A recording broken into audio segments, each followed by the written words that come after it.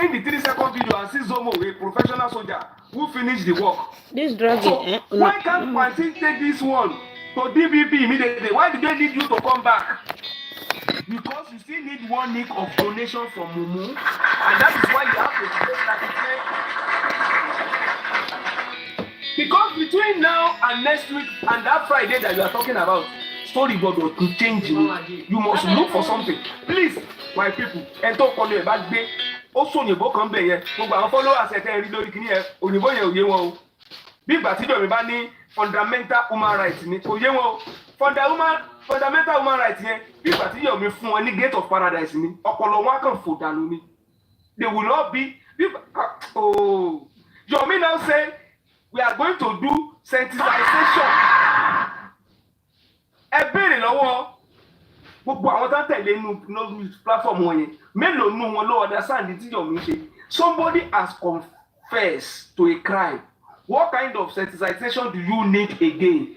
You now need to come to public that the mother has confessed, so because it's awareness we are talking about now. What kind of sensitization you need to do to somebody who has confessed to a crime? Why are you not talking about, they will now move from his confession, they will go after other people? That our plan now is how we are going to go up over, after the rest of the people. But you are giving us false hope. You know how it's false hope? You move away from Damola. You are now telling us that there's another bushmeat, another meat to be hunted. And you are now saying that there is no how Adura will not fall for this. There is no how he must.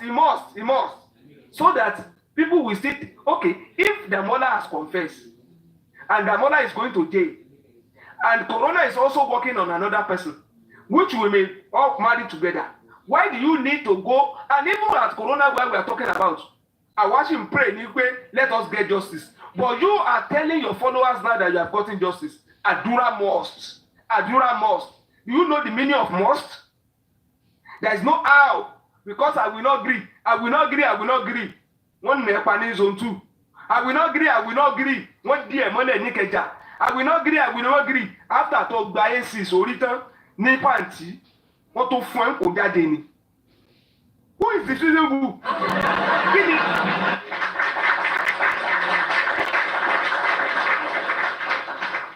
Atenu gelo pasule gbira. O de meat pie. O mu Pepsi tutu. O de shake ọwọ́ pẹ̀lú commissioner of police. O wa posita. Wọ́n wá ń pariwo Yomi ni sẹ́. O wa gbé Yomi ló gbé dání. O wa bọ́ síta. O wa ṣekùn bí ike ń gbé ẹwà. Àfi bí kòtò. O wa gbé kù síta. O ní Yomi ni sẹ́. O tún kúrò ńbẹ̀. Ńgbà tó tún dé pàǹtí. O ní àwa náà inú èsì làwa jókòó sí o. Ẹ wo bí tó fẹ́ àwa sí o. Ìyá Mohbad lè jókòó sílẹ̀ ń ta yẹn o. Ẹni tó jókòó sílẹ̀ ń ta. Ó wá walk out of pàǹtí smiling. Dàmọ́lá wá jáde. Ó wá ń tẹ̀sí ẹ lójú. Ìwọ wá tún padà. Ó tún wá ń fáwọn mòmò ní false hope. Ṣé ìwọ la fẹ́ tẹ̀lé? You are now telling us that the son did not come to you. Imagine a primary school, a secondary school dropout, a never do well artist, telling a son, somebody who has reached the peak of his noble profession, the law profession, that he should come and run after his hopelessness, his drama of I don't even know what to comment. Because this is, even if it's a comedy, this is not funny. At least in comedy, you must have something that will motivate you. Something that will no. Even in comedy that we watch, we see some element of brilliance in comedy. Ẹjọ́, kí ni intelligence tí Yomi package inú gbogbo tó ń sọ yìí? Bí o bá ṣe pé ó ń sọ fáwọn followers ẹ̀ wípé you are illiterate. Bí ìgbà tó jẹ́ pé ẹ̀kọ́ bó ṣe lọ ń fún ẹ̀kọ́ bó ṣe ń praise láti sinẹ́. Bí ìgbà tó yẹ wò wípé e be like say this my brother no get sense o. E be like say this my brother no get education o. But let me give him certificate. Let me tell him he's the best. And I'm not saying, Mr. Lati, you justice then you are at your level. Abba. If Mr. Lati is at that high level, Are you the one to tell the public? They will know. You are now separating Lati from Baba. It's not coming out of Lati. It's not coming out of Lati's mouth. You are separating Lati from Baba, telling the whole world that Lati justice is different from Baba justice. And Lati could not say, I don't agree.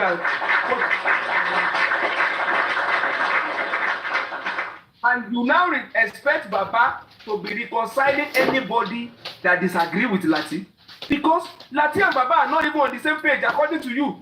And Lati seated there agree with you. If Lati could acknowledge the fact that the two of you are together and Baba is different, so why do we need to argue again? Why do we need to sit together again? Why do you need the support of any family member again? You have already called them family of irresponsible people. Oh God, that one don't do now. You have already called the son.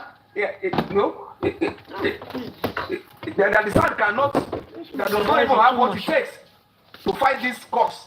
So why do you need the son again? Since you have it all, you have a son in your NGO, you have everything that takes to fight this cause. Why are you still dropping Anoba's name? Yomi, Osibito Ofolo.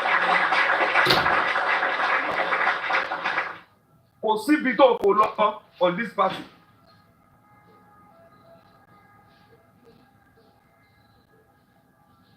Oh, tell you drop. Because the whole world, everybody can see the handwriting on the wall. Àwọn méjì tí ẹ fi ẹ̀sùn kàn. Look at that word. Àwọn ọlọ́pàá sọ fún mi wípé àwọn méjì tí ẹ fi ẹ̀sùn kàn. Ṣé bí wọ́n sọ fún wa wípé àdúrà ni ló bẹ̀ chat? Wọ́n tó ṣe wá di méjì. You told the whole world there is only àdúrà. You are the same person telling us now pé the police now told me pé àwọn méjì tẹ́ ẹ fẹ̀sùn kàn. So in your petition, you recognize Damola? Are you telling us that in your petition, you recognize both of them? But you have been telling us that you don't know Damola. It's only Adura that you know. Why? So why you can't make it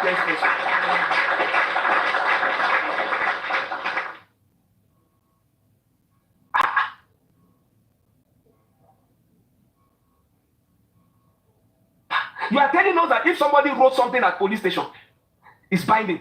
That is another misinformation. So that people will not think that whatever they have done at police station, whatever, is what our own son will rely on. A son that is very smart. A son that knows that anything that is written at police station can be debunked in the court of law by a criminal suspect.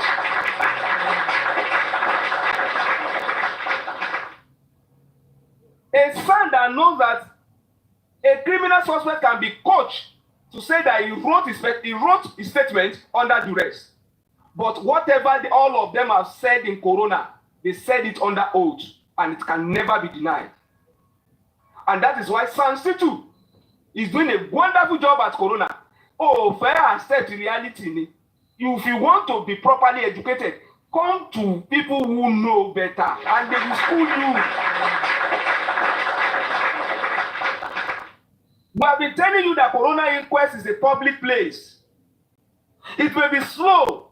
That is how justice is. But the process is steady. Police, nobody witnessed it. Nobody knew whatever they have written. But at Corona, even the public, even I'm saying you don't run up it, they are free to ask questions. They are free to challenge them. They are free to probe their minds. And whatever they say there is documented. It's under oath. Yomi, you don't even know what we are talking about. You are talking about obstruction of justice. You are making reference to CCTV. CCTV, Tony, whatever police need on CCTV, you have handed it over to them. You are the only person I know on this struggle for justice for Mohbad. Tí wọ́n ti fi ikú threaten, tí wọ́n ní tí wọ́n fẹ́ pa àwọn ẹrú ikú. And when you came back, ó dẹ̀ ti neutralize àwọn ẹrú ikú yẹn, immediately you came back to Nigeria.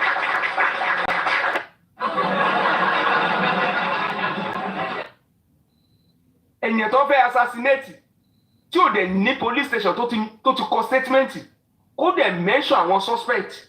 Have you ever heard that in history? Somebody knew. He said that they are trailing him. And up to now, police, and Yomi is a commissioner, is a friend of commissioner of police. And up till now, àwọn tó fẹ́ pa Yomi, ọlọ́pàá tó jọ̀rẹ́ commissioner of police kò bá wọn wá wọn jáde. Are we sure that àwọn tó fẹ́ pa Yomi ò wà after ẹlòmíì? Are we sure pé àwọn tó fẹ́ pa Yomi on justice are not the one who have intimidated Yomi to be doing what he's doing now? Are we sure that Yomi himself is not under duress or has been commissioned to do whatever he's doing now? I've never seen where anybody is threatened and they can identify the threat and they never called the security agency for proper investigation, and we have not heard anything about threat to his life. That's a man who fled Nigeria and was crying abroad. Yeah, I want to suspect you. I want to feel you. What kind of open lies and manipulation is this? And with the platform you went to today is the platform where they started attacking. They were attacking Oba at the time. And all of a sudden, nothing was studio for Oba. Are we sure that that platform has not been hijacked with you, Yomi? Are we sure that you are not doing the bidding of somebody? We are not that mumu. Alema will wake up in fighting for justice, but we will not allow anybody to drag us into mud. Into shele simobad. We will not allow a repetition of it on this platform. Enough of your fuckery. Enough of your madness. It's rubbish. Yomi that said they have seen the first video. From the neighbor's CCTV. And you claim that a soldier finished the assignment. You have seen all this now. You are even saying Zomo cannot escape. All of them cannot escape. No justice for Mohbad. You don't even need Aloba. Why can't you take this evidence, this thing that you have seen, everything, say it under oath, and take it Corona inquest? If you will not end up in jail. Thank you.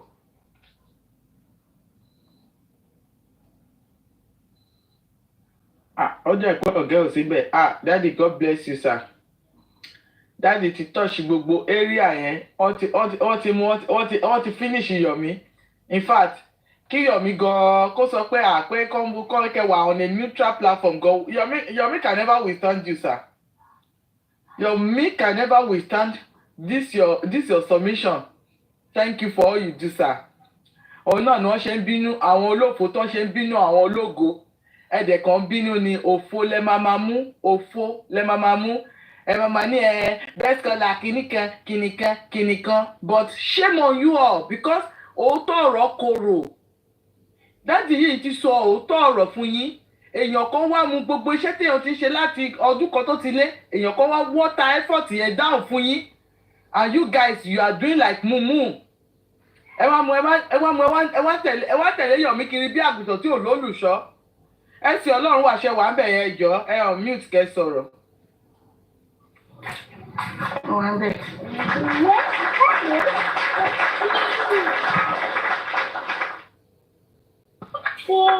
Thank you, Mr.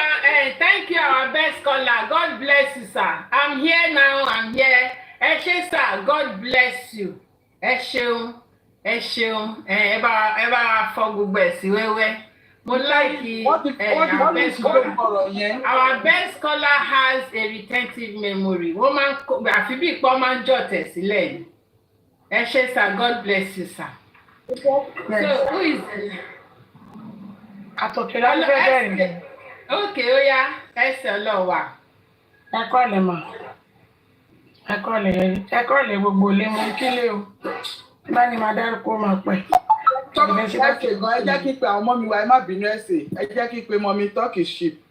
Ká bẹ̀rẹ̀ ní ọ̀dọ̀ àwọn bẹ́yẹn ṣó yé yín. Àwa lòpó mú lérò. Mọ́mí Turkey ship ṣe wà bẹ̀rẹ̀ mà. Ẹ má bínú mọ́mí Turkey ship ẹ̀ ń ṣe màmí. Mommy sí Turkey ship. Mommy yẹn ni ìtẹ̀. Mommy Turkey. Mr. Aisha ti kúrò lórí NGO bí ò jẹ́ bẹ́ẹ̀ mi ní pè yín. tó bá kọ̀ yí gan máa kọ̀ drop mi máa gbẹ́lò mi wọlé ni. torí pé mo kàn fẹ́ kọ́ easy for everybody pé turkey sí owó ní mo mọ̀ pé mo lè fi mọ́mì sí kò sí ọ̀tá ṣe. ẹ má sọ̀rọ̀ yín lọ́mọ. orúkọ yín yẹn sì ẹ̀ yọ̀pọ̀ orúkọ yín yẹn ó yọ̀pọ̀ jàre wọn kálukú mọ tọkítọkí ẹbí ẹ bá lè tọkítọkí dé ni. of course. Dádì ṣáàkì ẹ ti bọ́lẹ̀. Bẹ́sọ̀lá ẹ má lọ ẹjọ́. ẹ ṣe gan gbogbo ọ̀rọ̀ tẹ́ ẹ sọ yẹn fáà mo fẹ́ wá dúpẹ́ lọ́wọ́ yín pé ẹ ti bá wa yàn. nẹ́tíwọ̀kì wọn ni. a dúpẹ́ pé ẹ ti bá wa yanjú àwọn ọ̀rọ̀ yìí. wọ́n yìí máa wá sókè létà. wọ́n ṣe gan fún gbogbo ibi tí wọ́n ti fọwọ́ kan ọ̀rọ̀ yẹn ibi tá a tiẹ̀ ti gbàgbé pé Yomi ti fẹnu ara ẹnu ẹ̀ wú gate gbogbo ẹ̀ lẹ́ bá wa kó pọ̀ but there is one thing tí mo fẹ́ sọ. mo kọ́ tí mo dẹ̀ ṣe fẹ́ sọ ọ̀rọ̀ yìí ni pé the best scholar Mr. Ishaq màá fẹ́ kẹ́ bá mi lecture ọmọ tó kọ́kọ́ wọ́n fi sí school for years tí ò gbọ́ láti sin ó nídìí coaching wọ́n bá ti ń sọ̀rọ̀ fún báyìí ó máa lànà lẹ̀ báyìí kò ní sọ anything sí pé ọ̀rọ̀ yóò yẹ kó rí báyìí bọ́rọ̀ ìṣe yẹ kó rí yìí. fún yín ní sọ́ọ̀rọ̀ lọ́dọ̀ wọn. wọ́n fún mi ní sọ̀rọ̀ nǹkan tó yẹ kẹ́ mọ̀ ni pé mi ò ń ìjẹ́ in fact mi ò kì í fẹ́ kí n máa lọ sírú àwọn ọbẹ̀ yẹn débi tí màá ti máa bọ́ sọ́ọ̀bù wọn mi ò ní interest nínú wọn because ó lè lọ́wọ́ àjà wọ́n máa ń gbọ́rọ̀ mi dáadáa. Number 1 wọn lè sọ pé mo pè wọ́n ní kúlẹ́kúlẹ́. Number 2 wọn lè sọ pé obìnrin tó kàn sọ̀rọ̀ yìí àwa ó sì ó máa ń pè wá lẹ́yìn báyìí ló sọ tẹ́yìn bá ti ṣèbàjẹ́ yín ju pé ká wá sí bíbá yìí ká sọ̀rọ̀ bọ́rọ̀ ṣe rí ká má fi kankan bò kan nínú. tá a bá fi gbá kan bò kan nínú gbogbo ọ̀rọ̀ máa níyànjú láti sílẹ̀ ọ̀bá fún mi sọ́ọ̀bù ọ̀bá pè mí lórúkọ ọ̀bá ìhádìí orúkọ mórúkọ mi ọ̀bá nǹkan tó wù wọ́n nìkan ṣe kọ́ try as much as possible kọ́ má máa finú bá bàbá jà kọ́ má máa finú bá gbogbo àwọn ọmọ tó ń pè wọ́n ní bọ̀dábọ̀dá jà tó dà àwọn gan lè rọ́nà lọ ṣé rí bí wọ́n ṣe rí yẹn torí pé wọn láìkì lọ síwájú anybody òun wọ́n ṣe wà lójú kan bí omi adágún wọn ò kún sí wọn ọ̀dẹ̀ lọlẹ̀ and I will continue to say it ẹ̀yin pẹ̀lú wọn lẹ ti jọ ń blọ́ọ̀gì lórí Facebook tí ó bá jẹ́ pé kọfí fúnra ẹ̀ gbọ́ pé wọ́n sọ pé kọfí ò rí gift gbà kọfí ò ṣe báyìí kọfí alákìísà tí ó bá jẹ́ pé kọfí fúnra ẹ̀ gbọ́ kò ní gbàgbọ́ ní àárọ̀ tí mo sọ fún pé ẹ̀yin lẹ máa ní kọ́ máa bù the same thing honourable york dajani bọ̀dá ni o kọ́ máa sọ̀rọ̀ bọ̀dá ọ̀la ìdààmú ní ọjọ́ tó máa ṣe fún yín ó dín kan lẹ́yìn mi ìdẹ̀ ní sọ̀rọ̀ ẹ̀ lórí platform yìí ọjọ́ tó ṣe fún york daju ẹni yẹn náà lanu ni so ó ti ṣe ti kọfí náà lẹ́yìn ẹ̀ tí mo rí èèyàn tó jẹ́ nǹkan tẹ́mi kan sọ ni pé bàbá Mohbad tẹ bá ń gbọ́ mi ẹ̀mẹ́ta mo pè yín tọ́nà ti fi ọ̀tá yín wọ̀nyí kò yẹ kó lè mú yín kó pa yín mọ́ o ẹ̀yà asá fún wọn láti ṣe kò nífẹ̀ẹ́ yín ó ti sọ yín di pé kò fi yín ṣe kòkó ọbẹ̀ gbà ó ní ìjà inú tó ń bá yín jà ó lè má lè sọ síta o bọ̀tà wá ti bá sọ síta ìkanú ẹ̀ ó ju sáìsì bó ṣe jòkó yẹn and that is why wọ́n kí àlàáfíà ní £1 kò dẹ̀ lè ríra because wickedness orúkọ làtí ló ń jẹ́ wickedness ìkà mo ti sọ lẹ́ni pé tá bá ti pèèyàn kan pé ìkà lẹ́ni yẹn kọ́kọ́ wojú ẹ̀ bóyá kò ń ṣe láti sinẹ́ torí láti sinẹ́ nìkà gbogbo ìrìn àjò Yomi yìí bá ní láti sinẹ́ ò gbàbọ̀dé ẹ̀ ní àṣírí àti tu tipẹ́ mo dẹ̀ tún padà sọ̀rọ̀ kan pé iṣẹ́ rí tí wọ́n bá sọ̀rọ̀ fún mi mo máa ń wò pé ẹni kò lọ́wọ́ ń bẹ̀.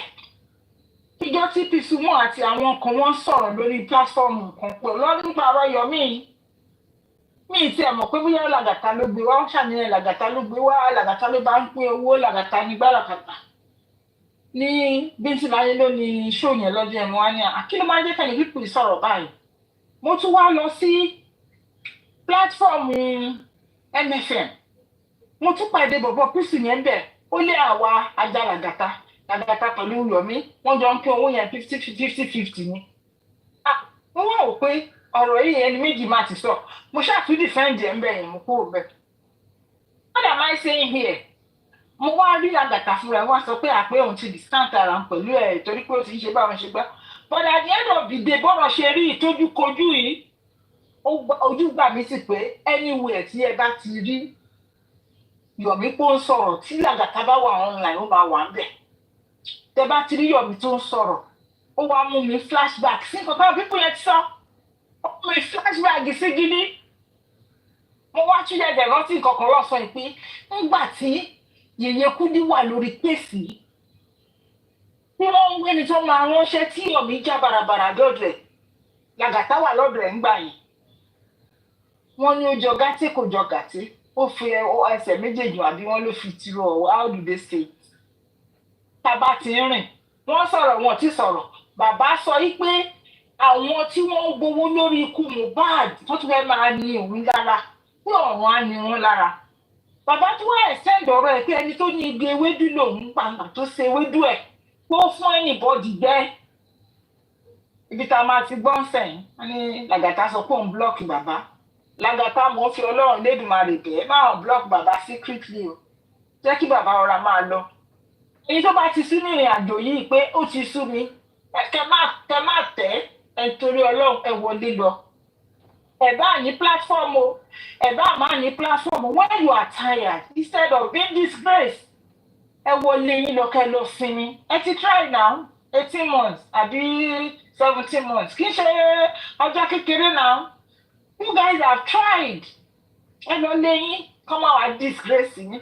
Kí ni ìnira tí bàbá gbé sínú ayé àwọn tó bá yín lára kó máa jẹ tìtì yín? Mo kàn nǹkan tí mo kàn ṣáàṣì fẹ́ sọ ń sìn ní ẹ̀mí lọ́sí mo bíbí. Ẹ jẹ́ ká àwọn èèyàn wa fún ṣì máa sọ̀rọ̀ mú padà bọ̀. Ẹ ṣé mọ̀mí. Thank you for your submission. Ẹ ṣé ma o, God bless you. Thanks for the submission. So, anybody can talk anything you want to say, you say it. Yes, ó ti di bẹ́ẹ̀. Ó ti di bẹ́ẹ̀. Ẹ bá mi kó sí ọ̀gá wa. God bless you, ma. Ẹ ká ẹ lẹ́ ma o. Àti gba freedom. Ẹ bá mi kó sí ọ̀gá. Àti gba freedom. Ẹni sùúrù náà. Ẹni sùúrù. Ẹ bá mi kó sọ̀wọ́ òsì yín. Ẹ kalẹ̀ màmá bọ̀ mà. Ẹ jọ̀ọ́ ẹ bá mi kọ́ sọ́wọ́ òsì yín wípé torí wípé Mr. Lati wọ́n ń wo kidbox tó ń bú mi lórí platform wọn. Wọ́n dẹ̀ gbogbo àwọn tó kù wọ́n dẹ̀ bú mi lórí platform wọn. Wọ́n fàyè sílẹ̀ lẹ́yìn ẹ bá mi kọ́ sílẹ̀ kí lè ní èyí ní 29th. Èyí ní 29th of March. 29th of March ẹ bá mi kọ́ sílẹ̀. Wípé torí pé Mr. Lati bọ́ ṣe gbọ́wọ́ lágbò lélẹ̀ tó ṣe ń wò ṣó ti yé yín ẹ bá mi kọ́ sílẹ̀. Wọ́n bí Mr. Lati aláyébàjẹ́ olè Yomi ó bí Mr. Lati pé kí ni contribution Comfort kí ni contribution ẹni tẹ́ ń play fídíò ẹ̀ yìí nínú Justice for Mohbad.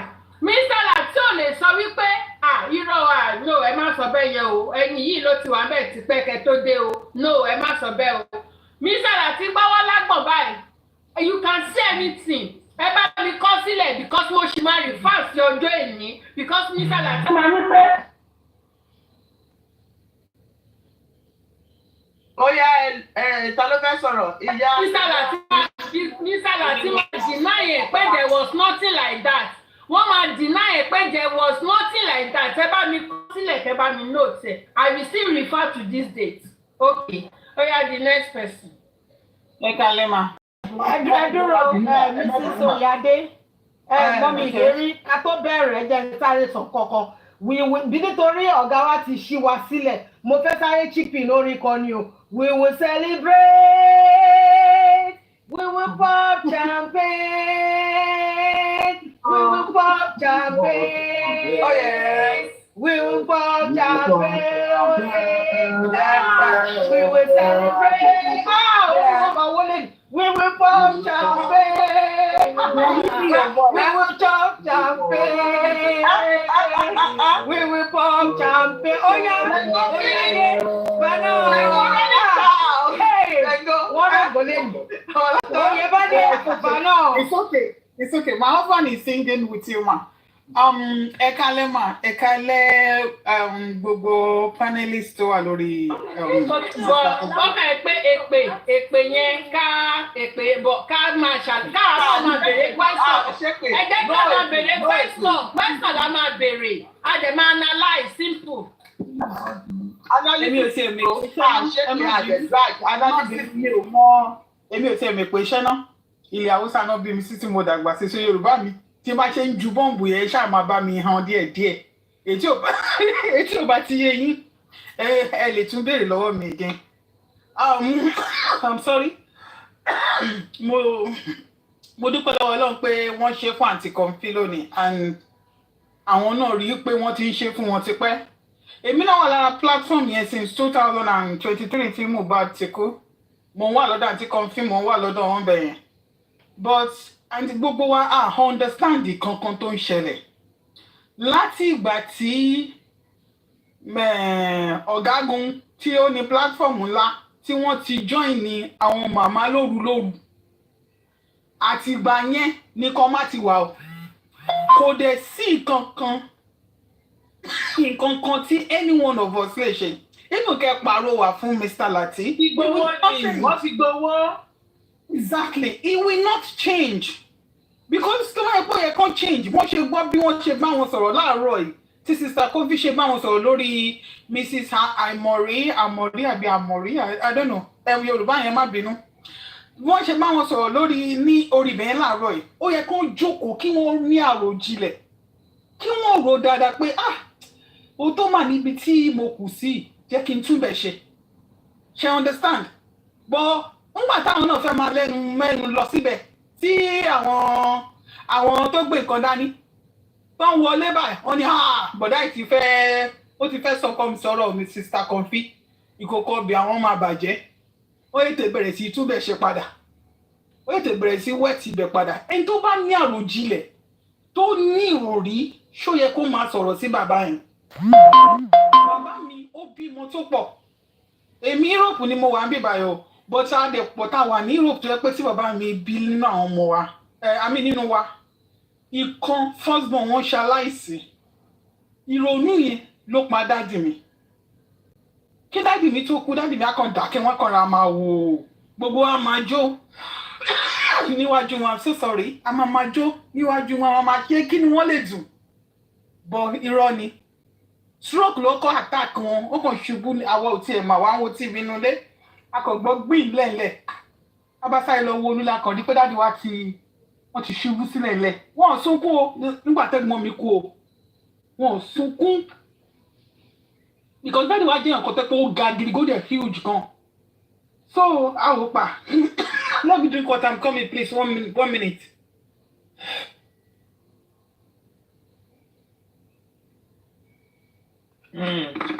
So Yomi the zombies you and your zombies a máa fi ẹ́ mu champagne lálẹ́ yìí ni a máa fi ẹ́ pop champagne ni gbogbo yín àti Lati a máa pop orí yín ní alẹ́ yìí ṣó ti yé yín ẹ̀yin akúmọ̀kọ àmọ̀nàrún má lọ.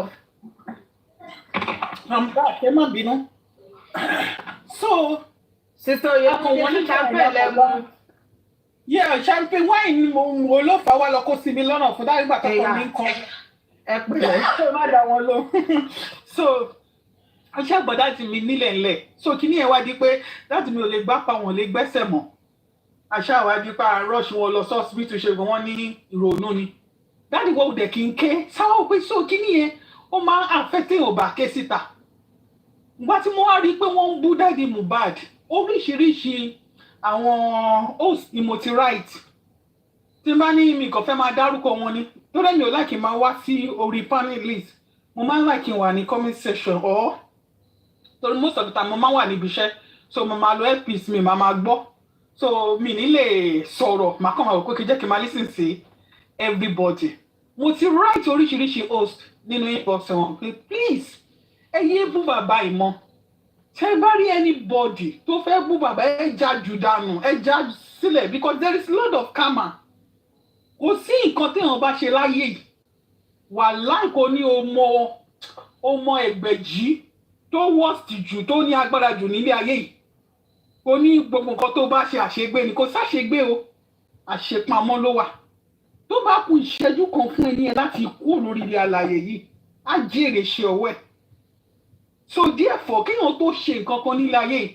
máa ní deep think wípé ṣé tí n bá ṣe kíní ìsọmọlàkejì mi báwo ló ṣe máa rí lára ẹ̀ how is going to feel báwo ni fèsì yẹn ṣe máa rí ẹ̀ ń jẹ nínú owó ọmọ bàbá ẹ̀ ń pe orúkọ ọmọ àwọn èèyàn fún yín lóríṣiríṣi nǹkan ẹ̀ dẹ̀ ń jà láwọn èèyàn ẹ̀ rò pé ẹ lè sùn lọ́jọ́ kan pé ẹ̀ ní jí mọ́ ẹ̀ rò pé kankan lè ṣe yín kẹ́kọ̀ọ́ shift kẹsẹ̀ yín kàn shift nílẹ̀ ẹ̀dẹ̀kẹ̀dẹ̀ kú lójú ẹsẹ̀ kí lẹ fẹ́ sọ fọ́lọ́run kí ni nǹkan tẹ́ fẹ́ sọ nínú ìkà nínú kéèyàn máa bà tọmọlàkejì ẹ̀ jẹ́ torí wọ́n mọ̀ pé wọ́n ṣe ń ṣe yẹn wọ́n ṣe ń gbógun ti bàbá yẹn they just want him to give up kọ́kọ́ sọ pé okay mi ò ṣe mọ́ lónìí ẹ kẹ́ everybody máa lọ because there is a paymaster tó ti fún gbogbo àwọn tí ẹni tí wọ́n mú bàbá yẹn wàláhì kò sí bẹ́ẹ̀ ṣe lè ṣe wọn ò ní change kò sí bẹ́ẹ̀ ṣe lè ṣe kẹ́ ẹ pààrọwà kẹ́ ẹ pè wọ́n kọ̀kọ̀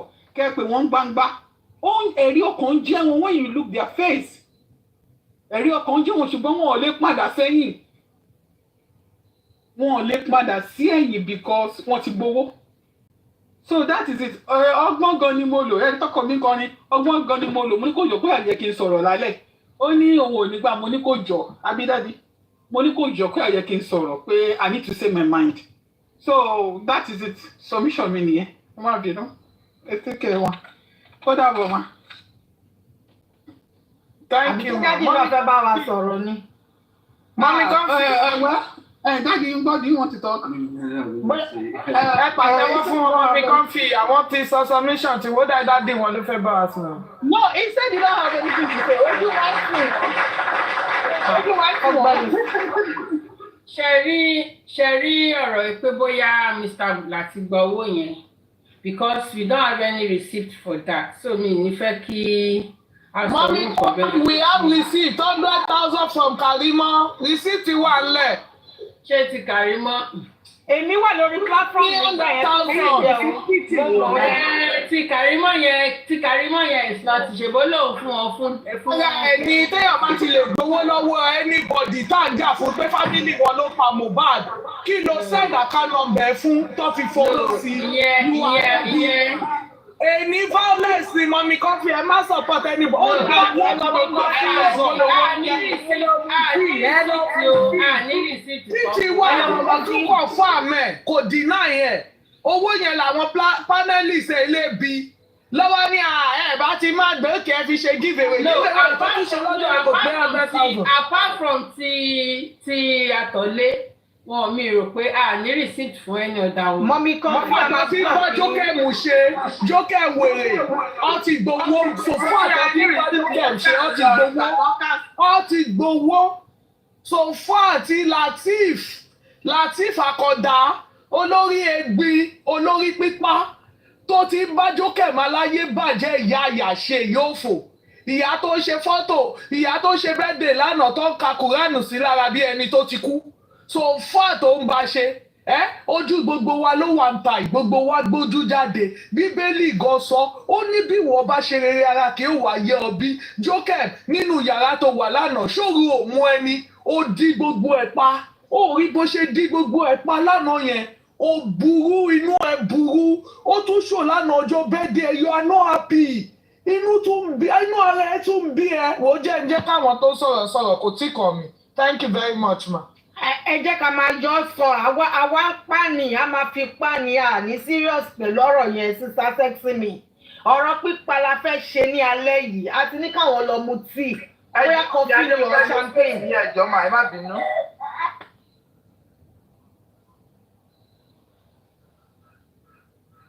Ṣó ti yé yín so ẹ jẹ́ ká máa fi pa báyẹn ẹ má jẹ́ ká wà too serious let's make it to be fun this is fun time. Yomi platform tó lọ ń pe sensitization ó ti mọ̀ pé àwọn tó ń pe sensitization fún wọn ọmọ meaning nẹ̀ wọn ọmọ àbí ìwọ sọ meaning sensitization fún wọn ni becoming more sensitive to a stimulus or situation often after repeated exposure make everything to work. Kí ni meaning yẹn? To push things, but because of fún wọn ní grammar wọ́n ti gọ̀ àwọn zombies. That was what I call them, zombies, because they don't know the meaning of that word. And I'm very sure God sometimes kó tó wá sórí platform yẹn wàá ti lọ gbé díkò wàá ti wo gbogbo àwọn lámbà tó fẹ́ fún wọn wàá máa jù sí wọn orí gbogbo wọn the same feathers èmi máa gbó máa jù sí interval èmi máa fi ṣe fún ẹ àwọn tó bá fẹ́ sọ̀rọ̀ wọn máa sọ̀rọ̀ bọ́ máa jù sáàárín bíi interval ìwọ lálẹ́ a máa fi ẹ́ mu champagne wà láìtàláì ẹgbọ́n sókè mọ́ mi ìlérí.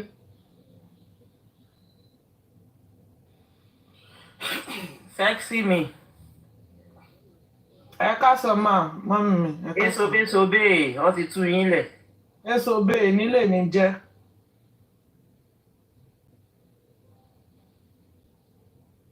Ìsọ̀rọ̀ ní ṣọ́ọ̀tì kọ̀ mí ni. Mọ́mí lẹ́ńbẹ̀ ó ti kọ̀ yín. Olè èmi ò mọ báwọn èèyàn ti sọ̀rọ̀ ẹ̀kọ́ rẹ̀ mọ́. Lẹ́ńbẹ̀ gbogbo lé o. A kú àtàárọ̀, adẹ̀kú bó ṣe ń lọ yìí o. A kú gbogbo ẹ̀, a kú platform ewédú, àwọn olórí burúkú aláyé bàjẹ́, tọwọ́ wọlé ni, ẹ̀yin ò tógi ewédú mọ́ o, gift gidi lẹ́yìn fọ́gà yín o, ẹ̀yin fọ̀gà yín lẹ̀, tọ́gà yín fi sunkún wáta, tọ́gà yín wọ́n ń ké, àwọn ṣàgewédú, mo ṣàgewédú, mo wá ń ṣà, mo ṣàgewédú yìí mo ṣà ọmọ ṣàgò ewédú gbogbo ìgbà tí gbogbo èèyàn jà fún justice ọ̀gá yín ṣàgò ewédú ọ̀gá yín kóge ewédú jọ ọ̀gá yín ṣàgò ewédú ó ṣà pàtó máa kóge ewédú papọ̀ igi ewédú wá ju 3 euro ọ̀gá yín fẹ́ change igi ewédú sí owó igi ewédú ọ̀gá yín wá di 3 euro ojú òde tì yín ẹ tún wá ń ṣẹlẹ́yà ẹ ń fi òkú ayé ẹ ń fi wé màmá gidi màmá alálùbáríkà mọ́mí kọ́fì níṣẹ́ àwọn táyé ń sọ lọ́wọ́lọ́wọ́ àbò nítorí lórí olórí burúkú onílé ní ká sọ ni aláyé ìbàjẹ́ tó ń lọ kiri bí òkú ayé tó gbowó kiri bí òkú aláyé ẹni tí ò dá nínú tí ò dá níta platform yìnyẹn náà lọ ti káwọn elébi ipe kọ́ wá lọ jẹ meat pie kọ́ wá lọ mu mineral kọ́ wá lọ mu bottle water àwọn elébi àwọn aláyé bàjẹ́ àwọn ẹni òrí àwọn tó rówó ra meat pie àbí ṣé ní platform wa ṣá lọ jẹ meat pie rí ni ẹjọ Wúràbùnmi ṣe lọ gba meat pie níbì kankan. Àwọn alátẹnujẹ. Mọ́mí ìlérí olúwa ṣe lọ gba meat pie níbì kankan. Àwọn ń ṣàlátẹnujẹ. Àwa lówó ta lè fi ṣayé anybody tó bá ti tẹ̀lé bàbá pẹ̀lú inú kan ọ̀nà wọn máa ń là ní bọ́tẹ̀yìn elébi platform ló ń kó kiri ó ń wá kó yín kí Yomi kó gbé gbogbo platform yín kó kó wọn jáde wípé ẹ máa bọ̀ ẹ̀yin elébi ẹ̀yin ebi nà ẹ̀yin aláyé bàjẹ́ ẹ̀yin tẹ́ ẹ̀ rówó jẹun ó yẹ ẹ máa bọ̀ ẹ̀yin wèrè ẹ̀yin aláyé bàjẹ́ ó yẹ ẹ máa bọ̀ ẹ wá lọ jẹ meat pie àwọn elébi náà bá sáré síta wọn ò níṣẹ́ lọ́wọ́ tí ò bá sí justice for Mohbad kí lẹ̀ bá máa jẹ nílà tí ẹ bá kó wọn lọ Yomi ti sanwó meat pie àti mineral lẹ́fọlọ́pàá ó ti fún wọn lówó 1 dozen of chair ó láwọn tí mò ń kó bọ̀ yìí àwọn elébi ni o wọn jẹ meat pie rí o ẹ jẹ́ kí meat pie yẹn gbóná o nílà tí náà bá kó wọn ní Yomi náà bá kó wọn ló bá kó wọn lọ bẹ̀ ló bá lọ jẹ meat pie àwọn ebi nà àwọn aláyé bàjẹ́ tọ́lọ́ ń jẹ meat pie torí òkú ọmọ 26 years bàbá dẹ̀wì tọ́sìn wọ́n á ní justice làwọn ń jà fún àwọn tó jẹ meat pie rí abẹ́ẹ̀rẹ̀ owó ní kókó yẹn náà olórí burúkú owó ní kókó platform yẹn náà láti mọ̀ òun ló kọ́kọ́ kó meat pie sẹ́nu wèrè ó jẹ meat pie rí ẹ wo bó ṣe ń jẹun bí olè ẹ wo bó ṣe ń jẹun bí aláyé bàjẹ́ ló ń jẹ ló ń ranjú kọ́tì ẹ̀ tó discuss nǹkan tó bá wá wèrè ti jẹ meat pie tán ó tún gba take take away lọ́fẹ́lẹ́yà ẹ̀yin olórí burúkú platform ẹ̀yin ebi na platform àwa posh la wà ń bí tá bá fẹ́ posh a máa posh pa tá bá fẹ́ ṣe wèrè a máa ṣe wèrè pa bá bá fẹ́ ṣe wotowoto a máa ṣe wotowoto pa ní this same platform ibẹ̀ láran justice for Mohbad náà God protection aláyé bàjẹ́ ìgbálẹ̀ justice for Mohbad olórí burúkú ẹlẹ́bi bó ṣe lọ́wọ́ DM àwọn èèyàn náà nìyẹn tó ń tọrọ owó kiri ẹjọ́ ẹ̀bùn mi lówó ẹjọ́ ẹ̀bùn mi lówó àti last year ló ti wá bó ṣe máa drag bàbá àti last year ló ti fún lówó 510 tó máa fi drag bàbá ló ti gbowó tí ò mọ bó ṣe máa wá gbogbo gbẹ́sẹ̀ rí tó ń bú bàbá lẹ́ni ó ti gbowó iṣẹ́ ó tún wọ DM vengeance Daddy vengeance ẹjọ́ ràn mí lọ́wọ́ Daddy vengeance ẹjọ́ ẹ̀bùn mi lówó ní Daddy vengeance náà bá bu wèrè lówó aṣọ lórí burúkú ti gbowó tó máa fi bú Daddy vengeance ó bá tún wò ó pé ta lòun lè wọ platform ẹ lólórí burúkú ọmọ God protection devil protection àwọn justice for Mohbad yìí lólórí burúkú ààrẹ ló bá tún tẹ̀lé Kàrímọ́ lọ ibẹ̀ ló ti ń bọ̀ gẹ̀ ibẹ̀ ló ti ń bú láti ó ní láti ayé ẹ̀ ti máa bàjẹ́ bó ti jẹ́ pàmò páyé láti ti bàjẹ́ lọ́nà before then ẹ má gbàgbé ọ̀rọ̀ ti pọ̀ jù ní platform yẹn jẹ́ máa mú lẹ́yọ̀kọ̀ kó dẹ̀ pé mo ti fẹ́ máa ṣe mistake ló bá tún wọ DM ọláṣẹ ní mo gbọ́ pé Amẹ́ríkà lẹ́wà ẹjọ́ ẹ fi mí ṣe second. This woman too dey curse na. Hey Jesus. Good evening everybody.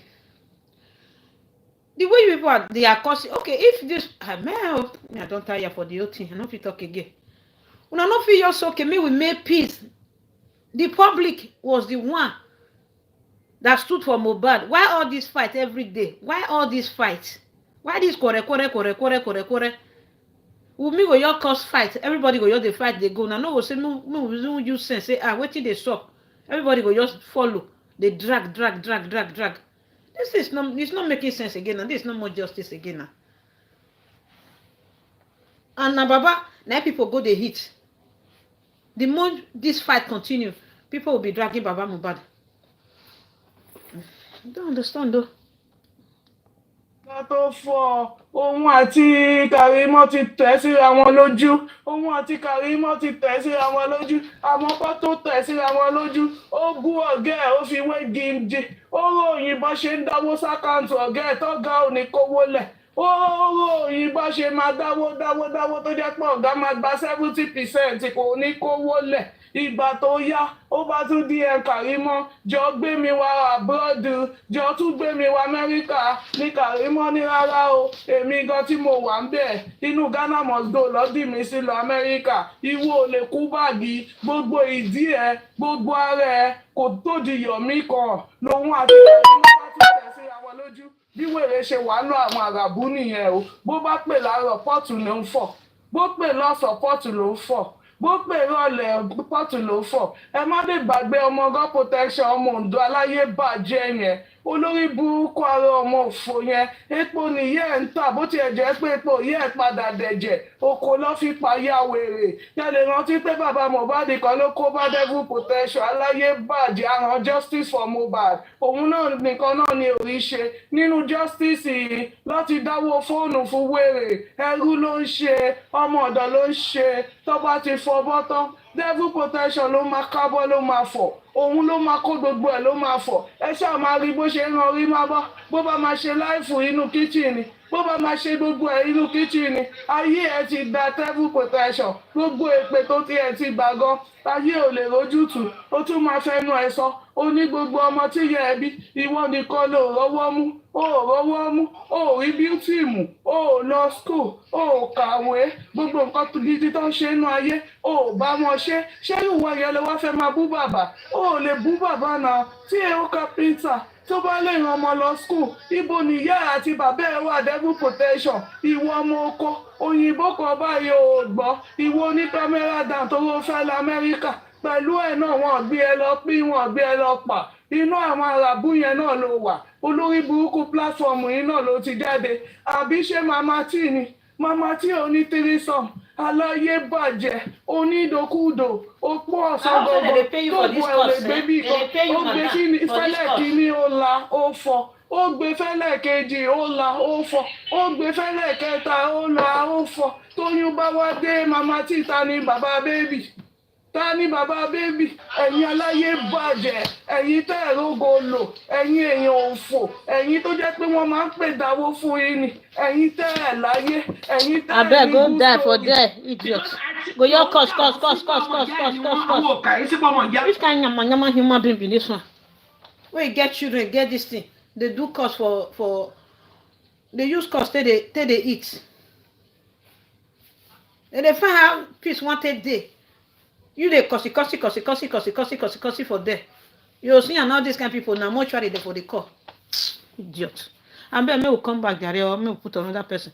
Me and look for Lady Iris there. Be all those rather people. Your curse.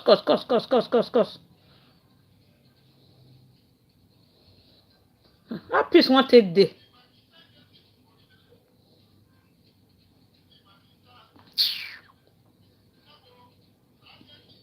Let me analyze better video. No be curse.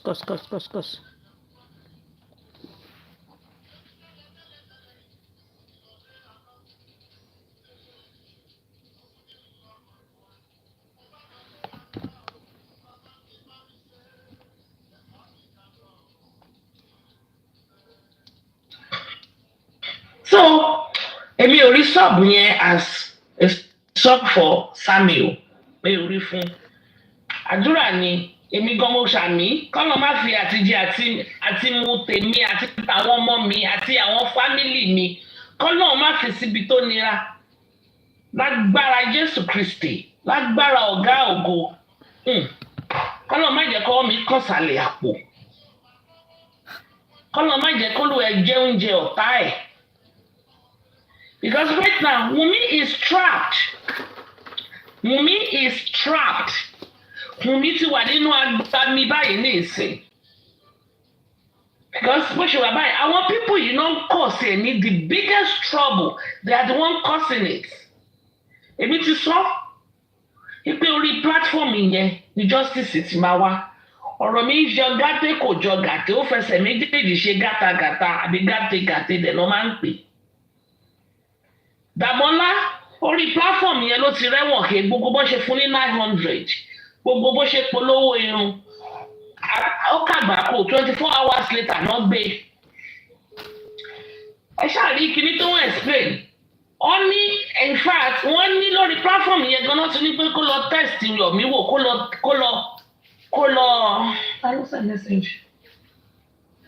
lọ chat Yomi.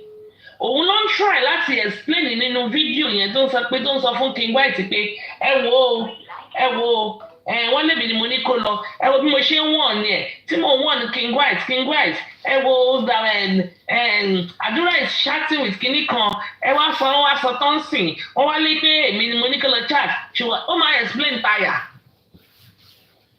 explain tire ni orí platform yẹn náà ló ti ṣẹlẹ̀. Orí platform yẹn náà ló ti ṣẹlẹ̀ Ṣadé jáde ń jọ̀wọ́ ń bí báyìí platform yẹn ló rìfáàsì eléyìí jáde platform yẹn ló rìfáàsì 203 million ló ti ṣẹlẹ̀ 50 million owó àbístọ̀ṣ platform yẹn náà ló ti ṣẹlẹ̀ à ń gbẹ́bọ lọ sí díẹ̀ ó wá ń sọ láàrin amati WhatsApp ó ń sọ láàárọ̀ yìí gbogbo ẹlẹ́sìn ìgbà ní gbogbo náà ló ń ṣègùn ó ṣe ń tẹ̀ láti wọ́ta ìdáhùn mi ìgbọ́ pé èèyàn tó wà lamẹ́ríkà èèyàn tó wà lábúrọ̀dù ń ṣògùn mi ò gbọ́ rí ṣògùn for what wọn mú náà lọ wàá lọ bí iṣẹ́ wàá dé wàá jẹun wàá sọ bí kí ló tún ń ṣògùn kí ló tún fẹ́ máa ṣògùn kiri fún ògùn kí ló tún ń ṣe káàkiri ilẹ̀ bá ṣògùn káàkiri ilẹ̀ ògùn òmù òyìnbó wàá lọ bí iṣẹ́ wàá dé kò sí pé wọ́n san salary there's nothing like sorry there's nothing like they didn't pay salary wàá gbowó ẹ̀ correct kò sí pé nothing what is pé o tún fẹ́ lọ máa ṣògùn ní wà lamẹ́ríkà o tún gbẹ́bọ ọba gbé òṣì káàkiri these people are so stupid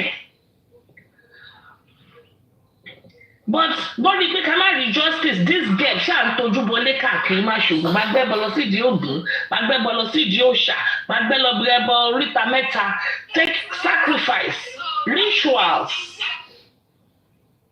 torí pé o fẹ́ lérò ju àlùsùpàyídà lọ o fẹ́ gbé àkàlùsùpàyídà jẹ́ 35 view kí wọ́n jẹ́ 35,000 view ọmọ ọlọ́mọ sí ò sáré tiẹ̀ ọmọ ọlọ́mọ tó ń ṣe nǹkan tiẹ̀ kò sáré ẹ̀ kò rí ẹrù ní dẹ̀yìn lẹ́yìn ẹ̀ kò sọ̀rọ̀ ẹ rí.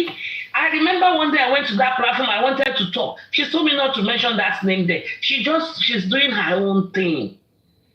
Ẹ̀dẹ̀ lé bó ṣe ń lé àṣírí ẹ̀dẹ̀ ń tú. Ó dẹ̀ ń lé jẹ́jẹ́ ẹ̀ ló jókòó. Wùmí ló lọ ní pé kán bóun lọ pé King West kí King West lọ bóun bẹ́ẹ̀. Jẹ́jẹ́ ẹ̀ ló jókòó. You will be so jealous. Ẹlẹ́ àbẹ̀fẹ́ ń di Wùmí, ẹlẹ́ òṣà ń di Wùmí, ẹlẹ́ Tọ́lání ń di Wùmí. You want to monopolize this girl. Ó ṣàfẹ́ fi máa fi polówó máa fi tajà. Ó yẹ mute everybody. Mute alálejò.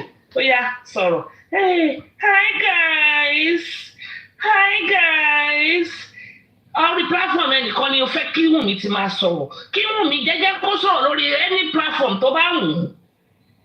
Ó lé àlálùsùpàyídà tọ́nà ojú kan fìkan ríran kò pè é lórúkọ rí kò rí tiẹ̀ o. Mo ní secret why tí MFM ò ṣe máa sunkún pé secret mi wo ló fẹ́ ní 2 years ago kìíní kan. I don't see her do that. I did not see, maybe she did and I did not notice. I didn't see her do that. Maybe she wanted to play Mama's part. Mi rí pé mo ní secret ìyá Mohbad lọ́wọ́. Did I love me more? Did I mention where I have ìyá Mohbad's secrets? Hello? Wọ́n ti sùn lọ. Bẹ́ẹ̀ni náà ṣe máa ń sùn nìyẹn. Did I say I have ìyá Mohbad's secrets with me?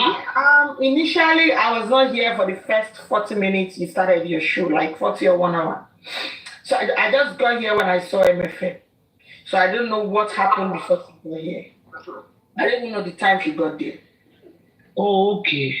I didn't say I have Wumi's secrets. I didn't mention them. I just said, láyà sí sọ̀rọ̀ fún mi pé gbogbo voice note yẹn, and I did say pé ṣe mẹ́ pé gbà kan ó close mọ́yà Mohbad. So gbogbo voice note yẹn pọ̀ lọ́wọ́ mi bí ó pọ̀ gan lọ́wọ́ mi. Why is Abẹ́fẹ́ not running ẹ̀taskẹ́ta pé torí mo ní voice note lọ́wọ́?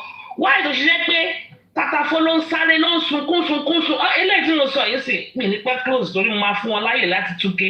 Wọ́n sunkún. Wọ́n sì ń sunkún láti ìgbà tá ti end the show. Yet she will be telling them, "Go, ẹ má bàa gbọ́rọ̀ ẹni sì wá sí platform mi." Yet why lie? If you tó bá fẹ́ gbọ́rọ̀ ẹni sì ò tiẹ̀ ní gbọ́ rárá. No, please take it away. No. I don't want anybody. And you don't see MFM. What to suddenly on the platform MFM? They don't talk about that name on my platform. They even said it on their platform. And I respected her space, and I didn't mention it again. You know me? To bá lọ sí platform àwọn Abẹ́fẹ́ ni no, don't mention that name on this platform. They shut you off. Irọ́ làwọn eléyìí ń pa o. À ń sọ ọ̀rọ̀ ẹyọ kan. Wọ́n action wọn ìmí ni eléri ibu ni wọ́n eléri ibu wọn mọ nǹkankan òpònú ọ̀dẹ̀ ni wọ́n. Even Pythagoras tí mo fi pé nǹkan wà lọ́pọlọ ìṣòro orí platform mi ló wá níbi tí mo sọ fún ẹ pé DPP advisory DPP wọ́n ti gbé jáde tóun rí ò pé ó ṣàmú gbogbo ẹ̀ ó dàrú gbogbo ẹ̀ kó irùngbọ̀n pọ̀ irùngbọ̀n ò jẹ́ ọgbọ́ràn ó ti nírun létí onírun nímú. Gbogbo ẹ̀ ló dí kókó ló wà unkept. Ẹni like Pythagoras yẹn ló ṣe onírùngbọ̀n. Oh, no, you know nothing. And that is your best. The best your platform can produce is Pythagoras. The best legal advisory you have on your platform is Pythagoras. The best. It's because bẹ̀lẹ̀ violence gan máa ń sọ pé ọ̀gá mi ló máa ń pe Pythagoras. And that is the best you can produce. The rest are bunch of lulabola. The worst of them are fear shobby, teletubby. Nonsense. Yomi pàtàkì. Movable assets. Gold. Láyé àtijọ́, àwọn ìyá wa, àwọn grandma wa, wọ́n máa ń ra gold. Wọ́n máa ń sọ wípé gold o asset ni o. Tán bá ní ìdòwò, you can easily sell it like this and recover your money. Yes. And sometimes, way back then, gold, yes, do appreciate. It does. It does appreciate. First of all, 132,000 on that gold. Before I came now, I asked. Mo lọ ṣe findings mi 122K. Nọ́ńtà.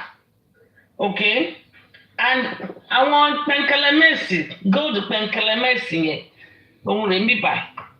Tó bá lọ sí Walmart wá rí, tó bá bó wàá dá padà fún wọn kì í bó. Àwọn pẹ̀nkẹlẹ́mẹ̀sì gold ṣípíní pẹ̀nkẹlẹ́mẹ̀sì ṣàmọ̀ ankle bracelet ní kinní kan ní $250. Bóyá $300 òun rè. Ankle bracelet òun rè. $231, 18 karat gold òun rè báyìí. Tírígbín. Ankle bracelet ó pọ̀ nbẹ̀ wàá wé ẹ̀. Fine 14 karat gold 144, 18 karat solid gold bracelet ankle òun rè mí báyìí. Wàá tún gba certificate, wàá gba receipt ẹ̀, wàá tún store ẹ̀. Instead of you eléyìí tí ẹ̀ fine. I think this one is like a heart. I don't know. It's like a heart. Eléyìí tí ẹ̀ fine dáadáa. Kò ní volume. Or tó bá lọ sí that's our gold. Tó bá lọ sí say yes store. Tó bá lọ sí àwọn gold jeweler stores wọ̀nyẹn. But tó bá jẹ́ àwọn ankle bracelets pingini. You don't want to go and buy ankle bracelet of $5,000 and put it on your ankle. Kó wá máa fi lọ mú train. Benevolence orí ẹ̀ ò pé ni. Ìwọ tó ń wọ train ṣó fẹ́ fi 5,000 ankle bracelet sẹ́sẹ̀ ni. I don't understand. Do you want to wear ankle bracelet of 5,000? Yes, you are taking the train, no, then what bus? Benevolence ní ọmọ mẹ́ta, ó máa fi okùn so wọ́n ní waist. Wọ́n máa fà wọ́n ẹmọ bó ṣe máa ń fà wọ́n bá ṣe kàn wọ́n kindergarten lọ. She will go and take the train to drop her kids at the daycare. She will now take the train to go and enjoy herself at McDonald's. Please tell me, how much will she be able to spend on ankle bracelets? Can she buy ankle bracelet of $5,000? Ankle bracelet yìí tó ra ń jẹ́ wọ́n bẹ̀ 1.2. 1.2 is $75. $80. 132,000 is less than $100. $100 is $1,550. 155,000 naira ló máa ṣe $100. So you bought 1 gram, 132 per gram. That is how much? $75, $85.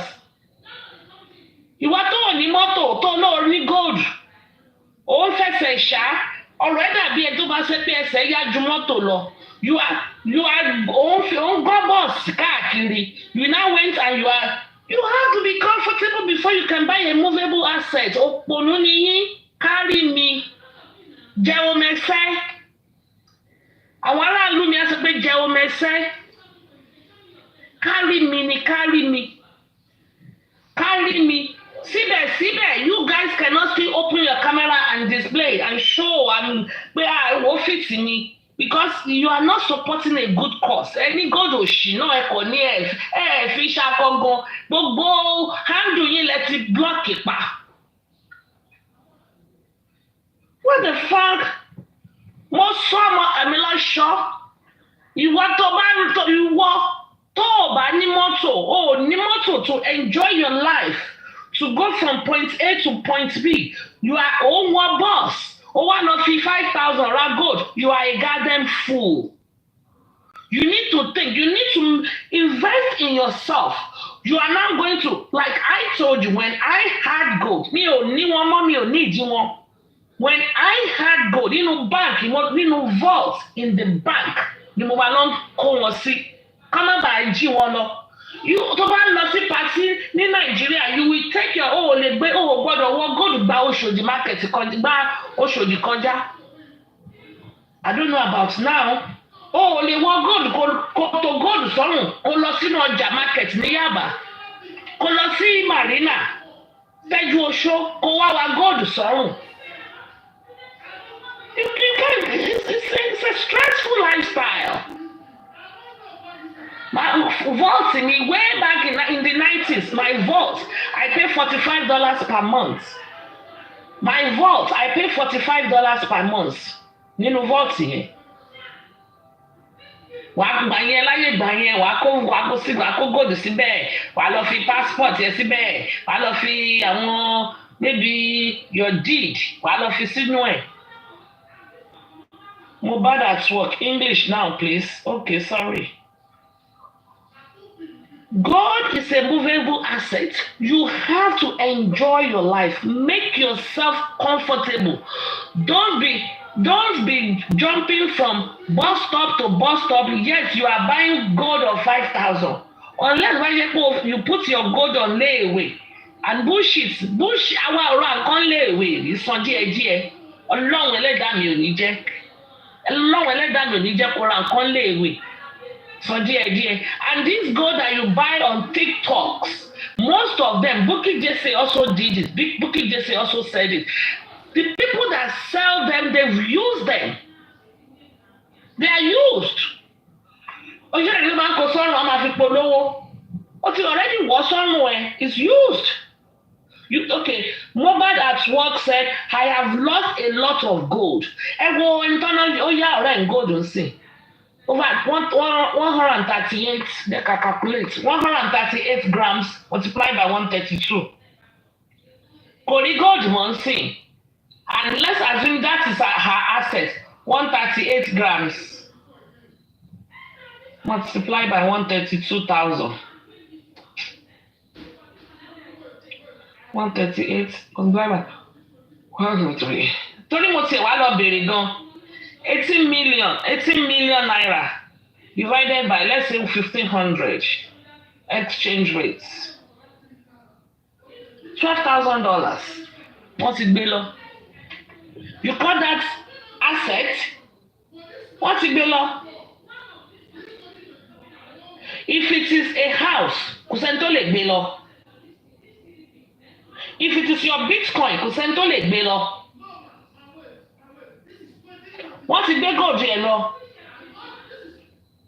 And another thing is, how many, if you are truly working, tí kìí ṣe back in the olden days, àwọn tó ń ro dán, àwọn people that are doing illegal business, people that are selling drugs, people that are doing tọ́nà ike, people that are tọ́nà stolen checks. Oh God, you want to take me to some rent?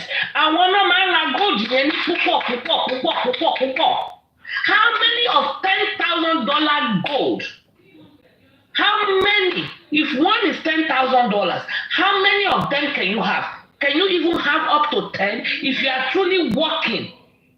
Tí kìí ṣe àwọn tó ń ro ìdán ní ìgbà tí Amẹ́ríkà ìdán iṣẹ́ wọ́n sì máa ń ṣe drug, wọ́n sì máa ń ṣe ike, wọ́n máa ń ná check. Tó máa ń jí ike, tó máa ro ìdán, àwọn tó máa ń ro ìdán. How many can you afford? If you are actually going to your business and coming home, or you go to work, you punch in and punch out. One day you'll come back $12.50 an hour, and you'll come back $20 an hour. How long are you going to save? Even if you do layaway, How many of $10,000 gold can you afford? Àwọn yẹn náà ń pè ní gold. Àwọn yẹn náà ń pè ní gold. Kì í ṣe pẹ́ńkẹ́lẹ́ mẹ́sì.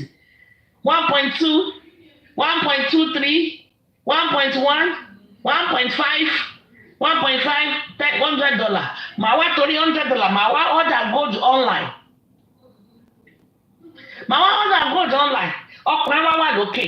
The gold seller will tell you, I have mailed it. You will say you have not sealed. Then, okay, let's call DHL. Let's call UPS.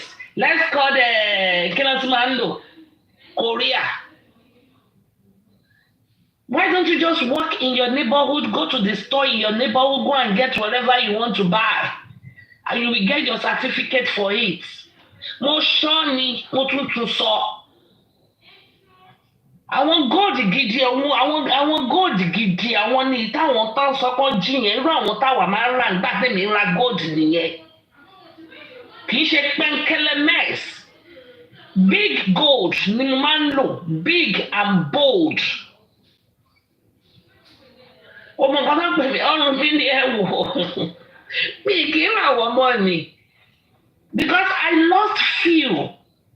Mo sọ bracelet kan nù. I'm very sure ó kọ́lé sí èèyàn kan ni. Ó kọ́lé sí ni.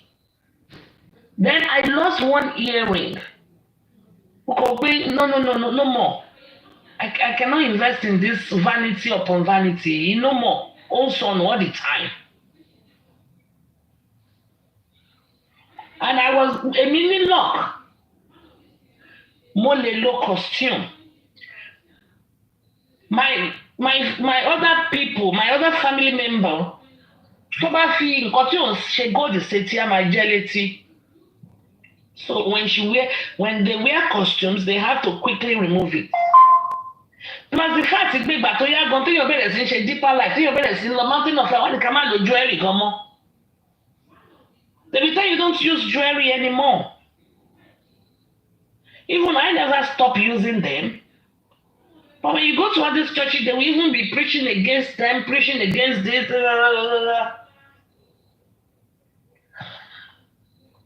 Emilio Shaw, they're perishable. Thank you. You go and invest your money in some other stuff. Who can ever borrow your Bitcoin? Borrow your Bitcoin. Borrow your you can borrow people your property. When you want to borrow, Liz Diamond comes to my house. Okay, stay in my property. You are going, you will not steal my property. It will still be there. You now buy Saudi gold. Okay. That's good. And when we buy gold, we are buying solid gold. Solid. Oh God. Emilio Shaw.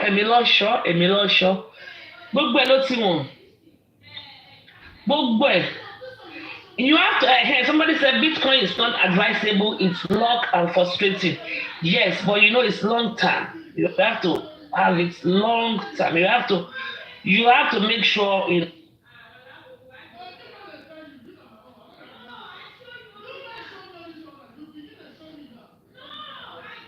You can go and look for compound interest investments. You do compound interest investments.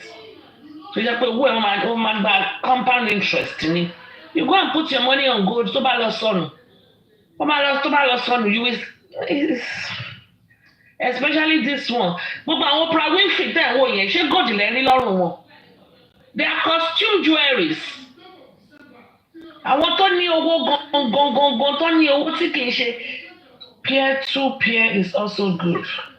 Now you're talking about something. Let me ask you, what is CD investment? What is what? CD investment. Our Nigeria peer-to-peer is also good. deposit. Chloe, I invest in gold. Kemi Success, come up. Yeah, you can invest in it, but what if Toba Gilo, that's what we're talking about. Toba Gilo. Like this situation now where your friend Èmi ò yá nǹkan rí. So I don't even know why they borrowed themselves. I don't know who borrowed who. I don't follow that story. Mi mẹ́ni tó yá what? Because I don't even know why you will go and borrow things to begin with. Ṣé bó o ṣe mọ́? But what was your question? Asking, what is seed investment? CD. Yes, somebody was telling me about it. Sometimes maybe. CD is when you put your money in the bank. A bank can say they have 4.5% CD rate. When you put your money in the bank, maybe they will do 6 months, maybe 12 months, maybe 8 months, depending on the bank. You put your money in the bank, you put your money on there, multiply that by, let's say, 5%. So in about 7 months, depending, you probably will have earned 5,000. Oh, on how much? On how, maybe, it depends. On 100,000, maybe in 6 months, you will have earned 5,000.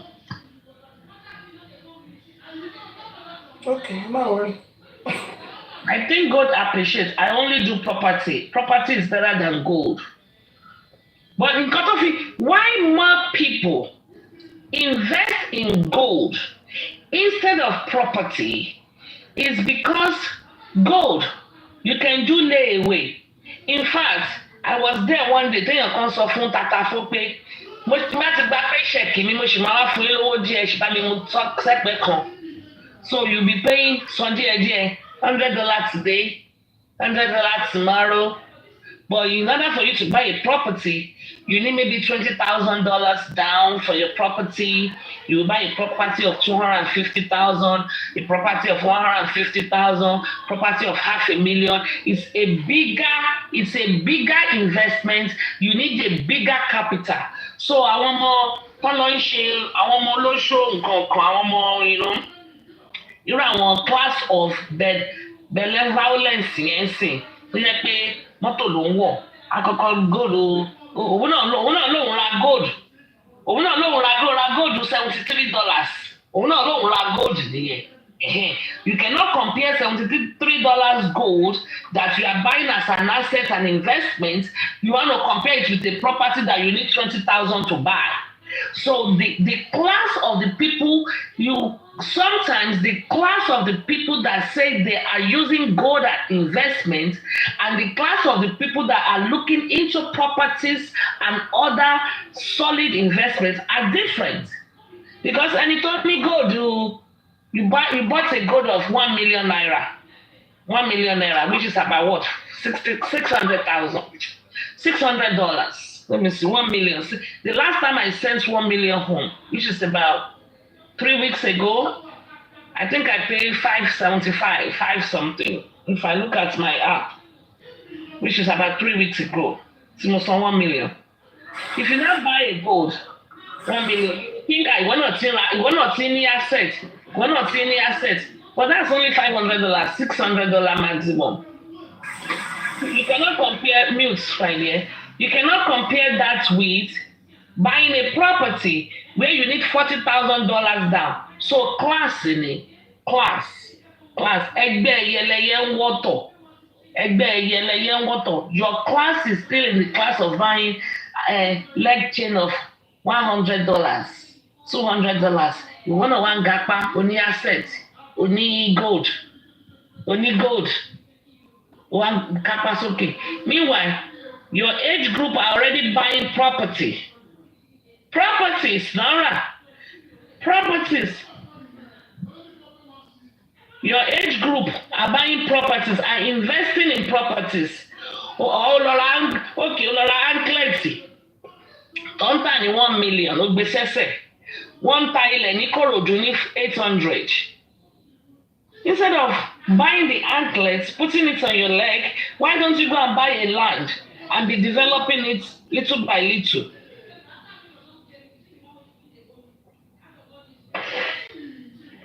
Mo ṣọ́. Wàá lọ sí wẹ́ẹ̀lì gómàtì mẹ́rin, wàá lọ ra 14 karat gold, wàá gbé sẹ́sẹ̀ kò ní bó, wàá máa fi wẹ̀, wàá máa fi sùn, wàá máa fi jí, wàá máa fi lọ, wàá máa fi kiri lọ. Wàá lọ máa fi ṣe olóṣù ẹ̀ tó bá fẹ́ lọ ṣe olóṣù ẹ̀. Nonsense. mo wá sọ mo ṣe show jẹ́ kí n wo show how many minutes mo ti ṣe ń sìn mo ṣe show 1 hour ẹ ṣe 1 hour 28 minutes ẹ̀ ń ké látàlọ́. Hello, TK. Hello, Miss Aries, how are you? I'm You fine, said thank you. something at the beginning of it. You said a very good point. See, I have gold. Gold Okay. is not an investment. I have a lot, and they are not investment, especially the one they are selling now. That come from Dubai. Oh. She wash for money. Anything come from Dubai, it's just mass production. If you really want gold, you go to Italy. Unless they get 21, 22. Let's leave gold alone. You said something about compound interest. You said a very good point. A lot of people don't know about the IUL. Compound. They don't know about IUL. They You don't. say that thing, no matter what market says, you will get money, shiny. If you have a compound interest, because they follow interest rate at that time. But advantage of it is they invest a lot. Hold on. Let her finish. Advantage of it is they invest in a lot of. They can put $2, $3 in Tesla, $15 in Amazon or something. But the only thing it does for you is, as the interest goes, you get your money. You don't get to lose. It's very good. A lot of people they don't know about it. I have it, and I told my son every month. They are so young now. You must put at least $100 and let them do what they like with it. Me, I'm getting also. Our own is like 800. But that thing, a lot of people. We need a lot of people to come and enlighten on what they mean by how you help. How you help is a lot. It's the one I'm talking about is the IUL is the universal index insurance, but it's depending if you are young. That is what my kids have. But me, I have the compound one because I know I'm old and I don't want to gamble with my money. But I know I can get money. If I invest 15,000, that's a guarantee I will get 5,000 in a year through the interest or whatever they buy for me. And I will advise anybody over 40, just talk to financial advisor and ask them which one is the best. Yeah. Even if you have a 401k, ask for the Roth IRA and normal IRA or what they do. And if as the market is falling now, don't stop it, just leave it, because by the time the market will go back up. Good point. Those are even better than all the gold, 100%. When you get gold, you are guaranteed, if you have a compound interest or IUL, you are guaranteed to get nothing less than $15,000 a month if you have a lot, because they go up, they don't come down. Because it's fixed that I don't care if you go to Fidelity. If Fidelity is losing, it's not on your. Then go to Fidelity. Then go to Fidelity. I'm just saying an example. If Fidelity is losing, you don't lose because you've already given Fidelity your money. But if Fidelity gain, you gain. So if Fidelity is losing now, it's none of your business. You still get something. So a lot of people, they need to go into that and ask more questions other than talking about gold. Gold is what gold you are too bad. But if you want a retirement for yourself, please, gold is not an investment. That is all I will say. Because gold is going up now, it can fall 100%. Markets let change for gold there, but when you have those kind of insurance and you talk to a financial advisor, or you buy either 401k, I have it. I have one I'm doing to America. There's this company called Prime America or something. I have a lot. They take that money and break it down into different. And some of them are even pre-tax. Some of them are pre-tax. Yeah, some of them are pre-tax. You have to be 58, 59, especially 60. Then you don't get to get tax at all. But if you get anything before that, of course, I don't want to pay tax. So when I'm 60, that is when I say I want my money. But if you get it before that age, Iye you wọn will pay rárá tax. lè yé There's wọn. a lot to just pay we can invoice. Ọ̀rẹ́ra góòlù tó yẹ kó o lè sọnù lọ́la. And if you see that good, it's just it's Listen, my mass friend, ìgbà production. tó wà ọ̀rẹ́ mi kan, ìgbà tó wà tọkọ ẹ̀, tó go through, they were going through, storms in their marriage. Ọkọ ẹ̀ kó gbogbo góòdù ẹ̀ ní ó kó gbogbo góòdù ẹ̀. Ó kọ̀ débi tó ń tọ́jú góòdù sílẹ̀ kan kò rí mọ́. Ọkọ ẹ̀ ní ṣùbí ṣókó góòdù wá sílé òun gbà tó ń bọ̀. Ó kó gbogbo góòdù ẹ̀. Ó kó gbogbo ẹ̀ ni. Bàbá yẹn dẹ̀ lọ sí Èkó. Ó dẹ̀ filẹ̀. So on Unstoppable Diamond, you see when you say you want to do that CD, you give your money to that particular bank.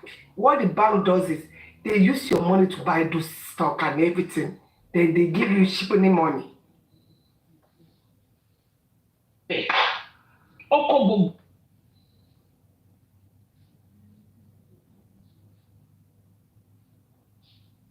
Can know which one you want to invest in.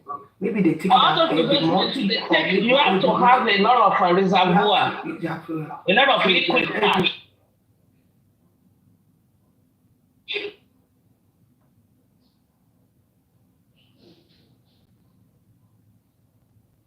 paying. I don't have little bit. I have little bit money there. Motor share that is what.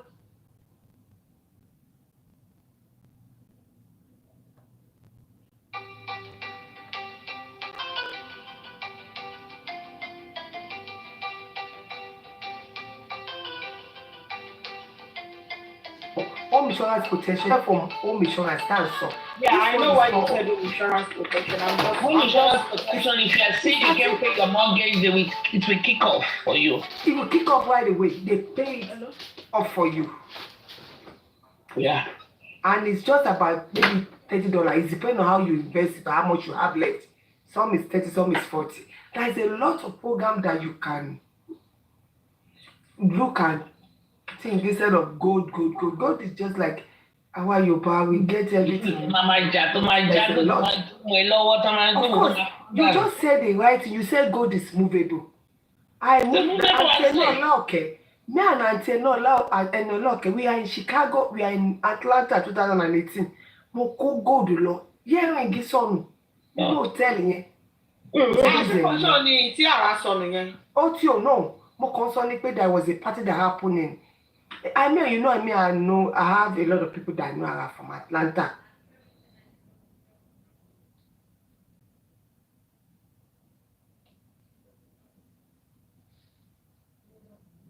I want to say, party here, I lost my 2 earrings. You lose your 2 earrings. How did you do?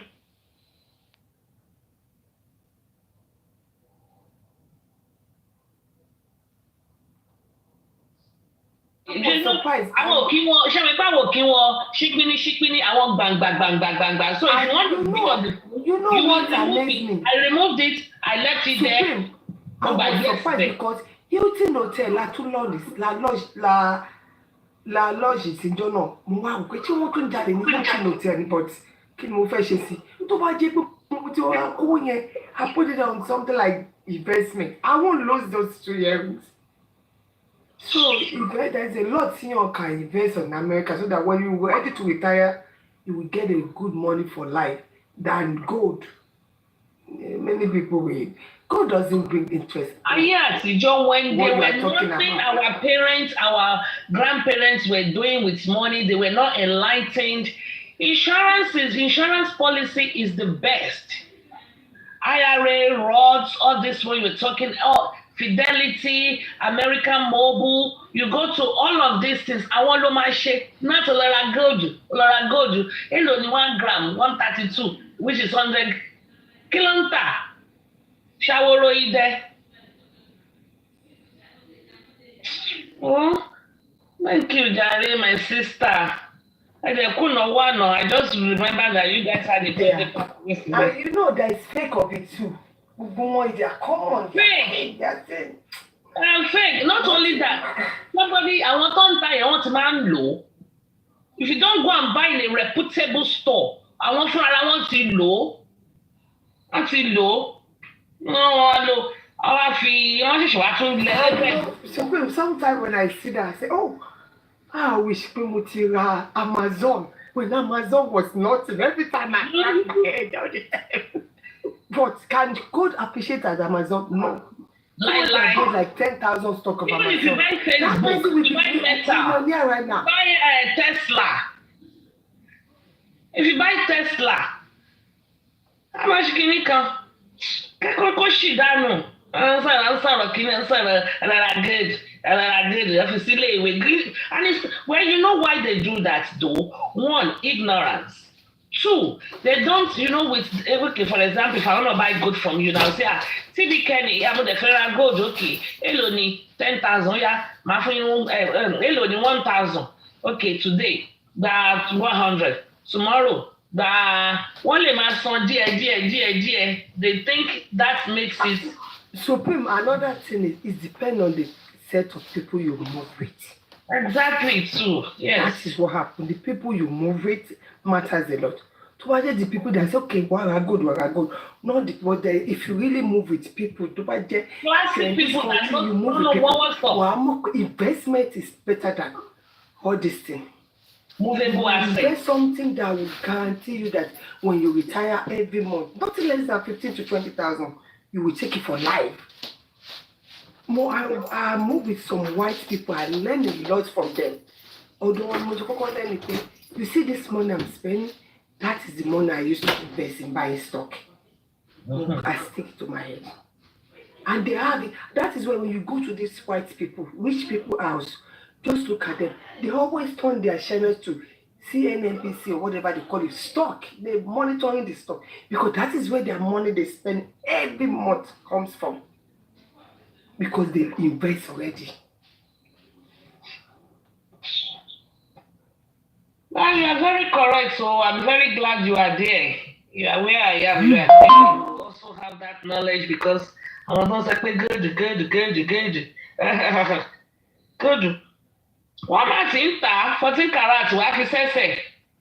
O lè ra gold one month $500 ó wà ń bẹ̀. O ní $1,000 wà 1 month. Or you go to that's our gold. You go to Say Yes store. You go to all our gold. You go to all these stores you buy them. Gbogbo gold tá ń rà lórí àwọn TikTokers. Wọ́n ti lò wọ́n, especially àwọn eléyìí pẹ̀nkẹlẹ mẹ́sì tó máa kó mélòó ló ní. Ṣebí 203 million tó jí ṣebí òun náà rí fi ra gold of invest lórí gold yẹn. Mélòó ló ní? Mélòó ẹ̀ ló ní? Pẹ̀nkẹlẹ mẹ́sì 1.1 gram. Ìgbà tẹ́mi ra gold $10,000. Báǹkì, where is your gold stored? Bank ni máa ń kó gold lọ. Láyé in the 90s, wàá fẹ́ lọ pàtí wàá kọ́kọ́ sáré lọ sí bank. Wàá sáré lọ kó gold yẹn ní bank. Wàá lọ kó gold tó bá lò. And how many of it can you even buy? Oh, you cannot look at this story now. They said the girl wanted to use it at another time, but she cannot use it right away because someone said, okay, this is the gold one in 2 weeks ago now. So she needed to wait for like about 2 to 3 months before she can use it again. At that time, only gold to fẹ́ gold there. I don't know the story very well because I'm not really following. Mo kàn gbọ́ bits and pieces story FYP ni. Because only one gold constant and you have another party next week, you want to use it. Wow, add the uniform. It's become your uniform. So you really need to buy and keep buying. And I want to know gold gbangba because gbangba no man look. Kì í ṣe tirigbin oní pẹ̀nkẹlẹ́mẹ́sì onírànú yìí ń ta tó lóun ń ta gold. Àwọn gbangba irú ìtàn sọ pé jìn àwọn gbangba gold tó jẹ́ pé tó bá ó máa bold ó máa fine gidi àwọn lèmi máa ń rà. And bank ló máa kó sí. And how many of those can you really have? You cannot have 20 of them. Àtúwáyé kò ń ṣe gbaná, àtúwáyé kò ń ṣe ké, ò ń ṣe check, ó ń ṣe yahoo. But o lè máa ṣiṣẹ́ kò ní personal business kò dẹ̀ ní insurance savings and gbogbo kìíní kò yẹ kó wà lọ máa ra gold 10,000 every 3 months. You can't. There's no way you can afford it if you are working and you are not the no one part of the widow. When you want to sell it becomes used gold. But yes, even diamond is even worse. To buy only gold, don't you want the diamond? It's even worse. Worthless. The sale price is worthless. They will remove all the stones. They will remove all the gigantic diamond tó wà bẹ́ẹ̀ gbogbo stone emerald kìíní kan wọ́n máa yọ gbogbo ẹ̀kọ́ wọn wá wé gold yẹn wá pé gold yẹn weigh nothing. Go ahead, TB. Go ahead, TB Kenny.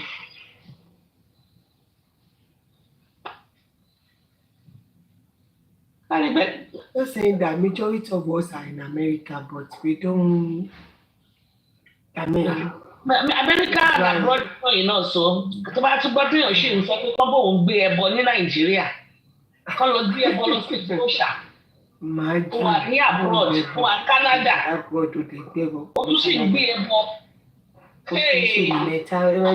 Believe òṣì tó wà ní Nàìjíríà yẹn. Me, I will advise anybody, just buy limited good and invest. Do your research, talk to financial advisor, do your research and get investment. They'll appreciate, not like gold.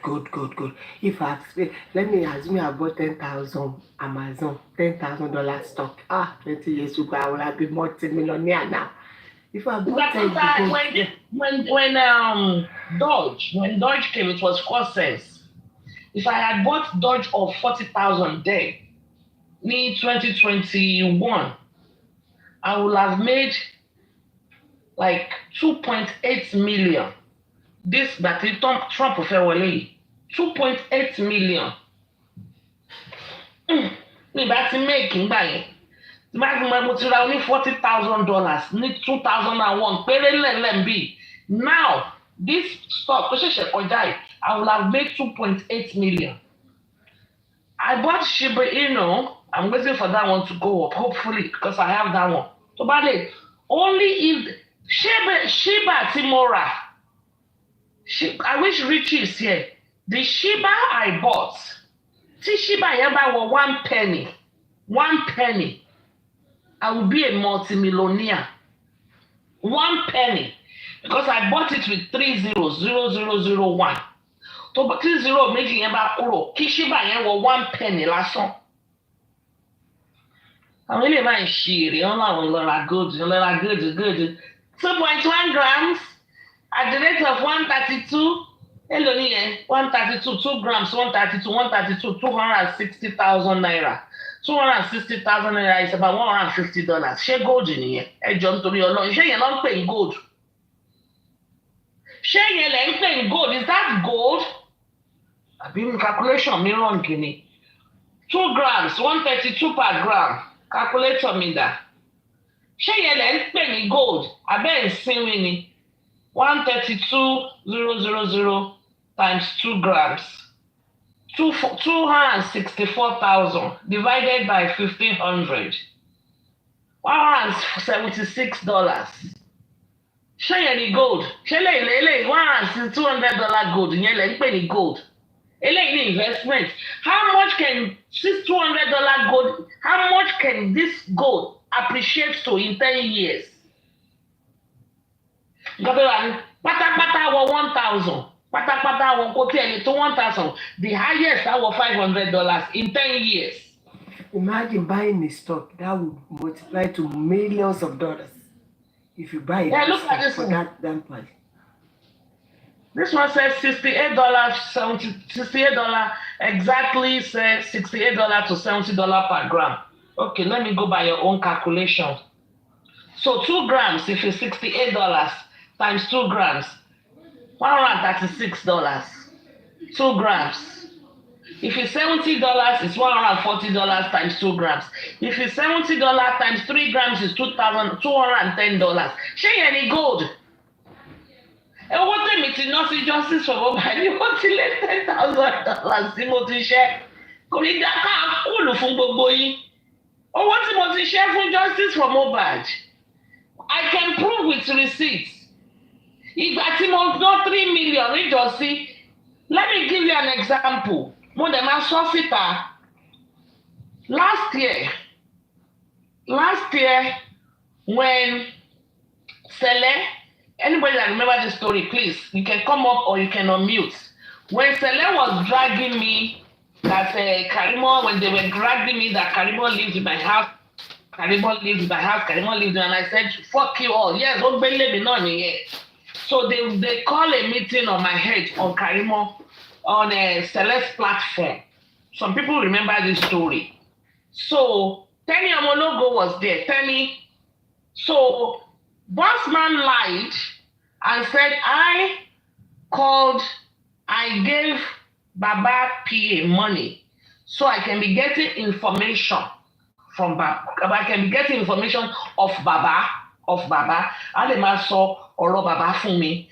A lè máa mọ̀, it's a lie. I was now wondering, I didn't even remember. And I remember, yeah, that's true. The boy called me one time. His name, Kilo Koboye Smart. He called me one time and begged me, Madam, your mommy, I gave him shekeli 20,000. Is the lowest. But he ever phone you justice for mobile. The lowest money. In fact, that is the only 20,000 to load you. Since that period, ó dà pé gbogbo àwọn tí mo ti fún lówó ní justice for mobile kò sí tó less than 50,000 nígbà tí mo dẹ̀ ṣe giveaway. Giveaway that I did giveaway for 62 people, 50,000 naira each. 62 people, 50,000 and 50 yẹn ló lójú beside owó tí mo fún Smart. So I wasn't hosting. This was around March, around this time, or a little like maybe February, March. I wasn't a host. So I went there, I was so mad. So that issue ends. One text Tenny, because I used to anchor show with Tenny on her Facebook. One text Tenny. So after the show, nonsense they were telling you that I gave Smart money because I want Smart to be telling me information. I now told Tenny, money, but I have given you money too. Money, we were talking on a green apple, Lori, what's up? Money, I need to speak to that guy. The king of the North and West. Money, did I do it to get information from you? Oh, you know what, B? Hey, fún mi lákàn, ó máa send 100,000 mi padà náírà sí mi. Ó máa send 100,000 tí mo send, ó máa send ẹ̀ sí mi padà. Luckily, for as luck we have it, there was somebody that has been begging me for money. I now went to the no. Mo bá pe ẹni tó ti ń tọrọ owó tó ti ń bẹ̀bẹ̀ fún owó. I now called the guy, say, send me your account number. I now sent the account number of that guy to Tenny. Tenny now transferred the 100,000 that I gave her. She now transferred it back to the guy. Bọ̀bọ̀ yẹn dùn gan, ó kí mi mo ní tẹ́tẹ́ ló jẹ máa lọ. But the thing I want to mo fẹ́ fàyọ́ bẹ̀ ni pé when I sent the 100,000, I spent $112. $112 to get 100,000. Ìgbà tí Tenny máa send the 100,000 yẹn padà for $72 ló bọ́ sí. Actually, I lost. Èmi send $112, mo fi gba $100. When she sent 100,000 padà sí mi, owó yẹn ti bọ́ sí $72. Although, because naira to naira ni kò make a difference. But if káni tí mo fẹ́ gbà padà in dollars, $72 ló máa bọ́ sí. Meanwhile, èmi san 112 at the time, which was not even more than maybe 2 or 3 months apart. So what are we talking about? Gold. Ẹ wo, listen, ẹni tó bá gbọ́n ló gbọ́n, ẹni tó bá mọ̀ ló mọ̀, ẹni tó bá mọ̀ ló mọ̀. And gold is 132,000 naira per consider so it's 68 between $68 to $70. Nonta, depending on your crowd. tó bá ti jó àjókù mọ́lẹ̀ tó bá pè fún wọn ní $80 bóyá wàá rà lọ́wọ́ ẹ̀ torí your circle of friends náà ló ń tà fún ló ń jẹ wọ́n ò ń jẹ èrè àpajúdé àjẹpajúdé. But if you really have your money, you put your money in better stock, do insurance with living benefits. You do Roth, do IRA, do Fidelity, do American Mobile. You do a lot of different types of insurance. You go and buy yourself some nice stocks. You can buy, Facebook has changed its name to Meta. You can buy Tesla. You can buy stock. You can, anything.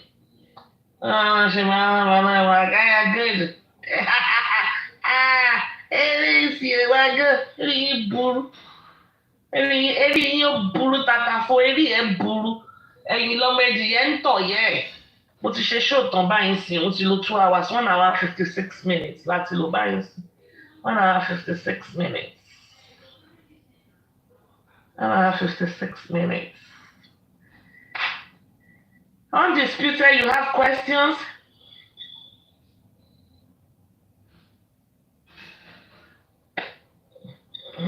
Wọ́n bá pẹ́ nǹkan wọ́n máa ti ń tà 14 carats òun lè google it wàá rí wọ́n máa ti oṣèré ní báyìí wọ́n máa ti ṣe ń ta gold $500 down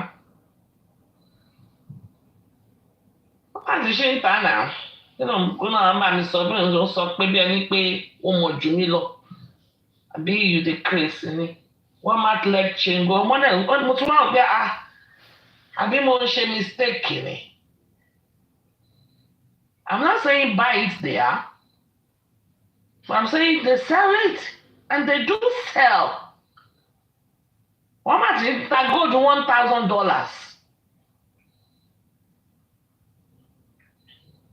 I'm so shit.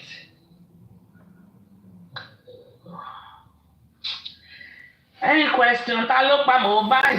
Even there is the gold, Tiomara. It's sitting at home because if we don't go out where do but stock is going. The stock is, the stock exchange, the market is going every day. But the gold is just sitting in the house, nothing to do, nothing to use it for. Not even this app of TikTok. How many people know she love party months? She be only TikTok level. She made the party. Every time I said, "Oh my goodness," and I have that $10,000. That time up.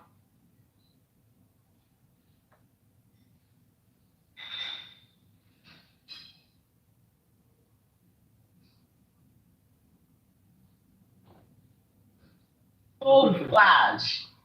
Let me also you can Google it yourself. Google how much Mark Zuckerberg used or spent in doing his wedding. Google it. I think it's about $32,000 or $36,000. Can you Naija ló fẹ́ ṣe nǹkan gold ọrùn wọn gan. Ó máa wọ $36,000. Afẹ́fẹ́ yẹ̀yẹ̀ carry me. That is why you will see them. They will go and buy wig. That's another thing. They will go and buy wig of $2,000.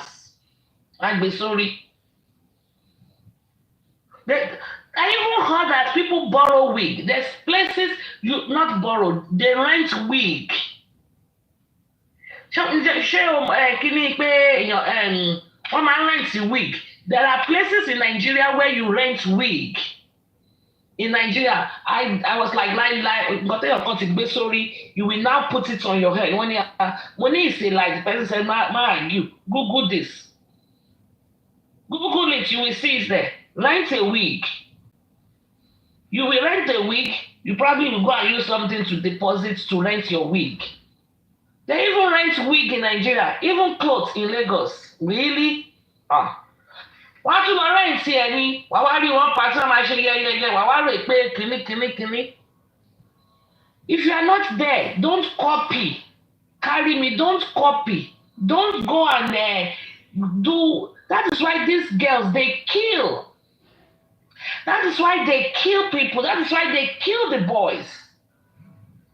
When we look at the case we are facing, now, kí ló pa Mohbad? What killed Mohbad? They are giving us stories, different stories. The love god, the industrial gods. This one, it is Baba Mohbad. Emma Pamo mi be se pomo yin, Baba Mohbad. Nurse came. There was one nurse that was with us all night. Then, after we got home from the hospital, his friends came, his dad came. We had to call another nurse to try and to try and do CPR, to try and irọ́pọ̀ oríṣiríṣi ear infection fọwọ́ ṣèṣe ní glass ó fọwọ́ ṣèṣe ní ọgbà prado ibi ẹyọ tíntínní yẹn ló ṣèṣe tíntínní then irọ́ wò la tún gbọ́ ear infection then ẹ lọ ṣe ẹgbẹ́ lọ ṣe ayílàlà àbí kí náà ní kan lọ ṣe kán lọ ro then a tún gbọ́ bullshit because royalty yẹn ti fẹjú mọ́ báyìí ó ti fẹjú mọ́ because òun náà fẹ́ wọ wig ó fẹ́ wọ wig 1 million ó fẹ́ wọ wig 2 million kò dẹ̀ fẹ́ débẹ̀ nobody want to do sùúrù lérí ẹni mọ́ ọlọ́run ṣògo ni ọlọ́run dẹ̀ ti ṣe ògo Mohbad ó ti sáré gbà ó dẹ̀ fẹ́ gba property ó ti gbọ́mọ àlè ó ti gbé kó mo kàn komi kó tún mo kàn kóra rẹ Odogbo in the house Odogbo what's the latest gist yo maybe I change the topic Odogbo Odogbo ti dé ó gbé wa débẹ̀ maybe I change the topic. Odogbo sọ̀rọ̀ gold Odogbo ọ̀rọ̀ justice lodogbo fẹ́ sọ sọ̀rọ̀ gold kò sí ní tó kankan gold àbí ọmọ ń pa gold. Ni ọmọ pa ẹ̀dá gold wọ̀. O ṣe jàre bàbá ọkọ mi ọlọ́run dágbẹ́nu jẹ́ ká sọ̀rọ̀ ó yá kí ni latest. Latest one and the we have ẹ̀yin máa sọ̀rọ̀ lọ́wọ́ ẹ̀yẹ ń bí dọ̀. Mo kàn rí online ẹ bá sọ̀rọ̀ lọ́nà. We were just talking. We need to go and where is the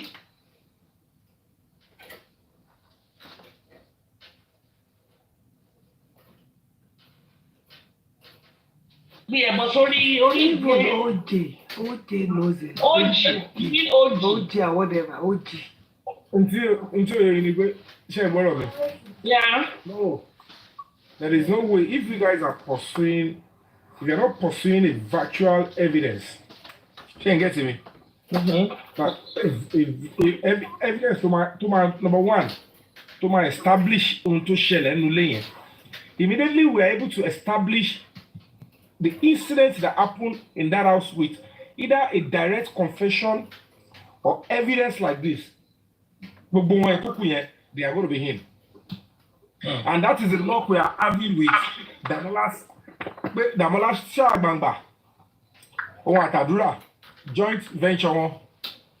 Okay, I have the evidence of what I have on my phone for a long time, but you, Damola, stated clearly that I was the one that shattered the family.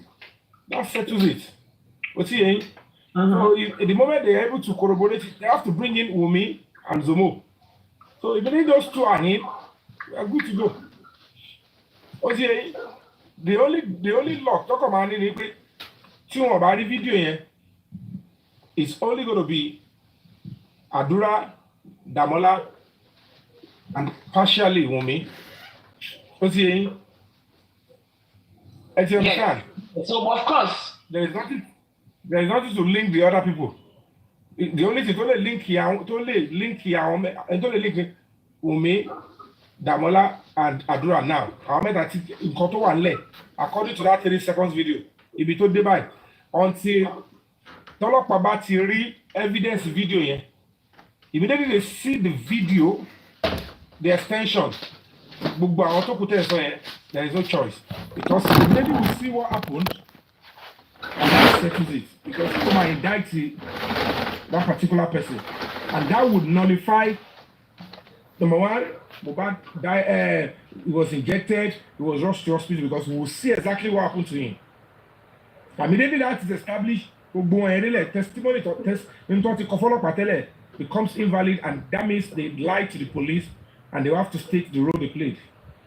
So that is the only important role they need in here. So if we can establish and see that gbogbo nǹkan tó kù délẹ̀, even the time about that, everything will change.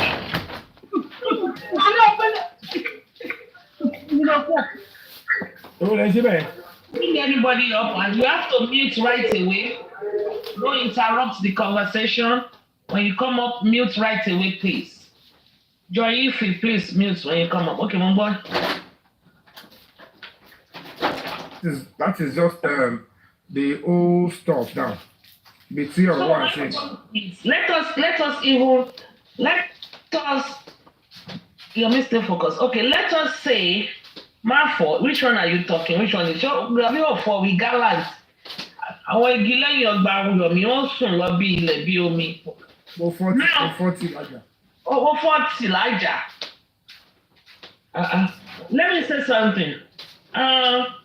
So even if they said one, it was an old video from 3 years. What is the big deal? Kí ni big deal? And then your story 3 is old 3 from 3 years. The video is on the day Mohbad died. It also 3 years. If it is 3 years ago, they should bring it up. They would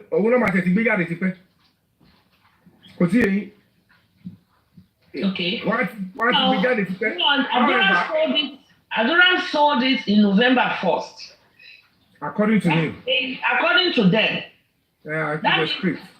Mohbad died September, October, November. So a year, 14 months, not to allow. Exactly. And that is a serious criminal offense. Whatever happened in that. You have an evidence or a criminal evidence, a murder evidence in your possession for 14 months. And you think it's my shere. And the lawyer, argue, intention, the lawyer thought that when they came up, we thought to transfer case in my that I won't be able to put up any defense because the two things, number one, if it is based on the Yomi Fabayi's petition to Panti and to Zone 2, that both petitions is bordering about a 3 seconds video. And whatever the case may be, police have acted on it. And the Lagos State Police Command, once they act on it, when they discharge it, Amola City Court. And when the case is in court, you don't debate it, you don't talk about it. And I said to them, there is nowhere,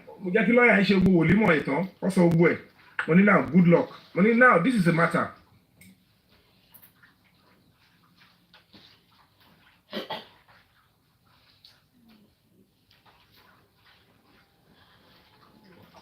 Aside only that extension of a video.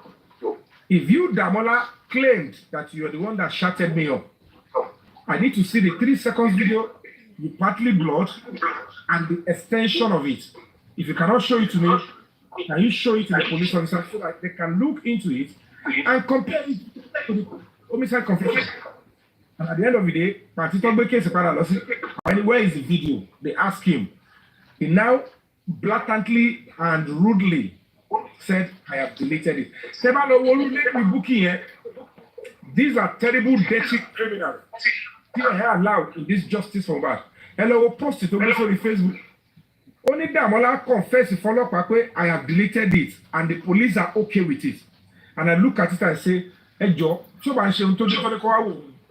how are people like this leading or struggle for justice? How can somebody tell police, I deleted homicide evidence, and police will now say they are okay with it? But we're happy. That will form part of the basis for our serious protest to Panti. That is our it's going to be like a kind of sensitization protest.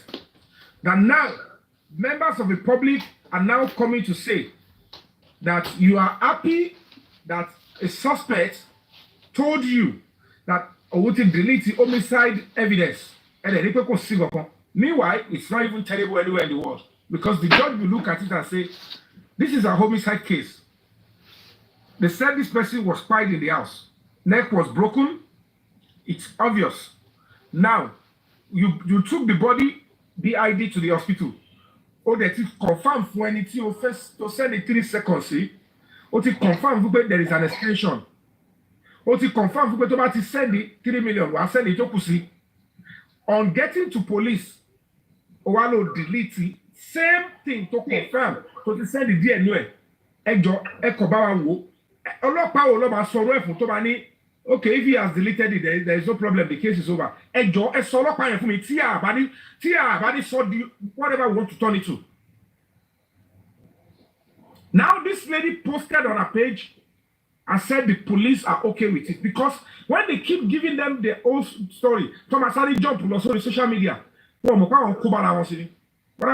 okay with that because spirit of Mohbad is strong. And it's gonna be part of what is going to the petition to the police. It's not even petition. We're notifying them we're going to be protesting. And it's just for Damola to say, Emi Reo Moshaya Ganga. I deleted homicide evidence. That is a new case that has just been established. And the fact that Damola was in the house and Mohbad never got to the hospital alive means that he died in the hands of Damola and Adura. They know when he died. And if we go by the account of Damola, that Wunmi pushed Mohbad till he knocked his head to the floor, definitely that is a confessional statement, which he has admitted to that he wrote it to me and that he deleted it. By deleting that kind of evidence to corroborate what he wrote to me means that is just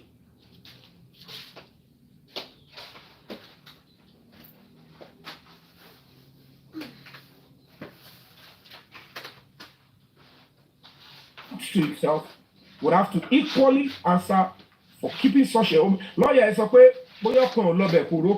It's a very important stuff. I said, really? Something really? Lawyer, yes, yeah. One terrible lawyer ni obìnrin báyìí ni àwọn yóò ń ṣàbíamọ. Mo ti pẹ́pẹ́yẹ lọ́yà pẹ́pẹ́yẹ nìyẹn. Dúdú báyìí. Ló àtàṣì 3 million mọ́. And ẹ máa tiẹ̀ gbọ́ ó ní pé as at the time tó fi pé nǹkan tó fi mú sọ́wọ́ for a long time pé nítorí pé there was no significance to money. Okay, money, do you have a memory of when the phone was sold? A year after Mohbad died, when they're already looking for work by Mohbad, when the police have questioned him. Now, he held it to his hand. You, Damola, money, did you question the interrogate? Only yes, it's a lie. But Damola was not interviewed. He was not even interrogated. He ran away to Ibadan, allegedly, with the DVR. So now, it is we now have a good ground to protest heavily. The whole nation have got a good ground to come out and say we can never, at this point, accept that the police will stand with murderers. We can never accept any sneaky, any style to cover it up is not going to be acceptable. Because it is clear. And that is what I have fought for. I need Damola and Adura seated with me, Kanyo Wujubai, so that we can know who will carry the burden.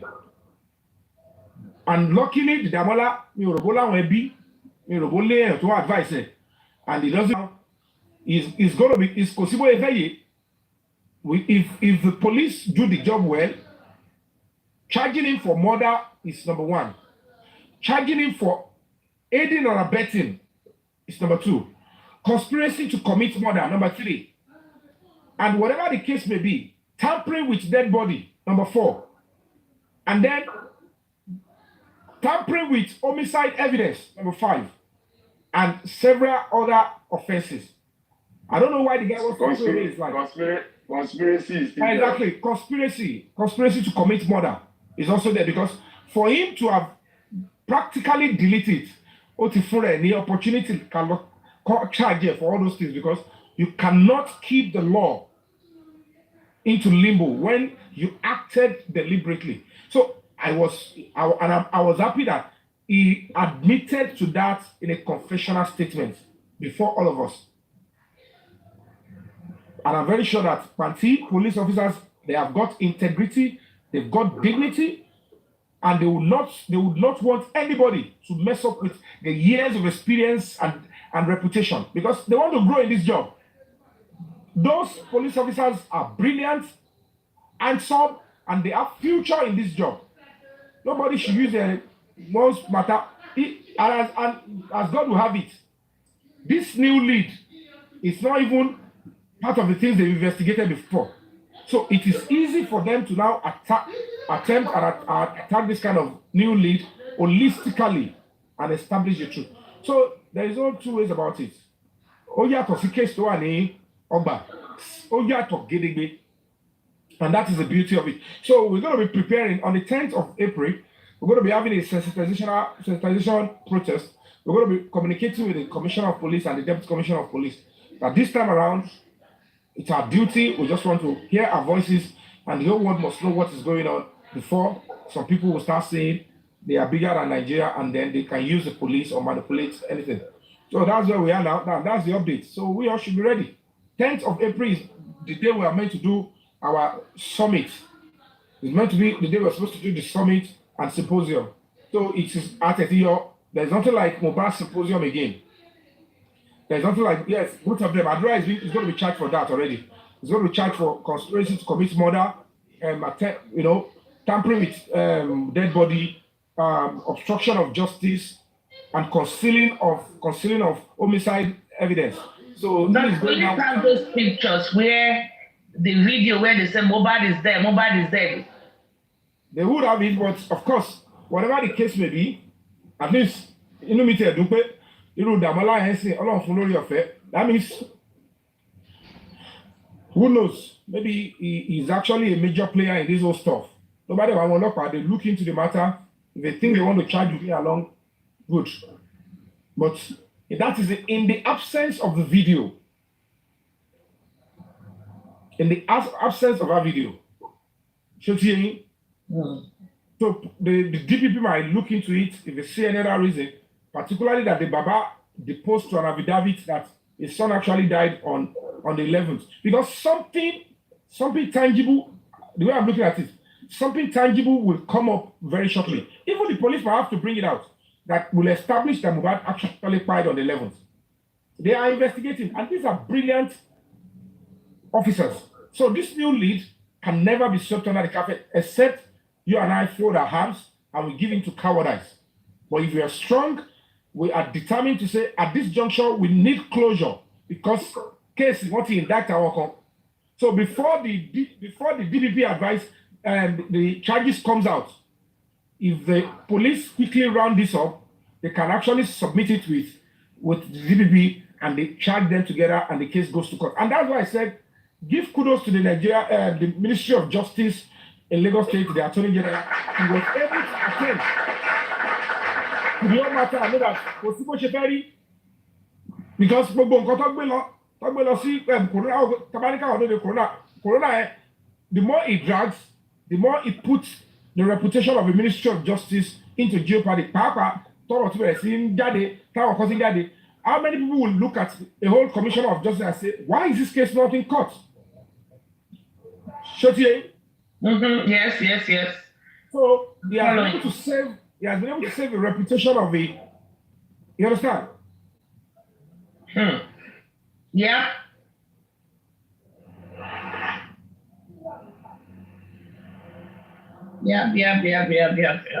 Hold on. Sorry, can I, good afternoon, good evening, everyone. This now takes us down to why the CCTV in that house was destroyed. Of course now. Of course.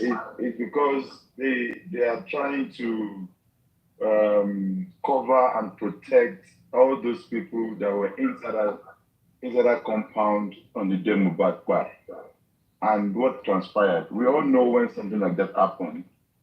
Obviously, either it was a pre-planned or mistake or whatever we want to call it. On that day, there will be so many unsettled or settlements in that compound. People running up and down, shouting what happened, or planning what to do, how to cover the murder and everything like that. All will be showing in that CCTV camera. And it's so obvious that DVR was removed. Now,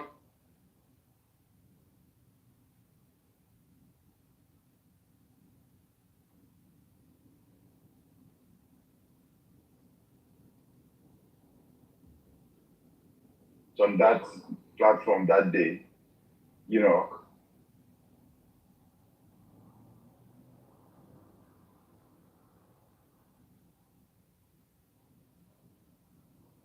the threat he has received or whatnot. And the same week, Who disappeared? Who disappeared?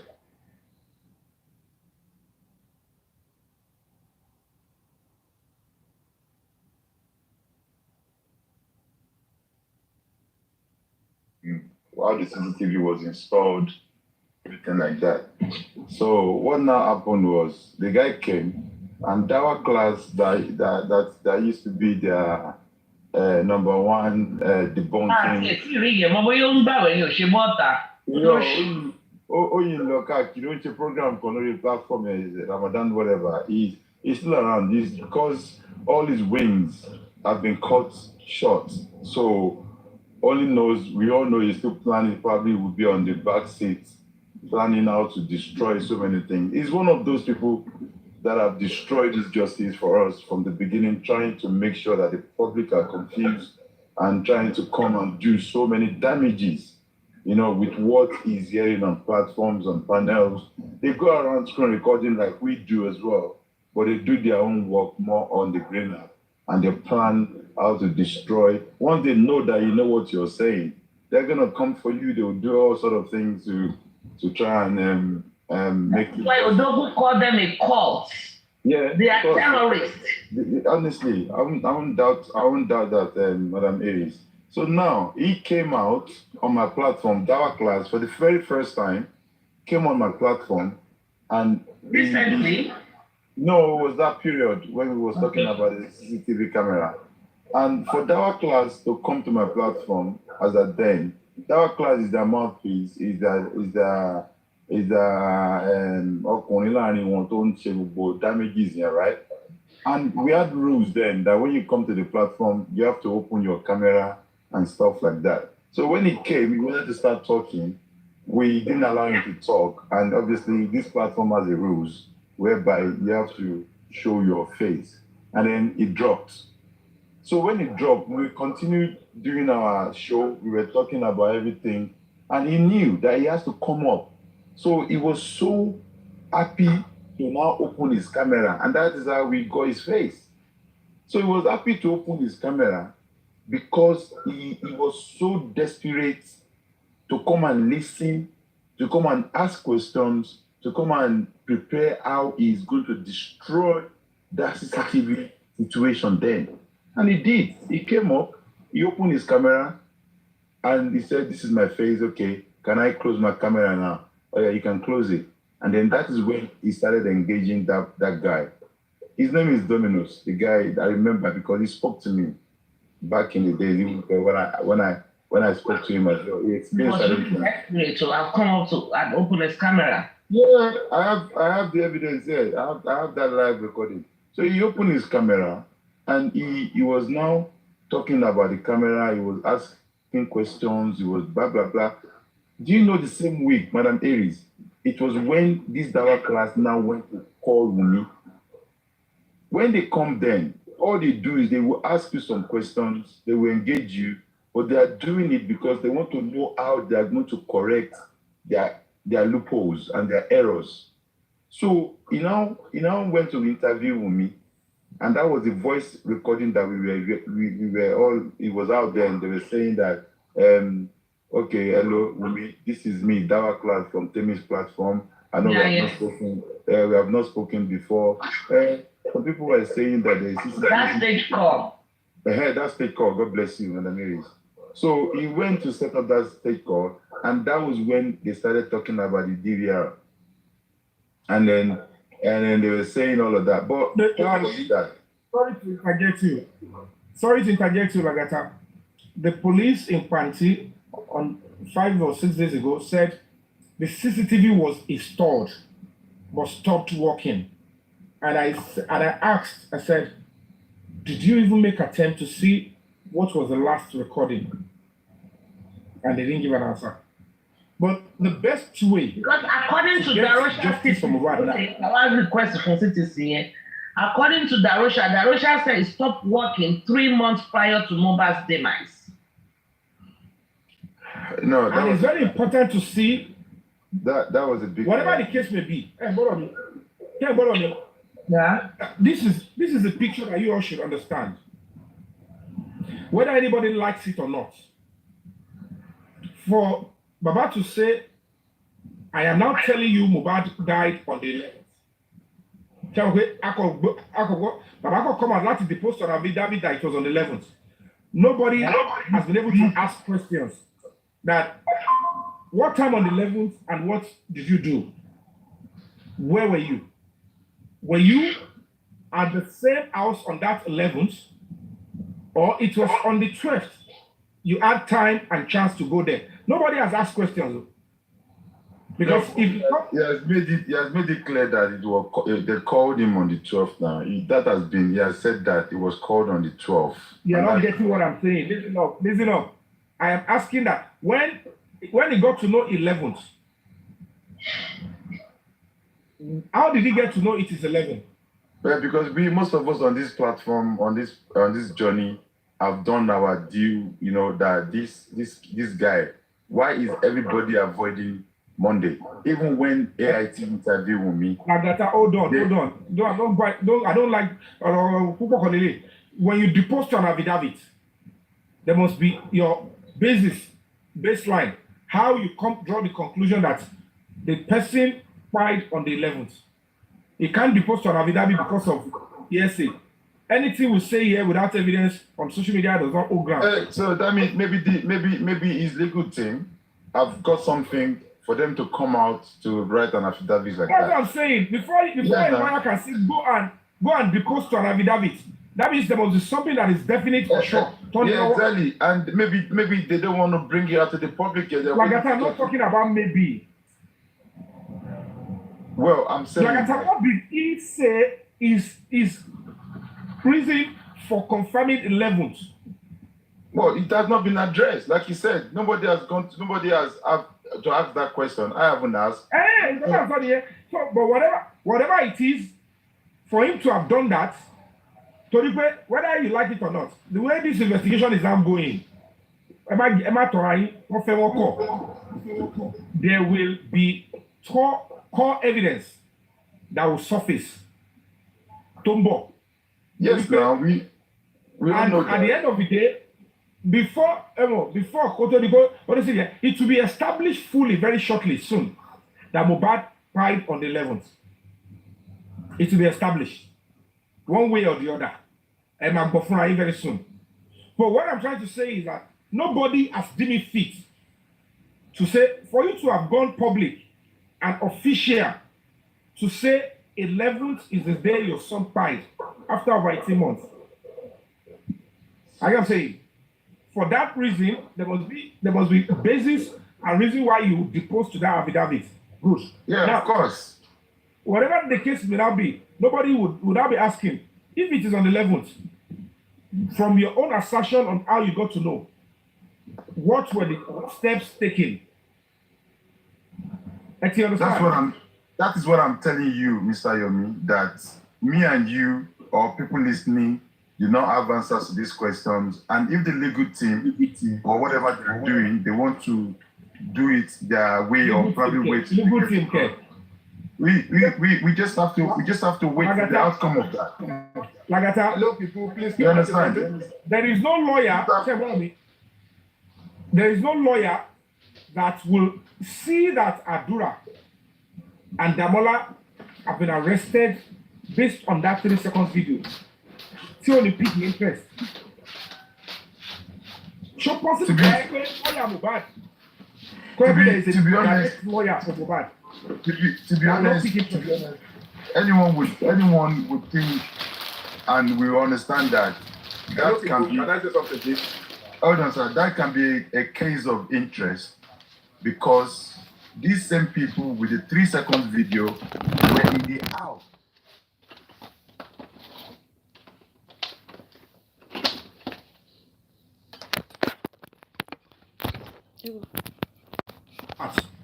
You know, except whoever want to deceive themselves. The way the 3 seconds came to fall is so natural, so direct, and so clean. And I agree with that 110%, and that is why me. You understand? That is why me, Lagata, on my own personal understanding and experience and knowledge in this justice for Mohbad, that 3 seconds, I am 110 in support of we looking at the remaining. And do you know why I know that Bola did not delete any video? Pardon? Do you know why I know that Bola did not delete any video? When we got to command, because they are not good with lies. Ngbati only Adura or competition law, Ipe Ogbeda Bola Rosi or the Commissioner of Police. You know, if it had been deleted, the police officer will say, this gentleman here had deleted the video. It was Yomi, you know, you don't go around here. We go around, we go to their platform, we see how they are planning out the game. Before I go on with the 3 seconds video, I saw King White and likes of other people and their body language, their reaction, and I observed them. And the more reason why I have interest in this because of the energy they are trying to put into this 3 seconds video to water it down and to the attack. Look, it wasn't just ordinary that they message you. I am telling you, it is another phrase in Justice for Mohbad that God has pushed, have touched Adura to send you that message because at the time, find out. You understand? And look, one thing I understand.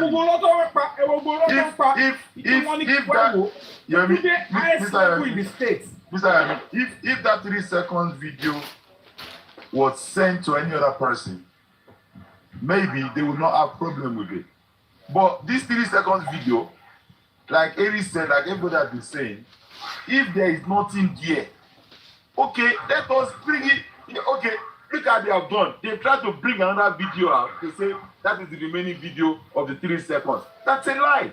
Why are you trying so hard to cover that 3 seconds video? At first, they said it was orchestrated by you and some other people that somebody said you always.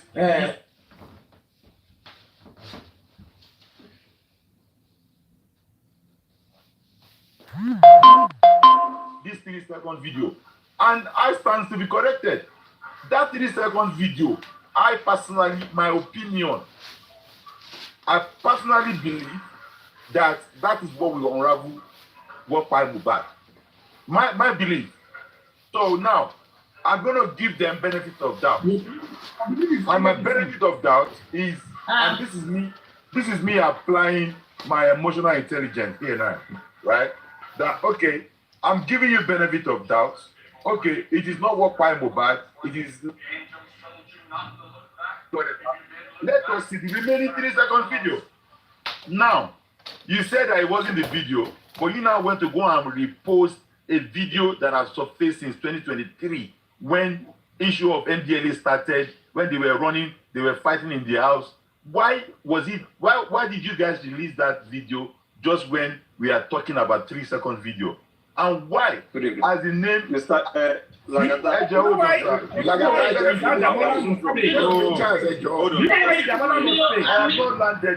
sit down. I'm gonna see Idowu. Let them speak. Let Mr. Idowu speak.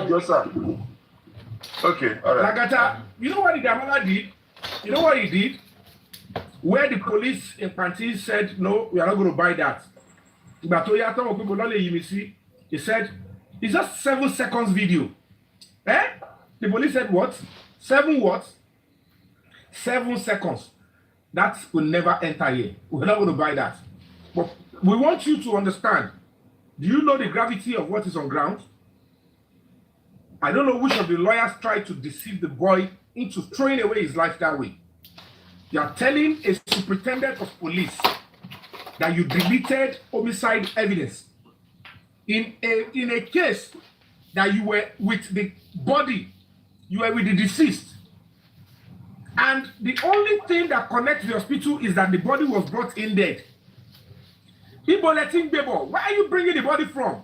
What happened to the body? You explained what happened to the body before it was rushed to the hospital, and you deleted it. And you think you are safe in a society like Nigeria. You think the Nigerian youth will allow you to go free. You think the Nigerian law will allow you to go free. You think the entertainment industry will allow you. You think parents will allow you to work free.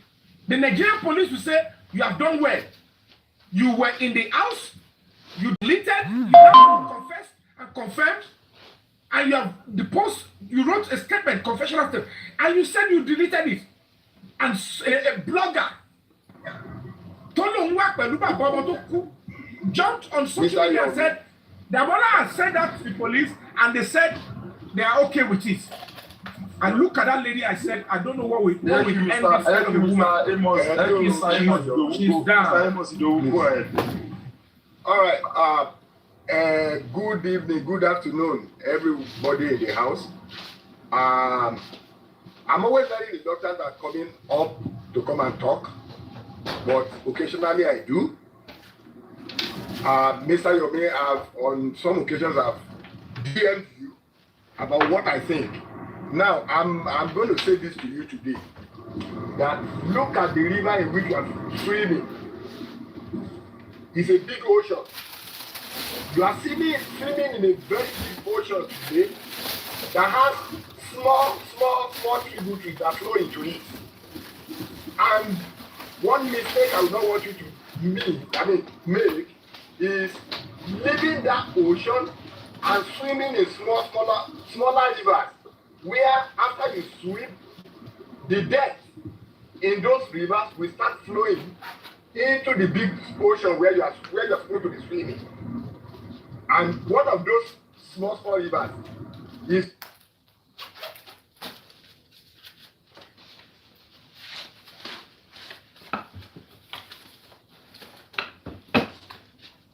and discuss about what others are doing, especially Baba Mohbad.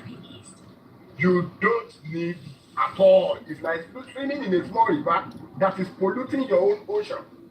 Please. He has not done that. Now, why did you take us to that level, sir? He has not. No. At all. No, because one of the things we have done discussing now is the issue of whether Baba is now talking about 11th or not 11th.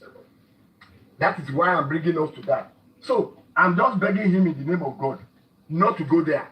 What you need to do, sir, is for you to look for accountable partners, people that are fighting truthfully for justice for Mohbad. Look for a team. Don't even come. I mean, of course, there's no way you don't have to come out occasionally. Mr. Amos. Maybe. Mr. Amos. Yes, I'm leaving. If we are investigating this matter, we have been deliberating on the confession, voluntary statement, account of every individual that's connected to this case of Mohbad. So telling me to present somebody, I want theory, Temando Yomi, social media. Don't talk about this person. Don't want theory, I want Batamando, I want way, on your level. Every other person will know that.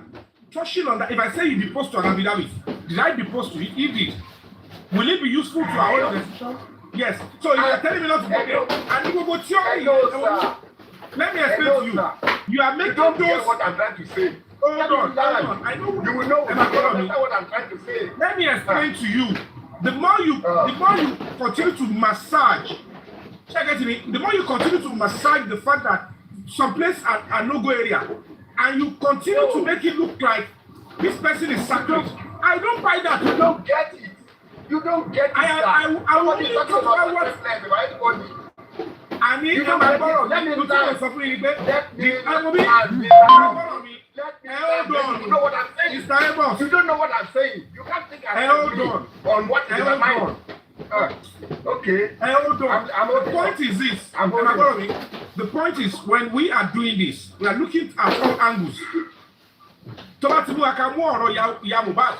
Pé ya Mohbad ṣe video. Ó ní Mohbad kúnjọ Monday. The fact remains that that is what they are trying to do. Hello, sir, you are not getting me. You don't understand me. That's not what I'm saying. Make me understand you. Okay, I made an analogy. I said you are swimming in a river and an ocean.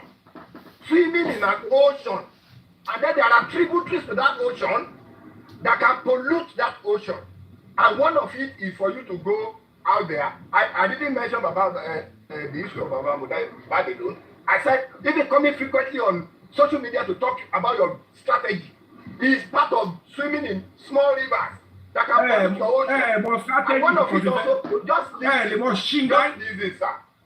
listen, sir. Listen. You don't need Mr. Yomi. And I'm not supposed to be one of your strategists. You are supposed to choose strategists that you can discuss with and make. Yes, sir.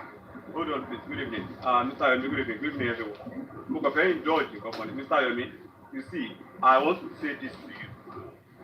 The energy you have on that 3 seconds video, if you have 20%, increase it to 1000% as we speak. If you have 20% energy on it, increase it to 1000%. And I can assure you that 3 seconds will yield results. So there's full video. They have the full video. So they should be in here. You come and follow the platform. Ẹgbẹ́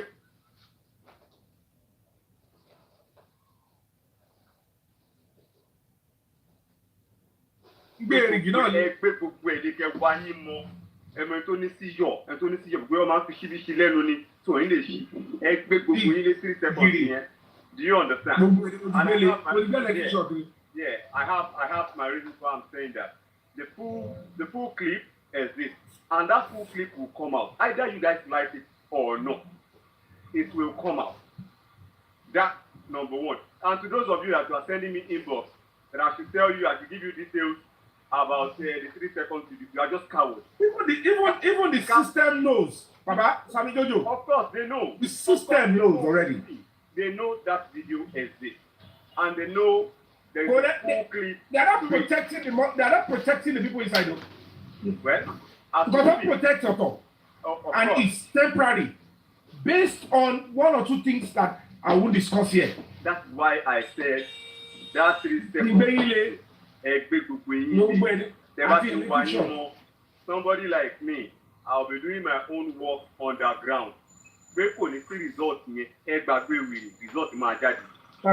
and I know. You and I know that people update the town for you. Share what me. Even some of things that Horoboya and discuss Jade. Some of them could even be a decoy, they don't know. Of course. But come out so Jade is it. The thing. A lot of people don't understand how these things go and how some people do their own thing behind closed doors. That's what I'm saying publicly as to speak. That 3 seconds video,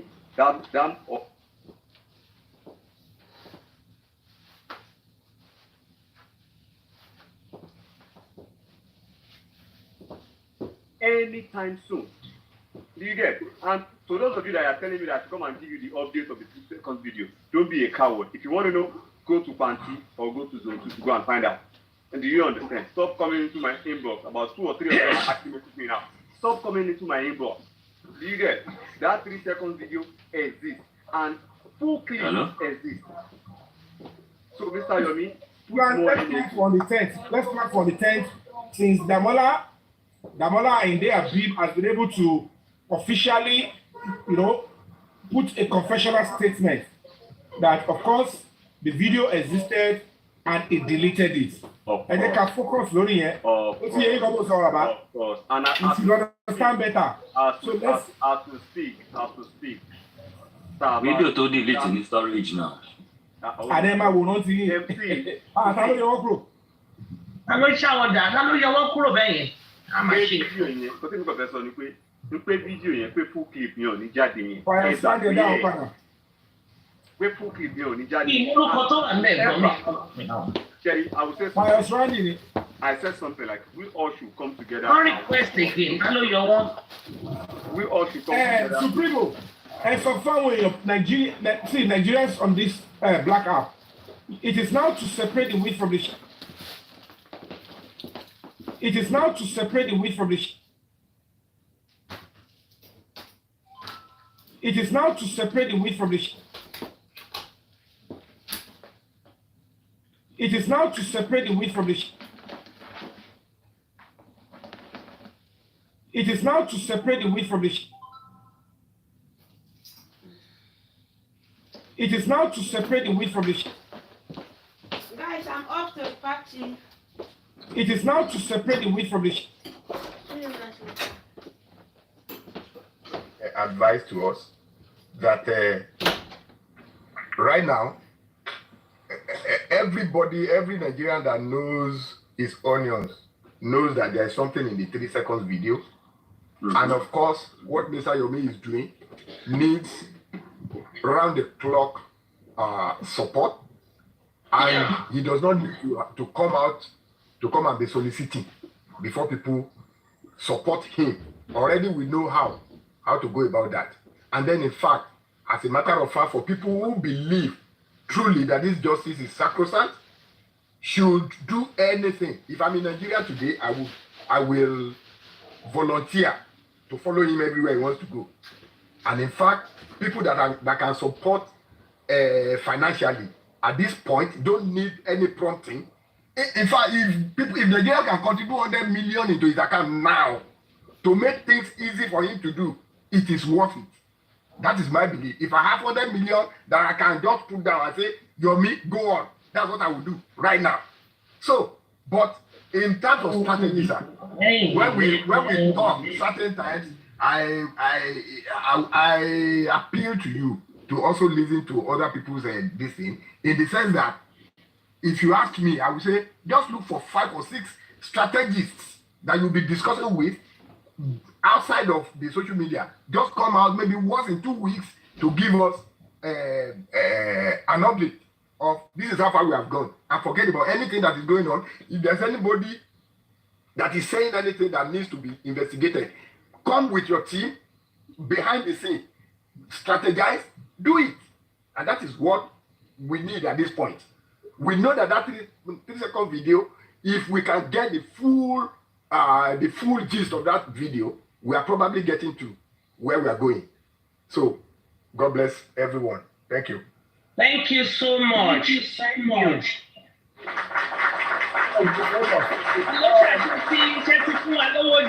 Mr. Amos, wọ́n ti já. Mr. Amos, bẹ́ẹ̀ bá kọ̀ sọ fún ọ pé ẹni tètè bá rí pa wá sọ́ńbì àbí tá à ń discuss láàrin ara wa bóyá èmi àti Sami Jojo ń ju ọ̀rọ̀ síra wa àbí mo post nǹkan àbá ń discuss nǹkan is also part of the strategy. Sometimes it might be a strategy to communicate. I might so that people understand. It might look like it's an information. It might look like it's a step that we want to take. But underlining, we might be passing a message, and I want to go deep into that. And to so intervention. But some things I would say, this is what we're doing next. Is part of the strategy, and that's what you should know. But the real pattern, the MO, nobody can hear it until it ashes. Just like the few things, the King White was making a whole lot of noise. Because they've sent somebody to sample and check with me if I was coming to that court or not. And I had to knock it down. I said, I will never go there. Because I know certainly that the person is playing double role. They want to know if I'm coming, if I'm planning something to meet them there. And when they realize that, I know what I'm doing. And at the end of the day, Oba Onojiji. And that is what we needed. A situation whereby Adura and Damola will be held and Ajoma will Dubai.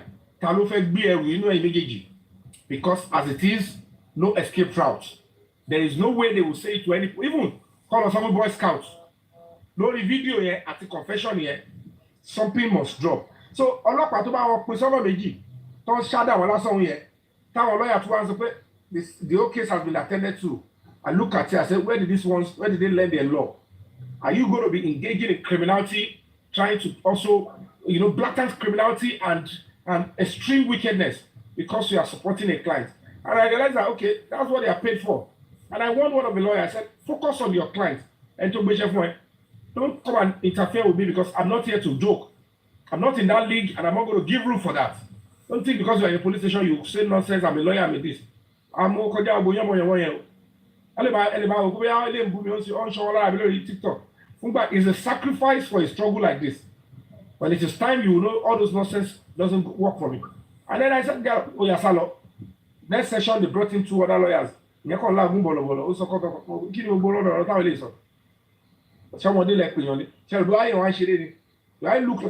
And I keep telling these people, stop bringing money out of Yomi.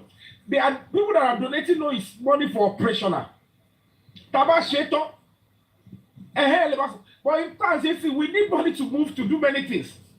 And they can condemn under knowing that this money will help us to achieve what we want to get. Because and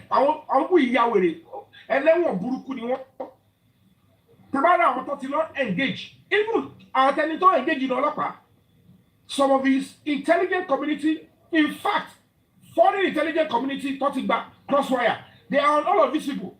At Ito Wango Ibo, everything they are saying now, everything they are monitoring them.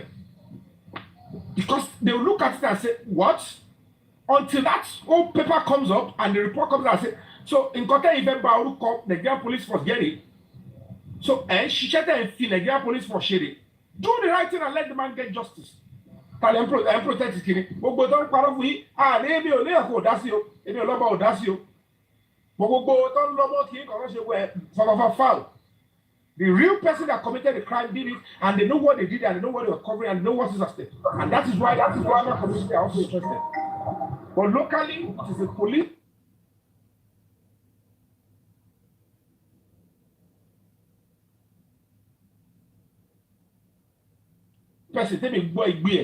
His silent cries. I only heard his silent cry and I stood up and I answered the clarion call. And that is who I am fighting for and who I am willing and ready to fight and stand by his side until he gets justice. And then his case will save my life, save your life, save the life of your daughter, your son, your daughter's friend. Every other person that requires safety in their own country. Nobody said, and terrible people will be going about shouting unnecessary gibberish about money and everything. Look at what we are doing. If I get justice for Mohbad, if I get the evidence, as witness the God, we must pass through these people and they must be processed as suspects. That's when we'll get the truth out. And when we really invite here, we'll sack the lawyer. When the time comes, you will hear their names. All those that play dirty roles. Talk about Jawa Pro looking at it. Talk about Jawa Eri to Bakara Shele. Our do terrible people.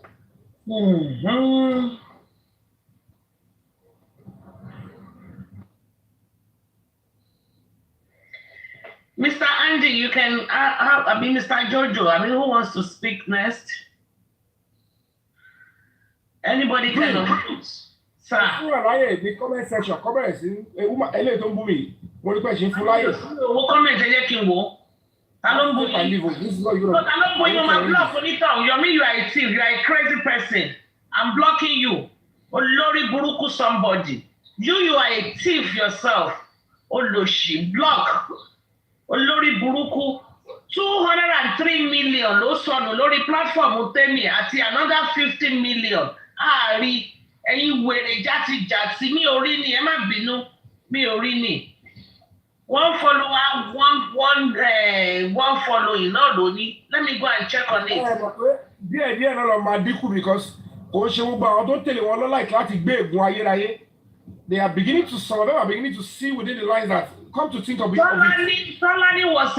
Tọ́lání gbé ojú jáde ó gbé ojú ẹ̀ jáde báyìí ó dẹ̀ ń fight fún Wùmí báma ṣe ń pè jankan àbí with her full chest wọ́n lè kúrò ńbẹ̀ àwọn tí wọ́n lójú àwọn olórí burúkú tí wọ́n lè gbójú jáde àwọn náà wá ń fight náà ń ṣe bí olórí burúkú.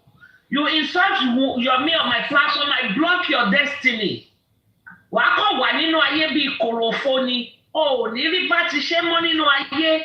You come to my platform to insult Yomi ilé ayé ẹ̀ máa wà ní kòròfo máa padlock destiny ẹ̀ ni. You lo stay in your lane. Gbogbo yẹn ti gbé pé already. Wọ́n ti gbé pé. It's quite unfortunate that, you know, we live in a very terrible society. And we just have to focus on the old stuff and remain united as people. And please, àti mọ àwa tí a fẹ́ jáde gbẹ̀yìn. Because ayé ò kí ń kí aláṣepọ̀. Kọ́ ló máa bá wọn délẹ̀ lérí náà. So àwọn tí ẹ rí pé wọ́n ti ń tẹ̀lé gbogbo àwọn unnecessary theories, àwọn òwe tó bá ti lọ pẹ̀lú sentiment, tí ó bá ti wà objective, tí ó lọ pẹ̀lú logic, when it gets to this apogee of this justice from last struggle, start putting them aside. Don't even go to the platform. Don't read from them because tí ẹ̀gún yẹn bá dé ẹlòmíì ó lè jẹ́ gbà tó máa bàrẹ̀ sí pọ́n rẹ̀ sára ní gbogbo ohun tó ti fi ọwọ́ rẹ̀ type tó ti support and the wrong side ló máa padà wá as karma kò wá ní sẹ́ni tó máa bá sọ. Mi àwa ni pé àdánwò bá bẹ̀rẹ̀ sí dé bá the society will not be able to stand up to fight for them or their children because the conscience who is the policeman will remind them what did you do in the case of Mohbad. You know clearly that it should make any sense kí irú mẹ́sẹ̀gì yẹn kó jáde láàrin Dàmọ́lá àti Àdúrà knowing fully well ẹ lọ wọ ọrùn Mohbad ṣé abẹ́rẹ́ ló kọ́ ọrùn Mohbad bẹ́ẹ̀ yẹn. Look at the excuse that they were given for that neck to be broken. And then you're still thinking we are the problem. And at the end of the day, they took the body and the two hospitals said, you brought in dead. And you still think the wife and the younger brother must not tell the truth. And you look at the body language of Adura, openly during our press conference. You don't know he has something to say. He was in Corona court. He was blocked from speaking. And look at the old lies back and forth. And you are still standing firm. On the Kumate, another person no shaking here. So as the wife, you want to think you speak. If the wife will now be coming out now, after we mounted serious pressure to tell us that I don't know whether the nurse was sent or it was a mistake. If you thought it was, there is no way you will say it was a mistake. Because this was a nurse that never treated your husband before. The first thing you should apply is definitely this nurse was ambushed and she was sent to take my husband's life because his life has always been under serious threat. You claim he has been bullied severally. So a nurse that met your husband under 40 minutes, could work 20 minutes. Could work 20 minutes. Somebody that never treated your husband, only inject in Corona's body system. And that same nurse went home that day. And then you think you can stand with such a woman and say, are you kidding me? For somebody you know his life is under serious threat, that you confirm that he has been bullied severally, and a nurse you never met in your life brought injections, injected your husband.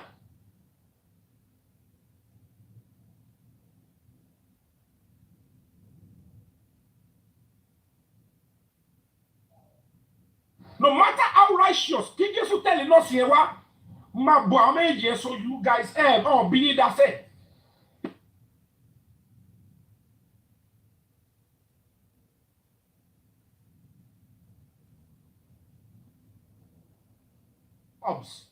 Kosheni Love Club.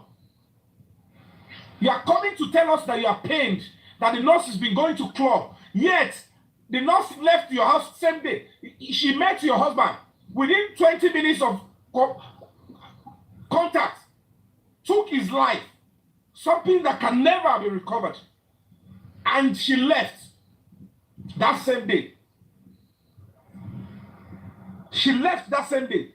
And you are now telling us you are now bothered that the same nurse that you are allowed to go that same day is now going clubbing. When you yourself are having the going same clubbing. But then, yeah, she did not symbolic. If she's pained, the nurse came to the inquest. Why did she not come and Koju nurse? Why did she not come and Koju nurse? So, my dear people, if people now look at it and say, why are we pursuing this? We are being objective and logical in life that everybody must give account. If you want to inherit Mohbad's property, you want to inherit the status of a widow of Mohbad. Have you played the role of a wife completely? Oh. Do you deserve even the widowship? Widow status. Oh, treat daddy Miri. Oh, treat Yamiri. Oh, treat Oremiri. Under 20 minutes, you injected something in his body and then he died. We took him to the first hospital. 5 minutes away from our house, they said he was brought in dead. Second one said, brought in dead and, no. And even if I respect, I will tell you, this is not life. How will you feel? Kẹ́ni tó wá gún mú mi yẹn káwọn òbí ẹ̀ tó dé kí Mohbad ní kí nọ́ọ̀sì yẹn kó máa lọ lé ọ̀kú jẹ́ kó máa lọ. Ṣé ẹni tí borúkọ Mohbad jẹ́ ni? Wọ́n ń gbé wa ń gògó ni. Ṣó tiẹ̀ possible ni? Àwọn ọ̀kọ́ tá a face as artists now, they want us to become only every time. We must not make mistakes. Ṣó possible kó jẹ́ pọ̀ táwọn mi yẹn ni nọ́ọ̀sì kọ́kọ́ wá? Kó gún. Kí a mú mi tó débẹ̀? Kọ́ni nọ́ọ̀sì ti lọlé. Ọ̀kí ìmọ̀ sọ pé nọ́ọ̀sì wọ́n lè máa lọ àwọn oníkọ́ bẹ́ẹ̀ sọ. Ìwọ Mohbad ló sọ pé kí nọ́ọ̀sì máa lọ tìbó. Ẹ jẹ́ ká lọ, ẹ máa lọ rìpọ́ọ̀tì fọlọ́pàá. Ìyàwó mi là ń sọ̀rọ̀ pa ẹ̀. No incident. Wùmí tí ló ń fẹ́ Mohbad owó lòun fẹ́. Wùmí said this. I don't want love. I want money. 2017, it was on her status. 2017. I supposed to send it to you. Èmi ti expect pé ó tiẹ̀ dúró mi wọlé mọ́. Torí 3 seconds video yẹn, ó dà pé kó tiẹ̀ tún wọ́ mi wọnú kéèsì yẹn mọ́ pẹ̀lú àwọn nǹkan mi tó fẹ́ ṣe. Torí mo gbọ́ kó sọ pé ó competition ṣe ẹ tiẹ̀ wọ́ mi wọ́.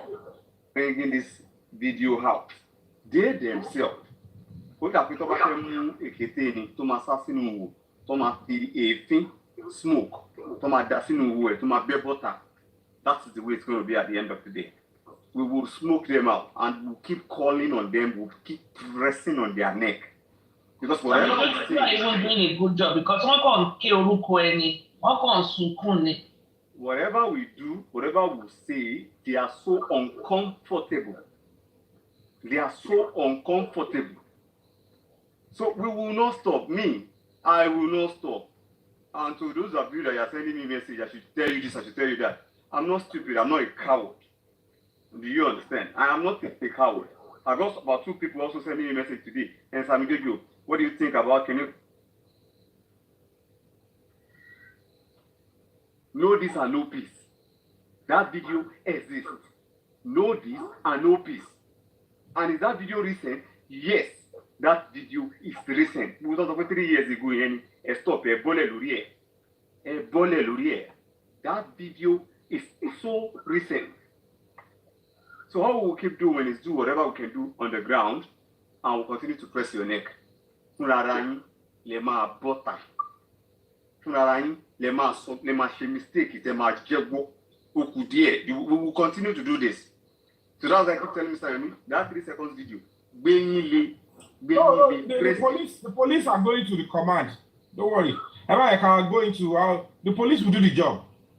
The Panti police, they promise that everything will be done. So I believe and I trust in the Panti police officers. Tori, you have to cut them some slack. this new stuff, they have no, it's not what they've investigated before. And you know the funny part is this: if this thing is not real, if it is not real, why are you guys trying so hard to debunk it? Why are you guys trying so hard? I am holding on to the 3 seconds and asking and doing everything to get the full one. Why would anybody who claim is looking for what Bible so that they can get justice will still think talking me down will bring blessing to them and their children? Is this how terrible the society is? Because people think, let's just on our camera and ingest any cold swallow. Does it make any sense? And who get closure in this? You know the funny part. You not be listening to some people and you think you are... Supreme, we will be say we no be host. We dey give una pressure. To no fair buying gongono. Me o she host. I'm just doing my own little quota to justice. You are so uncomfortable with it. But I can guarantee that video will come out. Very soon it will come out. Very soon. If it's about PC, you guys will bring it out yourself. Nobody will go to force you to bring it. You will bring it out yourself. And everything about the video. Yeah.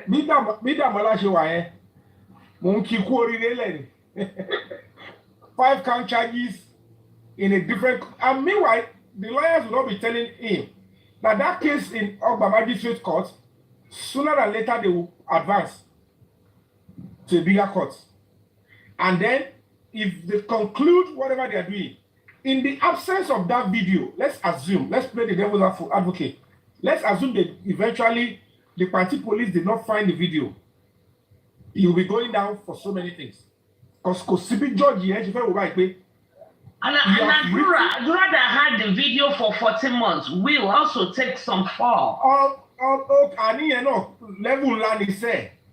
He told me, ìtí náà mo láti sọ pé ohun tó ṣẹlẹ̀ mo ti sọ fídíò ẹ̀dẹ̀ nílé díẹ̀ ni mo sẹ́ndì sí yìí ká ní wọ́n sẹ́ndì kọ̀kọ́ rárá they might claim it never existed, that he only lied. But sending a little part of it means that the remaining part you are under compulsion to provide it, because that is what you sent 3 seconds. And at the end of the day, they now ask you are telling a superintendent of police, an assistant superintendent of police, who are drilling all of us, that I deleted it because lawyer when it escapes him, we thought it will work by saying Panti does not have right to deliberate on that petition again because it has been attended to and Damola has been charged to court in Oba. They thought by staging that, I'll be weak and nothing to pursue again. And at the end of the day, they realized that did I mention about defrauding me? Did I mention about Sabbath fucking? Because it's in court, I am not talking about it. But this one I'm talking about is germane.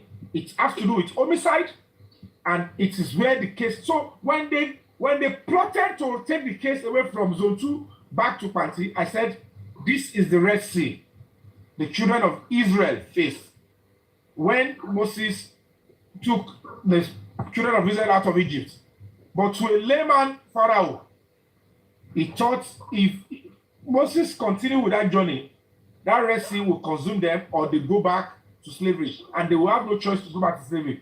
He never knew that would be his last moment. He took out all his best soldiers, astrologers, powerful men.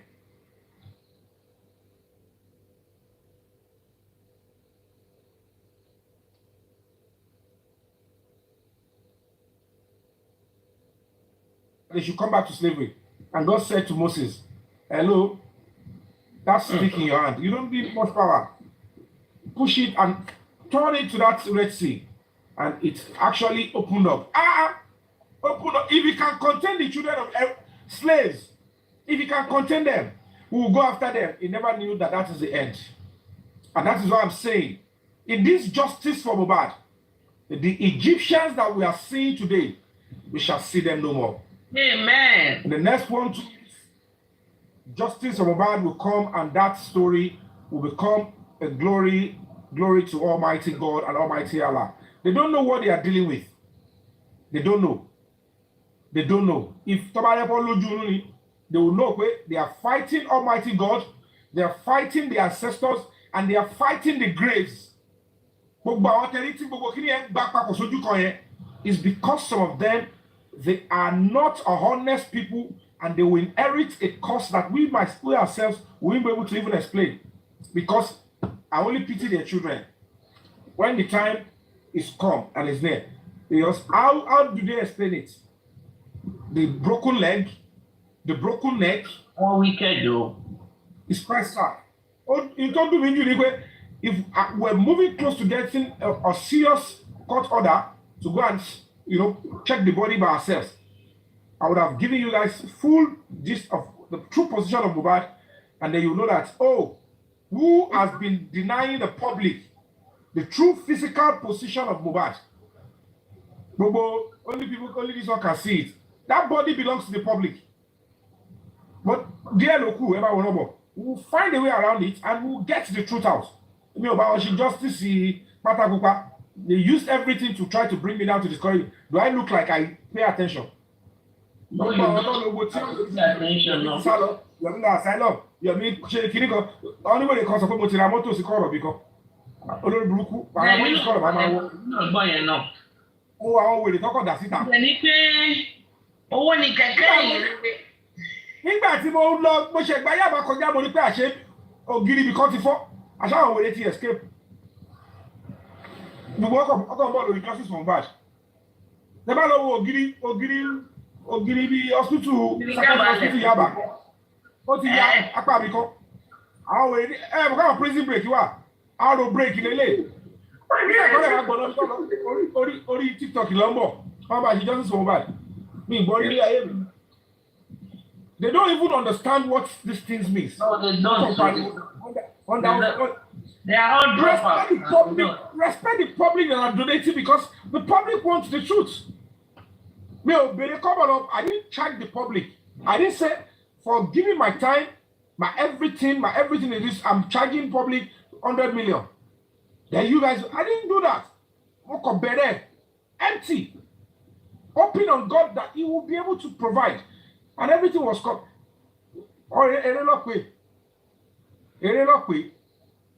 Money you salo and dodge. And she will go. In that, she told me people should go on the lawyer on the way. Come to my way, I want to see one lórí Wùmí ẹ̀ tó tọ́. Wọ́n bàbá lo gbolo yàtọ̀ lò. A ti wá lọ́bàdàn. Ó sá lọ. There was an attempt to even take her out of this. Ultimate attempt. Gbogbo ẹ̀ láti block ilẹ̀. Èmi tell me, ẹni mi sọ strategy ìta. Wọ́n mọ iye eré tó sá, mọ iye tó pè. Wọ́n mọ nǹkan tó ṣe pẹ̀lú àwọn ọlọ́pàá pé ẹ̀kọ́ ìfijẹ́ ẹ lẹ̀. Ẹ lọ wá nǹkan ọ̀dẹ̀ sọ fún kọ́ bá gbé gan. They said, please go this route first. If you go that route, then you can do what. Please, really? Because she would have come in and then many things would have been done. I want to. I want to. I saw you. Because you are. Because she part of the bunch. Wig. I'm actually wig. They want to order close to her place. The dispatcher or dispatcher. Ó lọ sórí TV. Mi kò fẹ́ sún ẹni mo pé ẹni mi sọ pé òun lòún pa mo. They sent something to me and then I have to explain it the way it was said. That mo kà síta ni that Cynthia pushed my brother in that head on the floor. Ṣé kò gbẹ́nu mi ni? Gẹ́gẹ́ bí kò mo jókòó.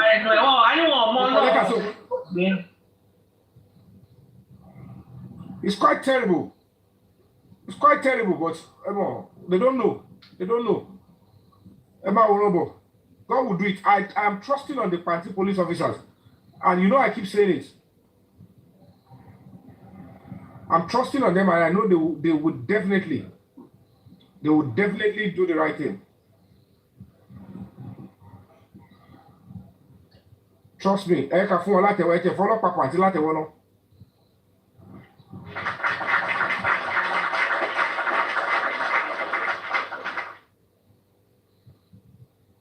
They will deliver the price. but let us all come together. Yes, on this platform, we love you. On this platform, we love you. We love Andy. On We the love 10th, all on the the 10th of fighter. On the 10th here, we have to come out in our large numbers. Please, if it is possible, I want you about me motto. Please, I'm appealing. You can. About our only sponsor, I will sponsor 20 people to come. Let's have enough people to come out on that. We are having a 3-day sensitization protest in Panti because Damola had confessed, and some people are saying that it is dead on arrival. Oh, you can media. We're not mobilizing. So we're not mobilizing. They will be there. Even foreign media will be there on the air. They will cover everything live. We have to bring all of them in. So on the 10th here, I'm going to forget. So before 10th, they will call us to party. I will let you know what they are saying, and then it doesn't stop our protest. It's just sensitization protest, peaceful sensitization protest. So we're going to be there. Of course, 10 a.m. on the 10th. It's 10:10. On the 10th, 10 a.m. on the 10th of April. Wear your black. If you don't have a black t-shirt, we'll provide some, but we'll converge. I will tell us where we'll converge before we march to party, so that we'll be able to meet with them. This whole stuff, we'll be able to speak it out. Party respects fundamental human rights and right to protest. But we'll do that 3 days, not stop.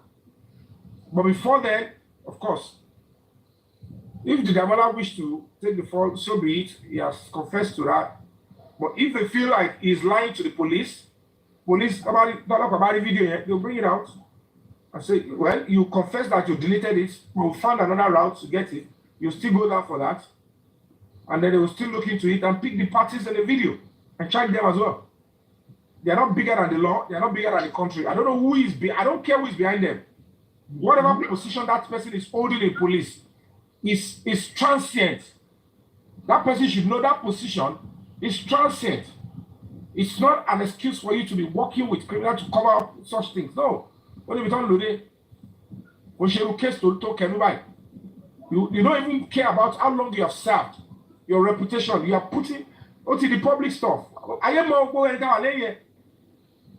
It's quite unfortunate that one of them is somebody I so much respect. They love me because he's a man. He's been good to me. But the intelligent community is finding his name there and his activities. It's quite sad. I wish he can just make a detour before they destroy his career. Because this man has been so active, working for the police well, and then getting involved in things like this. I'm like, wow, really? I think I know who you are talking about. Don't mention name. Don't put yourself. No, I don't want. Don't mention name yet. Just keep it to yourself. You understand? It's quite sad, but it's not really me. I'm a foreign investigator to Nigeria location. Me no. That's terrible. Me. I'm telling you for free because, and they are everything will come to fall very soon. In Togo, it's terrible. It's quite terrible. Stand up. Stand up for your right. Don't give up the fight. Yes, sir. We are going to get. I don't think Nigeria has ever seen something like this before. I don't think.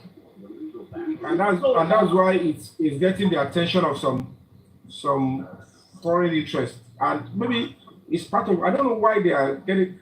Maybe it's connected to. I don't know. Until women they were foolish. Because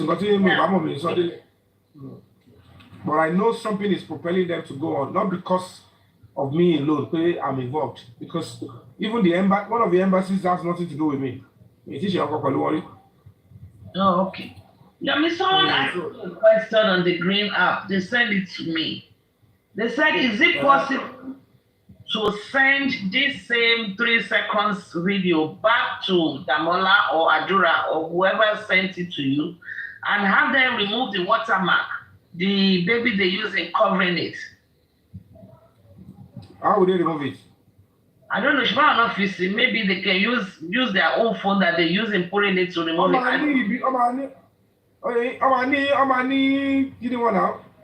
Original 3 seconds. They got to watermark here. You know, the point is this. Let's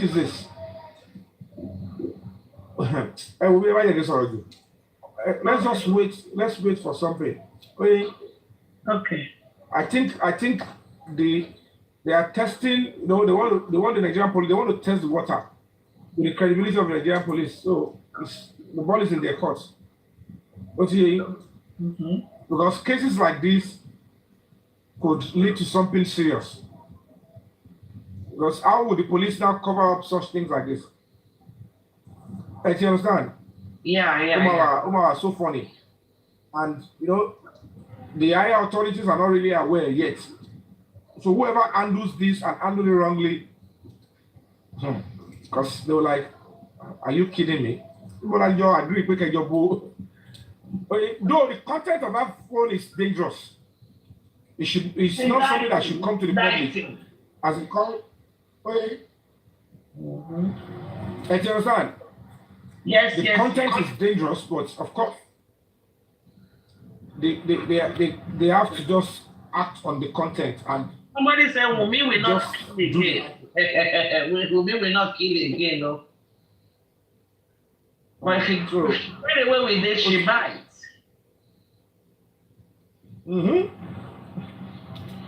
Ntọ́kọ̀ ṣe ni pé ẹni tó bàbá tó ti lọ lọ́rọ̀ gbọ́ bá pé ọ̀rọ̀ tẹ́jọ́ ń fà tẹ́tí lọ sọ́ di kíní tẹ́tí lọ fẹ́ lójú yìí. Those are trying to shift blame on the baba that iṣẹ́ ọ̀pẹ́ ìlẹ̀ lọ́fẹ̀ẹ́. Now it's going to be affecting other people. So, and that's nobody's business. Whoever is going to be affected, the person did something wrong. No, she was affected. No matter how close the person is to the baba, or maybe he doesn't want the person to go down. But it's nobody's business. But see, wow.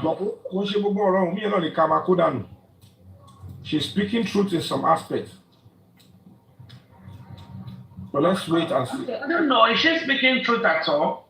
I don't know, man. No, I don't know. Our truth is in the form of defense, not to bring justice or bad. But they are truth, but is in the form of defense against our adversary, not to help Mohbad to get justice. So I'm a difference here. Yeah. So that I will not be quoted out of context.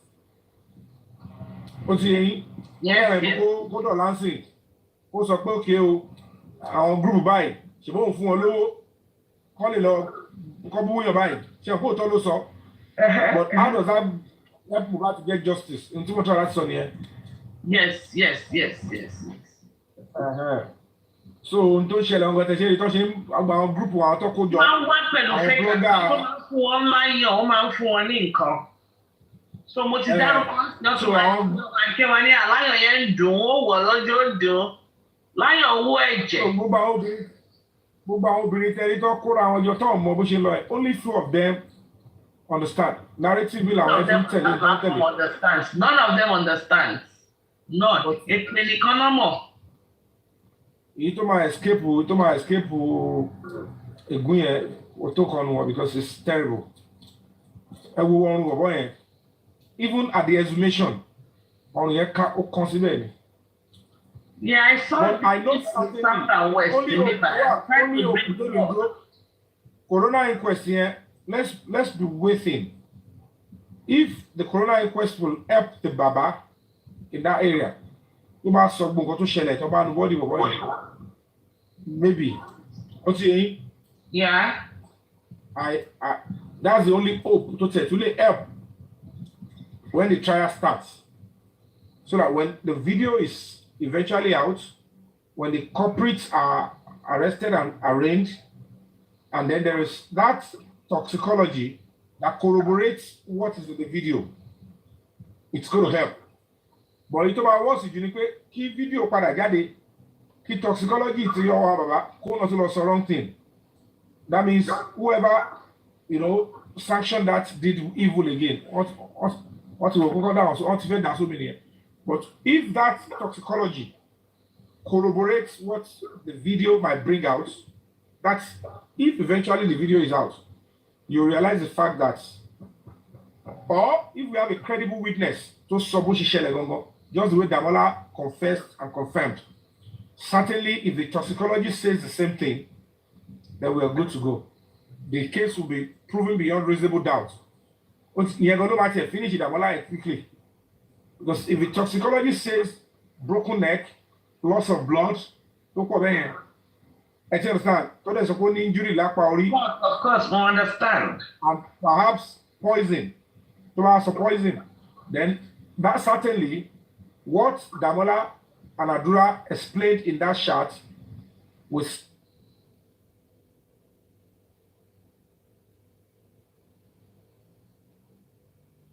the adjoining evidence, and that will settle the matter. I mean, I wish it's gonna go that direction. That would be fantastic. I'm gonna be hopeful. So that would be fine. Because you know what? In collaboration with that, maybe you need to see the video. In collaboration to that, there's this video where Mohbad was in the ambulance. It looks as if, I cannot say, AI to guns here, and I don't want to. I just want to say, it looks like as if the back of his head had some bandage. And also, with the state autopsy that came, what's his name? Moses. Moses was there when they brought the body. I mean, they showed them the picture of Mohbad and the autopsy. And Moses asked that, what about the head region of Mohbad?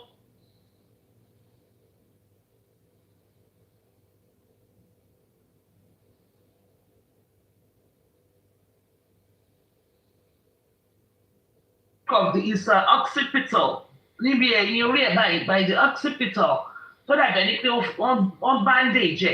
Yes, that picture will match the charts, and that picture will match bleeding. To me, and we also think I think what fi aṣọ nù. You know, when you wipe the floor that is full of blood, there still be streaks of blood on the floor. So what that will be see just to make sure people, I don't know.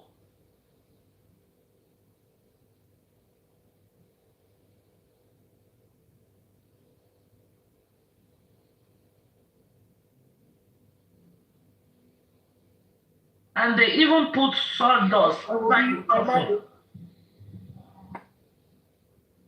ahead, Yomi.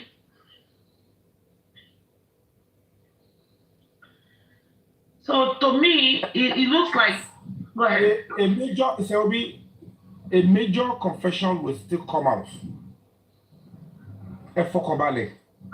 And this is the area of Mama Mohbad. I don't understand who you are supporting or you are defending or protecting. There is what they call plead bargain. With the man suffering Bubogba. Plead bargain. Plead bargain. You can take advantage of it.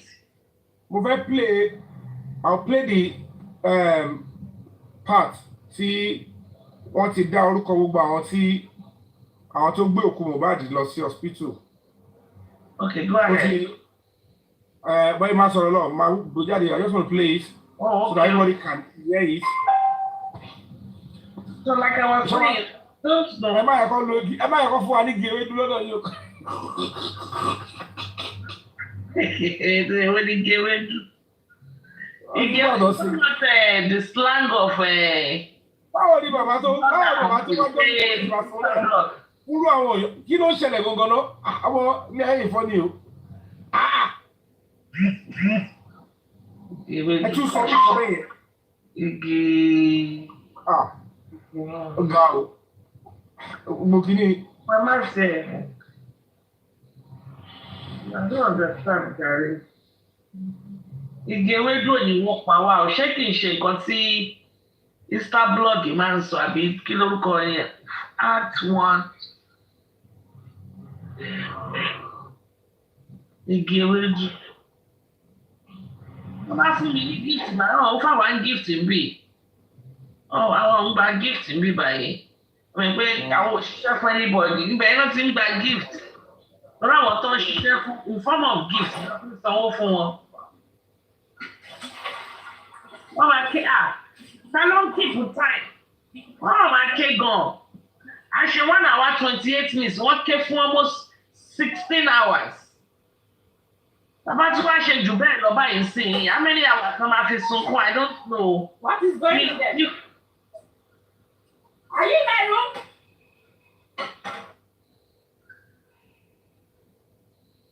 Gist lover, thank you. Wọ́n ní kí ni mo pè náà? Gist lover ni mo fẹ́ sọ.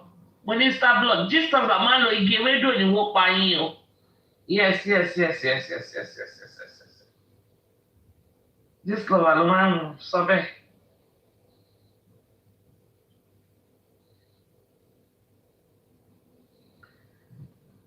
Wọ́n wá sọ pé kínní. You know, Mohbad's case. Mohbad will get justice o. Abẹ́tí gbàgbé ni Màláìkà ni mí. Èèyàn mẹ́rin mà ní Mohbad.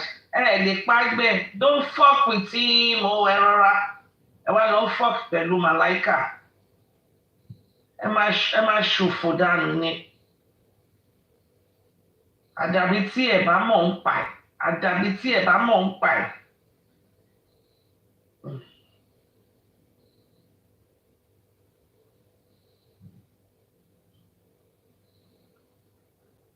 Ṣé Odogbo tí rí ni? Mr. Andy, you are welcome on board.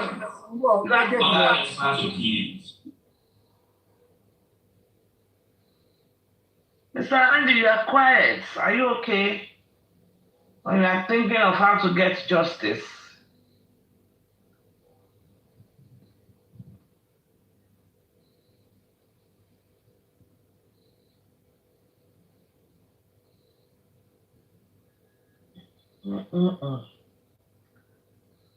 A máa ṣe bí olóṣì kan.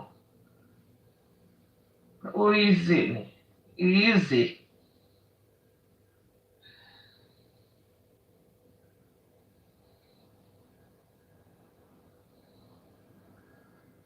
Ṣó easy ni. Ẹ̀dẹ̀ mú odindi èèyàn ní o. Ẹ̀dẹ̀ pa. Ẹ gbà mí. Odindi èèyàn ẹ̀dẹ̀ pa. Ọlọ́run tó tóbi, Ọlọ́run Elédùmarè ni mo fi ṣẹlẹ́rìí bí mo ṣe wà yìí. Mi ò lè sún méjìyẹ bí mo ṣe dàgbà tó yìí. Mi ò lè pa ìdìyẹ. I fear chicken. Àti bá lọ sí tó ti ń pa ìdìyẹ gan. The head and àwọn ẹsẹ̀ tó ṣe bí the fingers yẹn mo máa ń dà wọ́n nù ni. Bí tí mo bẹ̀rù ẹ̀ dé àwọn ẹsẹ̀ tó máa àwọn ọmọ ọ̀ka yẹn òun ló kún lọ bẹ́ẹ̀bẹ́ benevolence tó ṣí. I need go and check it. I don't think I'm lying. I screenshotted it. Benevolence ọbẹ̀ tó sè. Àwọn fíńgà ṣíkì yẹn ẹ rí báyìí. Ó dúró sínú ọbẹ̀ yẹn inú ọbẹ̀ ilá tó sè yẹn báyìí.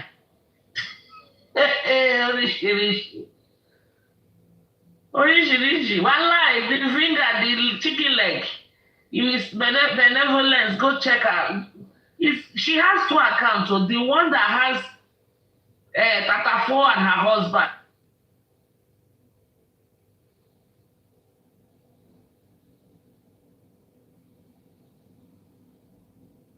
She's cooking ila alasepo okra. There's lizard. There's chicken feet.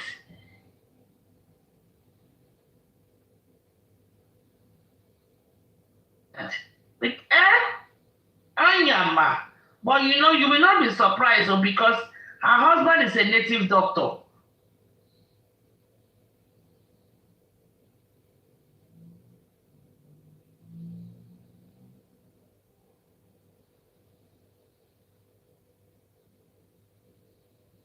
ti sùn.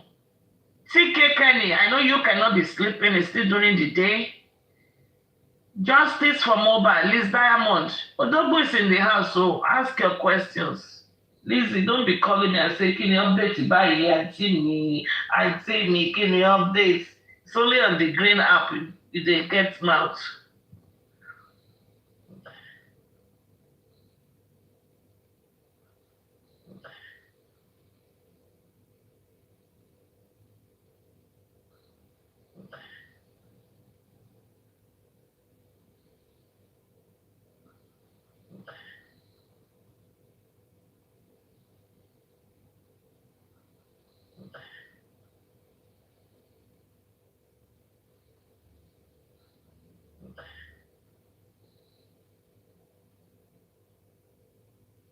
Mr. Isalo confirmed that Mohbad started vomiting.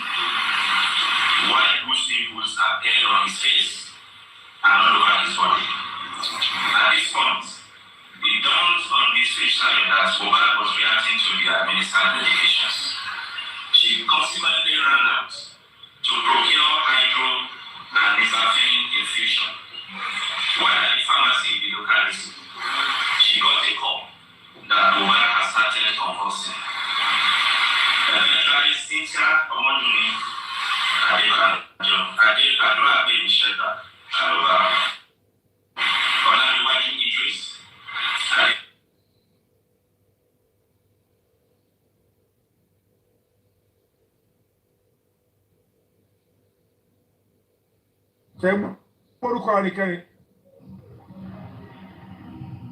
Bẹ́ẹ̀ni, a ti gbọ́ orúkọ àwọn tó wà ń bẹ̀, yes.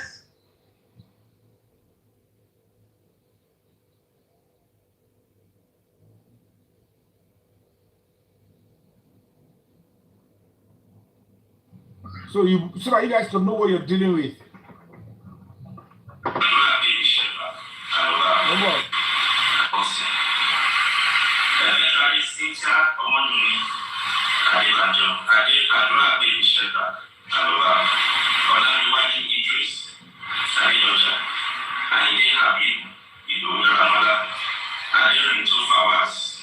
And Miss Isayo rushing to the hospital in the vehicle of engineer Chinaka, Jesse, their neighbor.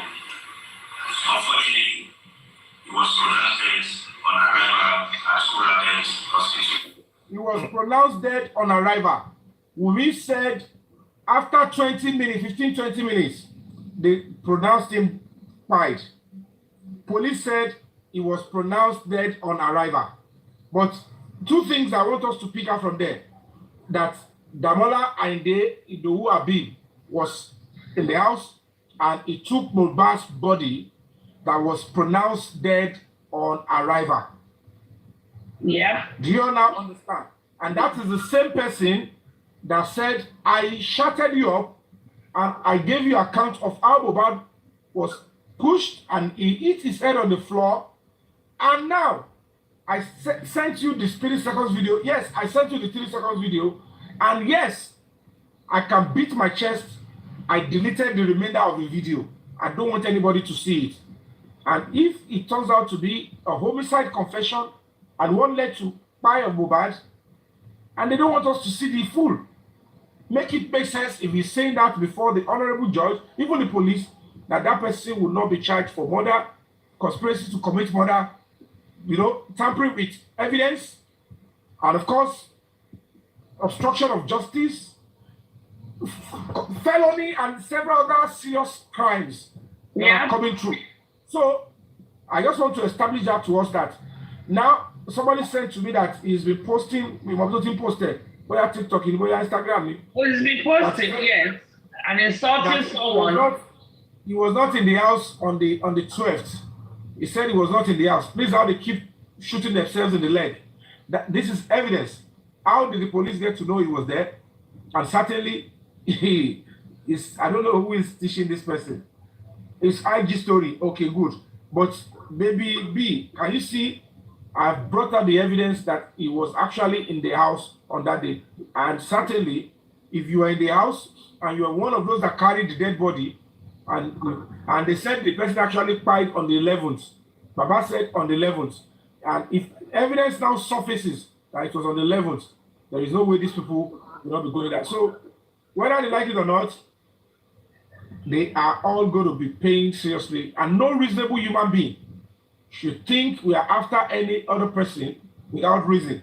These are two overwhelming evidence and leads that we cannot overlook as a society. Okay, I should play it again. I will play it again. Let me start from beginning. It's very short. I'll play. Are you ready? Let me play it from beginning, please. Yes, Listen please. attentively. I'll play it again.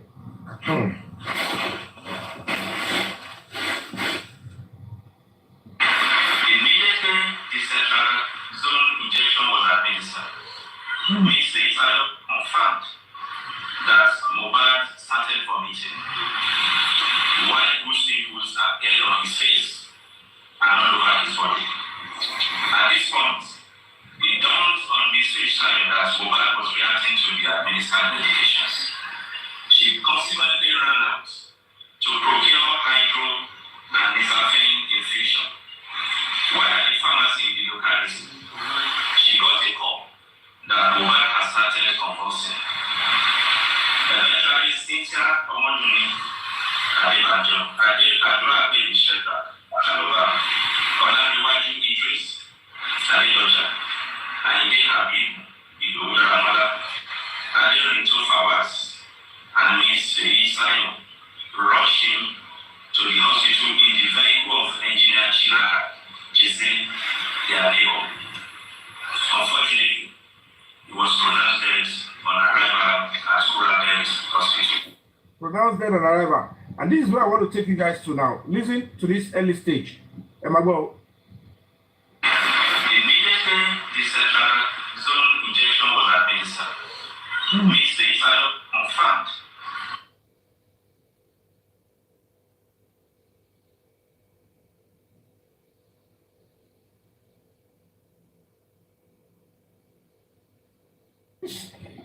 It's not just negligence. It's negligence. But it is not just negligence. This is where murder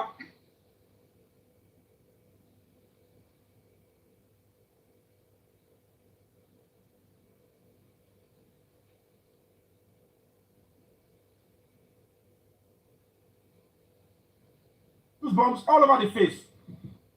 Goosebumps all over the face. The right thing to do is to rush the person to the nearest hospital. So how on earth will a nurse rush to pharmacy that you don't know whether they have the antidote and still want to spend another time to rush back, thinking you will meet the person alive? That is if we go by their own script that the nurse treated Mohbad. The right thing to do, which as at that time, even if Mohbad does not like hospital, you, the wife, you are in the house with him. A nurse that never treated your husband before, treated him, injected him, he began to have goose pimples all over his face, and he started vomiting. And you never thought of saying, can we rush this guy to... At this point, Mohbad, I don't care what you say, you need to get to the hospital because something has been kept in your body. They fear for Kwejadeo. And that is why I'm going to be appealing to everybody. It is your fundamental right to know what will be administered on you as injection or drugs. It is your right to ask the caregiver, can I see what drugs are you giving me? What is this for? Because even nurses, they could make mistakes. Under a serious hospital, they could make mistakes.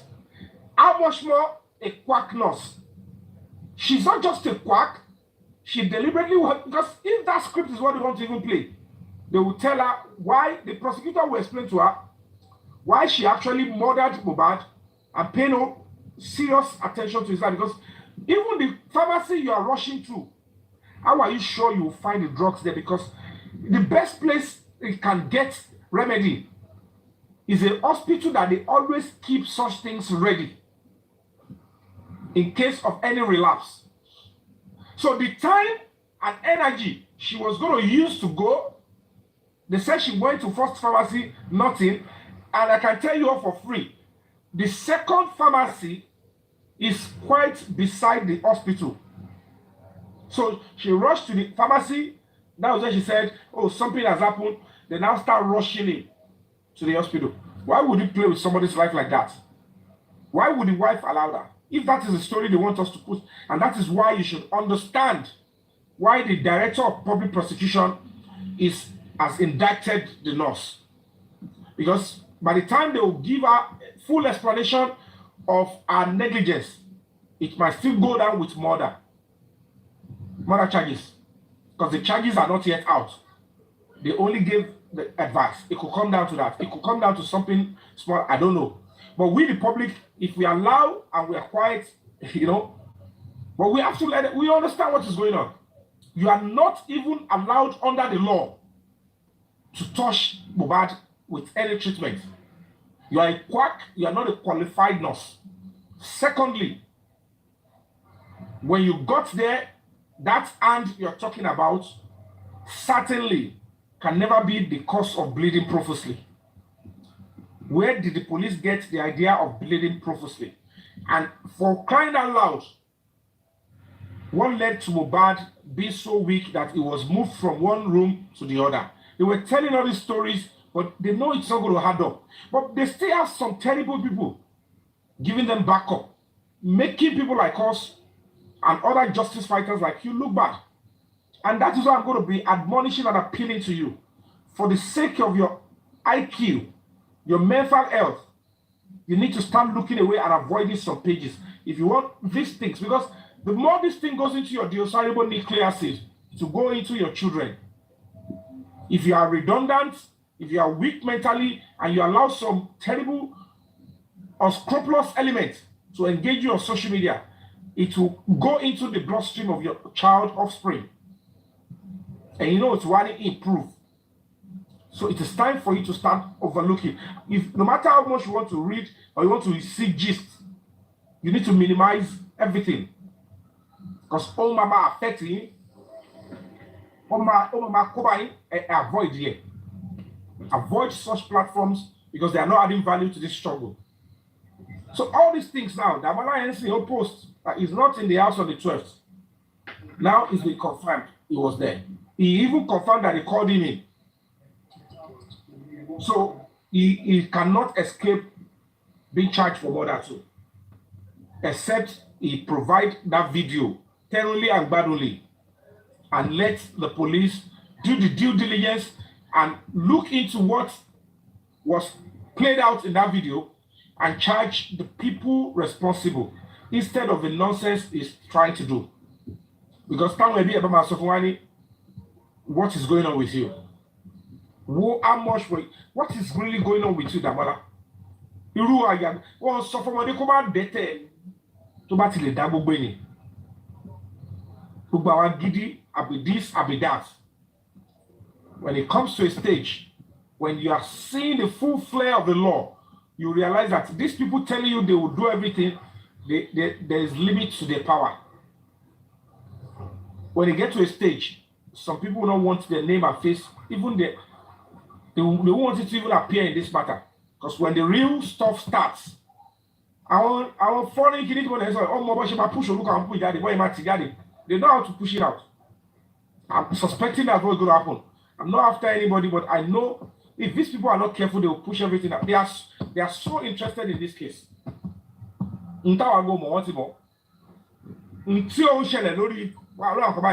Of total national interest. One recharge they see more than us, but they cannot come forward because they won't interfere with, sovereign stuff. But they are looking for a way around it. Amen to that. So amen to that.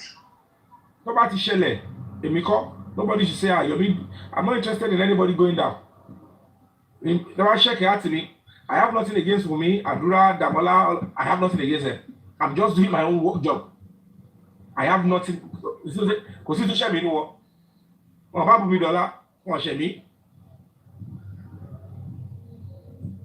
Oh, she exposed it today, Abi. Fire Force. So, nobody begged me to do this. Nobody sponsored me. The only people that are supporting me are the public.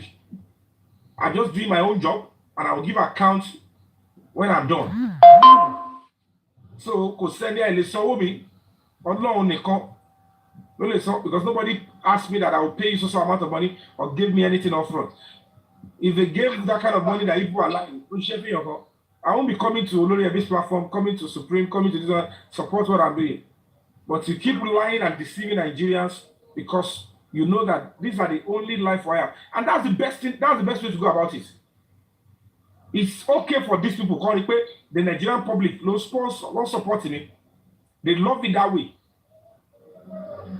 You know, don't genuine, don't strong, don't sustained. I'm just, it's better to say we are the one donating all of us to do this than to say Yomi and Nicoloche. But they don't understand the meaning of that. Okay, some people in the public are donating to pay one. And that is the beauty of this kind of a crusade and advocacy. That Nigerians come together to say we are fighting for this. And that is the best thing. So, you come and pay a you come as a player, no sponsor, because I'm a part of it. And you go to corner because don't go for this. They just want to weaken the advocacy. It is you, the public, that are donating your hard-earned money to fight for this justice. And why would the police and the government want to blatantly show that they are supporting the murderer? About tell you pull out tomorrow. Thank you. Yeah. Any question? Yeah. I'm ready to take it. So, sorry, Ekale, Moki, everybody. Ekale, go straight to your point. Ekale. Okay, my point.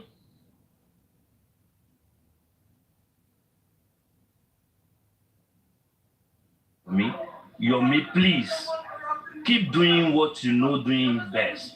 You don't hold anybody any explanation. That is what Nigeria are watching. There are millions of Nigerians tó yẹ pé wọ́n rí gbogbo nǹkan tí oníkálukú gbogbo shenanigans tó oníkálukú ń constitute online ni wọ́n rí. Yomi, you don't need any explanation pẹ̀lú anybody in as much as you know that you are doing the right thing. Àwọn tó máa gbà ẹ́ gbọ́ àgbà ẹ́ gbọ́, àwọn tó ò ní gbà ẹ́ gbọ́ wọn ò ní gbà ẹ́ gbọ́. Má jẹ́ sórí gbogbo nǹkan tó ń rí wọn yẹn distraction inú mi dẹ̀ dùn pé ìwọ gangan mọ̀ fúnra ẹ̀, but you don't hold any o ní láti máa sọ̀rọ̀ púpọ̀ pẹ̀lú àwọn èèyàn kó máa bá wọn wọ kẹjọ máa wọ kẹ máa jọ stage ọ̀rọ̀ síra yín. You just keep doing what you're doing. Simple as that. Please Yomi. Ànọ̀rọ̀ mi ò dẹ̀ jù bẹ́ẹ̀ lọ. Gbogbo nǹkan tí ìyá Mohbad ń ṣe gbogbo wọn tó ń ṣe, just leave every one of them, please Yomi. No. I'm just giving updates and I'm sensitizing and mobilizing the public on our next action because it's not just about me alone. We're going to be having a peaceful protest, sensitization protest in front of Panti. It's not something I will keep to myself. I have to come out and explain why that protest is very important and why the public are legitimately aggrieved under the United Nations Charter. Now the public are legitimately aggrieved because Damola came out and confessed, not on social media, not to anybody, to the police. He said it to the police and it's a confessional statement that is binding under the law. In fact, I need the evidence. Confessional statement is enough for a judge to sentence anybody. That I, Damola Ayinde Abib, I deleted homicide evidence. That is huge. Secondly, he confirmed, he sent a 3-second video. And the confession, because he was in the house and he was one of those that took Mohbad's body to the hospital. Certainly, he has a case to answer in that one. What happened to the dead body? Because the hospital said, you brought in a dead body. Did you kill him? Were you part of those that killed him? Or you are trying to cover up for those that took his life? For that action that you confirmed, like I'm saying, then you are certainly going to go down for that. You don't need to worry yourself about all these things. You want to worry. You want to worry. ìwọ náà wòran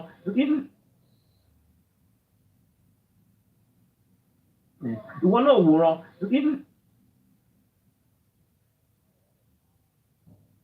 ìwọ náà wòran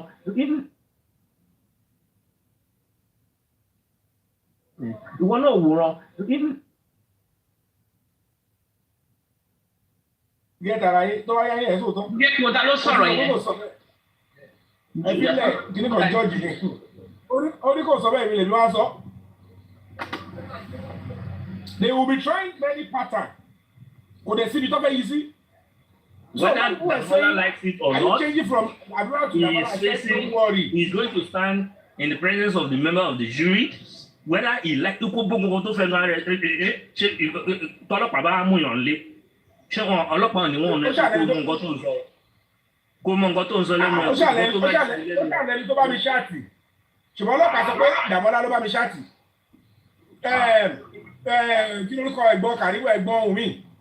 Ìyẹn náà sọ pé Damola ni. Wọ́n ní mo pàrọ̀ máa dùn. Okay, Damola yẹn náà. Ó dẹ̀ títí sọ fún wa pẹ̀lú ọlọ́pàá pẹ̀lú everybody. They don't know we have the evidence to that. Ẹ máa wo tí. Whatever the case may be, ẹ máa wo rọ́bọ̀ ẹ bá yẹ sọ̀rọ̀ jù. Oye, ẹgbẹ́ ó ṣe àṣàjì. You just need to be reserved anyway. You just need to be reserved. Most of àwọn nǹkan míì tó máa jáde lẹ́nu ẹ̀ wọ́gbọ́n onímọ̀gbà tó máa jáde lẹ́nu ẹ̀ gan. Wọ́n ló mọ bó ṣe dé tó ṣe arrive dé level tó wà yìí. Gbogbo yìí tó kò sí tó kàn ẹ́ pẹ̀lú gbogbo òṣì tó ń ṣe yẹn. Kò sí tó kàn wọ́n ìwọ́n mọ bí tí wọ́n ń lọ ọmọ bí tí wọ́n gbé ọ̀rọ̀ ẹ̀ gbà. Gbogbo wà lẹ́nu ẹ̀ wọ́n ń ṣe tẹ́lẹ̀ wọ́n ń ṣe gbogbo ẹ̀yẹn gbogbo wọn ẹ̀ ń fi ẹni fi wọ́n lẹ̀ ọ̀n bá ṣépè lọ́dọ̀ la èpè elépèlépè máa jà ẹni tó ń ṣépè ẹni tó bá dérú òun lérú máa tàn ẹni tó bá wò èpèlépè ló máa múnà. Èpè fún activist ọmọ káwọn wọn kọ soprano ni èpè fún activist ní wọn. Sọ́mọ èpè tá à ń ṣe fúnra wa nu fíìmù ní location ẹ̀kọ́ máa ló fẹ́ jẹ́ pé mo ti kú rí bó ṣe wà ní fíìmù mo ti yá wèrè rí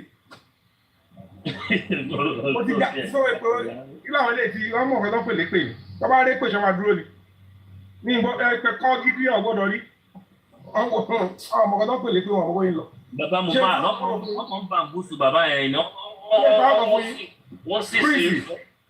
tó bá ṣe ìpè gidi tó bá pé ìpè gidi lọ́lọ́ ṣe wọ́n ti mọ̀ lára mi tó wà èpè láwọn ilé iṣẹ́ àwọn ilé ìmọ̀kan tó pè lókè. ṣé yín mi àdèmọ ara àwọn screw ṣe everything náà tí ó ní kí n pè wọn padà ẹ bá ti àgbè ọ̀rẹ́sà yẹn túmọ̀ sí pé tàbá ní pé máa fún wa ní £500. Mr. Andy. Ó rẹ̀ kan láwọn fẹ́ fún wa ní £500 ṣé fún. Ọ̀sẹ̀ bẹ́ẹ̀ bá kò fẹ́ gbọ́ mi o. Okay, sorry, Yomi.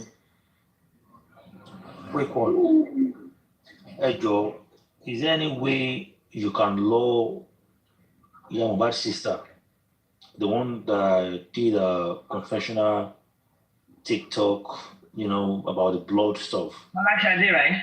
How can we bring her into this case? Can we petition her for her to have said such, to come and give more details? It's just a question. We don't know how far she can go to confirm it, because at the end of the day, what she said on TikTok, she might say she's just joking. But you have to say it. Anything all they say if they say it on social media, it ends there. It doesn't work with police. It's not tenable in the court of law. They have to repeat the same thing before the police and write it down. Or they are recorded. Let me just tell you this. Surely, gbogbo effort gbogbo risk to take lórí justice for Mohbad. Gbogbo àwọn tó jókòó sí London, tó jókòó sí America, tó wà ní Nàìjíríà, tó jẹ́ pé wọ́n kàn gbogbo nǹkan tó bá kọ̀ tí wàá gbé fún wọn, tó bá ti sọ fún wọn ló ń sọ. But ìwọ mójú ẹ̀ débẹ̀, gbogbo nǹkan yẹn ló fi ń envy ẹ, gbogbo nǹkan yẹn ló fi ń jealous. Ṣé kò yẹ fi gbogbo yẹn kò dẹ̀ jẹ́ kí wọ́n tẹ wọ́n madam tó lọ pàdé tí wọ́n ti rò pé bóyá mọ̀láfọ́ká tó wà l'Amẹ́ríkà tó pé rẹ̀ láǹtí ẹ̀ kí lórúkọ ìtàn Karima àbí kí ló ń porúkọ ẹ̀ tí wọ́n rò pé bóyá to understand. So gbogbo nǹkan wọ̀nyẹn ṣe understand kò tẹ̀ jẹ́ kó tẹ̀ máa ó kọ̀ jẹ́ kó kọ̀ máa fi wọ́n rẹ́rìn kó kọ̀ máa wù wọ́n báyìí kó kọ̀ máa wù wọ́n ò tẹ̀ ní láti máa bá wọn lẹ́jọ́ náà ṣé wọ́n lo gbà tó tí wọ́n lọ sí police station tó ṣe.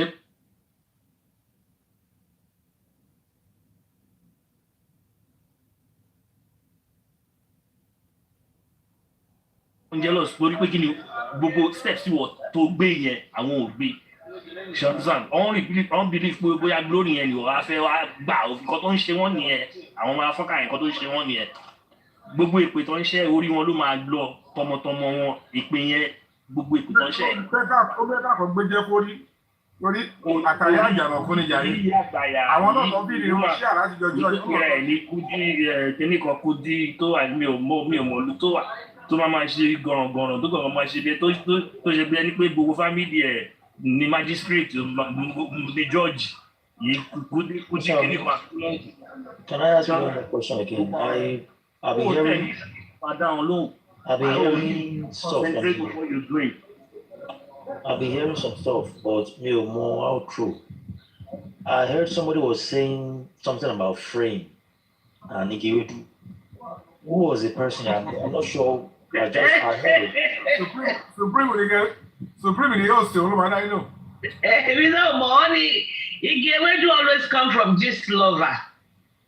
No man saw Igewedu ni wo pa wa o. Now, what about the frame? Who is framing? Don't frame and go open eyebrow because I keep hearing the frame. Yeah, I'm just thinking the world. Picture frame. I don't know. Who was saying that? Frame will let you ever saw. Frame will ever saw frame. Sorry for the bad English. Talent no. What is sorry for the bad English? Talent no, don't so bad. Motibeni, I apologize. Sorry for the bad English. I'm letting Miami. Me, I want to talk, everybody. Carol, you don't wake up. You don't wake up. Yes, I don't wake up. Hello, everyone. I've been listening and I've been hearing what everyone has been saying, but the strength of it all is not just saying, Yomi, do this, Yomi, well done. We need to rally around and support him financially, spiritually, every angle. Please, that is what I'm saying. That is what I'm here to campaign for. Please, we need to support him with everything we have, his NGO. Financially, it's not just, it's living from Abeokuta to Lagos every day. We need to boost his NGO. With that, we will say, pepper them all. Please. Thank you. So, Prima, Mr. Yomi, have you heard the song a brilliant lady did yesterday and mentioned your names and all of that? I have not. Okay, I think I have it here.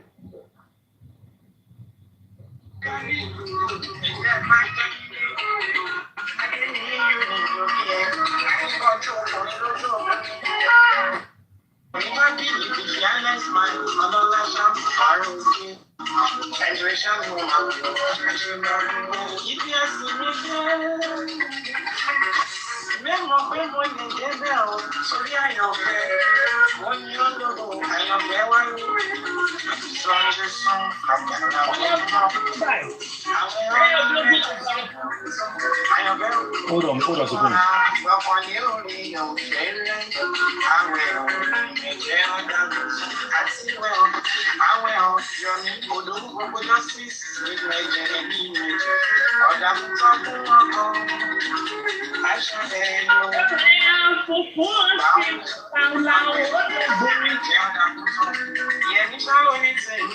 So that is for Odogo, that was a good one. Then for Supreme.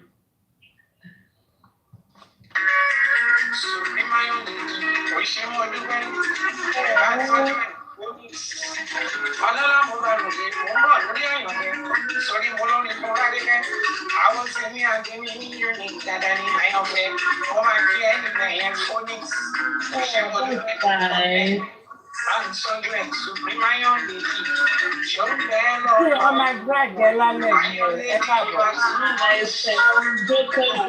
oh really?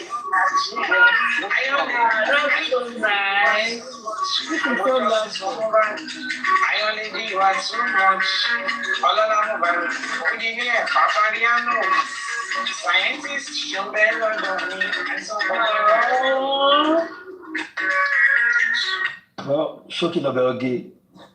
Ọmọ abọ́rẹ̀ lọ. Wàá fẹ́ gbé ẹtí bí screen lè wá paná. Ọmọ kan kọ́ dàbí ẹ̀ fún ìrì àbí kóyà.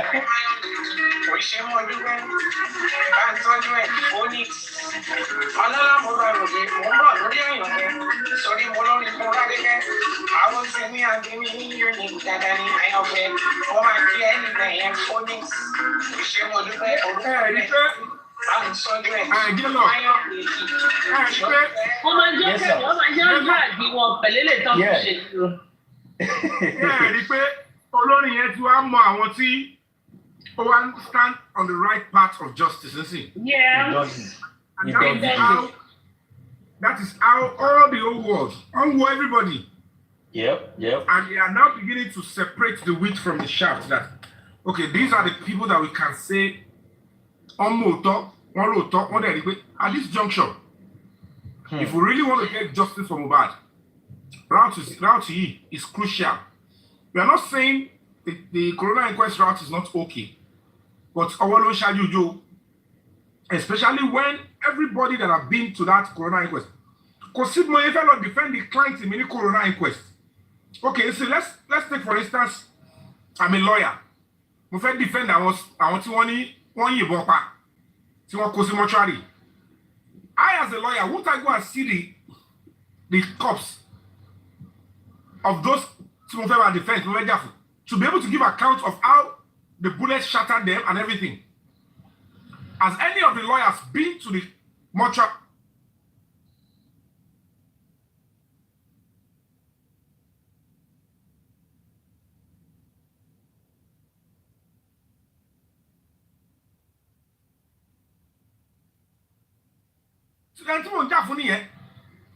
If I can't see what happened, I can see what was done to my client. But and that is what the public spends money on. They want to come for us because they might say lawyer in London. Okay, law that I saw follow the template of the law. Intelligence is involved in it. So is important, and they keep attacking this pathway. Importance from commanding the station be many OIG but 3 seconds they were important. 3 seconds they were taku eti gbe mi lọ sọ́dọ̀ commissioner of police ani mo taku e gbe mi lọ sí party mo taku and o wa ase a lọ sí IG o wa ase. And then you're still making it look like we don't know what you're saying. You're making it look like every other person that are saying they should come out with that 3 seconds. At the end of the day, any other person that claim they are fighting for justice, they are antagonizing that pathway. And the police are listening to us. The DPP, the Ministry of Justice are listening to us. The government are listening to us. Actions are taken. The media are listening to us. The media audience. Are they also they don't know what they are saying? So they don't, when you see ignore them. Very shortly, the real people that should listen, even from the presidency, fully now they will listen and they say, you know what, let's get to this, or this thing will have to affect this country. Governor Sanwo-Olu get a bekoje. But if they don't manage this crisis very well, the public, the youth, they are legitimately aggrieved now. For somebody to claim and come to the police and say, I deleted homicide evidence. Are you trying to take the public and the police for granted? You deleted. And command. Created physical charge here that he deleted the evidence. So if you don't delete, provide it. Telling us that it is not in that phone. It's either you delete, you stick to your deleting, or police and party go to command, call the retrieval evidence again. Economy. It is either that way. But if party police will go to command, which is the same command too. Let me say special squad 1. And say, can you copy what is in that phone? Because lawyer ever press is okay.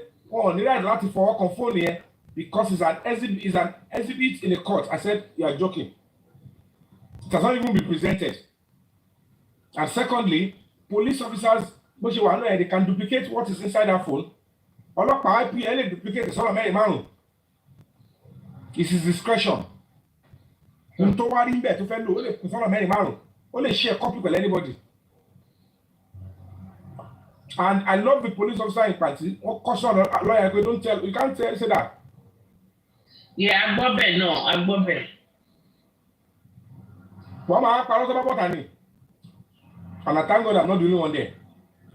Wọ́n gbé wá gan ogun lágídí ni o. Lawyer mẹ́ta èmi nìkan. 3 lawyers wọ́n ṣe session ni o. Bàtà ni pé wọ́n rí mi defeat ní 4th session. One is you wait for 5 o'clock. 5 o'clock, 2 new lawyers came in. And we started the Jagidi ni o. Also go law time, no also me in law school, me law secondary school law. No. O ka common sense.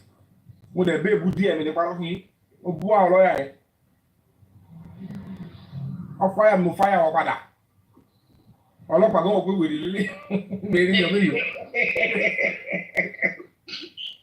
Àwọn ọlọ́pàá ti mọ̀ ẹ́ náà tẹ́lẹ̀ náà anyway. Bó ṣe máa tẹ́lẹ̀. Very celebrity. All the way me more. That's what I keep saying. What?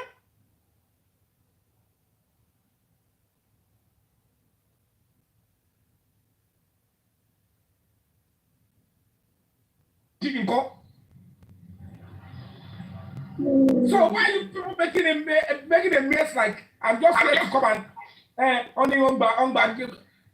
People giving gifts are doing it voluntary. But you know ever be Arabu. Only to the people who in the lion meji. Let me say justice for Boba.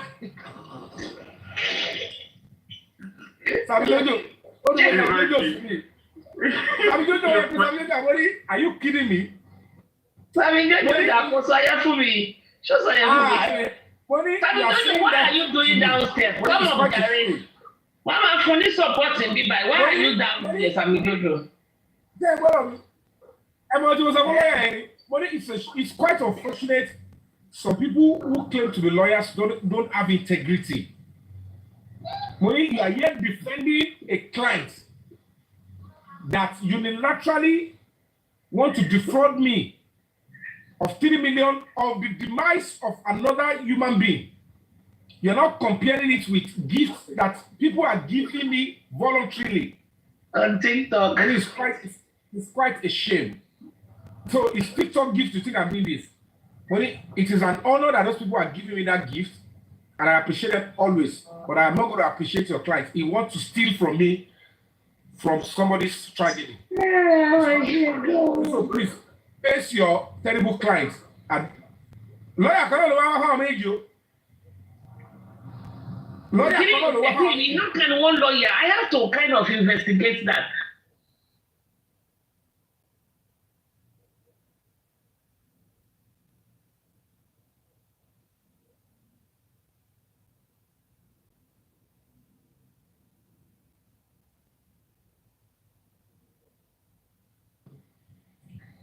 You understand? So one conscious society ni and our back no agbadun.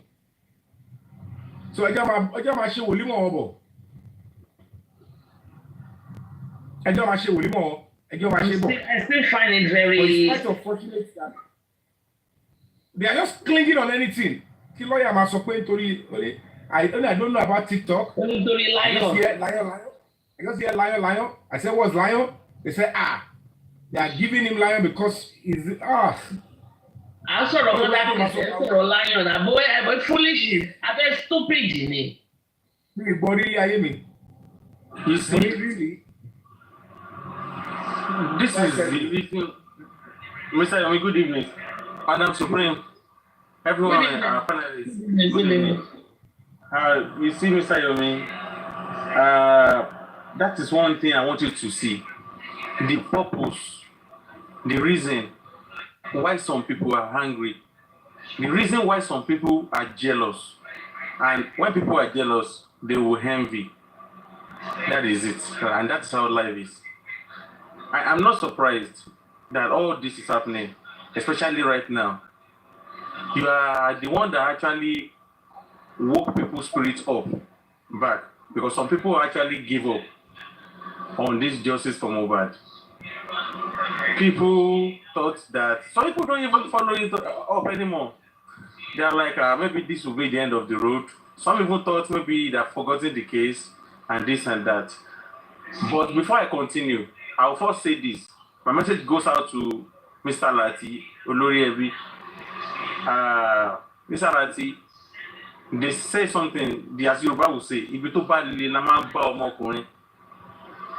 They wanted you to follow their own track. Unfortunately for them, you know the truth, because we have been following them for a while. Money was donated, a lot of things were done. They squandered it. Nobody is talking about what they did. Everybody is just looking at them like, well, we move. And we moved to another part. Do they still expect us, after wasting such huge amount of money that was donated? Is it the Access Bank that we are going to talk about? Is it the GoFundMe we are going to talk about? Or is it the Wema Bank that we even called a personal account that we said, okay, let's be taking care of this person? Unfortunately, although I'm not surprised, people still bite the fingers that fed them. It's so unfortunate. So, Mr. Nati, please do not look at their side talks. It's a means just to distract you so that you will not be able to see things for what it is. You see, if you look at these people that are actually saying this, saying that, you see that they have nothing much to offer. We are talking about someone that is risking his life, going enter skater, doing this, doing that. How much are we giving to him? Who have ever even if we have to give him money, do you think it's just like a chicken change or something like that? But he is doing this. Do you even understand what they call risk? You are talking about money. We are talking about risking life. When you are just like some people are so dumb, they don't understand some things. Somebody that is risking his own life, doing things, moving up and down, and you are there talking about lion, talking about AGF4, talking about lion. Can you imagine how dumb some people are? A lawyer said that for real? Wow. So, it's so ridiculous when you hear these things. And unfortunately, I don't know, they still go around doing these things. Actually, it doesn't get to me because most of these days, I just see it. Anytime I feel bored, I just turn on this thing. I love the way they just keep shouting. Some will come out, especially the one they call the tank crier. Vengeance, that one is the tank crier. I love the way he shouts. Anytime I want to entertain myself, I love listening to him. Ìgbà tí mi ò tí ì mọ bó ṣe ń lọ ṣe ní access gbogbo wọn yẹn. Ọlọ́run fún mi lórí ọ̀fẹ́ mu, ó wà ní same list, block them off. I don't know mi ò rí owó tẹ̀ ń rí yẹn. Mr. Yomi, I don't belong to their league, I don't belong to that. Ọlọ́run one thing that you don't even need to worry about them. Don't worry about them. Somebody that doesn't have a face. Ẹ̀yin tẹ́ ẹ̀ enjoy wọn ẹ wo bí ẹ̀yin tẹ́ ẹ̀ enjoy wọn ẹ̀yin lẹ́mọ reason ẹ̀yin lẹ́mọ iṣẹ́ tó ṣe fún health àti mental strength. They can never destroy our own mental health, Mr. Yomi. No, someone like me. Anyone tó bá pariwo orúkọ mi, ó ṣe polówó agúnmu o. Of course, no. You don't care now. You don't care about them. I understand, Mr. Yomi. So I just want to say this, Mr. Yomi. I'll just say this, Mr. Yomi. Do not be bothered by, when you are going to a market, Yoruba will say that, tí ẹ bá lọ sọ́jà, ẹ̀yọ̀ kí ń wá rówó ọjà, ibi tí ẹ bá lọ lè máa ń wò. That as Yoruba say. Please, Mr. Yomi, do not be distracted. And please, Mr. Lati, they will come for you. Their strategy is just for you to back off from supporting Yomi. And we know Mr. Yomi is doing something that's actually touching them. Deep in their bone marrows, they know these things. This is the reason why they are running enter. They do not want this justice to be out. They want us to believe and sit tight wherever they keep us. We are not dummies. We are not dummies. We know what we are doing. Ó dà ẹ̀rú kò yẹ gbogbo yín. Ẹ̀rí iye drama tí Mohbad yẹn múlẹ̀. Mọ̀ pé jọ́ kejì ìgbà tó tún gbé Mohbad tọ́run lọ sí kìíní zone 2 àjọ wà bẹ̀. Lẹ́yìn ẹ̀ lájọ wà tó mọ̀ sọ pé apologize tó bẹ̀bẹ̀. Ó dẹ̀ rí pé kò lẹ́yìn ẹ̀ lọ́sẹ̀ tún ru Mohbad. Nígbà tó tún ru àdúrà. Ó tún yá ó tún di pàǹtí. She did the same thing. She did worse. Bọ̀ nítorí pé inú pàǹtí ni kò sẹ́ni tó máa rìkọ́ọ̀dù ni. Ìsìkọ́sẹ̀ rí yẹn ta. Ẹlẹ́ẹ̀kejì ó tún pariwo Yomi Fabayi òun ló dúdú kọrù àdúrà lọ́pàá àti Sàmù Jòǹjò. Oh my God, Yomi ó ti fi èdè pé ṣé lè lò kò sọ bẹ̀ yẹn. Yomi ó ti fi drama kùn ún sí. Yomi Fabayi ni o. Jẹ́ kí sáré play 3 seconds video fún ìṣòro. Àtújọ wà ní pàǹtí bẹ́ẹ̀ lọ ṣe ń lérí máa ń kóbìnrin wọn bẹ́ẹ̀ lọ ń kùn lẹ́gbẹ̀ẹ́ kan ìsinmi mo kọ́ báyìí pé. Àlè di ẹjọ́ fún mi 1 minute. Èmi ò ní ọ̀rọ̀ tí fẹ́ sọ lọ́lẹ̀ yìí. Mo kàn fẹ́ máa fi àwọn small àjàsà sí ni gẹ́gẹ́ bí èmi ṣe darí mi. Ẹni bínú ni 3 seconds video yẹn wọ́n bá wa kọrin ẹ̀ lánàá. It could be a ringing tone, but ẹ ṣáà gbọ́ díẹ̀ ń bẹ̀.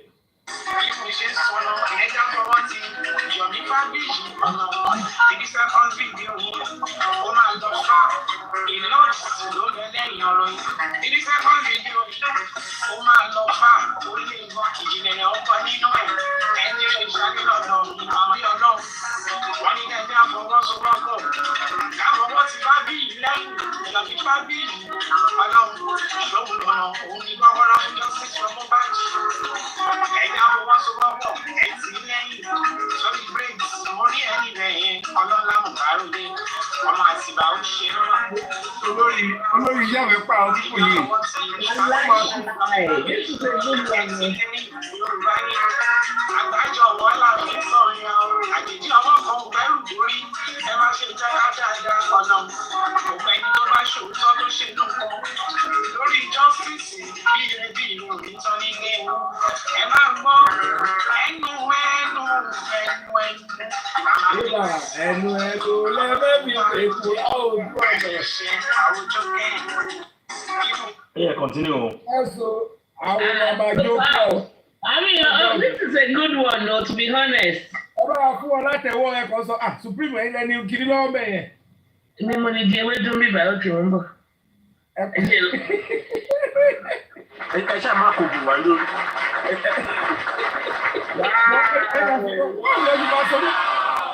Báwo ni lè ṣe máa sọ orúkọ bẹ́ẹ̀ yẹn?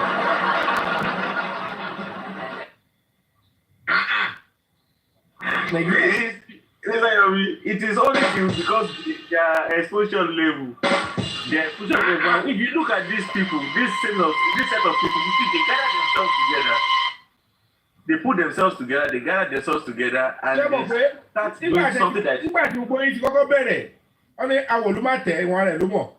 Mo kọ́kọ́ take time. Have a public lawyer. Kí ni àwọn olóhùn pariwo àfẹ́ public lawyer? What do they know? Àtúntò láti educate wọn pé wẹ́ bí Mr. Lati sọ yẹn nígbà wọ́n tún wọ́n báyìí pé well done. Mo take time mi. Nígbà mo bẹ̀rẹ̀ sí ń lo lọ́yà lọ lápá kan tèmi tí mi fèsì kọ́ mi lọ. Ṣé mo dé anybody láàmú? Because I realize at the end of the day, gbogbo kiri tẹ̀ fún àwọn ilé chance. Ẹ fẹ́ ṣe ẹ fẹ́ gba lọ́yà ẹ ti kọ́kọ́ wá bá wọn sọ. Wọ́n máa ṣe yánpọ̀ yánrin ni. Ẹ wá rí pé gbogbo àwọn tó wá ń tì síta.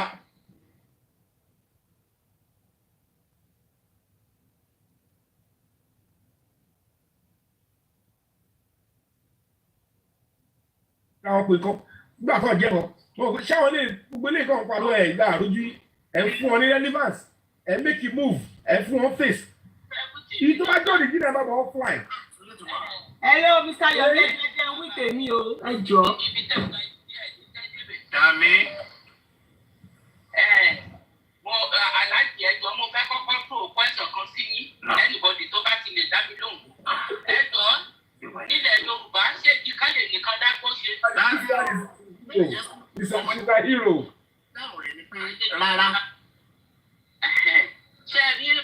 Mohbad wọ́n ti ń sọ àsọjáàmù ọ̀rọ̀ jù.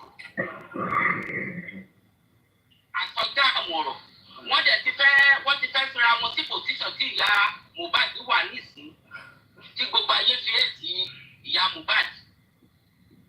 Mo sọ kínní kan lánàá mo ní bàbá ò lọ́rọ̀ ń gbọ́. Bàbá òun lágídí ó lòun lágídí kì í ṣe ònìkan ló lágídí o.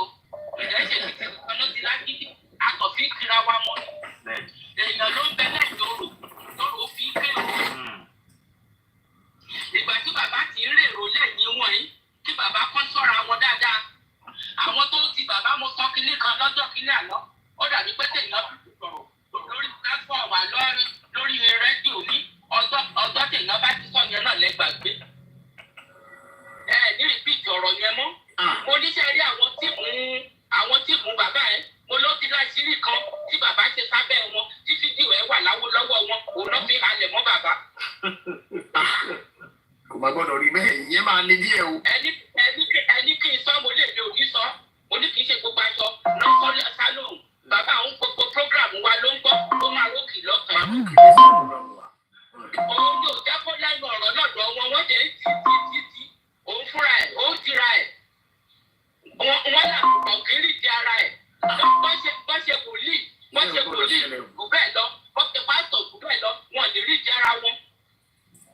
Ṣé rí wọ́n kọ́ nísìn ṣé fúrẹ́ẹ̀mù náà ló ń jà bí fúrẹ́ẹ̀mù mọ́ obìnrin mi. J club fúrẹ́ẹ̀mù tẹ́ wá kiri ni o.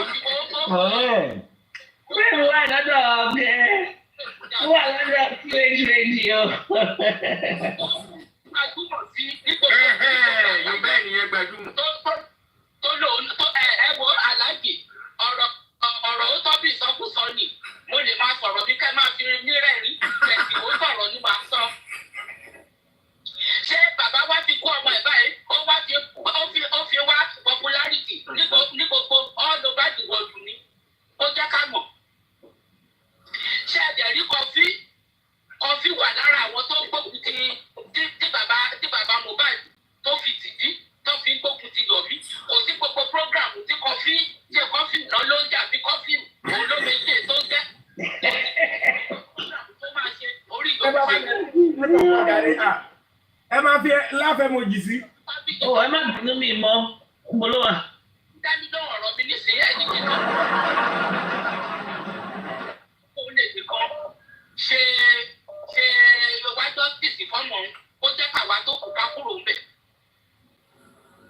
Oníkàlùkù lóníṣẹ́ tó ṣe èmi tí mi kàn tẹ̀ sí níṣẹ́ báyìí tó jẹ́ pé nǹkan bẹ́ẹ̀ problem méjì lọ́rọ̀ Mohbad ti kọ́ sí fún mi nísìnyí nọ́mbà pẹ̀lú. Ojú mi báyìí ò gbádùn lórí ẹkún Mohbad àti ìsọ̀kú láì ṣe mi ni mo bí ọ̀rọ̀. Àná nìsín mo ti lọ rí dókítà olójú lánàá. Àwọn tó dẹ̀ bímọ wọn rìn wọ́n yan fada. Wọ́n sọ pé wọ́n ní fírèmù. Torí èmi ò mọ̀ tó mọ̀ fírèmù yẹn. Fírèmù kò sẹ́ni akọ̀rẹ́ẹ̀tì mi tẹ̀lé ò bá ti kọ̀rẹ́ẹ̀tì mo ti sọ fún pé mi kò sí mi lọ sí skul. Ok, wọ́n sọ̀rọ̀ Sọ́mbò pé ọkọ̀ ti tọ́dún kan tí Sọ́mbò ti wálé Mohbad wọn. Bàbá mi kàn lè sọ̀rọ̀ sí yín pé mi mọ̀ pé ibi tẹ̀ dàgbà tó pé ibẹ̀ lọ́ta yín kò dé. Ṣé ẹni tó wálé ìgbà níjẹta ò lè ṣe kúpa yẹn?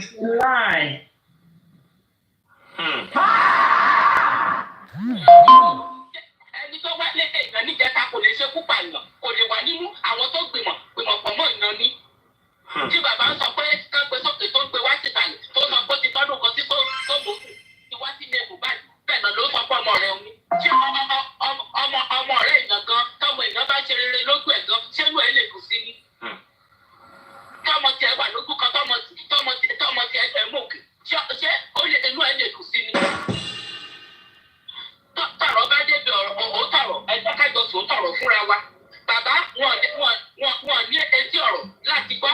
Ókè gbogbo ọ̀nà tí Yomi Fabayi gbọ̀rọ̀ ọba ẹ̀ka bàbá ṣe ló bẹ̀rù àtẹ́lù wọ́n ní wọ́n rí tírí ní fídíò ṣe ni bàbá kàn dẹ́kun ẹ̀ wọ́n ní ká lọ sí àdúgbò Mohbad ká lọ wá ọ̀rọ̀ fídíò jáde ńbẹ̀ ní ládùúgbò ṣe ni bàbá kàn dẹ́kun ẹ̀ bàbá tó gbọ̀rọ̀ Yomi Fabayi tó gbọ̀rọ̀ ọlọ́pàá dání bàbá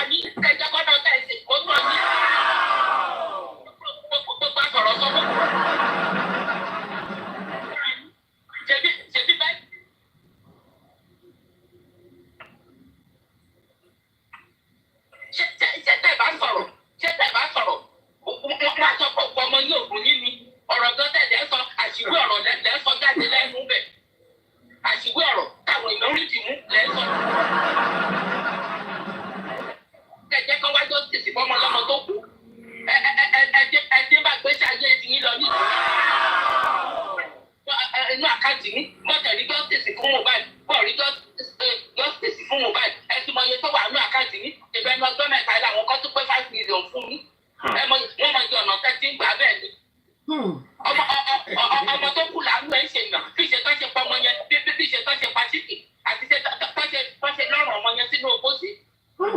Ṣèbí tí lọ́rùn kan bá mú adìyẹ èèyàn. Adìyẹ èèyàn kò lógún kan tí lọ́rùn bá mú èèyàn káàánú ẹ̀. Abẹ́ ìtàn ní káàánú ẹ̀ ni. Èèyàn káàánú ẹ̀. Ẹ̀kọ́ bó ṣe sòkò ọmọ ní jálajàla, ẹ̀kọ́ bó ṣe ṣe lédèrèdè, ṣé ìyẹn kan tó ń pa yín lẹ́kún kan, tẹ̀ gbọ́ sórí kìíní tẹ̀ wá máa sọ̀rọ̀ ọ̀rọ̀ tí ò ṣe é gbọ́. Ẹ sọ́ra yín o, mo tó rí bí tẹ̀lé ẹ̀kọ́ sí, ẹ sọ́ra yín gan ni, kẹjọ kọ́ lọ sọ tẹ̀sí kọ, kẹjọ kó sọ. Ẹ wá sórí platform pé ẹ wá condemn iṣẹ́ ìjọ kankan.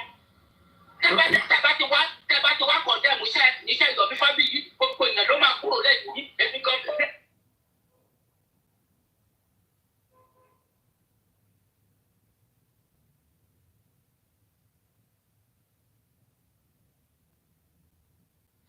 Bàbá tẹ̀sí ó yẹ kẹ́ máa tira yín ni. Ọ̀rọ̀. Lọ́pọ̀ lórí débẹ̀ mi, àdìsínísí, ẹlẹ́tì lé ní 55 years. Ṣé ọmọ 40 years tí ò bá ti pọ́n gan, àgbọ̀ ló máa fà? Ọmọ 40 years tó ra tẹ̀tẹ̀ tó ṣẹ̀ wá fọwọ́ rẹ́ ní iṣẹ́ olúwa sí. Ṣé ò lẹ́sẹ̀ yá? Ìyẹn sì. Wow. Bí tiwọn tá bá sọ pé kọ́ máa sọ̀rọ̀ sí yín, èmi ò lè gbà. Mi lè gbọ́wọ́ bò yín lórí fókè nítorí fìkan láti gbọ́wọ́. Èmi ò lè gbọ́wọ́ bò yín lórí mọ́lẹ̀ o. Màá sọ òótọ́ fún yín. Wọ́n sọ pé frustration. Ṣé frustration ló ń ṣe yín? Frustration ṣe yín. Wọ́n ń gbówó fún yín ẹ̀ ń gbà. Frustration mú yín ẹ̀gẹ́ fìlà ẹ̀gẹ́ lọ sí pàtí. Ọmọ yín lè wà nínú mọ́ṣúárì. Ẹ tọ́ra yín o. Ẹ tọ́ra yín gan ni. Ẹ ṣe wà. Ẹ bá sọ pé mo jẹ́ bọ̀ nǹkan tó tí mo fẹ́ fi bẹ̀rẹ̀ ọ̀rọ̀ mi nìyẹn.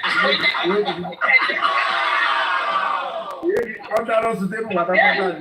Ìyá mi ti ní má ni mo ṣe fẹ́lẹ́ mi nìyẹn. Ìbọn di tébù. Ọ̀rọ̀ yẹn dùn mí. Ọ̀rọ̀ yẹn dùn mí ni. Bẹ́ẹ̀ni. Ojoojúmọ́.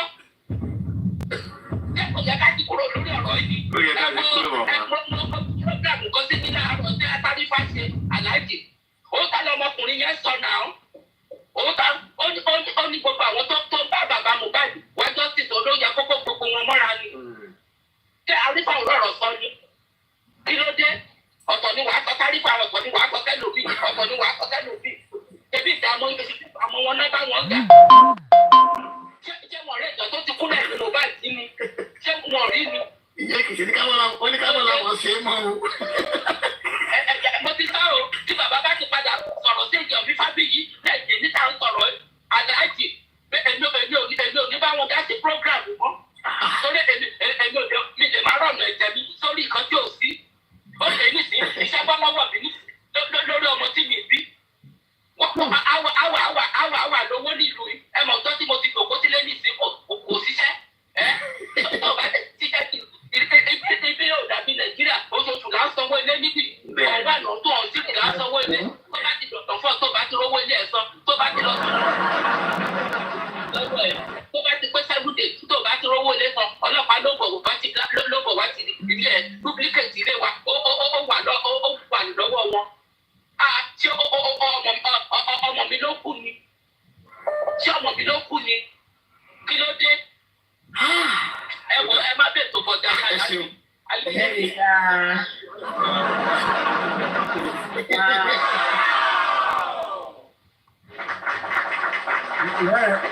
Ọ̀rẹ́ big girl, very honest facts. Funny, honest and direct. Àbọ̀rọ̀ là ń sọ fún ọmọlúwàbí náà. Mr. Yomi, see, one thing about some people is that no matter how bitter that truth is, they will still say it. They are not hypocrites. Some people are pessimists. Although I'm not against them, they are pessimists. Some people, you see, there's something they say. There is power in positivity. When you think positive, things goes well. But for some people, no matter what you do, even remove your eye, borrow them, they still don't appreciate whatever you do. These are pessimist attitude. No matter whatever you do, you cannot satisfy them in life. So you see, The bitter truth sometimes, it hurts. It hurts. But you see, only for the ones that are wise, that will understand the word truth. Some people just want to make name for themselves. They want to be at the front of something that they don't know about. Yoruba will say that or something like that, the way they say it. They do not understand the way things. And instead of them to listen to the ones that can actually give them advice, that can show them the way, they will not. They will insist on being, the pessimists don't change anyway. Pessimists don't. People are all these pessimist people. They don't change. It's their way of life. So, Mr. Yomi, that is power of positivity. We keep going and we keep progressing. That's power of positivity. We are optimists. We are realists. We keep going. We will not give up. Thank you. Let's prepare for the 10th of April. Right. So on the 10th of April we move. Is that what? On the 10th, yeah.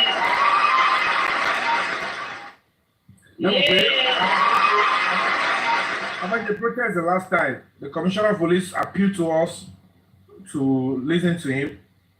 And now that we have listened to him and nothing is coming out of it, it is time for us to know who really is. So we just have to come together in unison. Let's be united and let's come together. And part of it is if you can encourage people, if you can sponsor, 20 people, transportation, give it to somebody to coordinate for you. Let them come and support us. Those that are interested in justice for Mohbad. Here, come back to sponsor 20 people. When you remember, sponsor 20 people, that's 200. Plus, we that are, conventional justice for Mohbad seekers, volunteers, from Big Science Foundation and everybody. Before you know it, we're going to be having close to 500, 1,000 people storming Panti to protest heavily for 3 days. Nobody lazy. I will be confused because Ibelama campus, Tamafitenti was in Tama Susibe. I took Tumada Joke, Atuji, Atulosi Panti. So that they will know we are serious. We'll look for where we're going to stay. What's he? We'll go there 3 days, sacrificing this for the cause of justice. We'll pass the right message and they will know we're not joking in Panti. Because they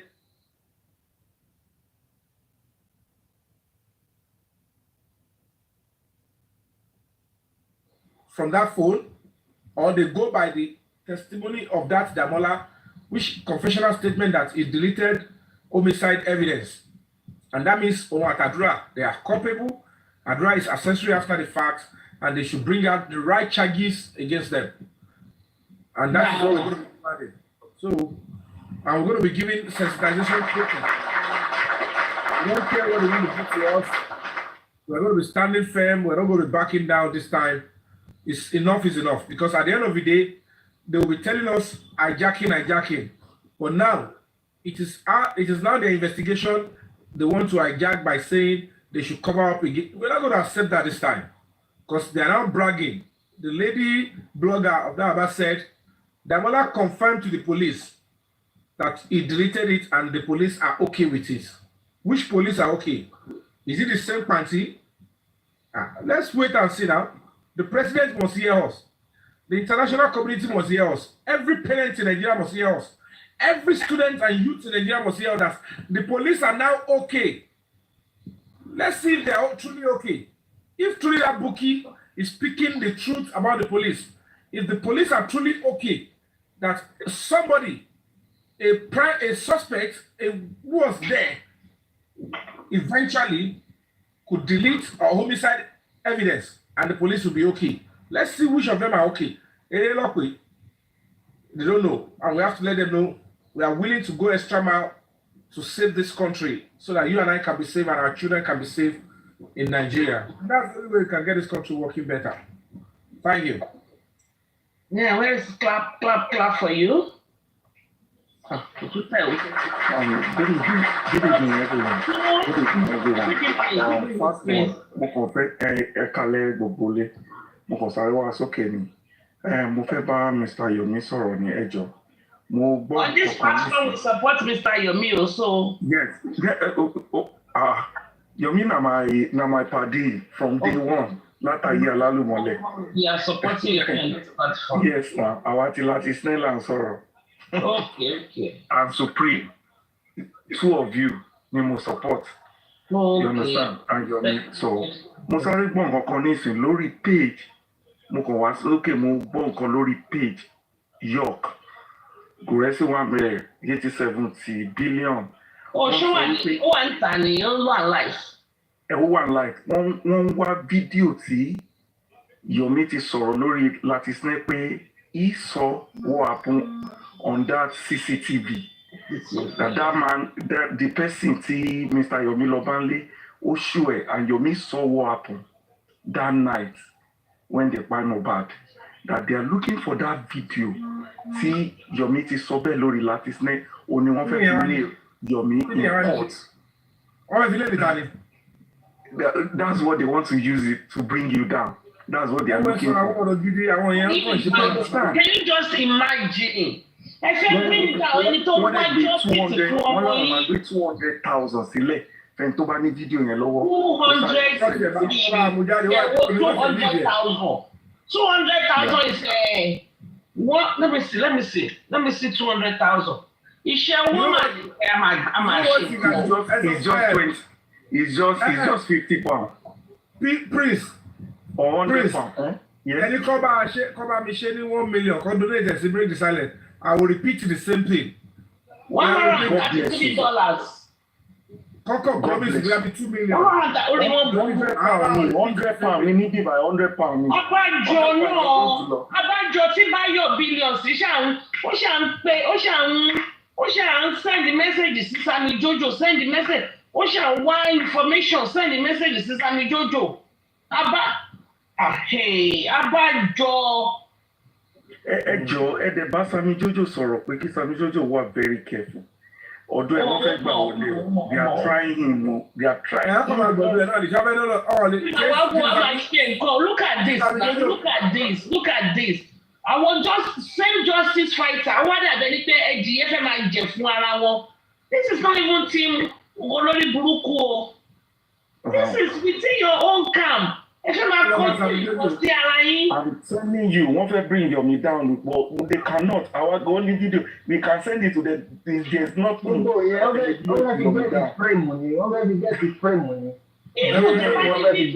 sí tó lè ṣe. Ẹ̀wọ̀n jẹ́ ká sọ ọkọ mi ìyá rẹ̀ ọmọ ẹlẹ́yìn bá sọ̀rọ̀ ọmọ. Báyọ̀ mẹ́sẹ̀ kí sẹ́yìn kí wá wo ń tẹ̀lé ṣe pẹ̀lú ẹ̀. Èmi máa bọ́lẹ̀ o. But I don't get time for this kind of people talk. Mr. Yomi, carry on, Jare. God bless you. I'm from pàtí wà lórí. Wọ́n máa bá ṣẹlẹ̀. Yẹ̀mí ò máa bá ṣẹlẹ̀ lọ, iṣẹ́ rẹ̀ jò. Even if you are like John the Baptist, that is the forerunner of Jesus, you are not the Messiah. So you come to gbógun tì ẹ́ ni. So you come gbógun tì Ọlọ́run ṣàánú mi o. These people are just, they are full of evil. They are just evil. Honestly. Justice àwọn wá classic justice làwọn wá àwọn wá straight one. Àwọn specific one wọ́n wá.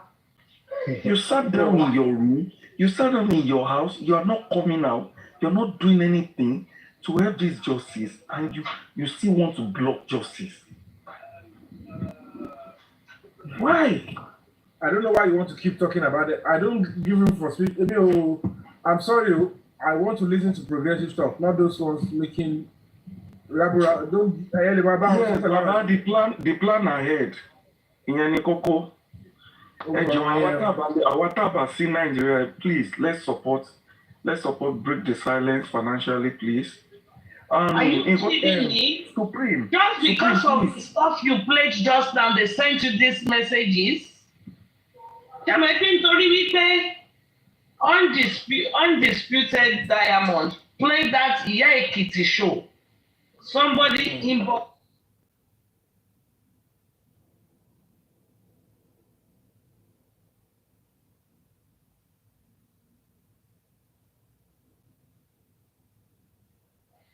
olórí burúkú olòṣì, you will bury your children. So ó mi pé tí bàbá ló máa send ẹ̀ sí o. Tí bàbá, sorry, this lady that play Ìyá Èkìtì now, wọ́n jù sí, ó ní, so she now responded, you will bury your children. The person that sent it will bury their children. I will play it again. Ìyá Èkìtì is coming for you. Yeah, Ìyá Èkìtì tí wọ́n play fún wa lẹ́ẹ̀kan sí. Bóyá tí mi náà bá torí kìíní mi ń sìn, wọ́n ti fún mi dáadáa. Supreme, please, before you play it, please, as from today, please, ẹ jọ̀ọ́ bá wa paste and break the silence account details. Sorry, page anytime about to come to life. And Mr. Yomi too. So anybody that wants to support, one ṣẹ̀ṣẹ̀ máa béèrè lọ́wọ́ yín pé your account number and all that. People will just be sending money straight away. You understand? Ṣé mo mix?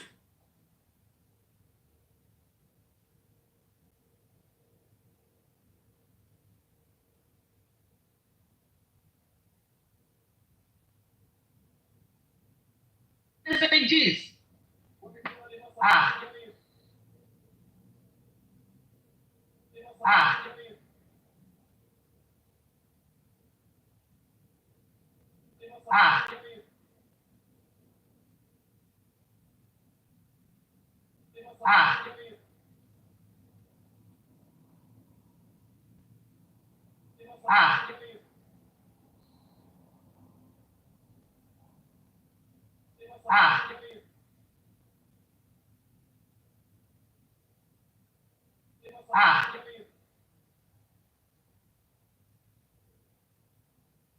Ọlọ́run ni kì í ṣènìyàn o. A ní mo wá dàbí peanut butter, wọ́n wá fi mí sàárín bread. Àwọn tatafó, wọ́n wá lẹ̀ mí báyìí. Àwọn bàbá, wọ́n wá lẹ̀ mí báyìí. If not for God, what will my Israel say? Ló yẹ kí n máa sọ. Ní táwọn people yìí ṣe. They are streaming you. Who are those that are streaming me? The gladiators and the radiators or the tatafos? Now wow. Come and stream me. And you know my GM to yeah. I want stream. I want stream one. Because that is why they've been asking. This time Jojo is having problem with his network. Now they've been calling him, sending him DM. What about the 3 seconds? Can you send this? Ever play Ìyá Èkìtì again? Èmi ò ní. Ẹni tó ní ẹyẹ máa bọ̀ wá play ẹ̀ lókè. Èmi ò ní. Ṣé ọmọ play bẹ́ẹ̀ àbí kí n play bí? Ẹyẹ play tẹ́ bá ti rí. If you whoever says first should play. Ẹ̀sìn mo ní speaker.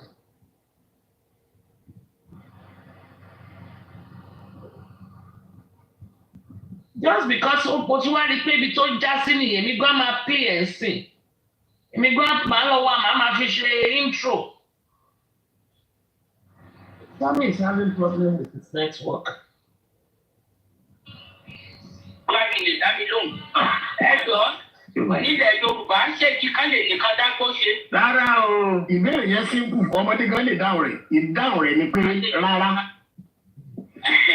Ṣé ẹ rí bàbá Mohbad? Wọ́n ti ń sọ àsọdáàmù ọ̀rọ̀ jù. Àsọdáàmù ọ̀rọ̀. Wọ́n ti fẹ́ fira wọn sí pòtíṣàn tí ìyá Mohbad wà nísìnyí. Tí gbogbo ayé fi wẹ̀ sí ìyá Mohbad.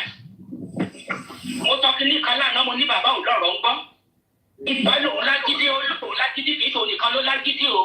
Ìdẹ́sẹ̀ kìí ṣe nìkan ló ti lágídí. Àkọ́bí ìtura wa mọ́ ni. Èèyàn ló ń bẹ lẹ́ẹ̀dọ́rò tóró fi ké o. Ìgbà tí bàbá ti ń rèrò lẹ́yìn wọ̀nyí kí bàbá kan ṣọ́ra wọn dáadáa. Àwọn tó ń ti bàbá mo sọ kínní kan lọ́jọ́ kínní àná. Ó dàbí pé tèèyàn bá ti sọ̀rọ̀ lórí platform lórí rédíò ní ọjọ́ tèèyàn bá ti sọ yẹn náà lẹ́gbàgbé. Ní rìpíìtì ọ̀rọ̀ yẹn mọ́. Mo níṣẹ́ rí àwọn tíìmù bàbá ẹ̀. Mo ló ti láṣìírí kan tí bàbá ṣe sábẹ́ wọn tí fídíò ẹ̀ wà lọ́wọ́ wọn. Òun náà fi halẹ̀ mọ́ bàbá. Kò máa gbọ́dọ̀ rí bẹ́ẹ̀, ìyẹn máa le díẹ̀ o. Ẹni kí n sọ mo lè mi ò ní sọ. Mo ní kì í ṣe gbogbo aṣọ náà sọ sálóhùn. Bàbá àwọn gbogbo prógráàmù wa ló ń gbọ́, ó máa rókì lọ́kàn. Bàbá òkè ní sí prógráàmù wa. Òun yóò jábọ́ lẹ́nu ọ̀rọ̀ náà lọ wọn, wọ́n jẹ́ tí. Ó òun fúnra ẹ̀ ó tira ẹ̀ wọ́n làkùpọ̀ kiri ti ara ẹ̀ wọ́n ṣe wòlíì bẹ́ẹ̀ lọ wọ́n ṣe pásítọ̀ bẹ́ẹ̀ lọ wọ́n lè rí ti ara wọn. ṣé rí wọ́n kọ́ nísìnyí ṣé fúrèmù náà ló ń jà bí fúrèmù náà mọ́ bẹ́ẹ̀ ní ìgbó òyìnbó. ṣé bàbá ìwà fi ó ṣe ikú ọmọ ẹ̀ ó fi wá fúrèmù ní àbí fúrèmù. ó fi gbajúmọ̀ sí ipò wo aláàjì ọ̀rọ̀ ó tọ́ bí ìsọkúsọ ni mo lè máa sọ̀rọ̀ bí ká máa fi nírẹ̀rí bẹ̀ẹ̀ni ó sọ̀rọ̀ ní máa sọ. ṣé bàbá wa ti kó ọmọ ẹ̀ báyìí ó fi wá popularity ní gbogbo all over the world ni ó jẹ́ ká mọ̀. ṣé ẹ̀jẹ̀ rí kọfí wà lára àwọn tó ń gbógun tí bàbá Mohbad tó fi tìdí tó fi gbógun ti Yomi kò sí gbogbo program tí kọfí náà ló ń jà bí kọfí òun ló méjì tó ń jẹ́ kò sí gbogbo program tó máa ṣe orí Yomi Fabayi ni torí èmi ò mọ nǹkan tí Yomi Fabayi gbà lọ́wọ́ wọn. ẹ ti dá mi lóhùn ọ̀rọ̀ mi nísìnyí ẹni kíkan ò lè dá nìkan dágbó ṣe tí bàbá Mohbad bá ti mọ̀ pé òun lè nìkan ṣe wá justice fọ́mọ ó jẹ́ káwa tó kù ká kúrò ń bẹ̀. oníkàlùkù ló ní iṣẹ́ tó ń ṣe èmi tí nìkan tẹ̀ sí níṣẹ́ bá tó jẹ́ pé nǹkan pírọ́blẹ̀mù méjì lọ́rọ̀ Mohbad ti kọ́ sí fún mi nísìnyí nọ́mbà wà lù mí níṣẹ́ ojú mi báyìí ò gbádùn lórí ẹkún Mohbad nísùn láì ṣe mi ni mo bí ọmọ. àná nìsín mo ti lọ rí dókítà olójú lànà àwọn tó tẹ̀ bímọ wọn wọ́n rìn wọ́n yan fada wọ́n sọ pé wọ́n ní fífúrèmù torí èmi ò mọ̀ tó mọ̀ fúrèmù yẹn. fíìmù ìyé gidi fíìmù kò sẹ́ni akọ̀rẹ́tì ní tẹ̀lé o bá ti kọ̀rẹ́tì mo ti sọ fún mi lọ sí skul. ok wọ́n sọ̀rọ̀ sọ́mbò pé ó ti tọ́dún kan tí sọ́mbò ti wálé bàbá tí wọ́n. bàbá nìkan lè sọ̀rọ̀ sí mi pé mi mọ̀ pé ibi tí àdàgbà tó pé ibẹ̀ lọ́ta ní kòdé. ṣé ẹni tó wálé ìgbà níjẹta ò lè ṣe kú pààyàn ni. mo bẹ̀rẹ̀ ọ̀rọ̀ ní o ẹni tó wálé níjẹta kò lè ṣe kú pààyàn kò lè wà nínú àwọn tó gbìmọ̀ pọ̀ mọ́ ìná ní. tí bàbá ń sọ pé tó ń pe sókè tó ń pe wá sísàlẹ̀ tó sọ pé ti tọ́dún kan tí sóbò ti wá sílé Mohbad bẹ́ẹ̀ náà ló sọ pé ọmọ rẹ̀ òní. ṣé ọmọ rẹ̀ ìgangan tọmọ ìgan bá ṣe rere lójú ẹ̀ gan ṣé inú ẹ̀ lè kù sí i. tọmọ tiẹ̀ wà lójú kan tọmọ tiẹ̀ ẹ̀ mú òkè ṣé inú ẹ̀ lè kù sí ni. tọ̀rọ̀ bá débi òótọ́rọ̀ ẹ̀fọ́ kájọ òótọ́rọ̀ fúnra wa. bàbá wọn ní etí ọ̀rọ̀ láti gbọ́ ó kéré gbogbo ọ̀nà tí Yomi Fabayi gbọ̀rọ̀ ọmọ ẹ̀ gbà bàbá ṣe ló bẹ̀rù àtẹ́lù wọ́n ní wọ́n rí tíríìnì ní fídíò ṣe ni bàbá kọ̀ dẹ́kun ẹ̀ wọ́n ní ká lọ sí àdúgbò Mohbad kọ́ lọ wá ọ̀rọ̀ fídíò jáde ńbẹ̀ ní ládùúgbò ṣe ni bàbá kọ̀ dẹ́kun ẹ̀ bàbá tó bọ̀rọ̀ Yomi Fabayi tó bọ̀rọ̀ ọlọ́pàá dání bàbá tó kọ̀ dẹ́kun ẹ̀. ẹgbẹ́ ọ̀nà owó kan ní bàbá tó fẹ́ bọ̀rọ̀ fún ọmọ yìí kan gbà náà ó jẹ́ ká gbọ́ tó fi máa rí justice. gbogbo àwọn atiláwí tó dẹ̀ wà lẹ́yìn ẹ̀ àwọn ìkátágbé dání àwọn ìkátágbé dání fún káríwó wọn sápa ní Lídíà. bí nǹkan tí mo sọ lánàá mo ní kò tẹ̀ sẹ́nìkan tuntun nínú wọn tó bọ́ lọ́pàá ìjòkó mo tẹ̀ sọ pé ọ̀rọ̀ Mohbad ló ń bá wá àbí ó yọ̀ dẹ̀ sí lẹ́ni tó ṣe tèmi ò mọ̀ èmi ò mọ̀ o tó bá lẹ́ni tó rí bẹ́ẹ̀ kó sọ pé wọ́n ti pẹ́ bóyá kọ́fì o ló na bọ́ lọ́pàá ìjòkó o àbí Bukky Jesse ló na bọ́ lọ́pàá ìjòkó àbí àwọn tí ìkùn ẹ̀ ló na bọ́ lọ́pàá ìjòkó kájà káàkiri.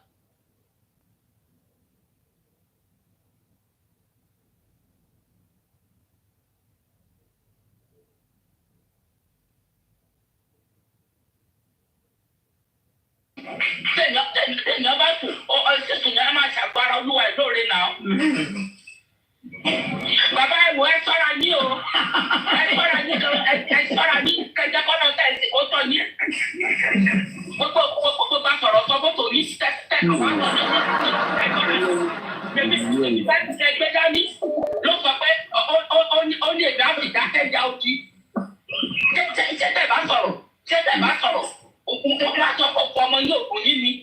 lọ́sẹ̀ lẹ́sọ̀ àṣìwé ọ̀rọ̀ lẹ́sọ̀ jáde lẹ́nu bẹ̀. Àṣìwé ọ̀rọ̀ táwọn èèyàn rí ti mú lẹ́sọ̀ tẹ̀ bá wọn bàbá kò sọ̀rọ̀ lẹ́nu níbẹ̀ lọ dòkó kẹ̀kẹ́ kọ́ wájú ọ̀sìsì fọmọ lọ́mọ tó kù. Ẹ bá gbé ṣáájú ti yín lọ nídìí. Ẹ ti mọ iye tó wà nínú àkáǹtì ní mọ́tẹ̀lí justice fún mobile bọ́ọ̀lì justice fún mobile ẹ ti mọ iye tó wà nínú àkáǹtì ní ìbẹ̀ ní ọjọ́ mẹ́ta ilé àwọn kan tó pé 5 million fún mi. Wọ́n mọ iye ọ̀nà tẹ́tí ń gbà bẹ́ẹ̀ ni. Ọmọ tó kù láàánú ẹ̀ ṣèyàn bí ìṣe tó ṣe pa ọmọ yẹn bí ìṣe tó ṣe pa síkì àti ṣe tó ṣe lọ́rùn ọmọ yẹn sínú oko sí. Ṣèbí tí lọ́rùn gan bá mú adìyẹ èèyàn. Káàdì yẹn lójú kan tí lọ́rùn bá mú èèyàn káàánú ẹ̀. Káàánú ẹ̀ ni. Èèyàn káàánú ẹ̀. Ẹ̀wọ̀ bó ṣe ṣòkò ọmọ yín jálajàla. Ẹ̀wọ̀ bó ṣe ṣe ṣẹ̀ṣẹ̀ tó pa nílẹ̀ fún gan. Tẹ̀ bọ́ sórí kìíní tẹ̀ wá máa sọ̀rọ̀ ọ̀rọ̀ rí ọ̀rọ̀ tí ò ṣe é gbọ́. Ẹ tọ́ra ní o mo tó rí bí tẹ̀lé ẹ̀kọ́ sí ẹ tọ́ra ní gan ni kẹjẹ kọ́ lọ tọ́ tẹ̀sí kọ kẹjẹ kó sọ ni lẹ́yìn tẹ yá àgbọ̀dọ̀ gbọ́ ẹ wá kọ́ ní wọ́n ẹ wá kọ́ dẹ̀ iṣẹ́ ìjọ kọ̀ọ̀kan. Tẹ́bá ti wá kọ́ dẹ̀ iṣẹ́ Yomi Fabayi gbogbo èèyàn ló máa kúrò lẹ́yìn yìí èmi gan ní tẹ̀ ní gbọ́ prógrámù kọ̀ọ̀kan mọ́. Kí ló dé tó fi bẹ̀ kúrò? Wọ́n torí ọ̀gá ń jà, wọ́n torí ọ̀gá níjà, ẹni ta ló ń jà lẹ́yìn. Ṣé bàbá tèntì ló yẹ ká máa tira yín ni? Ṣé ẹ lọ́gbọ́n lórí débẹ̀ ni? Àníṣìíríṣìí ẹlẹ́tì lé ní 55 years. Ṣé ọmọ 40 years tí ò bá ti pọ́n gan, àgọ̀ ló máa fà? Ọmọ 40 years tó ra tẹ̀tẹ̀ tó ṣẹ̀ wá kọ wẹ́rẹ́ ní sọ́ọ̀lúwọ̀ sí. Ṣé ò lẹ́fẹ̀ẹ́ yà ni? Ṣé ò lẹ́fẹ̀ẹ́ yà ni? Àwọn èèyàn kan bá dọwọ́ gòkè lórí níbẹ̀ níbi wọn ká bá dọwọ́ sọ́ra sọ̀rọ̀ sí mi. Èmi ò lè gbà. Mi lè dọwọ́ gòkè lórí fókè nítorí kíkan láti dọwọ́. Èmi ò lè dọwọ́ gòkè lórí mọ́lẹ̀ o. Màá sọ òótọ́ fún yín. Wọ́n sọ pé frustration ṣé frustration ló ń ṣe ní tó jẹ́ ká mọ̀ sọ́tẹ̀ ìtọ́ lẹ́nu. Frustration ń ṣe ní wọ́n ń gbówó fún yín ẹ̀ ń gbà. Frustration mú yín ẹ̀jẹ̀ fìlà ẹ̀jẹ̀ lọ sí pàtí. Ọmọ yín lè wà nínú mọ́túárì. Ẹ tọ́ra yín o, ẹ tọ́ra yín gan ni.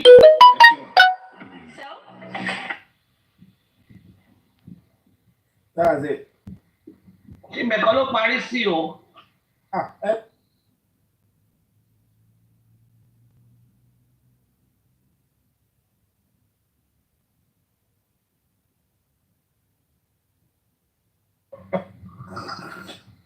I like you. On a more seriousness, me, I have said it many times in the past. Baba ò need láti máa jáde. You know, so assuming he's in the 90s, let's assume Baba is 97 years old. He will not be going out like this. And the people will still fight for justice for his son. You know, leave it in the hand of the public. Baba ò ní láti máa jáde. I have said it. You know, for example, bó ṣe Baba yìí sìn, if Baba can just follow you behind and give you support, you'll be the one like the forerunner. You'll be the one fronting everything on his behalf. On his behalf. But I guess, I don't know, I try to avoid Baba's talk. Because that's why I'm following the NGO part. Because I know he cannot get justice. There's no way family, especially in a situation like this, there's a tendency that Darusha was in the house, Abdullah was in the house. You know, àwọn ọmọ ẹ̀jẹ̀ tún ṣì wà ń bẹ̀. Kò easy fún bàbá kí bàbá tún máa lajú sílẹ̀ pé okay, it can never be fair. It is conflict of interest. It is conflict of interest ní ọ̀rọ̀ tó wà lẹ́yìn. Torí kó tó bá lọ jálé àdúrà lórí, bàbá ò lè wo kò ní tó bá fẹ́ testify tó lè lè tó bá testify. That is why in America we have what they call the Fifth Amendment. You can choose to plead the Fifth Amendment, meaning you don't want to say something that will implicate you not you, that will implicate your, for example, somebody jẹ́ pé kí obìnrin kó testify against ọkọ ẹ̀ or vice versa, and I plead the fifth. You know, this is it's a conflict of interest. It's a conflict of interest. Hey, wait.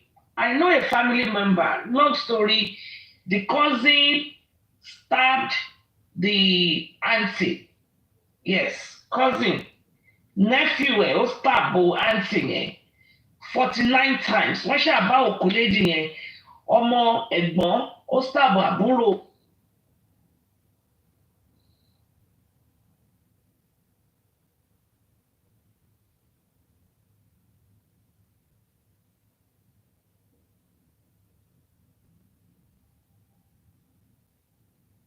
Ọmọ ẹ̀gbọ́n pa Badek. So he was studying masters. He came from school, and only God knows what happened. Because the story was this auntie, ni ó raise bọ̀bọ́ yẹn ní Nigeria before they all came to America. And the lady, Nigerian, so of course, right? And the lady yẹn tó stab yẹn kò bímọ. But that is, so wọ́n fún bọ̀bọ́ yẹn, wọ́n mú fún. Ṣàmì pé bóyá obìnrin yẹn ò bí ọmọ, ìyẹn aunty yẹn ò bímọ. So wọ́n mú ọmọ ẹ̀gbọ́n yẹn, I think, I don't know how many, tẹ́gbọ́n yẹn ni, but wọ́n ní kí bọ̀ yẹn lọ máa gbé lọ́dọ̀ ẹ̀ kó fi ní Nàìjíríà kó dàbí ọmọ fún. So, you know, she can raise him as a son. So the story was she raised this guy as a son, but gbogbo wọn jọ bọ̀bọ́ yẹn ló kọ́kọ́ wá, ó wá join àwọn parents ẹ̀. Then he was a master's degree student, was doing his master's. And ìjọ yẹn, this lady, òun náà ṣẹ̀ṣẹ̀ dé, kò tí tó 2 months tó dé, or 3 months, I don't know, tó dé, and he was living with another ẹ̀gbọ́n ẹ̀, because I think one ẹ̀gbọ́n tó pọ̀, another ẹ̀gbọ́n ẹ̀, but ẹ̀gbọ́n yẹn obìnrin ni, so ilé ọkọ ẹ̀gbọ́n yẹn lọkọ yẹn wà, so they were staying with the brother-in-law and another sister of hers. So gbogbo wọn ti lọ ṣiṣẹ́ alẹ́. This guy now came from school. Ọmọ bàbá tó ń bá gbé yẹn ló lọ gbé. Ó kàn drop ẹ̀ pé okay, you know, feel free, I'm going, you know, the guy, ọmọ yẹn ó ti ń dá gbé. So the guy, ọmọ parents tó ń bá gbé yẹn, that one live with his girlfriend. So brought this guy from school, dropped him in his father's house, but the boy he's been living, he was a 32-year-old boy, 32. So Oloba girlfriend they be. So this boy and his auntie at home, nobody can tell what happened. Nobody can tell. Nobody could get, I don't know. But all I know is the woman, that is the sister of the sister, the one that was murdered, she prayer. The lady did not pick the call. Ìdòwú àbí kí ló máa ń pe gẹ́ mo ti gbàgbé lórúkọ gẹ́ yẹn. Kí ṣòdòwú mo ti gbàgbé lórúkọ gẹ́ yẹn. Ó wá pè ní 9. I guess wọ́n máa ń ṣe 9 o'clock prayer, because this woman worked night shifts, 7 p.m. to 7 a.m. So ó wá pé kí ló dé tí kí ló ń pe orúkọ gẹ́ yẹn mo ti gbàgbé orúkọ gẹ́ yẹn o. Ipe kí ló dé tí kò gbé aago. So the woman said, nǹkan ṣẹlẹ̀, pé kí ló lè máa ṣẹlẹ̀ létí gẹ́ yẹn kò sùn. So the woman at work called her husband. Her husband called their son. Pé ó yá lọ lẹ́kọ̀ọ́ pé sister ò gbé aago. But the woman was very worried. The man was not too worried, but the woman was very worried. Pé òun fẹ́ máa bọ̀ọ́lé, òun fẹ́ máa lọlé, òun làbákẹ́ àbí kí ló ń ṣe làbákẹ́ àbí àlàbùkún ìtì ẹ̀mọ́ tó ń pín gẹ́ yẹn mọ́. When she got home, àgbàrá ẹ̀jẹ̀, she didn't come home. The boy came. The son came home. and met the son came home. Thank you, sir. Thank you. Thank you. Break the silence. The boy came home and met the auntie in a pool of blood. Wọ́n ṣe pé 911 nìyẹn. And the boy, the motor star boy, was just walking in the streets. I mean, not that also, ó kàn rìn lọ. We should really try to cover up. Under the blankets, but ó kàn rìn lọ in the streets. The ọlọ́pàá ṣe trail tán lọ, searched the neighborhood and saw him and picked him up and took him to the hospital. They didn't even know he was the one that did it. Wọ́n kàn gbé lọ hospital and they now told them to come and identify the boy 49 times. So what do I want to say is, àwọn ará Nàìjíríà bẹ̀rẹ̀ sí ń pè, ẹ jẹ́ ká ṣe ló kú òru o, kó má dọ̀kọ́rọ̀ ìdọ́dọ̀ ọlọ́pàá o, kó má dọ̀dọ̀. They had to tell them pé America ló ń pè bí o. Kò sí pé ṣe ní òkú òru o, òkú ọ̀sán o, òkú àárọ̀ àbí tìrọ̀lẹ́ o. The law, àwọn kan làwọn bá kí lorúkọ bọ́ yẹn mo ti gbàgbé, it was 2020 ló ṣẹlẹ̀ o. During the COVID, this thing happened 2020. Pé àwọn kan làwọn bá ṣẹjọ́, ìjọba ló máa bá bọ̀bọ̀ yẹn ṣẹjọ́. It's a murder case. It's a murder case. It's not because they were like begging, pé kí the other. Pé kí the other sister o, that kó máa pe Àlàbá, bóyá Àlàbá àbí kíní kan ṣe Àlàbákẹ́, something like that, Labalábá ṣá lórúkọ lé pé pé kó máa ọlọ́pàá o, kàn ju that they should bring the boy to Nigeria, pé kàn lọ tọ́jú ẹ̀, pé bóyá ó ní àrùn ọpọlọ ni ó fi wu. Kí ni pọ́pù wá dé bí Vicky 51? Báwo ló ṣe wọ bí? Ó ṣìnà ni. Let me see you in the view so I can block you. Àbò jábọ̀ ni. Let me go and look for you. Bí wọ́n ṣe ní pé kán ṣe kinní yẹn ní òkú òru náà ní Amẹ́ríkà náà ń pè bí o. Kò sí òkú òru ọ̀sán ìrọ̀lẹ́ ọ̀ àárọ̀ níbí o. The law must take its course. So when they went to the hospital to identify that young boy, 26-year-old boy, was 26 years old. When they went there to identify and they identified it, one check in the hospital, one report, okay. They took him into custody. I think he's been given 35 years imprisonment.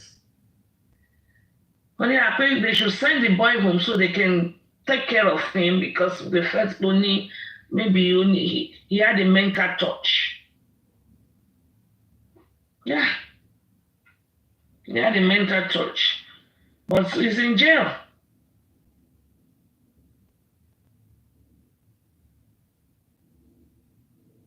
Má sọ síta o, ṣé ló kú òru o. Nonsense. Bullshit nìyẹn. Let me block this person. Kí lẹ wá débi, kí lẹ ní ìwá ń sìn ìwá débi báyìí sí. Mo fẹ́ block this Madam Yomi Adeba. Báwo ṣe débi? Mo fẹ́ block ẹ̀. Torí mi ò kí ń gba aṣọ púpọ̀ tẹ máa ń gbé wá síbẹ̀, mi ò kí ń gbà. Oh shit, mi ò rí kíní yẹn ṣe. Rather, it's inviting rather than blocking. Anyway, ní jókòó sílé yín, ẹ máa rìn ká, ẹ máa rìn ká, àrìnká ò kì í já bàtà. Ní jókòó sílé yín, ẹ̀yin aláṣọ pípọ́n, òun dà nínú kíní. Gbé pọ́pù wá sínú péjì mi. How dare you? Àyà kò ẹ̀. So anyway, the boy has been sentenced to 35 years imprisonment, and this case happened 2020. 2020 ló ṣẹlẹ̀. Torí 2020, ìgbà tí màá yẹn wá délé láàárọ̀, like around 5 or so, or I think he left work. They both left work, came home and stuff like that. Oh God. It's so sad, and there is nothing like òkú òru, òkú ànírógun ẹjọ́ o, all these things are nonsense. You have to allow the rule of law to take place. How can a father be raping her daughter and the mother will be aware and will shh, má sọ síta o, má sọ síta o. Or how can a father be raping her stepdaughter and say shh, má sọ síta? I mean, all these things, we need to curb all of this nonsense. I don't understand. I just do not understand. Is it right for Taye to kill Kehinde just because that is the only kid, the only children of that parent, and we will now say let the other one go scot-free just because ọmọ méjì yẹn péré ni wọ́n ní nínú family yẹn? Is it right? Is it right? These things are not right. And if you want Nigeria, a better Nigeria begins with you and I. 35 years imprisonment. I had the paper for a very long time. I had the paper because it was in the news. You know? It was in the local news. It's just so, I don't know who that is. Your internet is not strong enough. You are just rolling and rolling. Just browse. So, kí gbogbo wa, you need to just know exactly what to do in every situation. The rule of law must be upheld. The rule of law must be upheld at all times. Miss Ba, thank you. I saw your text message. Thank you very much. God bless you. So that is that on that. Let me see. They said tell me. I'll be back. All right. Send me that clip, please. Maybe you can GM me. You mean your song, Abby? Yeah, please. Okay, no, that was very thoughtful of her. Very thoughtful. The thing is, I was there. So on the comment section, we're all typing. So I was typing people to even Lizzie Diamond as well. You know, I was typing there. So as I was typing, then she was calling names and all of that. So yeah, that was a good one. Thank you. It was nice, beautiful. Thank you. All right. Thank you. Yeah, London, ló yẹ kẹ́ ti máa sùn báyìí. Any weekend, go so. Okay, Kalawa Friday night. I mean Saturday night. Okay, Supreme, okay. Go so London. Go so in Moscow. Okay. Kò sórun ẹ̀wẹ̀. Justice Lamidi na àárí sí gbogbo orúkọ tí bàbá kan fún ẹlẹ́yẹ tí bàbá kan fún ayé orúkọ ẹjọ́ fún ex-boyfriend ní orúkọ ẹlẹ́yẹ ọ̀rọ̀ bàbá kò lórí yẹn. Ó kò lórí yẹn, wọ́n ti kó lórí yẹn. Wọ́n ti bọ́ lórí àkúnu. Good night, love. Go and sleep. Tomorrow. Good night. Yes, go and sleep. Good night. Thank you, my lovely sister. God bless you. Love you. Bye. Love you much more. Àwa kò lórí yẹn, wọ́n ti bọ́ sórí àfúnu. Wọ́n ti bọ́ sórí oríge ewédú. Oríṣiríṣi orúkọ ẹni bàbá láti máa gbọ́. Ẹlẹ́yọ̀rọ̀ àfúnu oríge ewédú. Owó tún ni àfúnu ṣé mo tún gbọ́ mi ìgbọ́ yẹn. Tí ìgbọ́ yẹn náà ni àtúntò lòdì ẹ̀ tí ìgbọ́rọ̀ àbájáde. Àfúnu. But we sound about that, hold on. Yeah, that's the one. Tani àfúnu? Kí ló ń jẹ́ àfúnu rádà? Àbí àkókò. Èmi máa fún bàbá wípé ẹ tó fọgbọ́n gbowó náà ni bàbá ń tà láti lè olùfà fún. Ẹ pàwọ́ ẹ̀ yá ẹ tó fọwọ́ gbowó tó wá gbógun tòun tó fowó ẹ̀ gbógun tòun bàbá Wow. nípa àbúrò yes bí o sọ nìyẹn kí ẹ tó ń gborúkọ ẹ tó ń gbowó lórúkọ ọmọ mi tó wá fi ń gbowó Kò tó wá fi sẹ́ni ń tó tún gbowó. gbógun ti bàbá. Kò yé mi Yomi ò o. gbógun ti bàbá. Ìgbà ló ń ṣe bàbá ẹ̀ nìyẹn o. Ẹ mọ nǹkan tó ń ṣe supreme ẹ mọ nǹkan tó ń ṣe bàbá ẹ̀. Ṣé rí gbogbo àwọn lọ́ọ̀yà tí mo ṣàyẹ̀wò ni wọ́n ṣì nìyẹn. Ẹ lọ ṣe investigation supreme bàbá ẹ̀ ló sanwó lọ́ọ̀yà ẹ̀ gbogbo tí bàbá ẹ̀ ń sọ ni. In my own guess mo ti guess ẹ lọ ṣe investigation. I doubt it. Ok, aló máa sọ ọ́ sanwó lọ́ọ̀yà. Báwo ni bàbá ṣe máa sanwó lọ́ọ̀yà fún Dàmọ́lá? Mo doubt it, but I don't know, man. There's something off. Something is off. Supreme àdúrà ò ní lọ́ọ̀yà.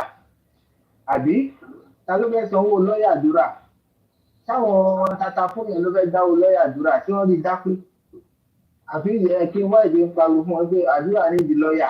The same lawyer ló ń protect àwọn méjèèjì. Àbí Mr. mi ò sọ fún yín. Àti Sam David mi ò sọ fún yín. Ó sọ. Supreme ṣe investigation náà mi ò sí Nàìjíríà o. Ṣé lọ́ọ̀yà Dàmọ́lá ló ń protect wọn àbí lọ́ọ̀yà àdúrà? The same lawyer ló ń protect àwọn méjèèjì. The same lawyer. Lọ́ọ̀yà kan náà làwọn méjì ń lò. Àjàmọ́lá àti àdúrà the same lawyer ló ń protect. Ẹ bèrè lọ́wọ́ Sam David náà àti Mr. Yomi máa sọ fún mi. Then àdúrà ó dẹ̀ lóun gbé Dàmọ́lá. Ó dẹ̀ lo lọ́ọ̀yà wọ́n ní wọ́n lo lọ́ọ̀yà bíi méjì mẹ́ta. Gbàtí ní section ẹ̀jẹ̀ àti Mr. Yomi ṣe explain gbàtọ́ parí section kan àwọn lọ́ọ̀yà mi ti dé. Ta ló sanwó àwọn lọ́ọ̀yà yẹn? Bàbá ara àwọn owó táwọn yẹn dá ní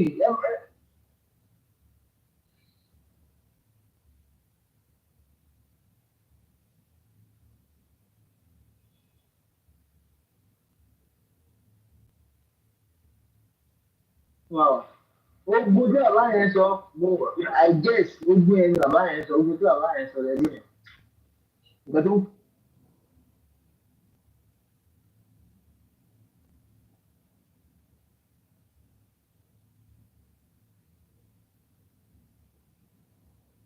náwó lọ́ọ̀yà ló máa tá àbálára tó náwó lọ́ọ̀yà iṣẹ́ owó tí ẹ tó ń fi ṣe bóyá.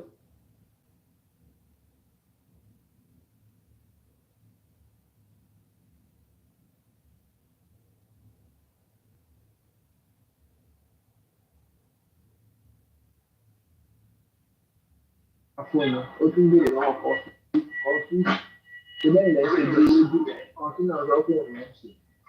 Àwọn ìgbé ewédú yẹn pàmí lẹ́rẹ̀. Ìgbé ewédú náà ló ń ṣe.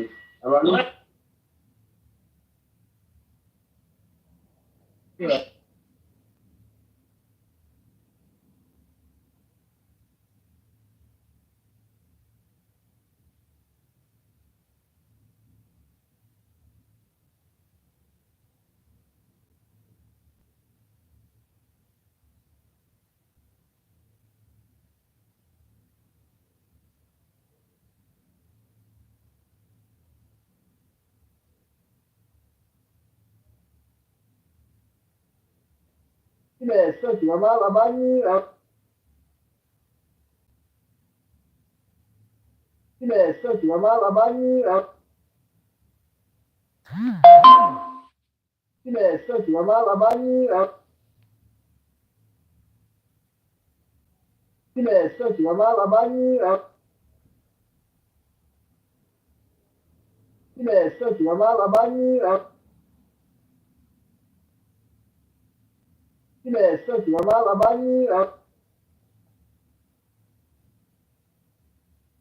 yóò pín ìmúlẹ̀ tí ẹ sọ̀rọ̀.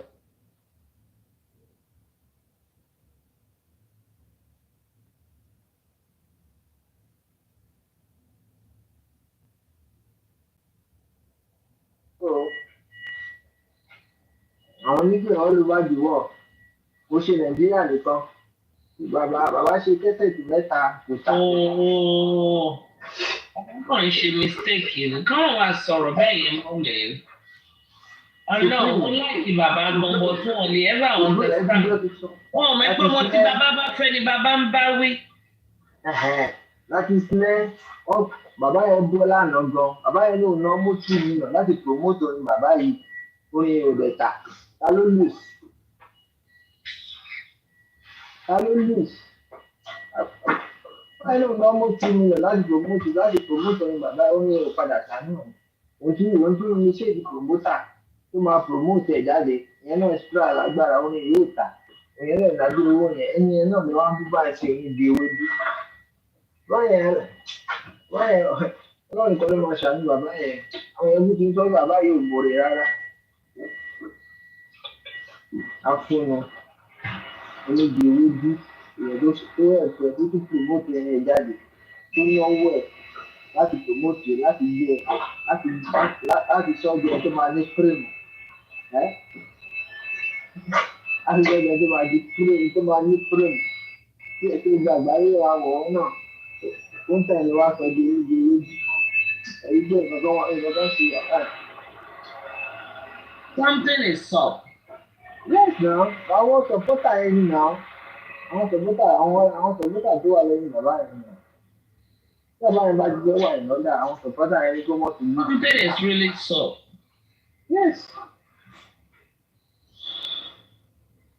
Tí bàbá yẹn bá ti fẹ́ ní ìdíjà ti bẹ́ àwọn supporter tí wọ́n fún wọn tó wọn fún ju wọn bàbá yẹn àwọn afúnjú wọn báyìí ló ṣe ṣe àwọn àrùkọ àwọn ìdásọ́nà rẹ̀ mọ̀ pé ẹni tó ń dà nínú ìlà wọ́n máa ṣàánú wọn. Àmọ́lá ẹ̀ sì ń báyìí ó ti ń kó bá rẹ̀ ẹ̀wọ̀n ẹ̀ báyìí. Tàmọ́lá tó sẹ́ni tó pòsì àwọn nǹkan tó ń búyọ̀ mi. Ẹ sílẹ̀ ẹ̀wọ̀n ẹ̀ báyìí. Ọ̀pọ̀ tó kàlẹ́ lẹ́ẹ̀kejì orí pé kò dárúkọ Yomi so. Tẹlifíìmù máa fi wá wọn ẹ̀wọ̀n ẹ̀ pẹ̀lú nǹkan tó ń ṣe. Ṣé ẹ rántí tẹ́lẹ̀ pé lọ́ọ̀yà Wùmí ló ń protect Dàmọ́lá tẹ́lẹ̀ ṣé ẹ rántí? Yeah.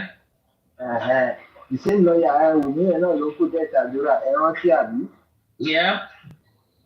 Ìgbà tí wọ́n wá rí i pé lọ́ọ̀yà yẹn wá rí i mo sọ́nà ọjọ́ kan fún kí lorúkọ lára àwọn tó ń protect Wùmí lórí paparazzi ṣé kí ló jáde lọ́wọ́ Wùmí pé ṣé orí ẹ̀ pẹ́ṣà tó mọ̀ nǹkan tó ń ṣe èèyàn ó parọ́ mọ́ ẹ pé o ti ẹ̀gbọ́n òun ṣubú ìsẹ́mù wọn náà lè tún protect onífà ṣé kíláìsì ní sórí ẹ̀ pé tó mọ̀ nǹkan tó ń ṣe ṣé òun náà ló tún provide lọ́yà pollution ẹni tó parọ́ mọ́ ẹ mo rò pé wọ́n á rí aláìní pé sáyé ń ṣe àwọn ìsẹ́mù lọ́yà tó parọ́ mọ́ kíláìsì àwọn tó ń protect lọ́yà ò mọ̀ nǹkan tó ń ṣe náà lọ́yà àwọn ṣàjàgbé ẹ parọ́ mọ́ kíláìsì ẹ ìwọ náà ló tún protect onífà wọn ló múlẹ̀ ìwọ náà ló tún protect ẹni tó parọ́ mọ́ ẹni tó so olè wọn náà ló ń protect olè èyí ni wọ́n gbàgbé. My bro they don too. Wọ́n ti ṣàṣìṣe tó pọ̀ gan olùgbà tí wọ́n rẹ láti ara wọn. Wọ́n sì ń dò dán ṣàṣìṣe tó pọ̀. Àwa náà gan àwọn bàbá mi ò sí náà dàgbà. Ó ṣàṣìṣe náà wọ́n fi wọ́n bó ìgbà ọ̀rọ̀ ajé tọ́kì nípa ẹ̀ tó ń fi bàbá yẹn ló gba kíkà kíkà tó ń gbé bàbá yẹn lọ sí tọ́lọ̀ òkè tí wọ́n wá sí kó wọ́n ti lọ ibi tó fẹ́ wọ́n yà sí fẹ́ràn ibi tó ti máa rí jọ́sì fọmọ ìyẹn ní kókó. Bàbá yẹn wà lọ́kùn rẹ̀. Justice ṣàwálé mi wà áfà. Yes now that's nǹkan tó everybody wà áfà nìyẹn náà. Ó lọ gba justice ẹ wo ilé tẹ́yìn ti ná lórí justice ẹ wo everybody contribution. Èmi ti ná kó with receipt ní.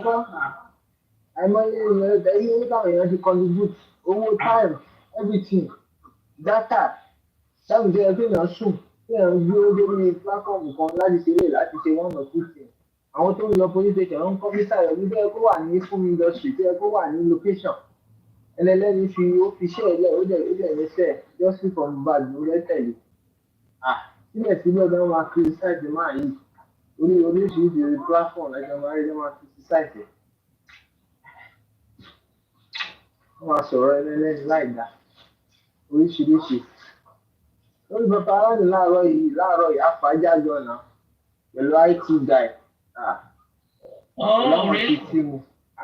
Kò láwọn ti tíìmù mí ó padà sá lọ àtìláàsì tí mò ń wá bẹ̀ ó padà sá lọ fún wa bàtà àti mr yomi bíi mẹ́ta dúró sí lọ́rùn. Talẹ̀ bá fà. Kíjẹ lórúkọ ẹ̀ lọ́wọ́ kan. Ó ṣe é yẹ́mi sí. Ó ṣe ṣe obìnrin ọkùnrin ni ó pẹ̀lẹ́ ẹ̀yìn mo ti gbàgbé orúkọ ẹ̀ lára àwọn tíìmù ẹ̀ náà ní ṣá. Ó padà sá lọ fún wa ni. Ní wọn ò gbé. Táwa ṣe àwọn bíi mẹ́ta wà lẹ́yìn. Ní tó ti fẹ́ dúró tó lòun dúró sí ní neutral gan ó pẹ̀lẹ́ ní IT guy. Ìgbà tó yá gan ó ní I don't support Yomi but I just know that blah ó kàn sọ bàlàbàlà ṣá. Bàtà gbé olùtì pẹ́kìsì wá bẹ́ẹ̀ pẹ́kìsì ní òkè pẹ́kìsì ló jẹ́ gbogbo ìwé ọ̀gbọ́n tì kò mọ ibi tó máa dúró sí mọ́ ìgbà tó yá ló bẹ̀rẹ̀ wá láti wọ fàájà tí dr kẹ́mi olúlóyè wá sórí program yẹn ìgbà yẹn tó dà lẹ́sìn àjẹbẹ̀ à ń fàájà lọ fún mi àìsí ìjà mọ ẹ̀rọ wọn ò lẹ́yìn rẹ̀ wọ́n rò pé bóyá àwọn kan wọn wá sórí social media ẹ̀ máa ṣe bla bla bla ẹni wọ́n fi ń ṣe ni sí on ground ní tó wà on ground wọn náà wọ́n máa ṣe pèpè lórí social media èmi ò ná fíṣì àìsọ́pọ̀ ọmọ gbìyànjú kó mọ ṣe pèpè ṣé èpè yẹn wọ́n nígbà justice àbí kẹ́ ẹ tèkì ní fast ẹ tó máa ń rè tó máa ń bá ti dé Canada tí ń tẹ̀ fún lọ. Wọ́n wà ní state.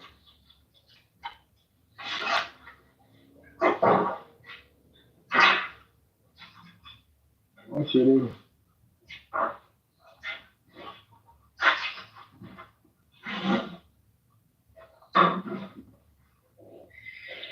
Ó ga o, kí ló ń ṣẹlẹ̀ jẹ́ kí n lọ wò ó. Ṣé Tádé wà níbẹ̀?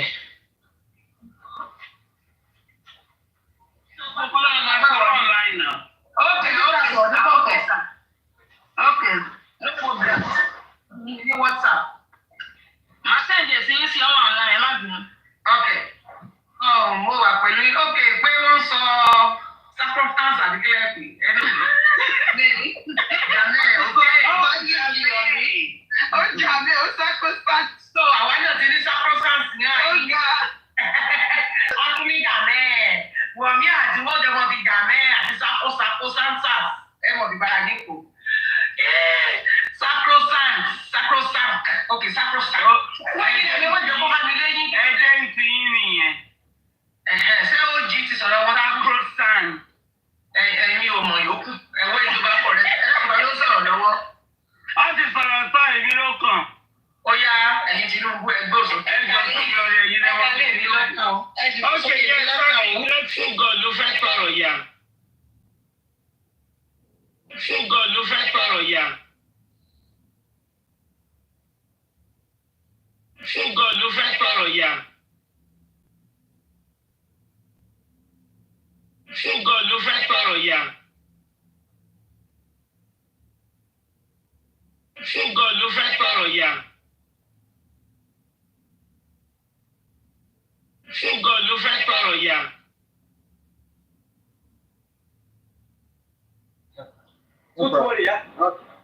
Ẹ lọ sọ́dọ̀ ọ̀fẹ́ ni ó ń gbọ́ àyè ṣe ṣó. Ọmọ máa ṣe kí ká fojú kan wo àwọn tàkà fún wa bẹ̀rẹ̀ kún báyìí gbé lẹ́nu vendor. Èmi nìkan ó lé mi wà láàrin gbogbo ẹ̀yin tẹ́ wà lórí platform ìyá yẹn ti bàjẹ́. Àtàlẹ́rọ̀sì ìyá yẹn ni mo jẹ́ ẹ wá ṣe tó ní ibi. Ó yẹ kí sí sunkún ìyá yín lọ sùn tí bá jí màá wá yọ kúrò ní. Ìyá aláya wọn lè jẹ́ Iron Lady ó pọ̀.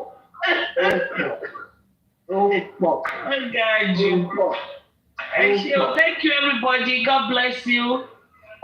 Follow the host. Follow the host. Thank you. Wow, 105 likes. Àwa náà ti ń tàbí ọbí 105 likes. Kí tiẹ̀ ní like yẹn gan-an so that if you do a lot of likes, the puzzle will not come. the puzzle will not come. I think if people keep liking the show, it will show engagement and the puzzle will not come because I didn't see the puzzle. And I've been here 5 hours. Usually after an hour and a half, the puzzle will come. Well, I've been here 5 hours and the puzzle did not come. I don't think try 5 hours, 105 likes, 105,000 likes. One gram. Thank you very much, everybody. I highly appreciate it. Thank you for spending your Saturday evening here with me. God bless you. I hope you had fun. Yomi too was there. Oh, okay. Ọ̀túnba, ṣé Ọ̀túnba lórúkọ ilé mi tẹ̀ wá yẹn ni? Tunisco. Ṣé Ọ̀túnba lórúkọ ẹni tẹ́ bá fà lórí platform tàbí Ara àkóso Ọ̀túnba.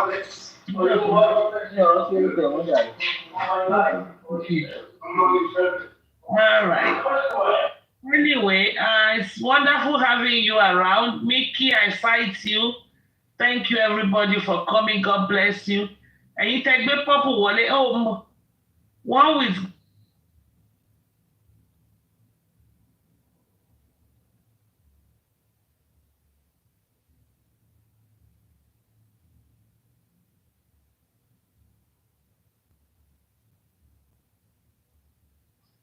please follow the whole.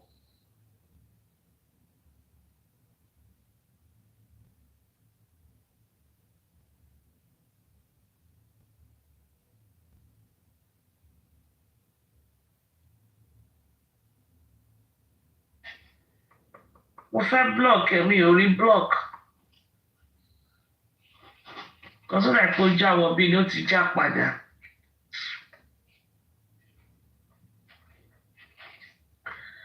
All right, everybody.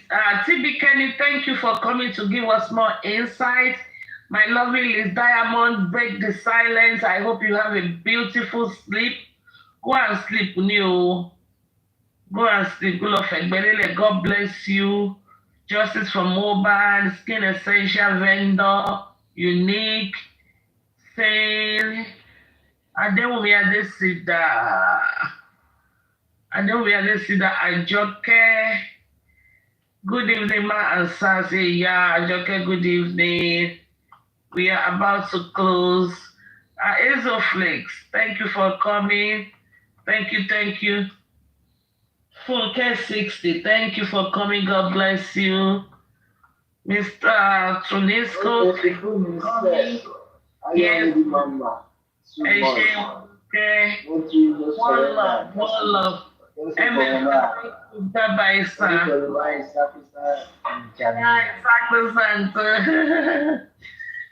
MFM, thank you for coming. And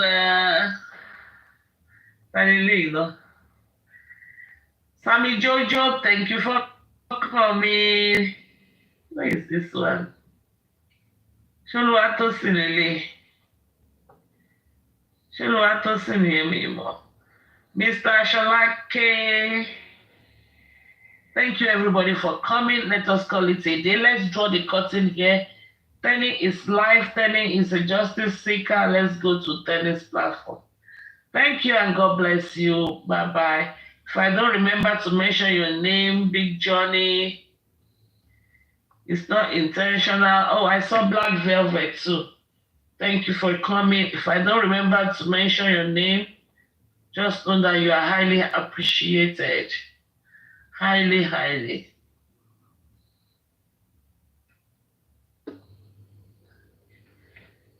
So goodbye, everybody.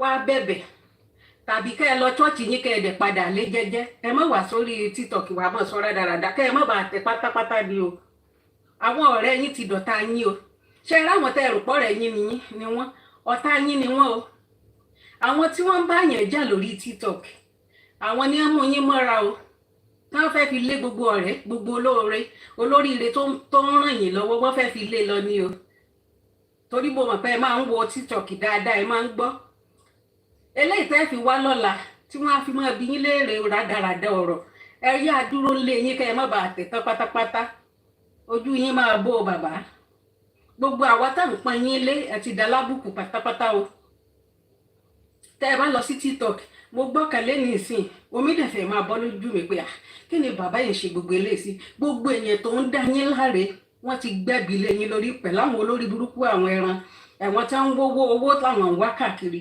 torí wọ́n ti mọ̀ pé tí àwọn bá bú àwọn èèyàn wọ́n máa fáwọn lẹ́bùn o ni wọ́n ṣe ń bú everybody. So that is the number nǹkan tẹ́ number yẹn ni.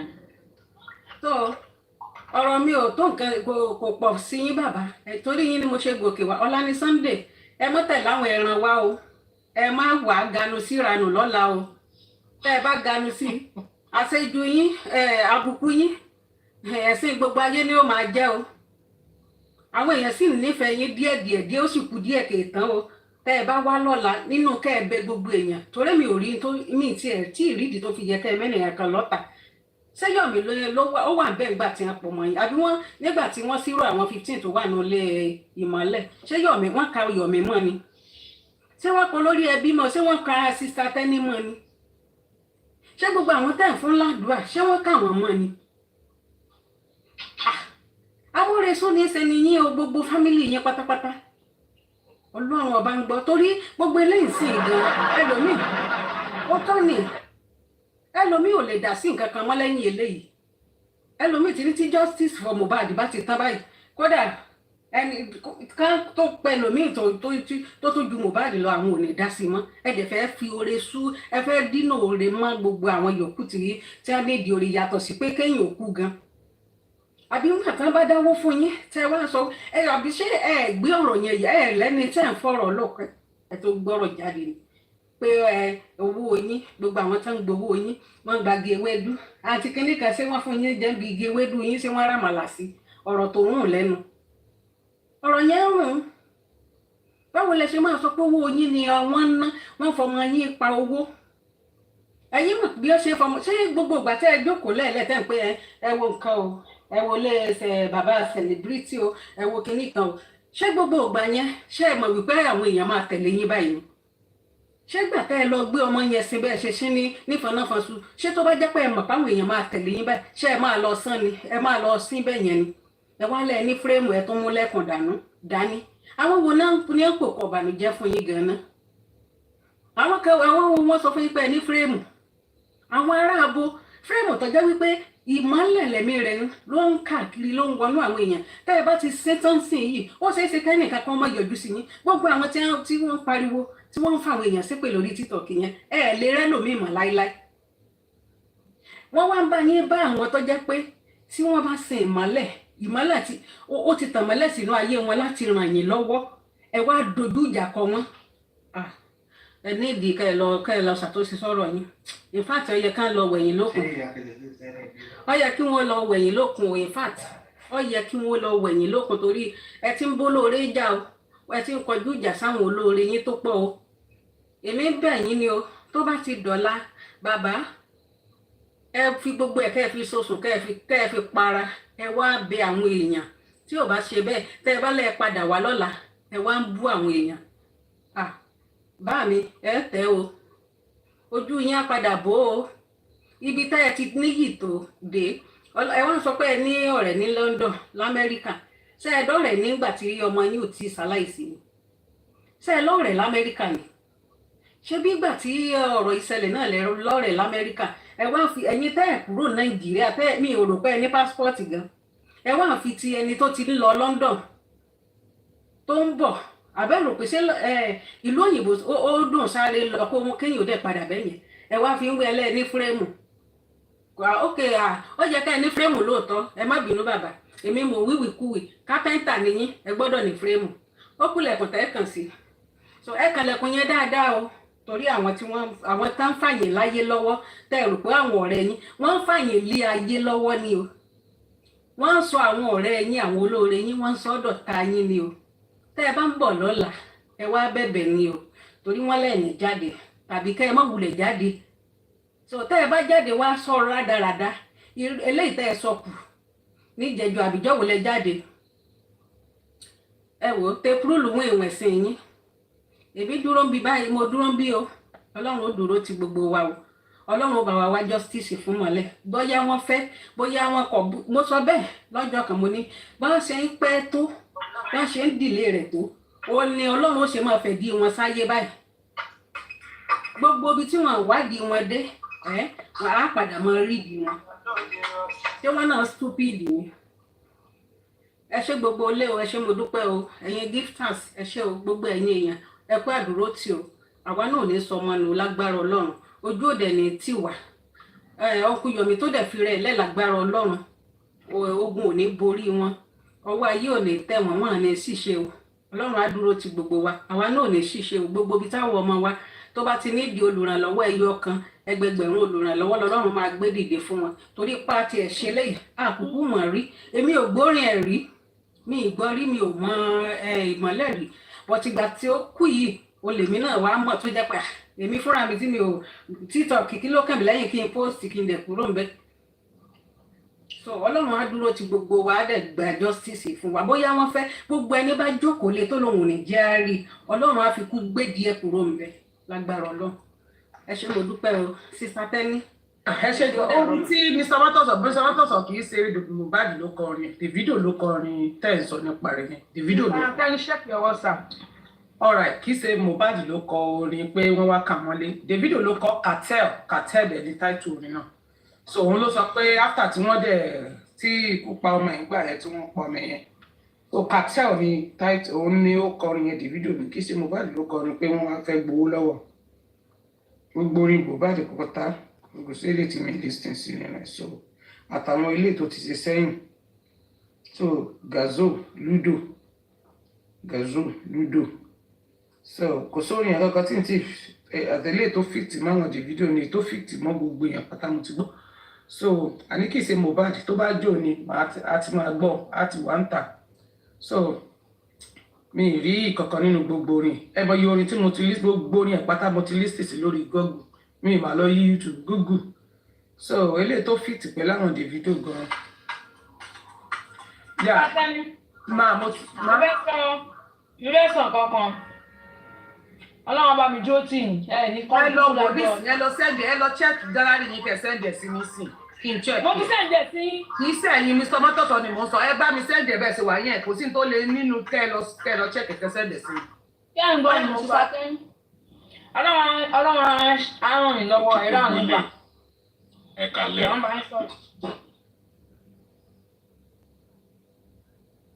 ẹ sọ̀rọ̀ bọ́ọ̀sì. ẹ kú àtàárọ̀ ẹ kúṣẹ́ náà àti tẹ́ni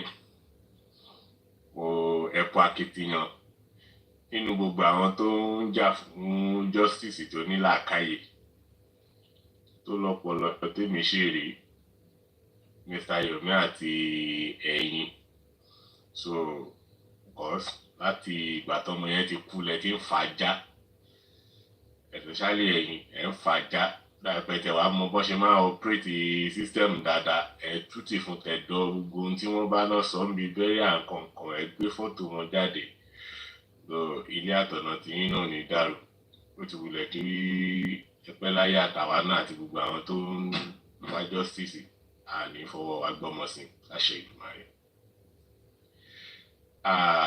Nǹkan kan yà mí lẹ́nu pẹ̀lú ọ̀rọ̀ bàbá Mohbad tí mò ń gbọ́ lóríṣiríṣi ẹ̀ ló ṣe ń gbọ́ mi ṣá àbí nẹ́tíwọ̀kì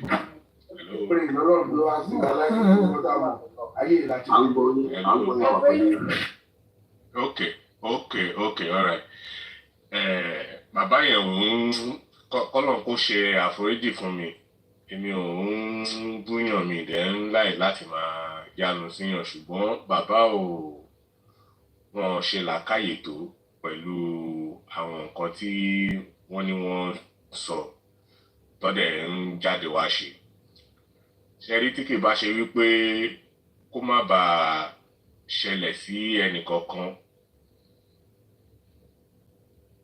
òun ni nǹkan tí àwọn èèyàn ń jà fún tí wọ́n fi ń wá ìdájọ́ because tí wọ́n bá kọ̀ láti má wá ìdájọ́ yẹn wọ́n á ti wò wípé òkè ẹni tí irú ẹ̀ bá ṣẹlẹ̀ sí kò sí nǹkan kan tí wọ́n á ṣe wọ́n á dọwọ́ bò náà ni so irú á tún máa ṣẹlẹ̀ káàkiri ní gbogbo ìgbà tí ó dẹ̀ sí nǹkan kan tó máa ṣẹlẹ̀ so ìdí nìyẹn tí ẹ̀yin tí ẹ̀ ń wá ìdájọ́ òdodo yẹn láti wò pókè wọ́n tọwọ́ ọmọ wọn bọṣọ torí tí irú ẹ̀ bá ṣẹlẹ̀ níjọ́ mi wá rò pé àṣírí àwọn òkùnkùn níbò so àwọn tó wá ń jà fún wọn bàbá wa ń bọ́ta tó yẹ kí bàbá máa kan sára sí wọn kó máa dúpẹ́ lọ́wọ́ wọn nítorí pé tí ò bá sí Mr. Yomi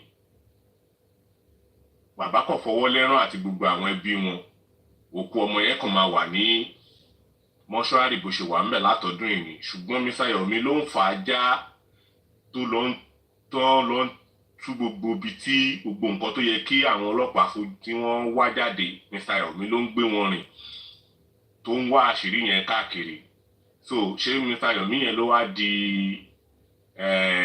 igbá àṣanwọ́ lọ́wọ́ bàbá Mohbad àti gbogbo àwọn tó ń sọ̀rọ̀ dáadáa lórí ọ̀rọ̀ kú ọmọ yẹn láti lè wá ìdájọ́ òdodo so mi rò pé bàbá yẹn mọ nǹkan tó ń ṣe àwọn sọ pé àwọn ní fíìmù ta ló mọ bàbá Mohbad ta ló mọ̀ wọ́n ní mò ń gbọ́ tán náà àwọn ti ṣe ábọ̀mù mẹ́sàn-án tàbí nínú gbogbo mẹ́sẹ̀sán tí wọ́n ṣe èwo làwọn èèyàn mọ̀ tá gbogbo àwa tá wà lọ́nà láìsí ta ló lè kọ́ ta ló mọ orúkọ ábọ̀mù tí wọ́n ṣe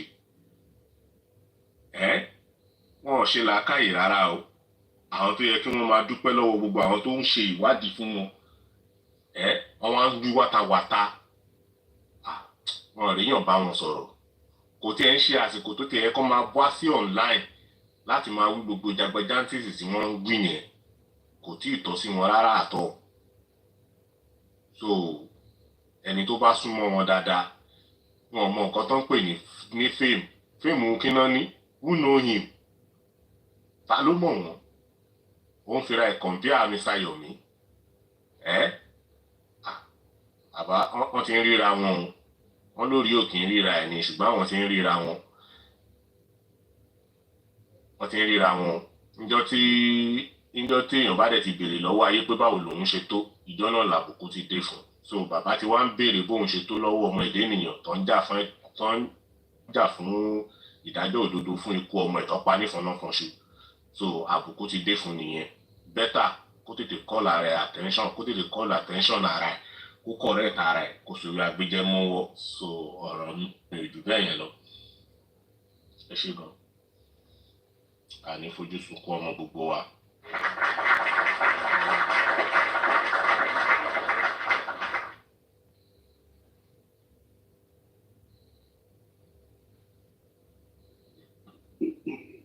tó o bá sẹ́ǹdì orin yẹn sí mi lálẹ́ bàbá yín jẹ́ o torí ẹ̀ lè gbéṣẹ́ fún mi kí n mọ́ sùn lójú ẹ ṣe o sàbẹ́ ṣé ń wọlé sàdáàdì Joseph ẹ káàbọ̀ sá ẹ dákun ẹgbọ́n sókè sẹ́ má bínú Mr. Bọ́tọ̀ tó o bá sẹ́ǹdì kí ni yẹn sí mi ń sì bàbá yín jẹ́ o torí ẹ̀ lè fún mi ní sleepless night Mr. Bọ́tọ̀ sorry Mr. Joseph ẹ ká lẹ́sẹ̀ ẹgbọ́n sókè sẹ́ má bínú sá ẹ káàbọ̀. ẹ kálẹ́ náà.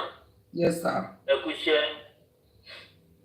Ọlọ́run á túbọ̀ máa wà pẹ̀lú gbogbo yín mo gbàgbọ́ gbogbo yín ẹ ò ní ṣe lásán Ọlọ́run ò dẹ̀ ní dójú tì yín. Nǹkan tẹ́mi kàn fẹ́ sọ kò ń ṣe nǹkan tó pọ̀. Mo rí póòsì yín kan ní Facebook mo kàn fẹ́ rẹ́spọ́ǹdì sí ẹnìkan nínú àwọn kọ̀mẹ́ntàǹsì yẹn mo lè mi fẹ́ rẹ́spọ́ǹdì sí kí n tó sọ one or two things tí mo fẹ́ sọ. Ìyẹn ni ẹ jẹ́ Ken Global Ògúnṣínà.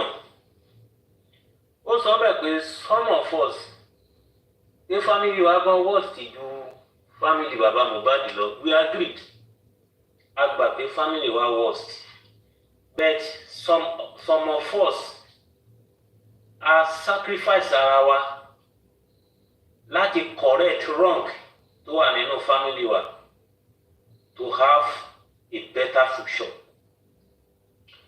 Tí nǹkan tó wà nínú family ẹ bá worst ju nǹkan tó wà nínú family bàbá Mohbad lọ and o lè make a move láti correct wrong tó wà nínú family yẹn according to your profile you are a child of God ló pera ẹ bẹ́ẹ̀, that means you are not a genuine a child of God. Ó ń ṣe ojúlówó ọmọ Ọlọ́run. Níwọ̀n ìgbà tí Jésù lè kú tó fẹ̀mí ẹ̀ lélẹ̀ fún àwọn ẹlẹ́ṣẹ̀ kí ayé wa kó lè padà ní ìtumọ̀ àti òpin tó dára. You also have a role to play in your family to have a better future.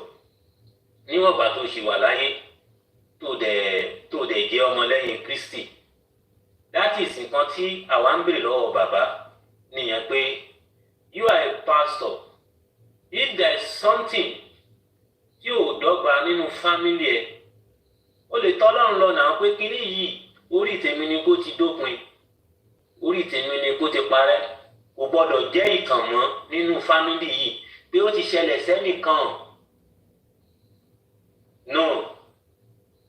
So àwa especially èmi tí mo bẹ́ẹ̀ sọ̀rọ̀ torí o tún kankan sísàlẹ̀ which I don't need to mention it because torí pé mo mọ̀ pé kò ń ṣèpin tèmi kò dẹ̀ ń ṣèpin tàwọn ọmọ mi. A sacrifice ara wa láti pa ègún burúkú tó wà nínú ilé wa àparẹ́. A dẹ̀ ní new song orin tuntun gẹ́gẹ́ bí Psalm 40:3 yẹn ti sọ. Ọ̀pọ̀ ojú ló dẹ̀ ń rí tí ẹ̀rù sì ń bà wọ́n tí wọ́n sì ń fi ògo fún Olúwa Ọlọ́run wa pé lóòótọ́ Olúwa kan wà, Ọlọ́run Ábúráhámù ló ń jẹ́, kò ń ṣe nǹkan tì. So mo advise ẹ tí wrong thing kan bá wà nínú family yín, try kó correct ẹ̀, kó make history tí àwọn tó ti ṣáájú yín fail láti make. You can make a history, you can make a change nínú family yẹn láti tẹ̀síwájú. So that's all you can global.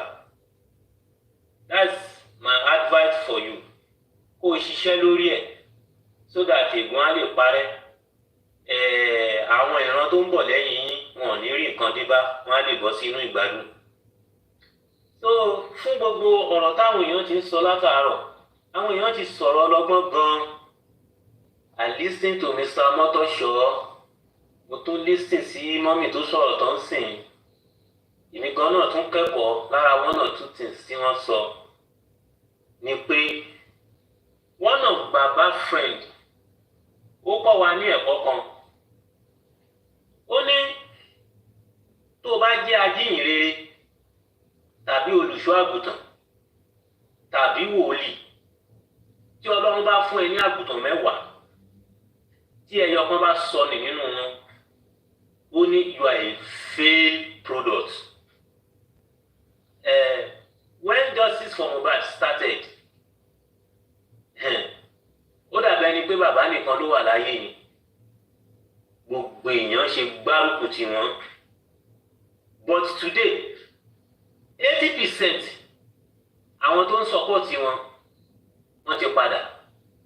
Àwọn 20% tó kù òun ni àwọn akannipa, àwọn máa jó lọ à ń wẹ̀ yẹn. And the reason why táwa fi ń sọ̀rọ̀ tá a fi ń pariwo ni pé a ò fẹ́ kọ́ fail, a fẹ́ kọ́ come out victory. Kí ọ̀rọ̀ tí àwọn kan ti sọ láti bẹ̀rẹ̀ kó bá máa ṣẹ mọ́ wọn lára làwa ṣe ń sọ̀rọ̀ ládẹ̀ ṣe ń pariwo. Gẹ́gẹ́ bí ìyàwó ọmọ wọn ṣe sọ pé tóun bá lanu sọ nǹkan tí bàbá ọkọ òun jẹ́, ẹ máa sọ lóko pani. The reason táwa fi ń sọ̀rọ̀ nìyẹn pé a fẹ́ kó put lady yẹn wrong pé lóòótọ́ irọ́ ló ń pamọ́ òun. And ẹ má gbàgbé ẹ̀yin tẹ́ ẹ̀ sọ pé wọ́n ń bú wọ́n kórìíra ẹni, wọ́n ń ṣe gbá wọ́n ń ṣàwo ni. A kórìíra wọn o, àwa gangan tá à ń sọ̀rọ̀ sí wọn, àwa gangan la lọ fún wọn jù tí ẹ bá mọ̀. Torí pé Bíbélì ní ìbáwí òjò wọn ayọ̀ nísinsìnyí ṣùgbọ́n ní ìkẹyìn yóò so èso àlàáfíà kí ọkàn wọn lè balẹ̀ at the end of the day làwa ṣe ń ṣe nǹkan tá à ń ṣe a ṣe nítorí pé wọ́n lè praise wa a ṣe nítorí pé wọ́n lè yìn wá a ṣe nítorí pé wọ́n lè kan sára sí wa ọ̀rẹ́ wọn ló sọ ọ̀rọ̀ yẹn fún àwa léyìí táwa dẹ̀ ń build on pé ká má ṣe kí ni o káwa má kùnà because he told us many things nínú mẹ́sẹ̀gì yẹn pé àwọn kan á máa ṣògo lórí asán meanwhile iṣẹ́ wọn ti jóná àwọn kan á máa yọ̀ wọ́n á sọ pé ọlọ́run ń gbọ́ tàwọn meanwhile ọlọ́run ò tẹ̀ rí tiwọn rò rárá ẹni ìríra ni wọ́n lójú ọlọ́run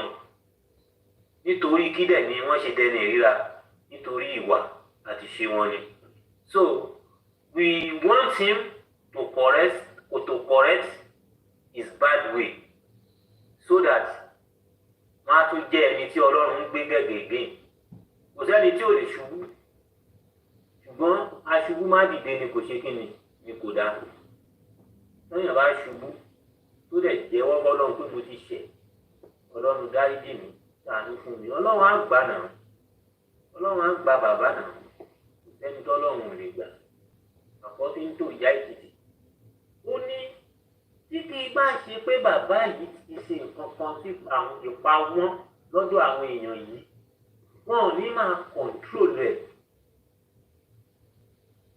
bí ọmọ àná and which is true he call for concern how can ẹni tí ò tó mi lọ́jọ́ orí kó máa control mi àwọn tó bá ṣe báyìí ẹ̀ gbọ́dọ̀ gbé wọn sókè and èmi as head of the house mi ò lè sọ pé èmi ni wọ́n bú kì í ṣèwọ́ máa wà ọ̀tá fún mi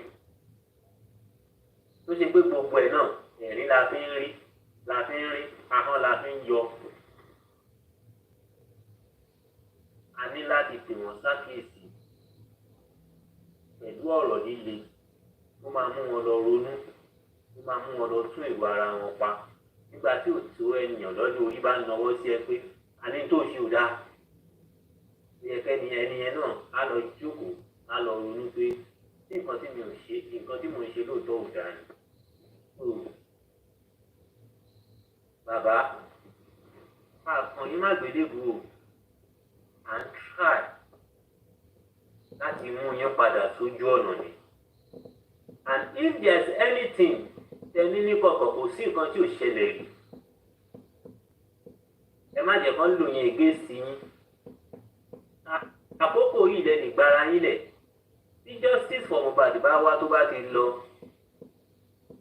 don't forget o tó bá láṣìírí lọ́wọ́ èèyàn òun ló fi máa blackmail ẹ títí tó fi máa jáde láyé tó bá lè gbára ẹ lọ́wọ́ ẹ̀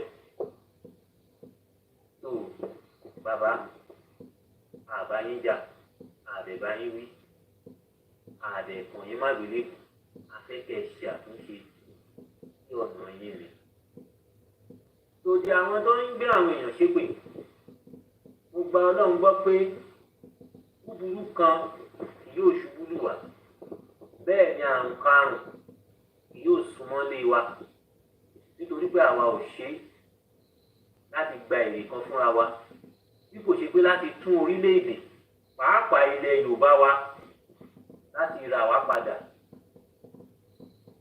kúrò nínú ẹ̀gbin àwọn mẹ́ẹ̀sì tí àwọn aṣíwájú wa sọ wá sí lọ́dọ̀ àwọn ẹ̀yà tó kù. ọmọ kọ́pà kan sọ Yorùbá lórúkọ if you don't pay attention to that name I don't know maybe there is a terrible president before but excuse me sir you are a very terrible president that name ó yẹ kí ìran Yorùbá kí wọ́n wọnú igbó àdúrà lọ ni pé kọ́lọ́n bá wa pa orúkọ búburú yìí rẹ́ lẹ́tà àníírí nǹkan kan ṣe sí yẹn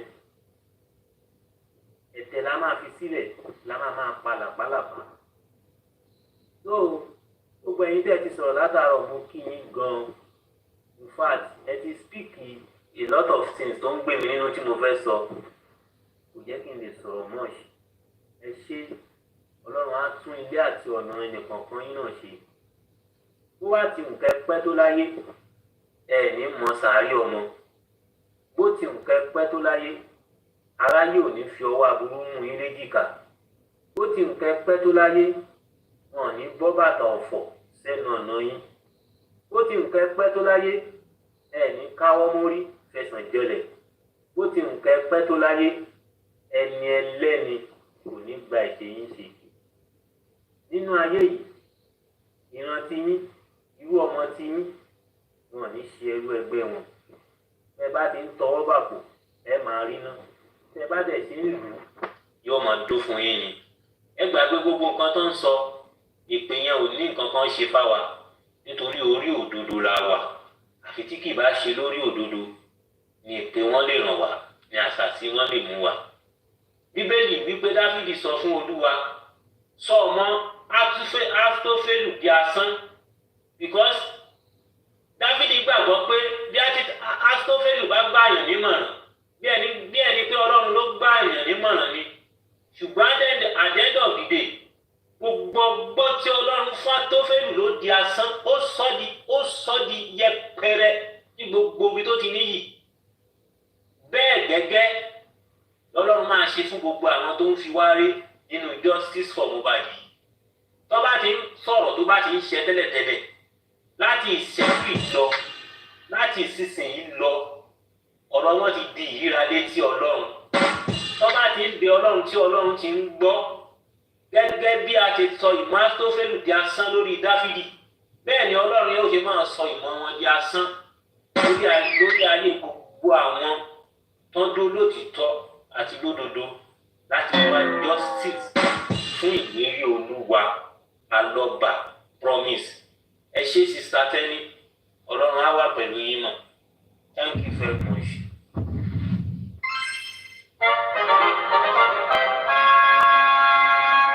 Thank you so much, sir. God bless you. Madam Pat, Thank you. Part 2. Can we have you, please? Madam Pat, Part 2. I'll move to my king. I'm going now. But ó kàn yín lẹ wá bọ́ lẹ́lẹ̀. Ó yà lájẹ́ sọ̀rọ̀. That's why I tell you sometimes every time tó bá ti gbé yín gòkè báyìí kó bá kó kẹ́ sọ̀rọ̀ báyìí máa bọ́ lẹ̀. That's why I tell you pé mo máa àwọn míì wà tó yẹ pé tó bá send request mi kì í dá wọn lóbi because ẹlòmíì máa wá ọmọ máa pariwo lórí channel. Ẹlòmíì máa wá tó bá tásìkò tó sọ̀rọ̀ máa sọ bí ẹni tó wà lábẹ́ yàrá. Ẹni tó bá wà níbi iṣẹ́ kò ní nǹkan tó já. So ẹni tí pé mo máa dá lùbọ́sà sọ́tò tó máa dá wàhálà lẹ̀. Ó yá Alájà Farida ẹgbẹ́nu sí microphone ẹ sáà ti gba gift ó yá ẹ sọ̀rọ̀ ẹ kú débi ẹ fún mi gift ẹ tó gba gift mi ó yá Alájà Farida ò sí bẹ́ẹ̀ ni orí kan ní yín lẹ́ẹ̀ tí mo kàrò ó yá ẹ sọ̀rọ̀ náà sẹ́yìn náà rí pé Alájà Farida kò gbé kọ́ ó yá ọ̀rọ̀ mú tu máìkì yín a fẹ́ lọ́ọ̀yà Davido ẹ lọ ẹ̀yin tẹ́ ń sọ pé lọ́ọ̀yà Davido báwo àbí lọ́ọ̀yà Martins VDM bí báwo ṣé kò lè support VDM kó continue justice for Mohbad gbégilére lọ́dọ̀ ọmọ ẹgbẹ́gi lọ́nà ọ̀bẹ yẹn sọ̀rọ̀ ń bẹ̀ ọ̀yà ẹ̀yin èèyàn wa kálájà bá kọ̀ tí ó sọ kálájà bá mi dá gift mi padà Alájà Farida ẹ bá dá gift mi padà jọ Alájà Farida kí ló ń sá Alájà Farida tí ó sọ̀rọ̀ Alájà Farida ẹ̀rọ mútu máìkì yín gbogbo èèyàn lórí Alájà Farida sì tó ń dà mí láàmú ẹ stress mi. kọ́ máa tún jà nípa lọ́ọ̀yà kí ọ̀fọ̀kùlùkùn. náà ẹnìkan tó ọ̀tọ̀ ní àwọn èèyàn lásán náà kọ̀ kì í ṣe pé àwọn host kì í ṣe àwọn tó wà níbí ẹ lọ́kọ̀ sọ̀rọ̀ yẹn sínú inbox mi. Okay. ọ̀dọ́ yìí máa ṣe nígbà yẹn ní last year 2 years ago tó ń jà tó ń fa bí. tó bá ti mọ̀ pé ẹni tó bá ti mọ̀ pé òun ò ní interest pé kíní kan kò sí nǹkan tó lé nù ẹ̀. They should just vote and be straightforward and it's not about this or that or that. It's about working together. Ìyá dẹ̀ mọ̀ bọ́tà a máa fi update ilẹ̀ a fi update ilẹ̀ sí orí gbogbo platform tó bá fẹ́ lọ. Bóyá ọjọ́ tó bá fẹ́ ṣe bóyá everybody máa co-host ni we don't know. Ṣé mọ̀ ọmọ yẹn máa co-host ni I don't know bóyá call ẹni yẹn máa bring so that gbogbo host máa gbé ní ẹ̀kan náà tó bá dẹ̀ jẹ́ pé ṣe ni gbogbo á máa ní bóyá máa open one platform kan tó jẹ́ pé platform yẹn everybody ibẹ̀ ni a máa gbé wọn wá tí wọ́n á ti So mama stream from there. wọ́n máa stream ẹ̀ yes kò ní jẹ́ pé bóyá ọ̀dọ̀ mi ló wá ọ̀dọ̀ tiẹ̀ ló wá gbogbo host ló máa wà lórí panel ló máa fi bóyá another account wọn wà lórí panel ẹ̀tẹ́ àwọn náà máa wà live so that wọ́n á máa play rẹ̀ bẹ́ẹ̀ lọ́ọ̀yà yẹn máa wà bẹ́ẹ̀ so gbogbo host máa stream ẹ̀ láti bẹ̀ lọ láti fún yẹ update sílẹ̀ kò ní jẹ́ pé ọ̀dọ̀ mi ló wá ọ̀dọ̀ tiẹ̀ ló wá mo sì kéde kan so gbogbo nǹkan tó bá ṣe ń lọ wọ́n máa fún wa àwọn nǹkan tó bá yẹ kí wọ́n kọ wọ́n á kọ but títẹ̀ bí káwò níbẹ̀ ni pé torí omilẹ́tọ̀ mo rí torí nígbà tí àwọn adábẹ́rẹ̀ wọ́n ṣe àwọn public lawyer lọ sí corona wọ́n gbà wọ́n wọlé ṣé táwọn ilé náà bá tún dé ṣé wọ́n gbà wọ́n wọlé ṣé wọ́n gbà wọ́n wọlé. Wọ́n claim nígbà yẹn wípé lawyer Shitu wípé public lawyer ni but lawyer Shitu behave like public lawyer. Lawyer Shitu kì í ṣe public lawyer. Nǹkan tó claim nìyẹn they claim that arimọ parí lawyer public lawyer Shitu ṣiṣẹ́ fún Joseph Alọba ló wà after tó bá yẹ pé lawyer Shitu jẹ́ fún public ó gbọ́dọ̀ make sure láti wá gbogbo bí social media ṣe ń jáde láàrin public bó ṣe máa settle pẹ̀lú Joseph Alọba so kì í ṣe lawyer fún public lawyer Josi ni kì í ṣe lawyer fún èmi tàbí for everybody Joseph Alọba ìjọ wo lẹ rí kó pe nọ́mbà bí ó update for everybody kò update public rí náà àmọ́ nǹkan tó lawyer àwọn Wùmí gan sì tún máa ń sọ̀rọ̀ kò update tó bá ti kó òkúrò náà kò sì bàbá lọ rè jókòó lè wà jẹgẹjẹgẹ wọn lọ jókòó bàbá jẹgẹjẹgẹ wọn lọ jókòó bàbá jẹgẹjẹgẹ wọn bàbá jẹgẹjẹgẹ wọn lọ jókòó sílé ni so o bàbá ti dàgbà so rí kó fi update lẹ̀ tán bá béèrè question náà lọ́wọ́ wọn ní corona náà bàbá máa sọ pé everybody ṣe kíníkà everybody ṣe gbogbo tó sọ náà kò sí pé tán bá sọ nǹkan mi tó yẹ pé kò sí nínú nǹkan tí client wọn sọ wọn ò ní lè debunk kan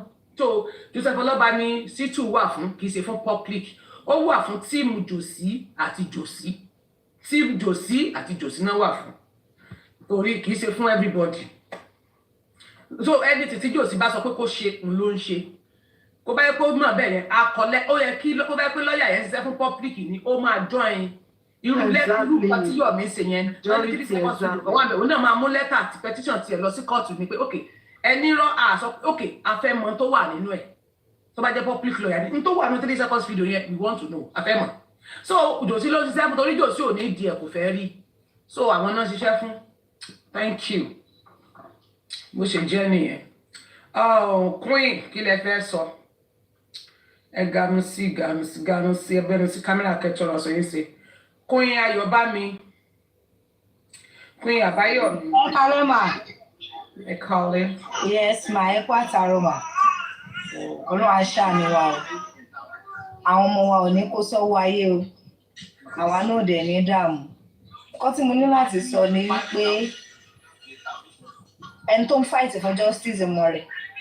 Ẹni tí ò fight fún justice ó mọ̀ra nǹkan tí oníkálukú dẹ̀ ń ṣe oníkálukú mọ̀ lórí ọ̀rọ̀ bàbá ẹni tó bá fẹ́ fight fún justice ẹ jẹ́ ká fọ̀rọ̀ bàbá sílẹ̀ bàbá ti choose a party tí wọn according to nǹkan táwọn èèyàn ń sọ wọn ní bàbá fi ń wá fèmù ni but ẹni tó bá sì fẹ́ fight fún justice ẹ jẹ́ kó fight fún justice ẹni tí ò bá fight fún justice ẹ jẹ́ ká fi wọ́n lẹ̀ ẹ̀yin ẹ máa ṣe nǹkan tọ́lọ́run ràn yín Ọlọ́run dẹ̀ máa wà pẹ̀lú yín orí yín ò ní gbà bọ̀dẹ̀. I don't understand you kí lẹ mí ẹ ní àwọn kan sọ wípé bàbá Mohbad ń wá fèmí kì í ṣe kó wá justice. Bẹ́ẹ̀ni. ṣé n tẹ́ sọ ni pé n táwọn èèyàn sọ yẹn pé fèmí ló ń wá yẹn kò wá justice ẹ sọ pé òótọ́ ni irọ́ ni wọ́n pàdé. Èmi ò sọ pé irọ́ ni mi ò dẹ̀ sọ pé òótọ́ ni tó bá padà yá òótọ́ máa padà farahàn kò sí bá ibẹ̀ wá sá má. àtúgbọ̀ yín bọ̀ tẹ́ ẹ lé advice àwa pé n ta bá fẹ́ ṣe sẹ́mọ̀ opinion yín lè give sẹ́mọ̀ opinion yín lè ó lè ẹ̀dì sọ opinion yín but opinion yín ẹ free láti sọ opinion yín tó wà ẹ lè sọ fẹ́yàn mi kó má gbọ́ torí pé tí òun fúnra rẹ̀ ní láti fi everybody sílẹ̀ bẹ́ẹ̀ni láti bá ń ṣiṣẹ́ ó ní láti máa free wọn. bẹ́ẹ̀ni. ǹjọ́ ń free àwọn èèyàn láti ṣiṣẹ́ mọ́ béèrè lọ́wọ́ yín. rárá mà. tí bàbá Mohbad free àwọn èèyàn láti ṣiṣẹ́. Rárá wọn free nìyẹn. So ẹ wá fi àwọn míì tí wọ́n pé ó ń jíṣẹ́ wọn lọ́wọ́ yẹn táwọn náà bá wá ń reply rẹ̀ kò possible kan fi sílẹ̀. Lọ́ba ní kò wá sí ọ́fíìsì fáwọn yẹn ní right láti sọ fún bẹ́ẹ̀ni opinion tí wọ́n nìyẹn bẹ́ẹ̀ni ma. Because torí ohun tó ń sọ ni wọ́n ní 3 seconds video kan wà ní kan ó ní rọ́nà ó dẹ̀ sì pè lérí ẹni tó. Kò dẹ̀ ń ṣe rọ́. Bẹ́ẹ̀ni. Àwọn tó náà ń fún ní gift wọ́n gbàgbé wédú ẹ dákun mo béèrè ẹjọ́ mo fẹ́ bí í léèrè ẹ gbọ́ mi. Bẹ́ẹ̀ mi tẹ́lẹ̀ ṣe wà níbi tí mo wà ṣé owó Mohbad ni mò ń ná lọ́wọ́lọ́wọ́ tí mo ṣe sọ. Láíláí kò possible. Oníkálùkù ń ṣiṣẹ́ owó ẹ̀ ní ẹ̀yin náà ń ṣiṣẹ́ fowó yín. Tí ẹ bá fún mi ní gift nísìnyí ṣe mọ̀ pé torí pé ẹ láàkì pé bí mo ṣe fight fún justice for Mohbad ìyẹn ẹ̀yin tí owó Mohbad lẹ́yìn ná fún mi. Láíláí owó iṣẹ́ mi Mohbad fún yín. Tẹ́yìn gbà ní owó tó ń gbà nílé ẹ mọ̀ gbà ẹnu owó tí Mohbad ní nínú àkáǹtì rẹ̀ tí ó ṣí ẹ̀ fún ẹ̀dùn wá ṣí ẹ̀ fún mi. Láíláí kò possible. Èèyàn kan gbé sálárì fún mi èèyàn kan gbé owó fún mi pé kí n máa jà fún justice for Mohbad ẹ mọ̀ èmi ni mo lówó mi dátà mi. Bẹ́ẹ̀ni owó mi fún ìgbẹ́ bá ní ẹni yìí ti ẹ jẹ́ kí n sọ iye hours àti wà ní. Bàbá yẹn ò ní làákàyè sẹ́. Bàbá yẹn ò ní sáìsì. Ẹ wo àti wákàtí márùn-ún lẹ́tí wà bẹ́ẹ̀ ni. 5 hours 29 minutes ni mo sọ. Tí 5 hours 29 minutes yẹn kíyàn lo wákàtí márùn-ún lórí show which pé wọ́n lo fóònù mẹ́ta àbí 3 fóònù. For Facebook. Now ní tiẹ̀ lo Facebook mo ń fi fóònù kan backup wo fíìmù tí mo ń ṣe bíbá. Mo ń mọ́nítọ̀ kọ́mẹ́ǹtì mo ń mọ́nítọ̀ àwọn nǹkan kan torí àwọn kan mi wà tó pẹ́ ẹ̀ ní rí mo dẹ̀ fi ṣe mo ń wọ́ọ̀chì tó wà ń bíbá lọ́wọ́lọ́wọ́. Ṣé wàá rí fóònù kejì iṣẹ́ ló ń ṣe lọ́wọ́ yìí ẹ wo gbogbo àwọn kan tí màá play fídíò màá sí gbogbo ẹ̀ màá ṣe bá ẹ wo íńtánẹ́ẹ̀tì YouTube láptọ̀pù mi tó tàn sílẹ̀ fún íńtánẹ́ẹ̀tì náà gbogbo ẹ̀ wà mẹ́tọ́ wá sí tán màá download mo máa cut lọ sórí Facebook mo máa cut lọ sórí YouTube. Now, mo máa cut àwọn nǹkan sórí orí bíbá. Mo tún gba different course in a day nínú data. Ẹ jọ ṣé tí mo bá pa 400k lójúmọ́ só pọ̀ jù ṣe bẹ́ẹ̀ wọ́n yẹ tó ń ta data Nàìjíríà. Bẹ́ẹ̀ni ó pọ̀ jù. Ẹ wá bí data tẹ́mi ń lò ní ìlú tí mo wà ó máa pọ̀ ju ti Nàìjíríà lọ. Ara ìyẹn wọ́n ju ti Nàìjíríà lọ. Lẹ́yìn data yẹn mo fẹ́ kẹ́ ẹ wo iná tí ò bá síná sí mo lè rí bí lo tí mo lè rí sọ̀rọ̀. Owó ni màá sanwó náà o bàbá tí mo fà fún ilé sílẹ̀ wọ́n máa mo sì lè bọ́ sí títì ní gbangba kí n sọ̀rọ̀. Ẹ̀yin ṣe tí ń fọ́lọ́run ni. Íńtánẹ́ẹ̀tì ni mò ń lò ẹ tún wá fi íńtánẹ́ẹ̀tì àti nọ́lẹ̀ ẹ wo àsìkò mi tí mo fi jókòó yìí. Bẹ́ẹ̀ni. Pé táwọn èèyàn bá wọ̀ pé òkè jẹ́ ká fáwọn yìí ní gift tí wọ́n bá fún mi ní 100,000 tí mo bá mú 100,000 lọ lé lójúmọ́ ṣó pọ̀ jù bẹ̀lẹ̀ tàṣé mi ò mú 30,000 lọ lé rí. Bí mo sọ fún yín gbígbà míì ó lè ṣe pé 2 cents $2 $1 $3 ni màá mú lọ lé ìjọ́ tí n bá pa jù níjọ́ kan tí mo lè ní mo pa jù níjọ́ bẹ́ẹ̀kì mi wọ́n celebrate mo ní mo pa 110 112 níjọ́ ọjọ́ bí ṣó yẹ kó jẹ́ ọjọ́ bí ṣó yẹ kó jẹ́ wọ́n kinní kan ni màá mú lọ lé níjọ́ bẹ́ẹ̀dì mi pẹ̀lú bí mo ṣe ń lórí bẹ́ẹ̀ ṣé 100 ló yẹ kí n mú lọ lé. Kò yẹ kó rí bẹ́ẹ̀. 100 ló yẹ kí n mú lọ lé pé mo ṣe ọjọ́ bí mo ti ń rojọ́ láti 2023. To this moment. Tí bá ṣe wípé àwọn tó appreciate mi níwọ̀nba náà gift mi tó yẹ kí 100 kò sẹ́ni bọ̀dọ̀ tó celebrate me I celebrate myself that's why pé àwọn tí ò bá celebrate me I don't celebrate me they celebrate me I will celebrate tí o bá wish me well pé mo sọjọ́ bí inú ẹ̀ dùn sí mi tó wish me èmi náà wish you well I will celebrate you mo fẹ́ sọjọ́ bí mi the way you celebrate me I will celebrate you too because tí o bá rí pé mo ṣe ọdún inú ẹ̀ dùn sí o comment o like o kí mi bẹ́ẹ̀ bó ti ẹ̀ pè mí lórí fóònù tí mo rí ẹ̀ appear pé mo rí comment lágbájá pé ó kí mi happy birthday yóò ẹ̀ mo mọ̀ pé inú ẹ̀ dùn bọ̀ pé o ò ṣe anything sí pàtí pé bóyá àti ìmọ̀ra àmọ́ra tó fi celebrate nígbà tèmi èmi ò ní celebrate. Bẹ́ẹ̀ ojú bẹ́ẹ̀ lọ tó bá celebrate mi pé inú ẹ̀ dùn sí pé mo lè kàn sí láyé tó bá ló ra ọ níyè èmi náà kò ra mí níyè. Bẹ́ẹ̀ nígbà tí mo bá sọjọ́ bí tí mo dẹ̀ rí adúgbò èrò tí panelist mi tí mi lè pa pé kí n tiẹ̀ pa tó 500 kan fi celebrate mi tí ò bá wá sí ènìyàn kan ṣoṣo tó dídí fún mi ní gift tó tóbi ní ìkọ̀kọ̀ tí kì í ṣe ní ìta gbangba $100 pé ló yẹ kí n mú lọlé nínú $100 tẹ́wọ̀n yẹn TikTok máa já sí ìpele mẹ́ta nínú 100 tó bá já sí pèlè mẹ́ta tẹ́ bá tó fẹ́ drop owó yẹn á tó yọ $3. ṣé tó yẹ kí n mú lọlé ìjọ tí mo lè sọ pé mo pa owó tó pọ̀ jù ní ọjọ́ birthday ní orí TikTok yìí eléyìí tó kù mi ò pa owó tó pọ̀ tó bẹ́ẹ̀ yẹn. Ọlọ́run lọ bẹ lẹ́sàn-án ó máa sọ kí o lè complain lé lórí. bẹ́ẹ̀ ni. gbà mí mo máa rí 11 mo kì í ṣe everyday honestly ó dàbí pé mo rí pé wòtòwòtò máa ń dùn gan ẹ jẹ́ kémi náà ṣe wòtòwòtò lórí ìlú àná tí mo ṣe wòtòwòtò lè ṣe dàgbé fún wa. ìyá tí mi wòtòwòtò fi tiẹ̀. ó dàbí abáwọn tí kọ́ńfọ́ fi máa ń ṣe wòtòwòtò tí kọ́ńfọ́ bá mú wàásù lọlé lójoojúmọ́ tó mú $100,000 náà yàrá tó mú $100 lọlé lójoojúmọ́ dà kó ẹ jẹ́ kémi náà ṣe wòtòwòtò. ẹ má ṣe wòtòwòtò ẹ̀yin ò sí fún wòtòwòtò lẹ́bù tí ju lẹ́bù gbọ́dọ̀. mo pa gift lánàá torí wòtòwòtò yìí bóyá kí n tó wòtòwòtò ẹ fún mi náà gift dáadáa lánàá ẹ fún mi gift lẹ́yìn mo rojọ́ dání mo ṣe rojọ́ ní mo láàgùn pẹ̀lú ọlá pé mo jẹ́ káka tó strong kò yẹ kí n máa sọ̀rọ̀ ọ̀rẹ́ ẹ̀ bẹ̀rẹ̀ lẹ́wọ̀n mi ò mo strong bí mo ṣe. ẹ pẹ̀lẹ́. mo strong bí kí yẹn dẹ̀ wá kó mọ̀ wá sùn tún bẹ́ẹ̀ kó mọ̀ kámẹ́rà kẹ́nìkan wá jáde kó wá lẹ́ni tó ń jà fún ọmọ máa sọ ọmọ nù ẹ wá nìkan fi rú ẹ ìkà ìkà ọ̀dájú ọkùnrin bẹ́ẹ̀ ni ẹ̀kan máa sọ ọmọ nù àwọn tó pọ̀ ọmọ rẹ̀ tó ní wọ́n na ọmọ ń pa kírísítò ǹjẹ́ ẹ rí kó ṣépè sí ọ̀dọ̀ wọn ní pé gbogbo ẹni tó pa ń lọ́mọ ẹni kí jòsí ṣépè lérí àwọn tó pa lọ́mọ ẹni pé kò ní lè ṣe torí pọ́wọ́ tiẹ̀ tó wọ́n. bẹ́ẹ̀ ni jáde èmi challenge truth or dare ni if I dare you Joseph Aloba tó bá ti jáde àwọn tó pa ọmọ rẹ mo fẹ́ kó kéèbù burúkú lé wọn lórí kó wá tutọ́ bó ṣe tutọ́ wòlé yẹn pé kó wá fẹsẹ̀ rẹ mo fẹ́ kó gbé wọn ṣépè tìrantìran pé gbogbo ẹni tó lọ́wọ́ nínú ikú ọmọ ẹ̀ gbogbo ẹni tó ní ọwọ́ bí ẹ̀mí ọmọ yẹn ṣe bọ́ gbogbo àtàwọn ẹnikẹ́ni tó ní ọwọ́ nínú ìdáhoro ayé ọmọ yẹn tó ní ọmọ yẹn lára lójú ayé àti ní ojú àlá tó dẹ̀ gba ẹ̀mí ẹ̀ lójú tí wọ́n gé ẹ̀mí ọmọ ẹ̀ kúrú gbé wọn ṣépè I dare you to do that tí jòsí bá ṣe bẹ́ẹ̀ máa pèsè máa gbé fún ẹ láíláí ṣùgbọ́n ẹ̀ẹ́rí jòsí kó ṣe bẹ́ẹ̀ ṣé ẹ̀rí kó ṣépè fún wọn rí láíláí kó máa sọ pé wọ́n fà jùlọ wọn mọ́ àjùlọ ni àwọn tó fà jùlọ ọmọ rẹ̀ kan sẹ́ni kó ṣépè fún wọn rí láyé kò ṣépè fún wọn rí ẹ pé àwọn tó tún wá ń bú nígbà tí justice yẹn bẹ̀rẹ̀ ẹ wo gbogbo àwọn sáìdì ìlú ní wọ́n ṣe máa ń gbé ṣépè ǹjẹ́ ẹ rí kó ṣe é pèsè ọ̀nà ọ̀dọ̀ wọn yẹn ẹ wá wo àwa tá a wá gbà á lẹ̀ tá a jàgbà lẹ́nu kìnìún tá a raṣọ fún adáṣọ fún adá iyì fún àfúnlówó àfún ní pé ìgboyà tó wà ló yẹ kó máa sọ pé ọ̀tá tiwa máa sọ ọmọ nù pé ńgbà tó àwọn ọmọ mi bá kú lọ́wọ́ ara àwọn ọmọ rẹ̀ ojú káwa wa máa bá ń sọ tó yẹ kó máa sọ pé kọ́mọ àwọn èèyàn sọ. ṣé ẹ mọ̀ pé ẹni tẹ́gùn má ṣe rere bá ń tẹ̀lé àǹtí mi ẹni tẹ́gùn má ṣe rere bá ń tẹ̀lé á fẹ́ wáyàn kúnra rẹ̀ lè bá wà fàmúra láíláí. Jesus ègún mọ́sẹ̀lẹ́dẹ́ ń ti ayé ìjòsí lẹ́yìn.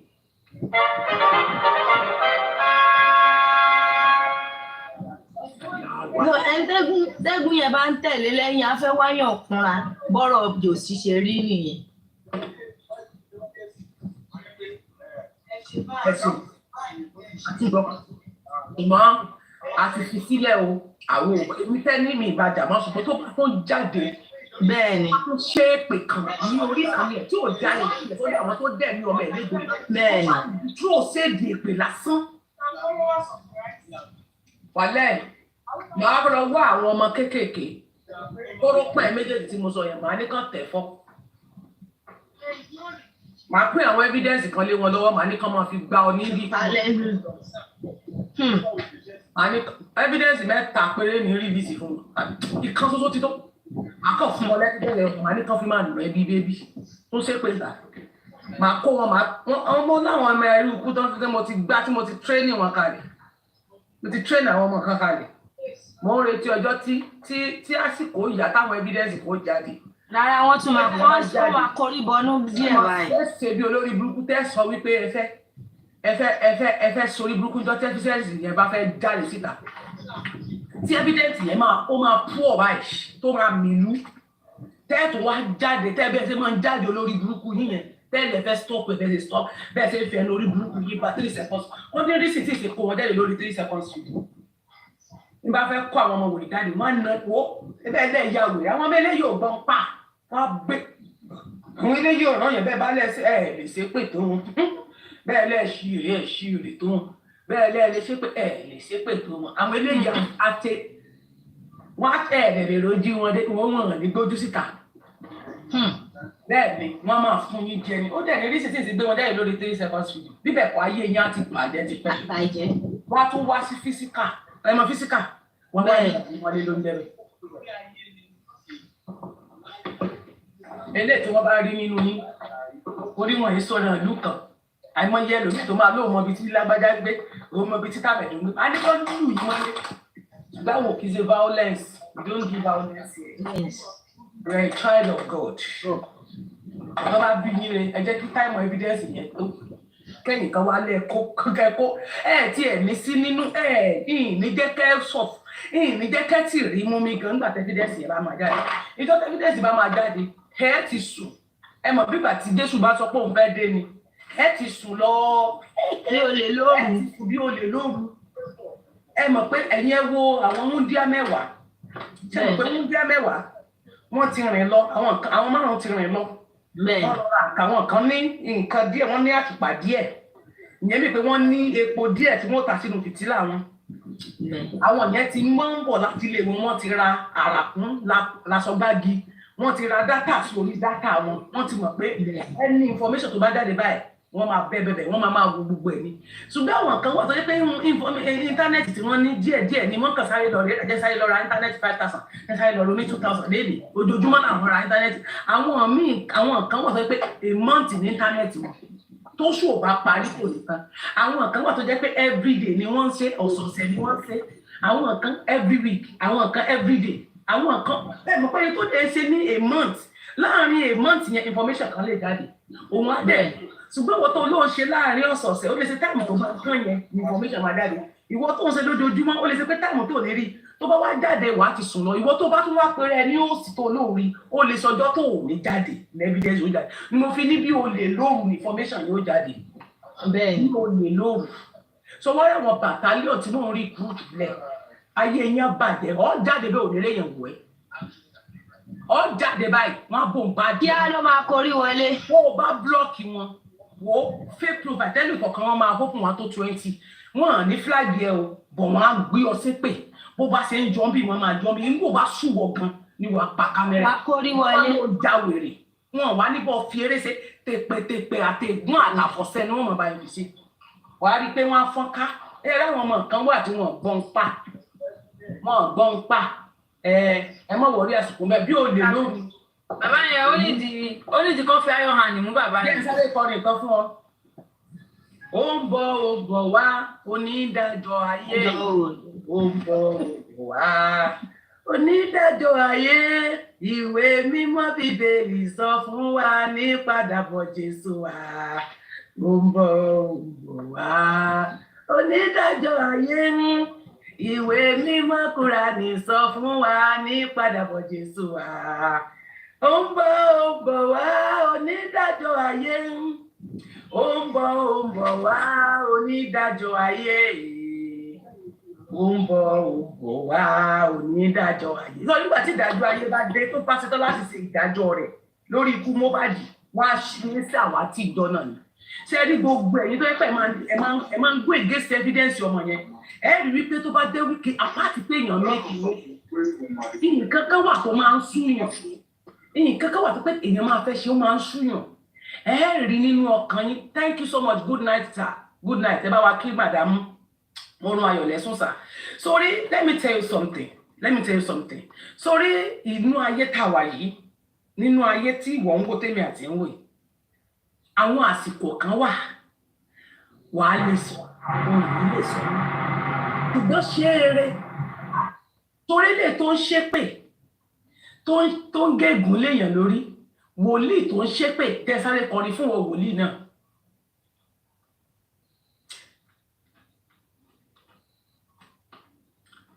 Mo ń kọrin ní o.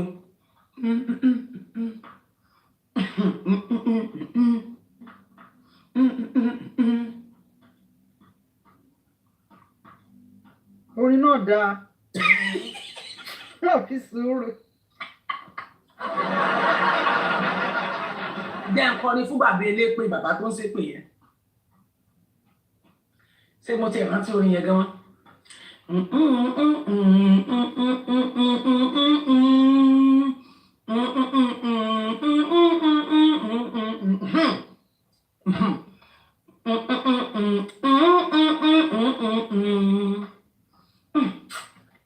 Orin yẹn ti sá lọ mọ́. Ìrírí ni infinity bá dì ní ẹ má wò mí mọ́. Ẹ má wò mí mọ́, mo máa rántí sí i. Ní pé olùgbàlà kò ní pẹ́ dé ara mi. Ó yá, Jòsí, ìwọ ni mo fẹ́ kọrin fún. Múra sílẹ̀, ìwọ ọ̀rẹ́ mi, múra sílẹ̀. Jésù fẹ́rẹ̀ dé, múra sílẹ̀, ìgbẹ̀yìn ayé dé tán o. Múra sílẹ̀, kò ní Jésù Kristi kò ní pẹ́ dé ara mi.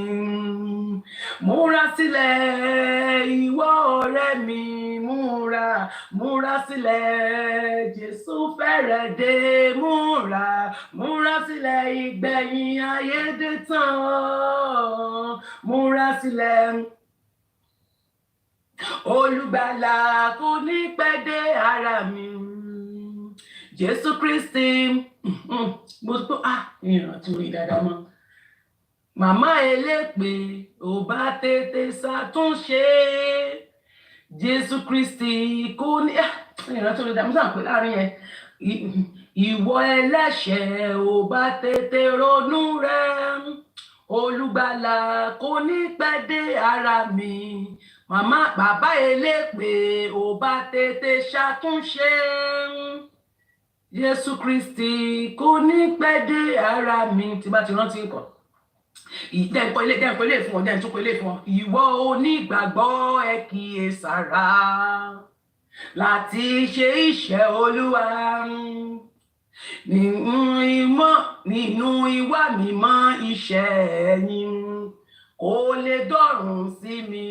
Gbaná ẹkún wa yóò dẹ́rìn, ìdààmú ọkàn wa yóò dópin. Ìrántí mọ́, wọ́n ní ti lọ. Ìrántí mọ́, ìwọ onígbàgbọ́ ẹ kíyèsára láti ṣe iṣẹ́ Olúwa bí ti Jòsí. Nínú iṣẹ́ ìwà mímọ́ yín kò lè dọ̀rùn sí mi, kò lè dọ̀rùn ìsinmi. Nígbà náà ẹkún wa yóò dẹ́rìn, ìdààmú ọkàn wa yóò dópin. Ìrántí gbogbo orin yẹn mọ́. Ìmọ̀ rántí tó bá yá. Ẹ pàtẹ́wọ́ fún mi.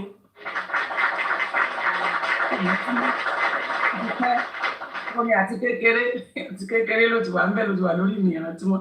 Orin tí mo wà láàrin 12 years. Tí mo ti wá jìyà gbáǹsìn.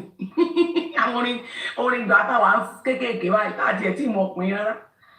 Àwa Fabayi 2, Fabayi 3, ẹ rí pé mo sì try tí mo sì lè rántí àwọn díẹ̀. Ìrántí mọ́. Orin tí bàbá elépè yẹn mo máa padà rántí. Ìwọ bàbá elépè ò bá tètè ronú rẹ̀. Olùgbàlà kò ní pẹ́ dé ara mi. Múra sílẹ̀, ìwọ ọ̀rẹ́ mi, múra sílẹ̀. Jésù fẹ́rẹ̀ dé, múra sílẹ̀, ìgbẹ̀yìn ayé dé tán o. Múra sílẹ̀, Jésù Kristi, múra sílẹ̀ kó má bá kábàámọ̀. Mo rántí bẹ́ẹ̀. Múra sílẹ̀ kó má bá kábàámọ̀. Jòsí kó má bá kábàámọ̀. Múra sílẹ̀, ìwọ ọ̀rẹ́ mi, múra sílẹ̀. Jésù fẹ́rẹ̀ dé, múra sílẹ̀, ìgbẹ̀yìn ayé dé tán o. Múra sílẹ̀ kó má bá kábàámọ̀. Olúwa ń bọ̀ bí ó lè lóru. Mo ti rántí. Get me this big camera. Kí n máa wojú ara mi, kí n máa wòra rẹ tẹ́lẹ̀. Ìyá. Gẹ̀rẹ́. Mo ti gbàgbé o.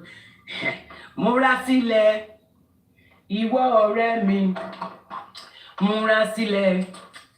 Jésù fẹ́rẹ̀ dé, múra sílẹ̀, ìgbẹ̀yìn. Ẹ bá mi kọ́ fáwọn ará chọ́ọ̀chì yín. gbogbo ẹ̀yin tẹ́ bá jẹ́ kristẹni ẹ kọ́ kalẹ̀ bí mo ṣe ń kàn kẹ́ra mọ̀ kọ́ àwọn àchọ́ọ̀chì yẹn múra sílẹ̀ jésù fẹ́rẹ̀ dé múra sílẹ̀ ìgbẹ̀yìn ayé dé tán o bàbá Mohbad múra sílẹ̀ kó má bá kábàámọ̀ olúwa ń bọ̀ láwọ̀sán mọ́ jésù ń bọ̀ láti káyán fẹ́rẹ̀ lé màmá ẹlẹ́ṣẹ̀ ò bá tètè ronú rẹ̀ bàbá ẹlẹ́ṣẹ̀ ó bá sórí fún mi gá wọ àwo fún ọ bó o bá sórí fún tẹ́ni tó o bá try láti sórí fún mi gá wọ studio fún ọ wọ́n rí pé èmi gan mọ̀ pé mo lóhùn orin tó bá bá mi fi zero tí mò ń pọ̀ mo ti ń kọrin fún ọ báyìí. ìbá ẹlẹ́ṣẹ̀ ò bá tètè ṣàtúnṣe ò bá tètè ronú rẹ̀ olùgbàlà kò ní pẹ́ dé ara mi múra sílẹ̀ ìwọ ọ̀rẹ́ mi múra sílẹ̀ jésù fẹ́rẹ̀ dé múra sílẹ̀ ìgbẹ̀yìn ayé dé tán o sọ́rọ́ ẹni tó bá ti kú ní ìgbẹ̀yìn ayé rẹ̀ dé tán jésù tó ló ń bọ̀ sọ́rọ́ ẹni tó bá ti kú ní jésù títí ẹ̀ dé o má rò wípé jésù yẹn máa dé wọ́n máa wá kó nílẹ̀ kan náà let me tell you something ẹni tó bá kú lẹ́ni òpin ti dé bá tiẹ̀ nìyẹn ó láti fi lélẹ̀ fún ènìyàn láti kú lẹ́ẹ̀kan ṣoṣo ó ní lẹ́yìn rẹ̀ ìdájọ́ ló kàn ó kàn máa rìn kiri ní títí tọ́jọ́ ìdájọ́ ó fi dé múra sílẹ̀ ìwọ ọ̀rẹ́ mi múra sílẹ̀ jésù fẹ́rẹ̀ dé múra sílẹ̀ ìgbẹ̀yìn ayé dé tán o múra sílẹ̀ kó má bá kábàámọ̀ olúwa ń bọ̀ bí ó lè lóru jésù ń bọ̀ láti káyán fẹ́rẹ̀ lé bàbá elépè ò bá tètè ṣàtúnṣe olùgbàlà kò ní pẹ́ dé ara mi máa wọ stúdíò fún wa ti Grace ẹ dákun sórin ń dùn bí mo ṣe kọ́ sómújò sí bá ẹ jẹ́ kó wọ stúdíò fún wa kébí náà bá ń gbórin kalẹ̀ àbá yín mú orin olúwa ń bọ̀ láwọ̀sán mọ́ jésù ń bọ̀ láti káyán fẹ́rẹ̀ lé bàbá elépè ò bá tètè ronú rẹ̀ olùgbàlà kò ní pẹ́ dé ara mi múra sílẹ̀ ìwọ ọ̀rẹ́ mi múra sílẹ̀ jésù fẹ́rẹ̀ dé múra sílẹ̀ ìgbẹ̀yìn ayé dé tán. sísá tẹnu nǹkan tó wà nínú fóònù Mohbad yẹn tí Ṣadé sọ wípé nínú ìwé pn lára àwọn nǹkan tó sọ pé wà ní fóònù Mohbad yẹn tí Ṣadé sọ wípé gbàtọ́lọ́pàá dé àwọn ò rí kinní yẹn ò mọ̀ pé náà wọn ẹbí ẹ̀ ní lọ́wọ́ yẹn ṣé ò ṣe àdúrà lórí gbogbo kinní yẹn lọ́wọ́ ṣá. irọ́ n tó ṣẹlẹ̀ ni pé inú fóònù mẹ́ta ni Mohbad ní fóònù ẹyọ ọ̀kan ló fi sílẹ̀ fún àwọn méjì náná kó sílẹ̀ fọlọ́pàá ṣé wàá rí fóònù méjì tó kù yẹn fóònù ẹyọ kan tó kù wọ́n fún Gàrósà ó fún ìyá Mohbad fóònù yẹn ni wọ́n ní Wùmí lo find my phone tó fi lọ rèé jí nílé ìyá Mohbad. ti gẹ́tì kan tí mo sọ. ẹ máa gbọ́ fóònù yẹn ni Wùmí wá kì í ṣe pé àdúrà náà ni pé Mohbad ló ní fóònù yẹn. nǹkan tí mo sọ fọ́ nìyẹn ẹ máa gbọ́ àdúrà ni lọ́wọ́ ẹ máa gbọ́ kì í ṣe pé iṣẹ́ rí fídíò yẹn àwọn fídíò kan wà lórí fóònù Mohbad àdúrà rìkọ́ọ̀dù gbogbo tó ṣẹlẹ̀ personality ti ẹ̀ ni ó rìkọ́ọ̀dù gbogbo náà rìkọ́ọ̀dù gbogbo wọn tó wà nílé kò sẹ́ni tí ò ní rìkọ́ọ̀dù tó ṣẹlẹ̀ nínú ilé Mohbad they burial ground but information ti Mohbad gangan information tó jẹ́ pé àwọn nǹkan tó ti ń ṣẹlẹ̀ sí a lot of information yẹn orí fóònù ya Mohbad ló wà àwọn àṣírí tó tẹ̀lé pé ó ṣe nǹkan tí mo sọ fún yín ni pé information yẹn wọ́n ní bó ṣe wà lórí fóònù Mohbad yẹn bẹ́ẹ̀ kí n plẹ̀ kẹ́kọ̀ọ́ àdá ó ń sẹ̀ǹdẹ̀ sẹ́yìn ọ̀kan méjì níta ó ń sẹ̀ǹdẹ̀ bọ̀ kí sáà èèyàn kan jẹ́ ẹbí ẹ̀ èèyàn kan jẹ́ ràtà.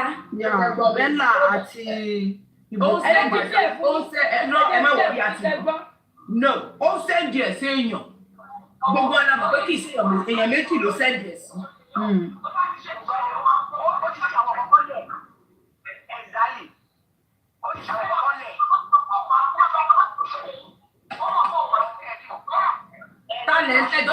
talẹ̀ ń play kí n kọ́kọ́ béèrè lọ́wọ́ yín. Ṣadé ni mo ń play. ok. ẹ fún ìyẹn tí wà ní ẹ máa gbọ́ mi. ẹ mú ẹkẹ rántí kankan níbẹ̀ ni wípé ó ń sẹ̀ǹdẹ̀ séyàn bẹ́ẹ̀ àgbà yín jiyàn bọ̀ kì í ṣe àdúrà ó mà pàdúrà dance kò lè sẹ́ǹdẹ̀ sádùrà ẹ̀kọ́ kan bá mi tí mo wí. bí àṣà bí a blessing wọn ní kan ní ẹbí ẹ. Ṣadé sọ pé family so blessing ló tún máa jẹ́. no sẹ́fẹ́ gbọ́ mi tẹ́ ẹ bá ní blessing mi ní báyìí jù blessing ní èdè bí a blessing. Blessing àti bàbá wọn náà sọ statement kan ó sọ fún mi gbà yẹn ó ní kò sí nǹkan tí Mohbad sọ fún òun tí kì í sọ fún blessing ó ló dẹ̀ máa ń sọ fún ìyàwó náà kò sí information tó náà tí blessing ò mọ̀ bàbá náà ní information lọ́wọ́ ó dé stage tí ò sọ kankan fún bàbá mọ́ ó pẹ́ kó tó bá sọ̀rọ̀ fún bàbá mọ́ bẹ́ẹ̀ gbà tó padà rí ìwà tí bàbá ń wù lọ́mọ yìí ò sẹ́ndì sí bàbá ẹ̀ mọ́. ẹ dápẹ́ wọn náà wọn gbọ́dọ̀ mú blessing yẹn o.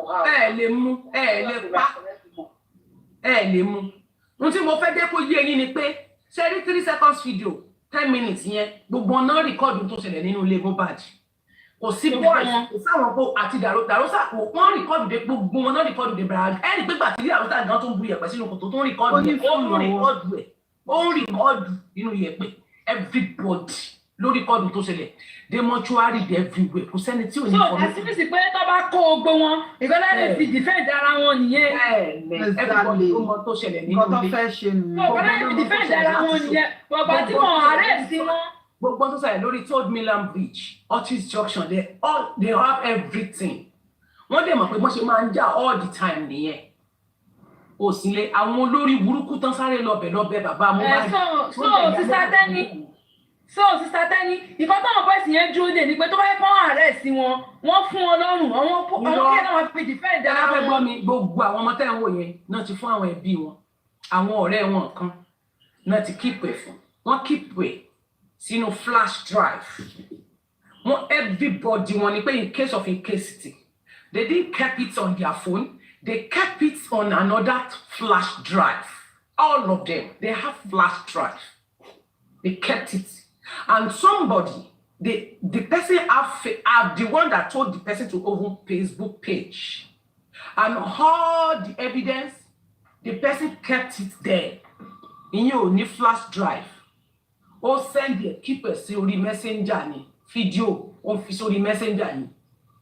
On the messenger. Kò tí ẹ̀ ní log kì í ṣe account tó fi ń chat yẹn. Open ni as a private skinny. Pẹ̀lú wọ́n bá gba fóònù wọn gan wọn lè rí nǹkan kan. Ẹ bá gba fóònù yẹn tó bá any phone tó bá rí tó bá fi log ó mọ password wọlé ó máa wọlé kódà kò lo email kò fi sórí email in case of incasity kò lo email orí Facebook page sọ́rí orí normal Facebook yẹn tó ní messenger ní mí keep ẹ̀ sí ìyẹn tó ń kọ́ kò dẹ̀ ní log síbẹ̀ débi tẹ́ ẹ mọ̀ kò dẹ̀ sí lórí fóònù ẹ̀. Ó dìlítì. ẹ mọ̀ ní tí àwọn bàbá yẹn fi wá ṣe kinní yẹn àwọn bàbá yẹn náà ti mọ̀ pé kéèsì lè bẹ̀rẹ̀ dé kí Wùmí fẹ́ parọ́ mọ́ wọn. Bó ṣe jẹ́ nìyẹn wọ́n dẹ̀ lè fẹ́ fi blackmail ẹ̀ ṣẹ̀jẹ̀ ní dàrúsà yẹn dàrúsà ní gbogbo tó ṣẹlẹ̀ nílé CCTV camera ta ni ò ní lọ́wọ́ nu àwọn bí wọn oyún náà pa pé Mohbad ní CCTV camera Mohbad máa ní Mohbad gan máa ń fi information wọn bọ́n ṣe máa ń lá píopíó nu ilé tí Mohbad gan máa ń sọ fún irọ́ náà ń padà. fine boy sọ lọ́dọ̀ supreme náà ó nígbà tó ń padà lọ́sọ̀dọ̀ Mohbad kó tó lọ sí kìnìjọ yẹn ó ló sọ fóun pé ọ̀rẹ́ mi mo ti fíìsì gbogbo kámẹ́rà mi ó ti ń ṣiṣẹ́ ó ló sọ fóun. Mohbad ní CCTV camera tí a just a máa discuss nípa CCTV camera yẹn lọ́la we will discuss about the CCTV camera nígbà tí lọ́ọ̀yà bá wá sọ̀rọ̀ tàbá fẹ́ sọ a máa pe lọ́ọ̀yà ó dọ̀la kí n tó pe lọ́ọ̀yà yẹn tí n bá jí lọ́la so because time is gone now. I will call the lawyer tomorrow. I will speak. I don't want fún wa ṣe. Wọ́n máa wà shock. Nígbà tó bá rí pé public náà ní lawyer, wọ́n shock.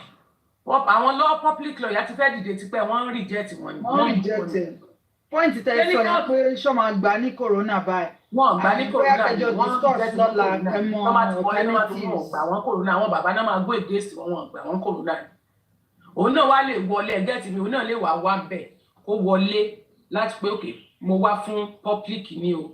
Mo fẹ́ ṣe èmi ò mọ báwọn ṣe máa sọ kì í ṣe pé bóyá àwọn náà máa handle case okay mo fẹ́ máa fún media àwọn public tí a fẹ́ máa so kò ní sí pé bóyá irọ́ wà lórí kò sí anybody tó ń fún public ní information à ń gbé àwọn èèyàn lọ individual à ń gbé àwọn èèyàn lọ so tó bá dúró ní dúró yẹn tí kì í ṣe pé ẹ̀rọ pé táwọn yóò dẹ̀ pé àwọn yẹn fẹ́ hand over wọ́n fẹ́ kán hand over gbogbo kéèsì lé wọn lọ́wọ́ ni I don't know ó dà pé nǹkan táwọn yẹn fẹ́ ṣe ń tàmì yẹn nìyẹn I don't know but I will ask Crunch Queen about it. So is it gonna be public lawyer or is it gonna be Mohbad's lawyer? Yes. Which one? Méjèèjì la máa pè fún. Ó lè má ṣe èèyàn kan, a máa ní wọn, a ní ìdí lọ́yà tó mẹ́fà. Kí ni Yorùbá ti ṣẹlẹ̀ ti pẹ́ àìmọye voluntary lawyer káà ní lówó gan. Gbà ní. Mo sọ fún ikọ́ tẹ́ sọ yìí sísá tẹ́lí mo béèrè lọ́wọ́ ẹ̀ mo sọ fún wọn pé ṣé wọ́n ní àtàkì yìí pé wọ́n nígbà ó ní I'm not a small lawyer yìí pé òun mọ ọ̀wọ̀ tóun máa gbé gbà kóun tó wọlé. Bọ́tò sọ nìyẹn. Báwo yẹn bá ní different lawyer nìkan tí lawyer bá pọ̀ fún Mohbad fún public ló máa stand fún Mohbad because Mohbad ò ní lawyer Wùmí ní bàbá ní so kí public stand so gbogbo nǹkan tá a fi ń rojọ́ wólewòlò yẹn irú èyí tí bàbá gbé jáde níjọ́ wo tó yẹ kọ́lọ́pàá ti pè àwọn náà máa bá wa petition wọn pé kí wọ́n kàn invite bàbá wa gbogbo wọn náà máa join pátápátá everybody ẹni bá tó ní NGO kó fi NGO rẹ̀ stand fún kó bá ní NGO kó gbé NGO wọlé so kí Yomi máa ṣiṣẹ́ tiẹ̀ lọ kí public náà máa torí lọ́ọ̀yà Yomi ò ṣiṣẹ́ fún public Yomi ló ṣiṣẹ́ fún so we need different people so that everybody gbé orí wọlé ìbá ṣe ẹ wo gba ti Kanu náà ẹ mọye lọ́ọ̀yà tó dìde fún Kanu ní 36 lọ́ọ̀yà wọn ò dẹ̀ gbowó wọn gbà àwọn èèyàn lè máa support wọn but wọn sì ṣe wọn ni.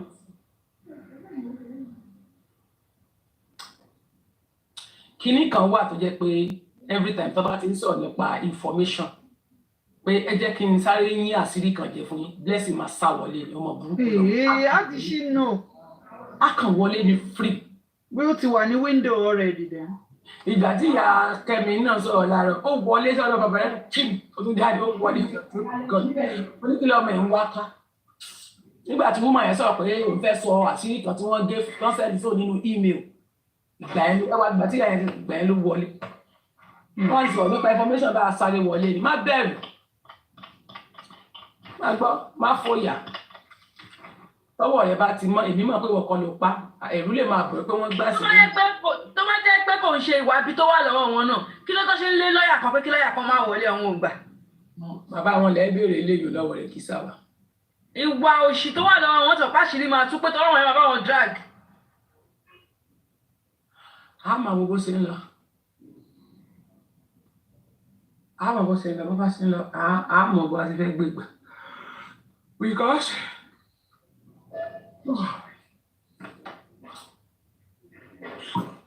mo ti mú hap ní ewé mi tí mo bá. Ó yẹ kọ́ lè sọ pé àwọn ò fẹ́ bọ́bí lọ́yà àgbàtà náà 75 million tán. Ẹ jẹ́ sáré polówó ọjà fún ẹ̀yin tí mo sọ nípa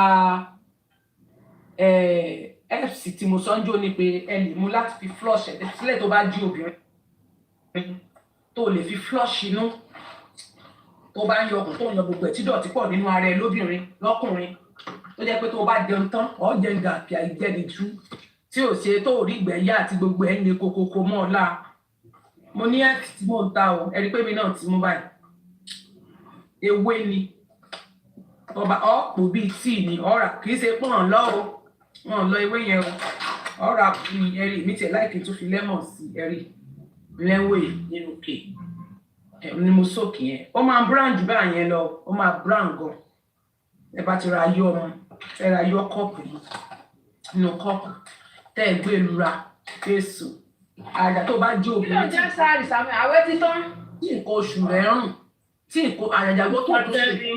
Ó dàárọ̀ gbogbo lé o ẹjọ́ mo ti tòrùn gbé. Ó dára jẹ́ bẹ́ẹ̀ dábí ló bá ti ń pè é.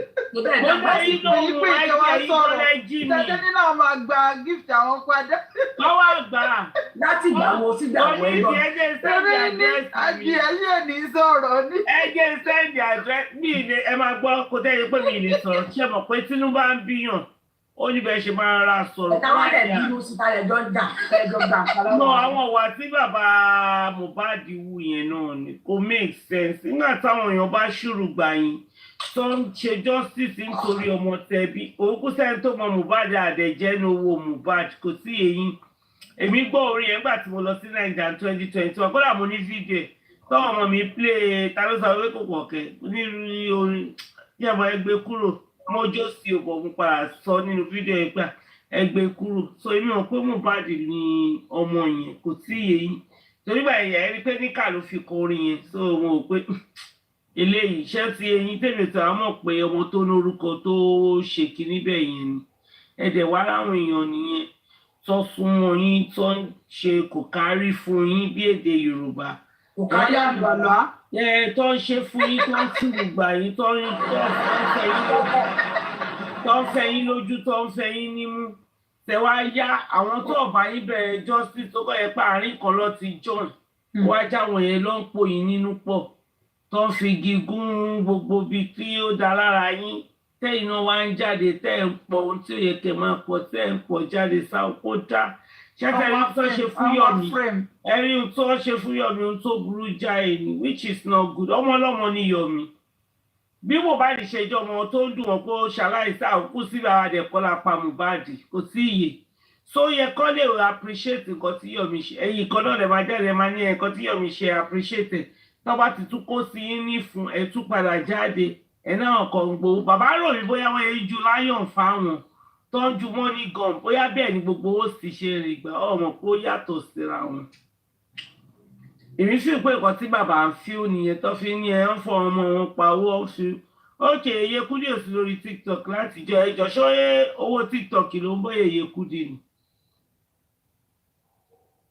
àbáwọn míì tó yẹ pé wọn àbí bàṣẹ owó TikTok ló ń yó wọn ni owó TikTok kí ló wà ní ti dé mímí náà ń ṣe láìfù ẹ jẹ́ ìpa ilé mo ṣe láìfù lánàá ọ fún mi ní gèwé ọ fún mi láwọn rose and stuff like that kò sẹ́ tó rí lì fún mi ní big gift kan kò sí èyí ṣé yẹn lówó ìgbà tí mo dé làkà mo bá £2.33 ẹjọ ṣé yẹn ni owó kẹwàá yìí máa jẹ ohun tó máa jókòó 6 hours èmi jókòó just 1 hour nìyẹn o ó ṣòwò yẹn lèèyàn títorí ẹwà kò sí ìyẹyìn wọ ìtara abiyamọ ló ń jẹ́ kéèyàn máa dá sí gbogbo nǹkan tó ń ṣẹlẹ̀ mo applause àwọn tó wà ní Naija tó máa ń lo data wọn and stuff like that for a very long time. Thank you, baby. God bless you. Yeah. Get me pepper, please. Yeah. Thank you.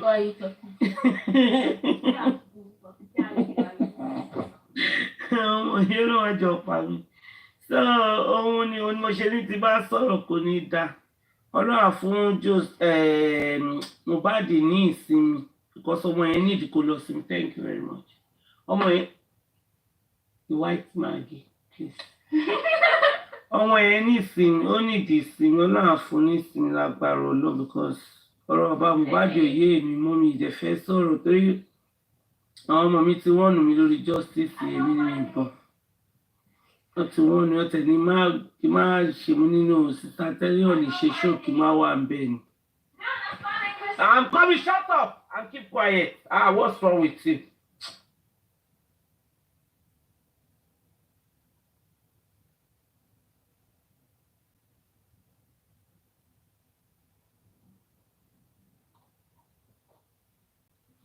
Mr. Tenny, Ọlọ́run á jí wa rè o. Ó dòwúrọ̀. Happy Sunday in advance.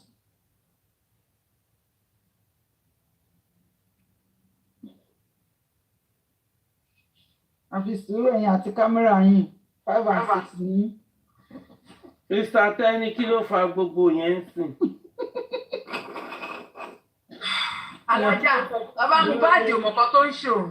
Kí ló fà pàpàpàpà? Kí ló fà pàpà? Ọ̀fẹ́sùn mi wá bẹ̀ yẹn. Àkọsí sún. Bàbá Mohbad, ṣé kò mọ̀ ní pé kí Yomi dàgbàdàgbàdàgbà kó má kú ní kékeré kó lògbó kó tó kú? Ṣé kò mọ̀ ní pé tí Yomi bá dàgbàdàgbà tó bá kú? Crowd Yomi ó máa ju tọmọ òun lọ bí a kò mọ̀ ní. Ọdún wo lọmọ ṣe yẹ̀yẹ̀ dìde? Ẹ fẹ́ gbàgbé ti crowd bàbá ń ṣe àwọn nǹkan tí ò dáa. Nǹkan tó tẹ̀ ṣe fún àwọn tó kù ẹ̀ ó tẹ̀lé máa ń jẹ́ kí ohun tó ń ṣe fún Yomi yìí ò dáa. Tẹ̀ wá ń ṣépè tẹni tọmọ wọn bá kú tó bá sọmọ nù ṣé jòsí lè fọwọ́ gbáyà pé àwọn look out for justice fún ọmọ wọn.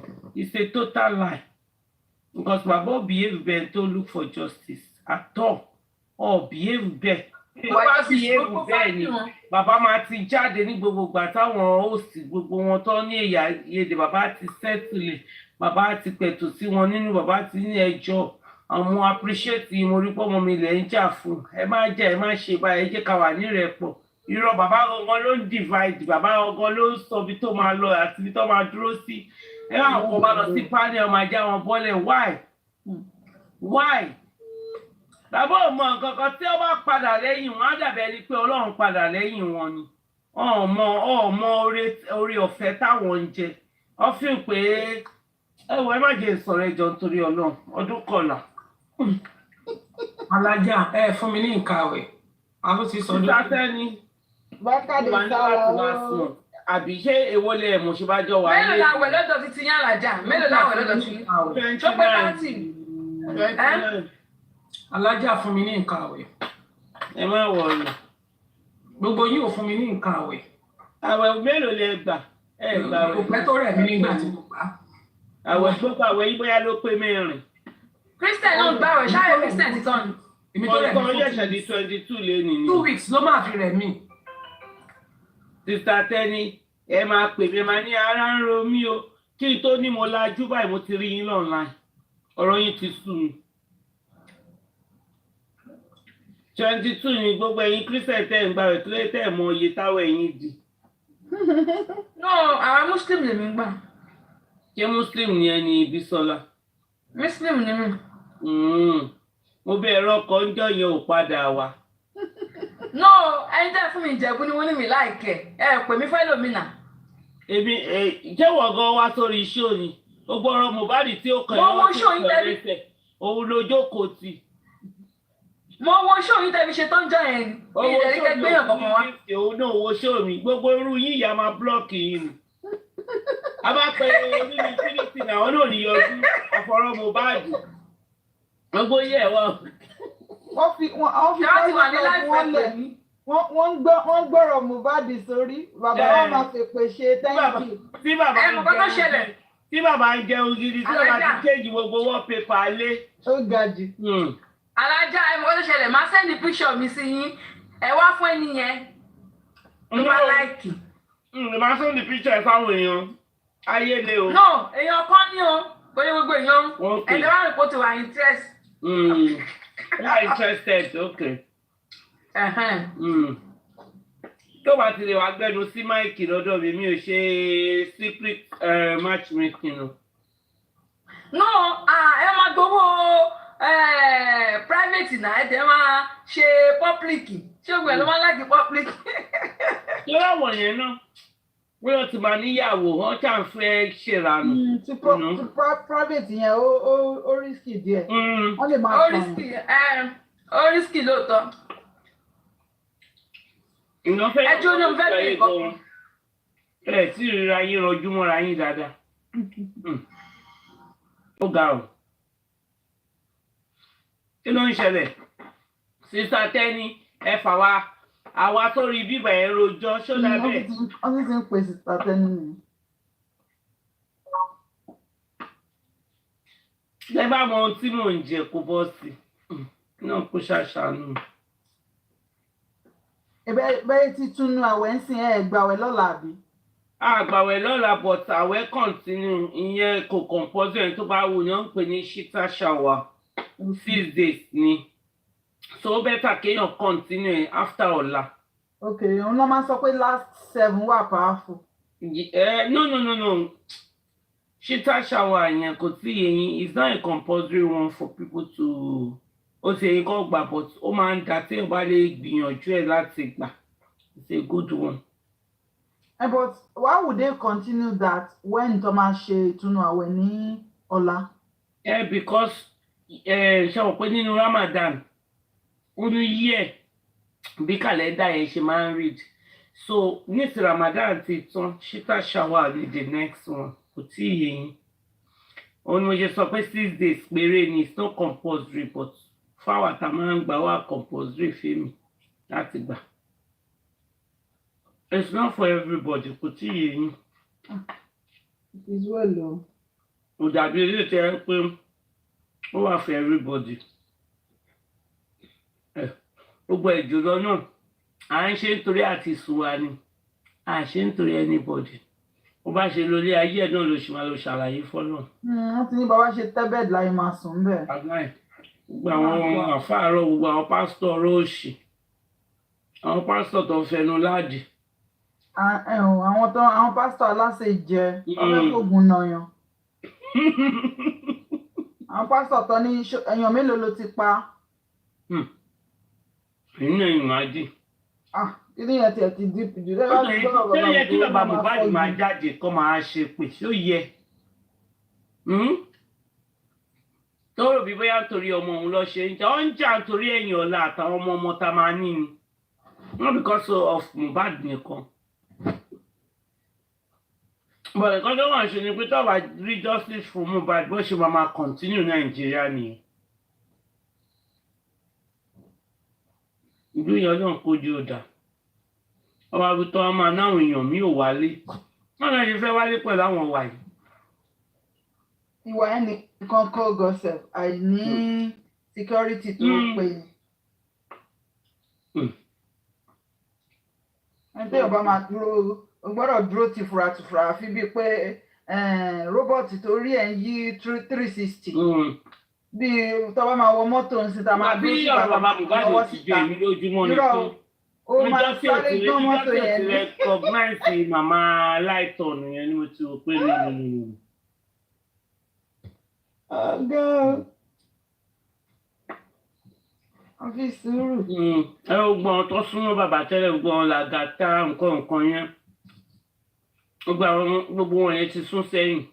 gbogbo wọn ti ń yẹra nǹkan. nítorí mú ẹ bàbá yẹn ti tẹ́ ó ti tẹ́ gan. ó ti tẹ́ ó ti fàtẹ́ tẹ́jì. ẹ mọ̀ bóyá ó máa jáde lọ́la. wá jáde kò ní ṣe mà fi kó wá jáde bẹ̀bẹ̀. ìyá rich grace yẹn. ìdílé mi sì kò lè tán ẹ̀mí kò lè wá fọ̀rọ̀ gbé mi mọ́ra mo mọ̀ I have known the true colour is there that is a fake guy.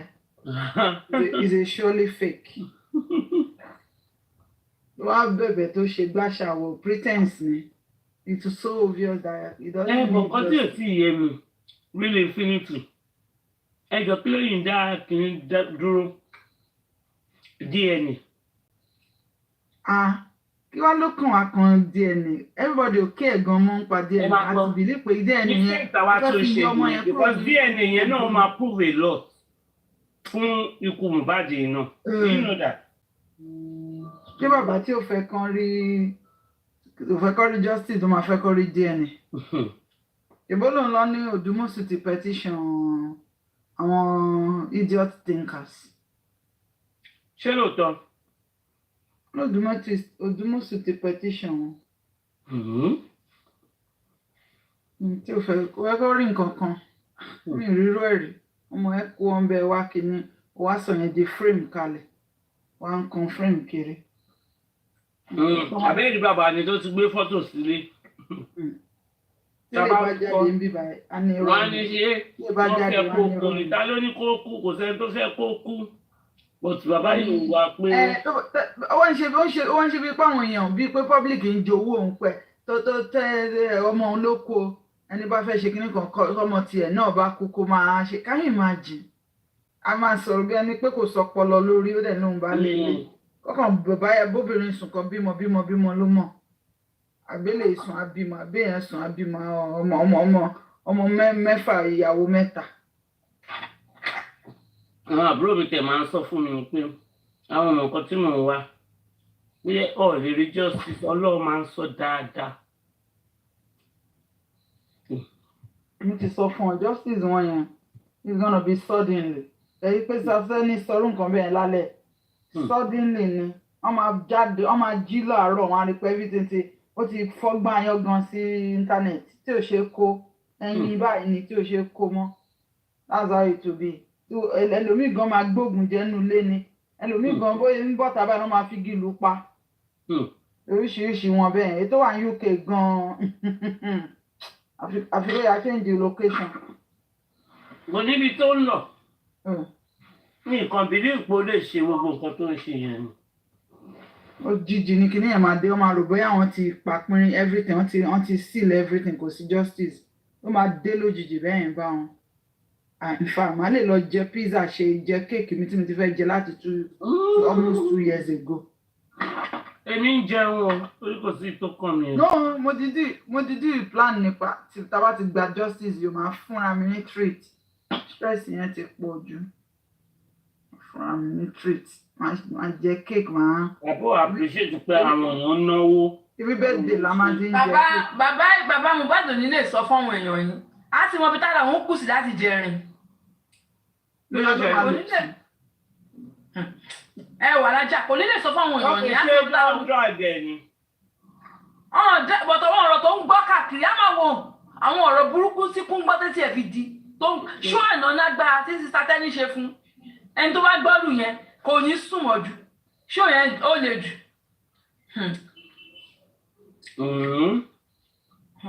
Atẹ́ni wọ́n sọ̀rọ̀ fún àwọn èèyàn sọ̀rọ̀ á ti wò ó èyí ìgbọ́n náà Supreme náà sọ̀rọ̀ kò ní lè sùn níbi tó wà gbọ̀mùtá ìtẹ́ni kì fún lánàá yẹn wọ́n kí àgbóbà àtàwọ́ pa fún un. wọ́n gbóúnjẹ fún báyìí kò ní lè jẹ. ó ga o. tèmi sọ̀rọ̀ nǹkan ṣe ni mò ń láàgùn ẹ wá ló pa. àìtẹ́ni bọ́ṣọ dànù. ó ga o. bí atẹ́ni ṣe ń bọ́ṣọ ló ṣe ń wọ̀ ló ń bọ́ṣọ lọ́wọ́ kọ́. kátẹ́gùn bá tún ti fẹ́ sí tó tútù bá ti fẹ́ máa mú mi ni mò ń wọṣọ padà yẹn tó bí bá tún ti mú mi wà fún yàn. tọ́lọ́ tuntun yóò ti yẹ tán. àwọ̀ wípé ta ló ní pé kóun ṣí ọ̀rọ̀ sọ pé igi ewédú láyé òun. ta ló ní kóun sọ pé no ẹ mà bó ti sọ́ọ̀ṣì ẹlò ti sọ láti sinẹ́ ló ń bá wí. ẹ̀yin náà yìí máa gbogbo wàhálà túbọ̀ bọ́ yẹn náà ṣe. ẹrù pálá ẹ̀ tó mórè ni. òmórè.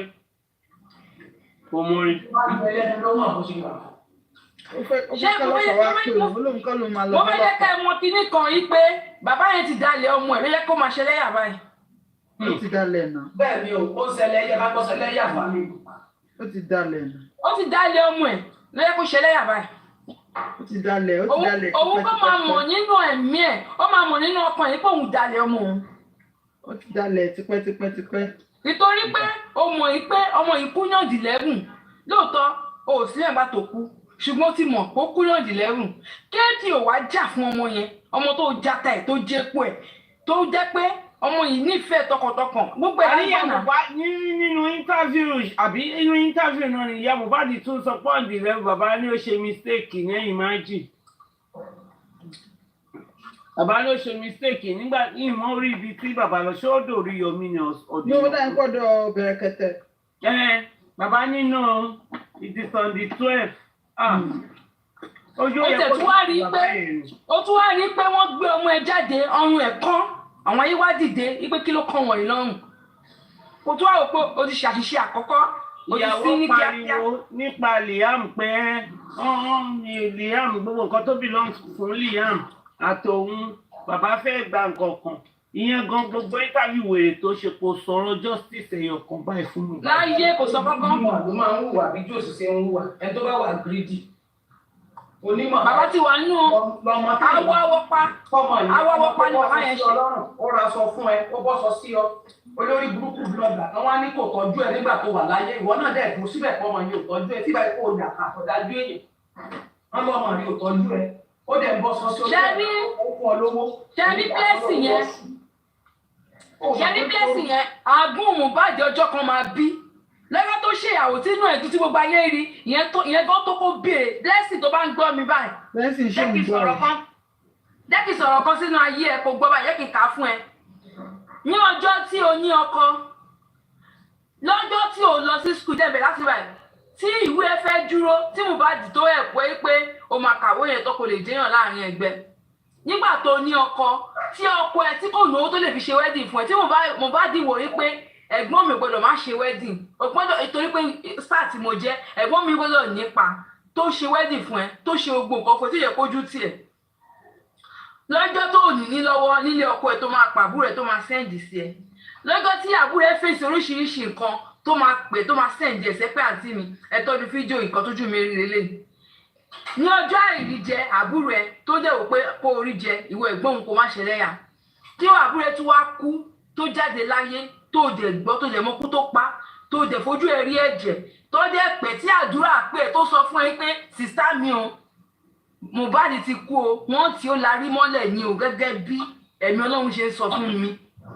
ìpè wọ́n tí ó larí mọ́lẹ̀ wàhálà mi ìparọ́ fún yín o mi ìparọ́ fún yín àlàjẹ́ máa ń gbọ́kàn ló sọ tí ó lè sọ tó dẹ̀ tí tó lè débẹ̀ tó dẹ̀ rí pé tó lè pe bàbá yín tó wá wá láti 18 months tí ò bọ́ta ní ọjọ́ kan báyìí kó tẹ̀ máa wọ pé kí ni bàbá mi ṣe fún mi àbí kí ló ṣe kó tẹ̀ rántí ẹ̀jẹ̀ ìbí ní ọjọ́ tí àbúrò ṣe yẹ fún ẹ táyé gbọ́ tí ọ̀run mọ̀ tó yẹ bẹ́ẹ̀ sì máa gbọ́ ọ tó yẹ tí gbogbo èèyàn pọ́n ẹ lé pé ìnáwó yìí báyìí tó yẹ tíyàwó yẹn yẹ tó fi tẹ́lẹ̀ wọnú ilé ọkọ tó wà lẹ́nu tó rántí ọjọ́ yẹn tó rántí tí àbúrò ẹ kọ orúkọ ẹ sí ara ẹ níta ríro tí ò rántí tọmọ ẹ wá kú láti 18 months blessing tí ọmọ ẹ kú láti 18 months tí ò bọ́ta láti wá dìfẹ́ǹdì láti lè gba ẹlẹ́sìn fún wọn yẹn pé yes ẹjọ́ yín gbogbo àgbáyé ẹ hẹ́pù mi ibo lè fẹ́ gbé mi gbà má sọ kú tó pa àbúrò mi lẹ́yìn tí wàá di sọ́tọ́ báyìí ẹ wá bí mo fẹ́ kó ní Nàìjíríà àbẹ́ ìfẹ́ hẹ́pù mi fún mi ààbò tó nípọn tí ò bọ́ta tó ṣe bẹ́ẹ̀ tó jẹ́ ń gbọ́ wà wá sí under comment àti tẹ́ni wà wá sọ̀rọ̀ wà wá sá padà mo mọ̀ pé lágbọ́ Ọlọ́run bí àwẹ̀ ṣe parí lọ yìí tí àwẹ̀ fẹ́ tán báyìí àṣírí gbogbo yín pátá blessing àṣírí ẹ̀ ò ní bò blessing àṣírí ẹ̀ ò ní bò kò ní bò láyé kò ní bò lọ́rọ̀ àbí tó bá sọ pé tó bá pa Mohbad. tó ń pa owó ń ta mọ́yé jòsí ti pa kò sọ kankan ó tún sọ pé ọmọ yẹn ìfọ́jú ló lè. blessing àfi tó o bá sọ nípa nǹkan tó mọ̀ níkú tó pa Mohbad àṣírí ẹ̀ máa bò láyé ló máa bò lọ́run bọ̀ tó o bá sọ nípa ikú tó pa Mohbad nǹkan tó gbọ́ ó síbẹ̀ ló tọ̀ ṣùgbọ́n kan tó sọ fún ẹ tó dẹ̀ padà rí àṣírí ẹ̀ ò ní bò láyé kò ní bò láàrin ẹgbẹ́. kí ló dé pọ̀ ẹ má ṣe pé fún. o ṣe pé yìí tá wíyàn àrọ̀ mọ́. kí ló dé ó ti sẹ̀yìn tì tẹ́lẹ̀.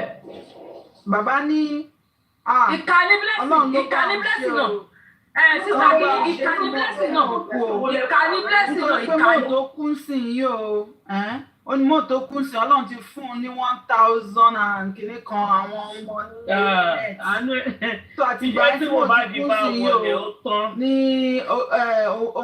ayé òun wá dá sí ó rówó náà ó tún rí frame ojú ẹ̀ tún dán ẹ̀jẹ̀ ń bọ́ èèyàn kan sọ fún mi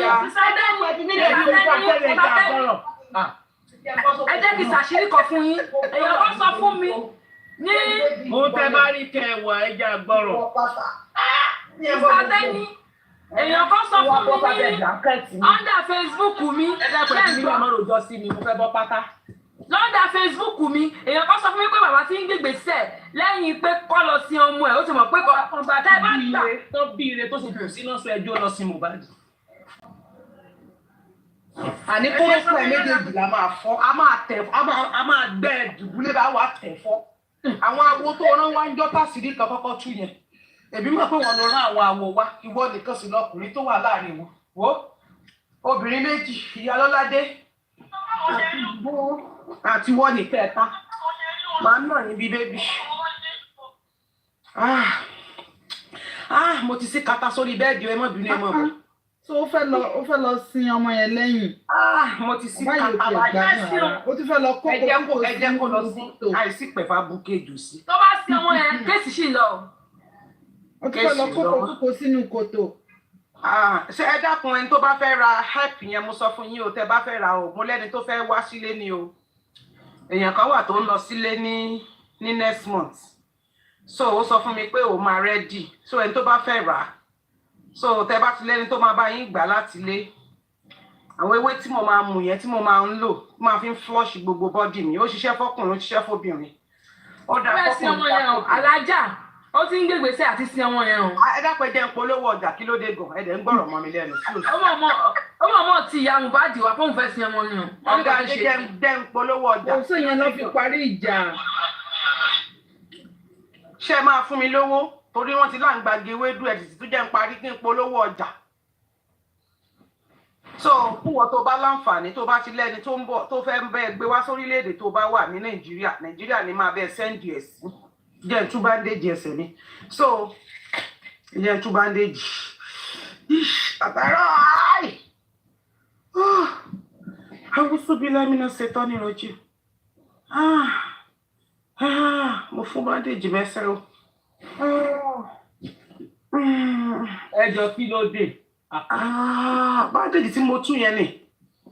Kí wá ló wá fa irú dúdú? Ṣé bí mo kí ló ṣẹlẹ̀ kí ló dé èwo ní sára yín? Online làwọ̀ yìí máa dúró ẹ̀ tó kí nǹkan bọ̀ ń fúrọ̀. Ẹ lára yín mú.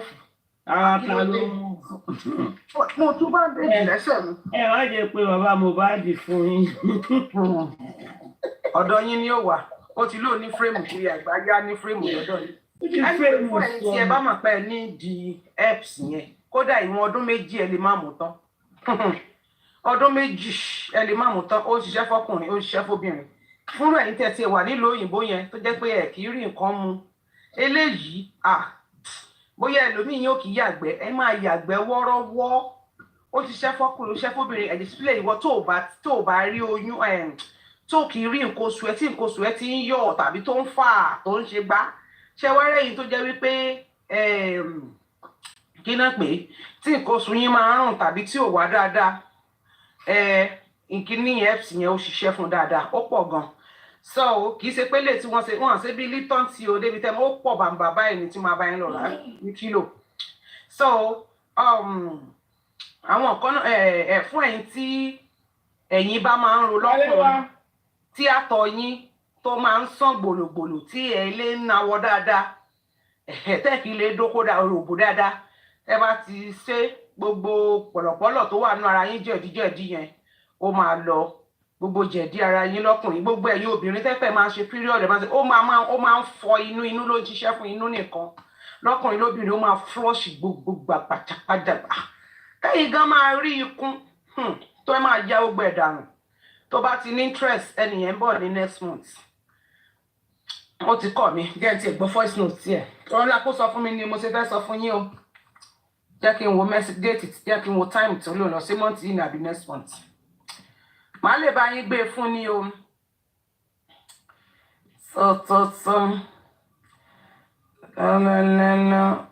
hello sister Tenny good morning okay ó lọ lé ní next month okay oṣù tó ń bọ̀ ní tó bá ní interest nínú ẹ̀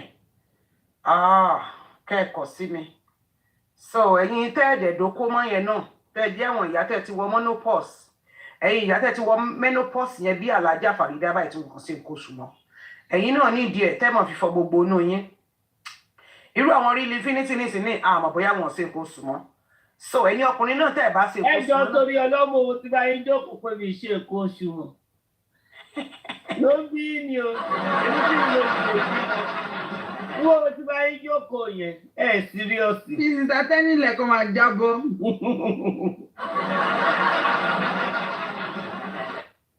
so ẹ tí ń ṣe nǹkan oṣù lẹ́ ń sọ fún mi yẹn àgbàlagbà sẹ́yìn mo ṣe bí ẹ bá rí 50 ní nǹkan oṣù mọ́ ni àbí 55. lọ ẹlòmíín lè ní lọ́kì ó lè ṣe. ẹlòmíín lè di 60 o. kí ló dé tẹ́ ẹ ṣe di 60 kí ló dé. ẹlòmíín ní lọ́kì ẹlòmíín ò dẹ̀ ní lọ́kì. bóyá tẹ́ bá ti bímọ ẹni tó bá bímọ púpọ̀. èmi náà bímọ púpọ̀. ẹ fi ń ṣe nǹkan ní 57 years kí ló dé. mo gbìyànjú nú ayé. lẹ́tí ń ṣe nǹkan oṣù dàsìkò èmi olóògbé ẹjọ́ dání ẹ polówó ọjà mi ìròjọ ẹ̀sìn mi lẹ̀ mi sọmọ́ tọ̀ṣẹ̀ wà ń bẹ̀ yẹn tẹ́ ń gbọ́ síta tẹ́ni tó ń kọjá ààyè wọn. ẹ wá ra nǹkan oṣù ó parí ẹ̀yin ọkùnrin náà máa rà yín tẹ́ ẹ̀yin ọkùnrin tẹ́ máa ń yọ ọkùn bí ikùn olódù yẹn tẹ́ máa ń yọ ọkùn yẹn ẹ wá ra o ẹ̀yin ọkùnrin tẹ́ pẹ́ kì í rí àgbòjò ìdìbò níbi tẹ́ wà lé ẹ lè mú ọdún méjì ní ti máa rà fún yín ẹ sá prepare owó ìkàlẹ̀ sẹ́rí owó ni màá bá yín fi send ẹ̀ sí Nàìjíríà ẹ má wọrí bọ̀ láti Nàìjíríà wá sí country tẹ́ bá wà ẹ̀yin lẹ máa san owó ẹ̀ ẹ̀yin anybody tẹ́ bá ní àwọn pẹ́ lẹ́ni tó máa bá yín gbà wọ́n máa bá yín deliver fún wọn. Mr. Tẹ́ni kò lè wọ́n máa wọ́ọ̀kì deliver fún àwọn yẹn náà máa bẹ́ẹ̀ gbé fún yín. kò lè látọ̀dọ̀ tèmi lọ sí Nàìjíríà. wọ́ọ̀kì bẹ́ẹ̀ yẹn because owó méjì lèèyàn máa san. irọ́ tó èmi ní kí wọ́n sẹ́ǹdì sọ́dọ̀ wọn. irọ́ ẹ̀ mọ́sílẹ̀ mi ò ní kán sanwó fún mi èmi mọ bí mi ṣe máa yọ nínú owó nínú nǹkan tán bá rà nínú nǹkan tí ń bá rà fún èmi mo mọ bọ́ ṣe mi ò sanwó mi ò gbowó lọ́wọ́ wọn ṣẹ́gẹ́ mi ì gbowó sẹ́ǹdì látọ̀dọ̀ mi lọ sí Nàìjíríà mi ì gbowó but tó bá ti dé Nàìjà àwọn mi ì lè fi location mi sẹ́ǹdì ẹ̀rù kò possible àwọn èmi bí ì ní kán fún mi lówó láti sẹ́ǹdì sí bíbà ká má wọ̀rí bọ̀ tó bá ti dé Nàìjíríà àwọn náà mọ bó ṣe máa dọ́dọ̀ wọn wọ́n lè ní family wọ́n lè lọ́rẹ̀ẹ́ wọ́n lè léyìn tó máa bá wọn sẹ́ǹdì nǹkan so adọ́dọ̀ wọn ẹni tó bá ní interest kò contact ni so tó bá máa pọ̀ fẹ́ order prepare your money that's it àǹfààní wà kò sẹ́ni tá a lè tajà fún wọn náà just send your money iye báyìí bó bá ṣe pọ̀ 100,000 ló send sí mi má wọrí má bẹ́ẹ̀ ra tó máa kódà wà tó ń tí bá rà fún ọgán nínú 100 yẹn ó sì máa tún ẹ lò fọdún méjì. Akeem wàhálà tí ẹ̀gan ọ̀pọ̀ ò ń gbọ́ràn.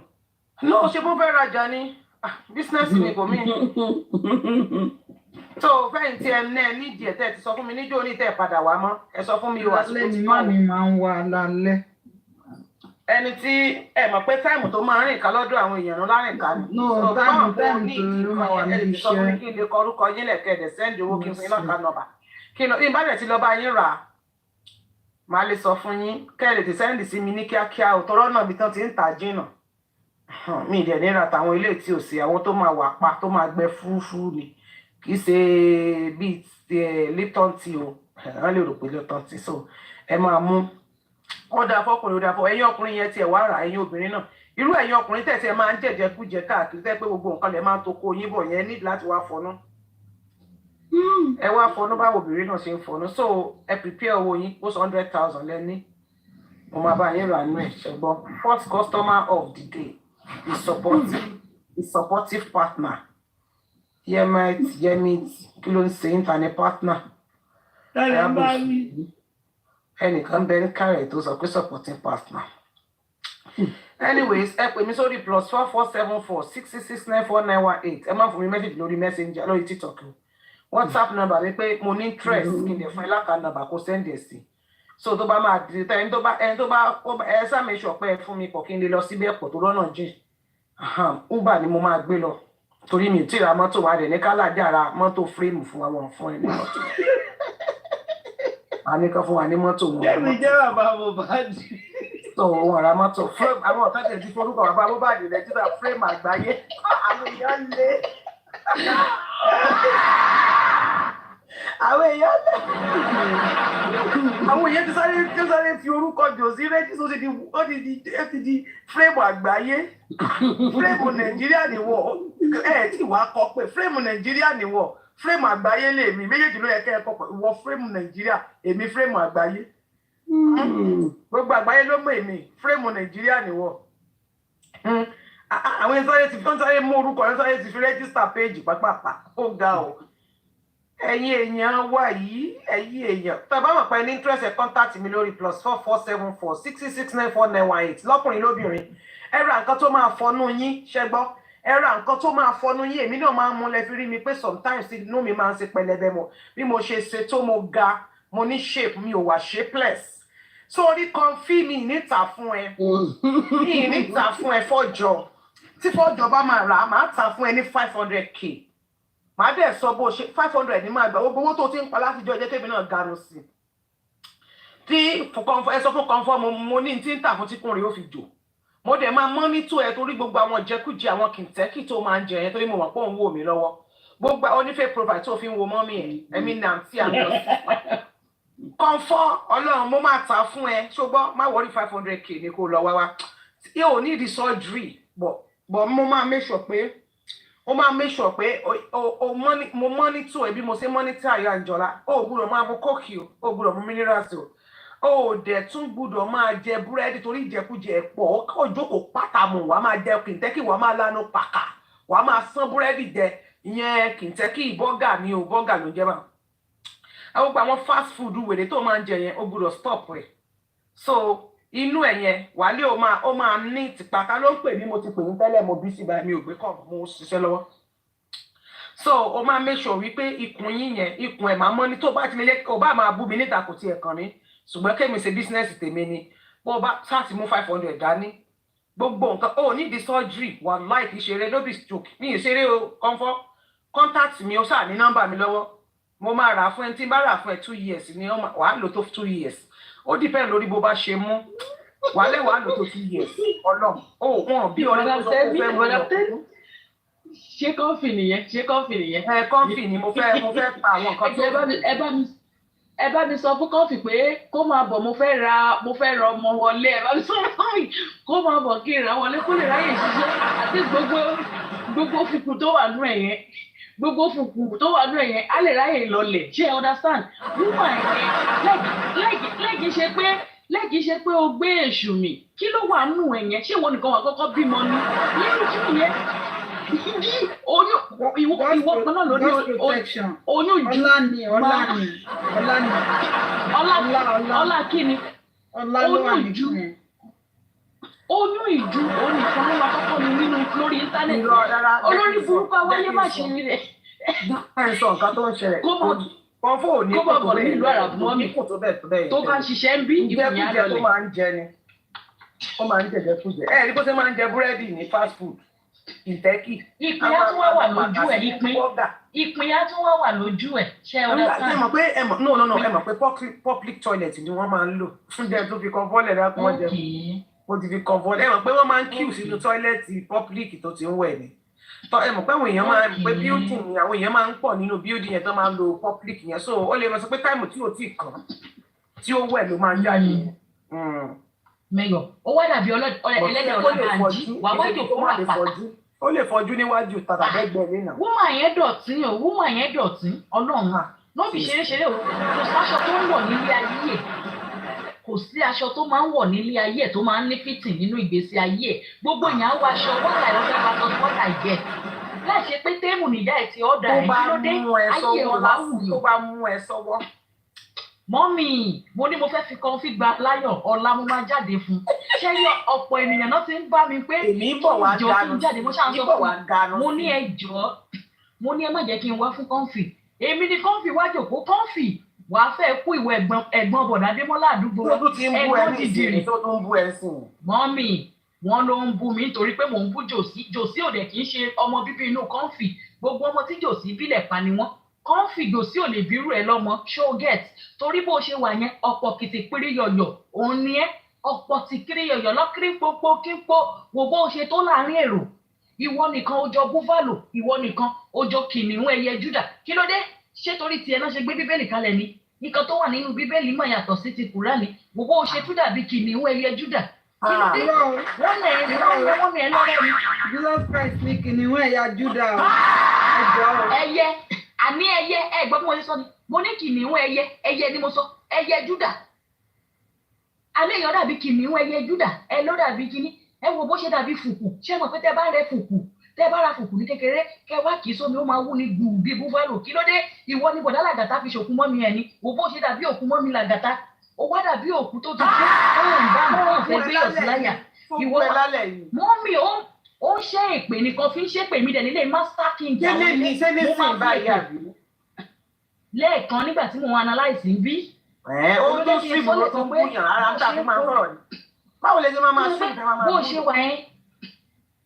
bó ṣe wà yẹn mọ́mì ṣé ẹ tiẹ̀ fẹ́ gbọ́ nǹkan yẹn wọ́n ní mo máa ń wọ DM àwọn èèyàn pé mo lọ máa ń tọrọ owó ṣẹ́gẹ̀t mo dẹ̀ ní àwọn olóríire ni mò ń wọ DM ẹni tó bá wọ DM rẹ̀ tó bá tọrọ owó tí ò bá ní pèsè mi wọ DM èèyàn àràbù ni mo wá ní DM bàbá tiẹ̀ ṣé mo lọ bẹ̀ lọ tọrọ owó ni àní ní ìdílé kọ́ńfì ní agboolé wọn kò sí làkàyè yọkùn báyìí bẹ̀. owó bàbá kọ́ńfì àti owó tiẹ̀ ìwọ ló ní.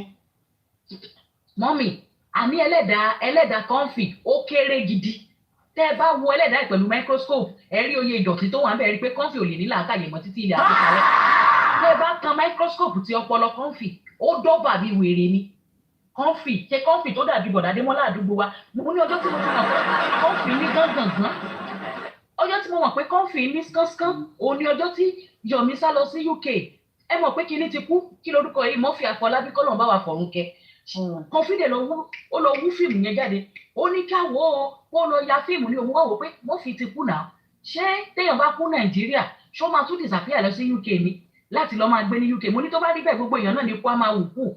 Mo ní so ọ̀dọ̀ àwọn aráabí ni mo wà, èmi ò mọ̀ pọ̀ ọ̀dọ̀ àwọn wèrè lèmi wà tí mo dẹ̀ ti gbogbo èèyàn lọ rẹ̀. Mo ní àwùsù bí láì. Ẹ patronize Mo ní àwùsù bí láì. wọ́n ta herbs yìí o tó máa fọ gbogbo ìdí yín, gbogbo ikùn yín, gbogbo ara yín, tó máa jẹ́ kí gbogbo jọ̀bọ̀jọ̀bọ̀ ikùn, gbogbo ọ̀rá ara tó máa fún gbogbo ẹ̀, gbogbo ikùn yẹn àwọn obìnrin tí ò ṣe nǹkan oṣù mọ́ tó máa clean gbogbo ẹ̀, àtàwọn tó ń ṣe nǹkan oṣù ó máa fọ gbogbo ẹ̀ mọ́. Mò ń ta o, ẹ máa yàgbẹ́ yìí tí gbẹ̀yìn bá máa ń le kokoko tó máa le bí kọ̀ǹfìtò tó bá jẹ búgàn tó ìgbẹ́ máa ń le kokoko ni. Tó mo máa àwọn ta gbogbo ọ̀sẹ̀ patronize, mò ń ta ewé, mò ń ta egbò. Wàá máa drag, wàá máa ranjú, wàá máa drag, wàá máa ranjú. Tẹ́ni alágbo mò ń ta gbò, kì í ṣe olóògbé rẹ̀ ilẹ̀ máa ṣe ara yín tẹ́ni alágbo. Kó tó di pé àwọn ará ṣó get.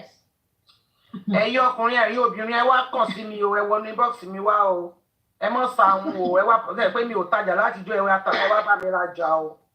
Oògùn Madam Tenny dẹ̀ máa ṣiṣẹ́ ṣẹ́gẹ̀ torí pé wọ́n ṣépè. You don't have jọ̀bọ̀jọ̀bọ̀ but you can clean your stomach now. Kò dìgbà tẹ́ bá ní jọ̀bọ̀jọ̀bọ̀ ẹ lè clean gbogbo inú yín. Ó ṣiṣẹ́ fún ẹ̀pá ẹ̀yìn, ó ṣiṣẹ́ fún gbogbo inú. Wàhálà ìtẹ́ bá mú ẹ máa like ẹ̀ gan. Ọlọ́run gbọ́ ẹ máa béèrè fún ni. Ẹ lè mú wá patronize wẹ wá bá wa ra ọjà o. Kì í ṣe gbogbo ẹni tó bá ní jọ̀bọ̀jọ̀bọ̀ nìkan ni ẹ rí mi tí mo ṣe rí. Ẹ bá patronize wa. Ṣé lóòótọ́ lẹ̀ ń ta ni? Mi ò ṣeré náà. Ẹ jọ mo máa nídìí 15 fún comfy. Mo máa nídìí 15, mo máa yà 15 fún comfy. As ọmọ olójú àánú tí mo jẹ́ lórí black. Irú 15 yẹn ó máa mú tó dúró ọdún mẹ́ẹ̀ẹ́dógún. Ọdún mẹ́ẹ̀ẹ́dógún 20 years ló sì mú lọ.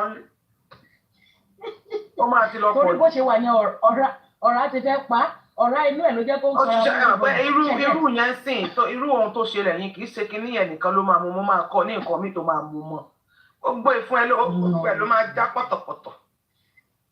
Kò mọ jíìmù ṣe, kò lè lọ jíìmù, kò mọ ṣe, ó jẹun kú. Ó lè ṣe náà ni kó dáàbò délẹ̀ sójú kan kó máa sọ̀rọ̀.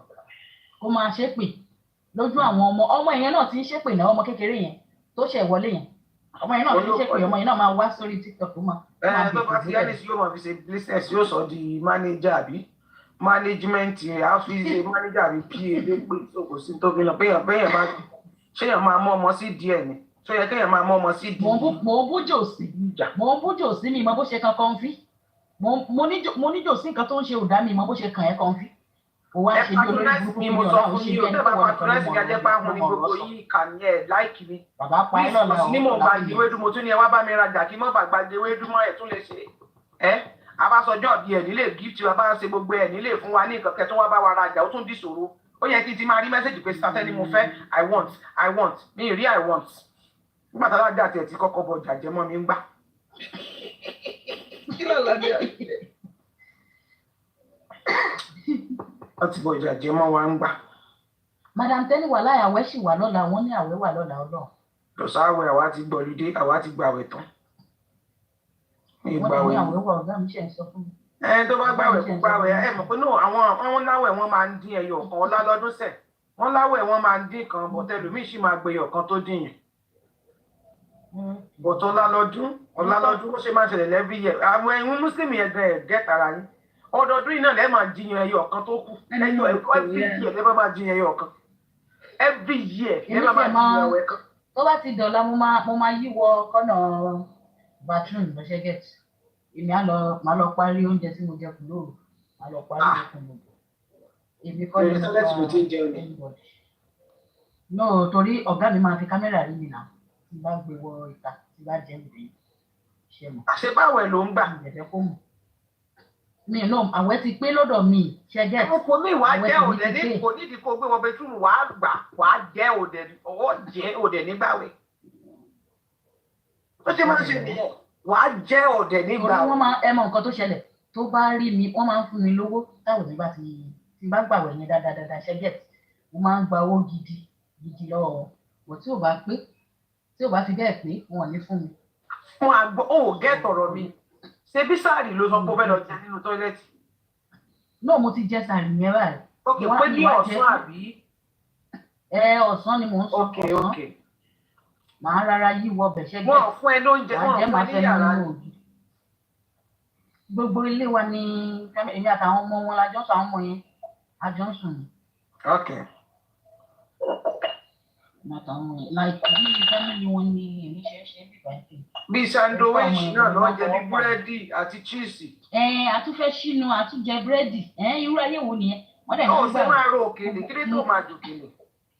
Mi ò lọ lé. Ẹ ò lè fún oúnjẹ wọn bẹ̀rẹ̀ náà ṣùgbọ́n náà. Irọ́ pé mi lọ fún holiday. Kò mí o lè ní kó bẹ̀rẹ̀ rí bí supermarket wà. Ó ti ra grand rice fún mi òun náà mo sì jẹ gan ní alẹ́ yìí. Apáti grand rice bàbúzà nǹkan. Mi tí gbọ́ rí èèyàn kan sọ fún mi pé wọ́n ní ó dàbí wheat. No, ó dàbí sẹ̀mó. Ẹ̀yìn Ọlábísí ọmọ ológo ló sọ fún mi. Sọ fún pé kó bẹ̀rẹ̀ ra bàbúzà. Màá tún sọ fún náà. Wà wà lọ bí sẹ̀mó ló ṣe rí gangan. Bó bá ti pè fún pé bàbúzà, wọ́n lè ní kó bẹ̀rẹ̀ ra kíkó wọn.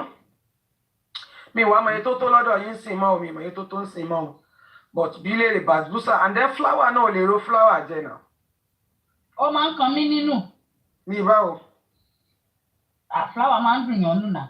Irọ́ ni bóyá òró le ni bóyá o ṣe gbàgìdì flour tó máa fi yọ̀ kékeré sínú omi tó máa wá sọ̀kọ́ fi yọ̀ sómi wàá rò ó máa dàbí àmàlà fún ni. O lè fi yọ̀ sómi o lè fi yọ̀ díẹ̀ kó fi yọ̀ díẹ̀ sómi tó gbé sórí iná wàá rò kó fẹ́lẹ́ because bóyá o máa ń jẹ́ kó lè gbàgìdì wàá rò tó máa fẹ́lẹ́ dáadáa. Mi ò ní jẹ́ tó le o mélòó ni gbogbo bọ́ọ̀dì mi tí màá tún. Ẹ tó máa dàbí àmàlà láfún yes tó máa dàbí láfún yẹn. Ṣé ẹ mọ ráìsì wọn yẹn ráìsì wọn yìí mo máa ń lọ tí bá ti lọ fúnra máa rẹ fún ọjọ́ méjì máa wá lọ máa wá rò wá wà dàbí fùfú. Grand rice yẹn náà. Wọ́n máa ń run fùfú. Grand rice. Bẹ́ẹ̀ ni the same flour ẹ máa ra fi yọ ẹlòmíì ló máa rún nínú. Torí pé ara ẹlòmíì bí láfún ló ṣe rẹ̀ mú pé tẹ́lómi náà bá jẹ́ láfún. Tí yàn bá fẹ́ jẹ flour ni ó máa fi ọbẹ̀ tó ń yọ àbí ẹ̀fọ́. Ẹlòmíì náà tó bá jẹ flour tó bá jẹ àmàlà láfún náà Nàìjíríà máa rún nínú so tẹ́ bá ti ra gbómi lé náírà tayọ̀ díẹ̀ kí làwa ò jẹ rí àwa ti sí gbogbo iṣẹ́ tẹ̀ sí. Ẹ pín lè lọ sílé ọ̀gá kí ìyà jẹ mí kébi pa mí bí iṣẹ́ kankan àfi tí ìbá fẹ́ ṣiṣẹ́ lóko gbogbo oúnjẹ jíjẹ ọ̀gá dẹ̀ ní ata wọn dẹ̀ lè ṣe kán má ṣe chicken kán má ṣe ẹja bàmí wọn á ṣe chicken wọn á ṣe ẹran wọn á yan ẹran wọn á ṣe ọ̀dẹ̀ bí máa pé wọ́n tẹ̀ ń lọ bí wọ́n ní ata gbígbẹ́nu ní bí wọ́n ní sọ́kọ̀ ní wọ́n ní powder. Chicken ti sú mi bí mo ṣe wà ẹ́. Ṣé wọn gírí ẹ̀? Ìjọba ìbí kò rẹ̀ já wálé lọ́la kí lẹ san. Ẹran kọ́ sí wọn kì í ṣe ẹran. A máa ń rẹran beef bọ chicken yẹn ti pọ̀ jù ó sì wà nínú fíríjì náà eléyìí tí mo fi ṣe ọbẹ̀ lánàá báyìí mo lọ jù dànù nínú ìpadà jẹ. Òru ti sú èmi. Wà ní kò bẹ̀rẹ̀ wà ní kò rẹ̀ jẹ́.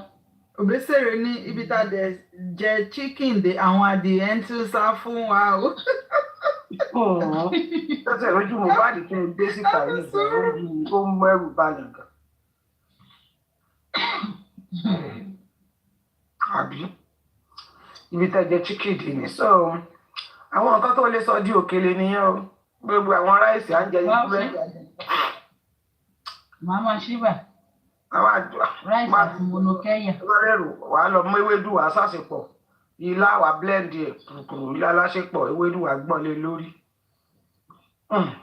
Lọ́bẹ̀ bá dé wàá sọ ewédú aláṣepọ̀ wàá sátà tàbí kó sátà tí ewédú sẹ́gbẹ́ kan ẹ̀fọ́.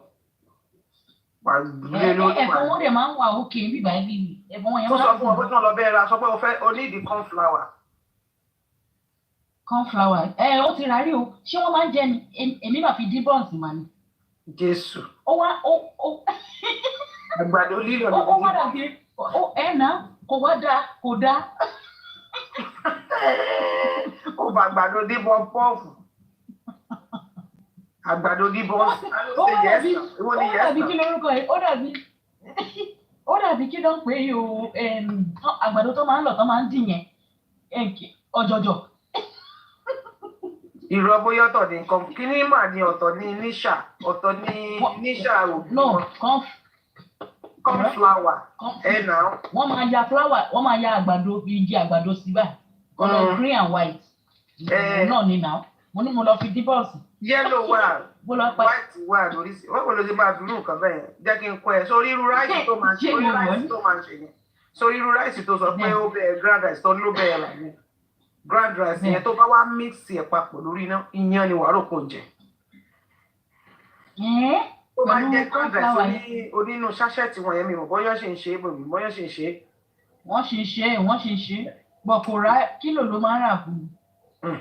pẹ̀lú sọ́rí tó ní olè tí wọ́n ti tán wà náà láìlọ́ yẹn pẹ̀lú corn flour oní láìlọ́ ṣáṣẹ́ẹ̀tì yẹn náà tó bára bu grand rice díẹ̀ sórí náà kó ra fi òróró tíntínní sí kó wá fi corn flour yẹn kó wá mix ẹ̀ Jesus ó máa dàbí iyán ni wàhálà ẹ̀tàn bá sọ fún ẹ pé iyán kọ́ ó máa fún ẹ̀ lọ́wọ́ bí kó wá fi ọbẹ̀ ẹ̀fọ́ sí. ayé kó wá wọ ẹran sí bí wá fi irú sí. kiri lẹ̀ ń sọ yẹn corn flour oníṣẹ́ṣẹ́tì lórí àbọ̀ àbọ̀ oníkìlò. oníṣẹ́ṣẹ́tì ni. oníkìlò rẹ̀ wọ àwọn pè ní dora. kò rà fún mi. dora ni wọ́n. kò rà fún mi. dora ni kò rà fún mi ṣé mo bó ṣe ṣe. ṣé mo nǹkan tó ṣẹlẹ̀ ọjọ́ yẹn àyà sọ fún mínísítà pé kó lọ ra flour àtàbẹ́ fi ṣe chicken pani mínísítà bá lọ gbé kinní alágbàdo. ok kí ni panẹ́ wọn kí ó yẹ kó náà máa yẹ ló kì í ṣerú yẹn. chicken pani. chicken panẹ́ wọn kì í ṣe yẹn ò kíkún ló máa dàbí gàrí. kinní náà lọ fẹ́ ra bosumọ́ọ̀tì. bosumọ́ọ̀tì ok àwọn èrò nù jẹun sáyé tiẹ̀. bọ̀tú bá dọ́dọ̀ àwọn tí ń sáwọ́ jẹ́ kí n tún kọ ẹ ní nǹkan jẹ́ kí n tún kọ ẹ tó bá tún fẹ́ jẹ protein sórí emọ́ náà máa ń ní ẹ̀wà ńlé ń tẹ́ni wọ́n máa sórí dídágbé mi ó kọ́ mi ní oríṣiríṣi nǹkan gbà yẹn ó sì mọ́ mi lára tí náà bí mo ṣe wà kò sí tí ì lè jẹ. sísádẹ́ni ẹ gbọ́ kí ló kọ́ bùbù sí lẹ́sẹ̀. èmi ni tọ́lọ́ fẹ́ perí mi torí pé mo wo mọ̀ pé ó gba. ọmọ ní ìtẹ́ mi náà ni ẹ̀rọ bẹ́ẹ̀ fi ṣe operation fún búrẹ́ sí. ó gba owó lọ́wọ́ psc. jẹ́ ń gbọ́. ó gbowó lọ́wọ́ psc. ó wá ń bú gbogbo èèyàn gbogbo àwọn tíìmù wọn gbowó lọ́wọ́ psc. ọmọ mi ṣe operation fún.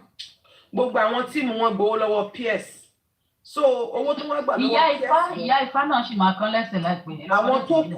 àwọn tó kù yẹn àwọn tíìmù wọn wá ń bú àwọn ti sáìdì tí àwọn náà gbowó bí irú àwọn gọpọtẹ náà bí àwọn tó kù tí wọ́n gbowó yẹn wọ́n wá mú sáìdì tọ̀dọ̀ tí wọ́n fọwọ́ bò ó bẹ́ẹ̀ mi ṣe jáde fún nìyẹn mo fún un gbẹ fọ́jọ́ mẹ́ta ló bá ṣe pé àárín mo wá sọ fún pé tó bá try mi mo lè rí mọ ní olóbi jòkó mo sọ fún pé tó bá try ìjọ kẹta tó bẹ̀rẹ̀ sí ní sọ tó bẹ̀rẹ̀ sí ní ṣe ọkọ̀ rìpọ́tà àkáǹtì ilé mo lọ sórí àkáǹtì kejì mo ṣe gbé pèsè. mr oyede ìjọ kẹta mo lọ pé rí torí kó wí pé mi ò jáwọ́ lórí ọ̀rọ̀ mo torí mo wo máwọn tó kù pé láyé tí ẹ bá ṣe ṣé wà lórí platform yìí jẹta tí ẹ bá ṣe ṣòfò.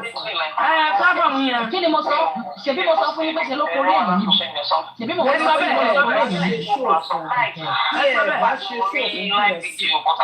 tí ẹ bá ṣe ṣòfún gúrẹ́ sí mi ì ní fi yín lọ́rùn lẹ̀ tí ẹ bá ṣe ṣòfún mi ò ní fi yín lọ́rùn lẹ̀. So mo wá ṣe ṣòfún bí o ṣe gbọ́ nìyẹn o mo ò díjọ́ kẹ̀ tàbíjọ́ kẹrin ló bá bóyá ọ̀nà ló mọ̀ bóyá ọ̀nà lè gbà sẹ́yìn. ó fẹ́ pè rí mi. bọ́lá sọ wípé ó ti wà òkè wípé olè ni wọ́n wípé káwọn èèyàn sì máa dá o ipò ti wà òkè wọ́n tún fẹ́ gba another 10 million fún pọ́fẹ́ gé ẹsẹ̀ àbíjẹ́ ló máa ṣe. wọ́n máa gé ìdànù ó sì gé ní ó sì pè rí àwọn èèyàn mí nù èmi lẹ́nu èmi ní ìṣẹ̀tẹ̀nu ìfàyà. ọwọ́ táàgì bàbá mọ́ ipò lè ní wọ́n ẹnu rẹ̀ yẹn ó máa fàyà. èmi ló lọ gba sẹ́wọ́n lọ ìgbà tó ṣe náà wá pè mí ní ìṣàdúrà fún mo ní ìṣàdúrà fún. mo fẹ́ discipline ìyàfa ọlọ́run mo fẹ́ kí ìyàfa gba ọlọ́run gbọ́ gẹ́gẹ́ bí ọlọ́run àtolùgbàlà ọlọ́run. precious bí ìgbà ìyá ẹ̀ máa ṣìkà mọ́. precious dennis kí ló ń wá kiri pẹ̀lẹ́ o how are you o. sista oyede ṣe rí bẹ́ẹ̀ pé you too hi èmi náà try náà ṣe rí. ẹ try o ẹ try. kí ni mo sọ mo ní ó borí èèyàn níbi mi mo ló ń pè mo ló máa dàlẹ́ àbí madam tẹ́lẹ̀ ṣe rí pé spirit yìí ti ń wọnú mi.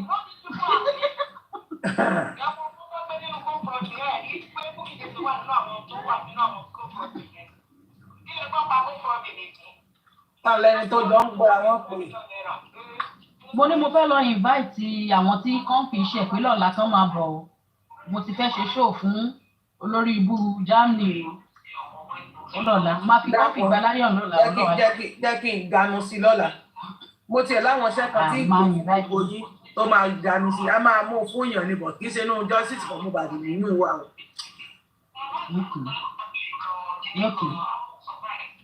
Mo ti sọ fẹ́ nìyẹn tẹ́lẹ̀ ní ọba ti lè san owó olówó là tó bá ti lè pé kópa tí ó máa pé o. Ó pé o. Ẹmẹ́ni tó wá tú àṣírí wọn báyìí nọ́ọ̀sì tó ń tọ́jú ẹ̀ nọ́ọ̀sì tó ń tọ́jú ẹ̀ nọ́ọ̀sì sọ pé ó gbòòrò ilé ti pẹ́ náà. Ẹ máa gbọ́ yìí ní ìtúlẹ̀ ilé ọ̀nà tó fẹ́ gbowó fún ọ̀nà tó fẹ́ gbowó fún ìyẹn wọ́n sọ pé ṣé wọ́n pọ̀ òun ti sọ bẹ́ẹ̀ olóhùn ti sọ báyìí tẹ́lẹ̀ ipa rẹ̀ ti yá pé òun ti sọ fún ọ̀pọ̀ tẹ́lẹ̀ nípa fún ọ̀hún wa kàn yín náà sẹ́yìn lẹ fẹ́ dá ní ẹjọ́ dà náà olóná ń pa owó yẹn kì í ṣe gùrẹ́sì lónìí wọ́n fẹ́ dọ́gbọ́n gbà fún jòsí ní ọjọ́ máa pín in ni owó ní máa fi ṣẹ́ṣẹ́ gbowó jáde fún jòsí ní rọ́nà ń pa. Àní èmi ò tiẹ̀ pẹ̀lú ẹni tó máa rẹ̀ ọba ìwọ́ mi lórí black app bí pẹ̀lú ẹni tó máa respect jòsí mọ́ lórí app ó lè ní jòsí ó lè gidi ní bàbá yẹn. Báwo kò sanwó náà. For him to even say ìjà tó ń jà yẹn dà lẹ́nu wòlíì bá mi àbí kí náà ń pè wòlíì vanilla àbí vanilla. wòlíì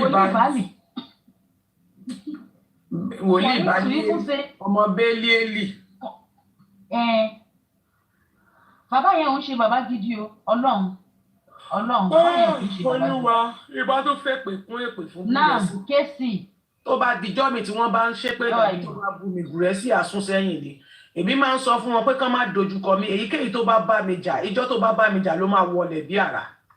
Wàláì tí bá kàn tínú mi bá yọ sí ẹ wàláì tó bá ń bú mi tí bá tún rẹ́rìn lérí ọ̀rẹ́ wàá sì máa rí èèyàn gbọ́ nínú ayé bọ̀ tínú bá bí mi tí mo bá gbá ẹlẹ́dàá yẹn mo máa kọ́ ilé pè wàláì ẹ̀ bọ́ bá ṣe dìmọ́ tó bá ṣe ń bú mi láyé à máa lọ lẹ̀ sí. Nínú mi ò bá irú kọfí lè bú mi èmi kàn fi kọfí ṣe mo mọ̀ pé ebi ló ń pa ń ti ìyà ló ń jẹ ó nídìí owó. ọ̀dà ni kọ́ńfì ọ̀dà ni. Ó tiẹ̀ nídìí kọ́ńfì tiẹ̀ nídìí èmi tiẹ̀ fẹ́ kórí kò sí torí ilé adúró tó ń gbé yẹn mo fẹ́ kó náà máa rówó lọ́wọ́ bó tún sáwọn sí ẹlẹ́dàá rẹ̀ àtàrà rẹ̀ èyí mọ́lé tó fẹ́ kọ́ sí Nàìjíríà tó yẹ kó máa jẹun gidi ní idiot. So kọ́ńfì tiẹ̀ ọ̀la pé inú mi ìbínú sí kọ́ńfì ọlọ́ngbọ́n mi ìbínú sí that's why tó sì ṣe é tí n bá bínú sí ọ àwọn tí mo bínú ìjọ tí mo kọ́kọ́ bínú sí ọ bó ṣe ń pè ní ọjọ́ ẹ̀kan tí mo bínú sí ọ pẹ́rẹ́ ọ̀rí bó ṣe ń fẹ́ ọjọ́ tí mo bínú sí ọ ni ìjọ tí mo bínú sí ó fèdè fọ ni ọlọ́fẹ́ pè fún ta lọ dojú ìjà kan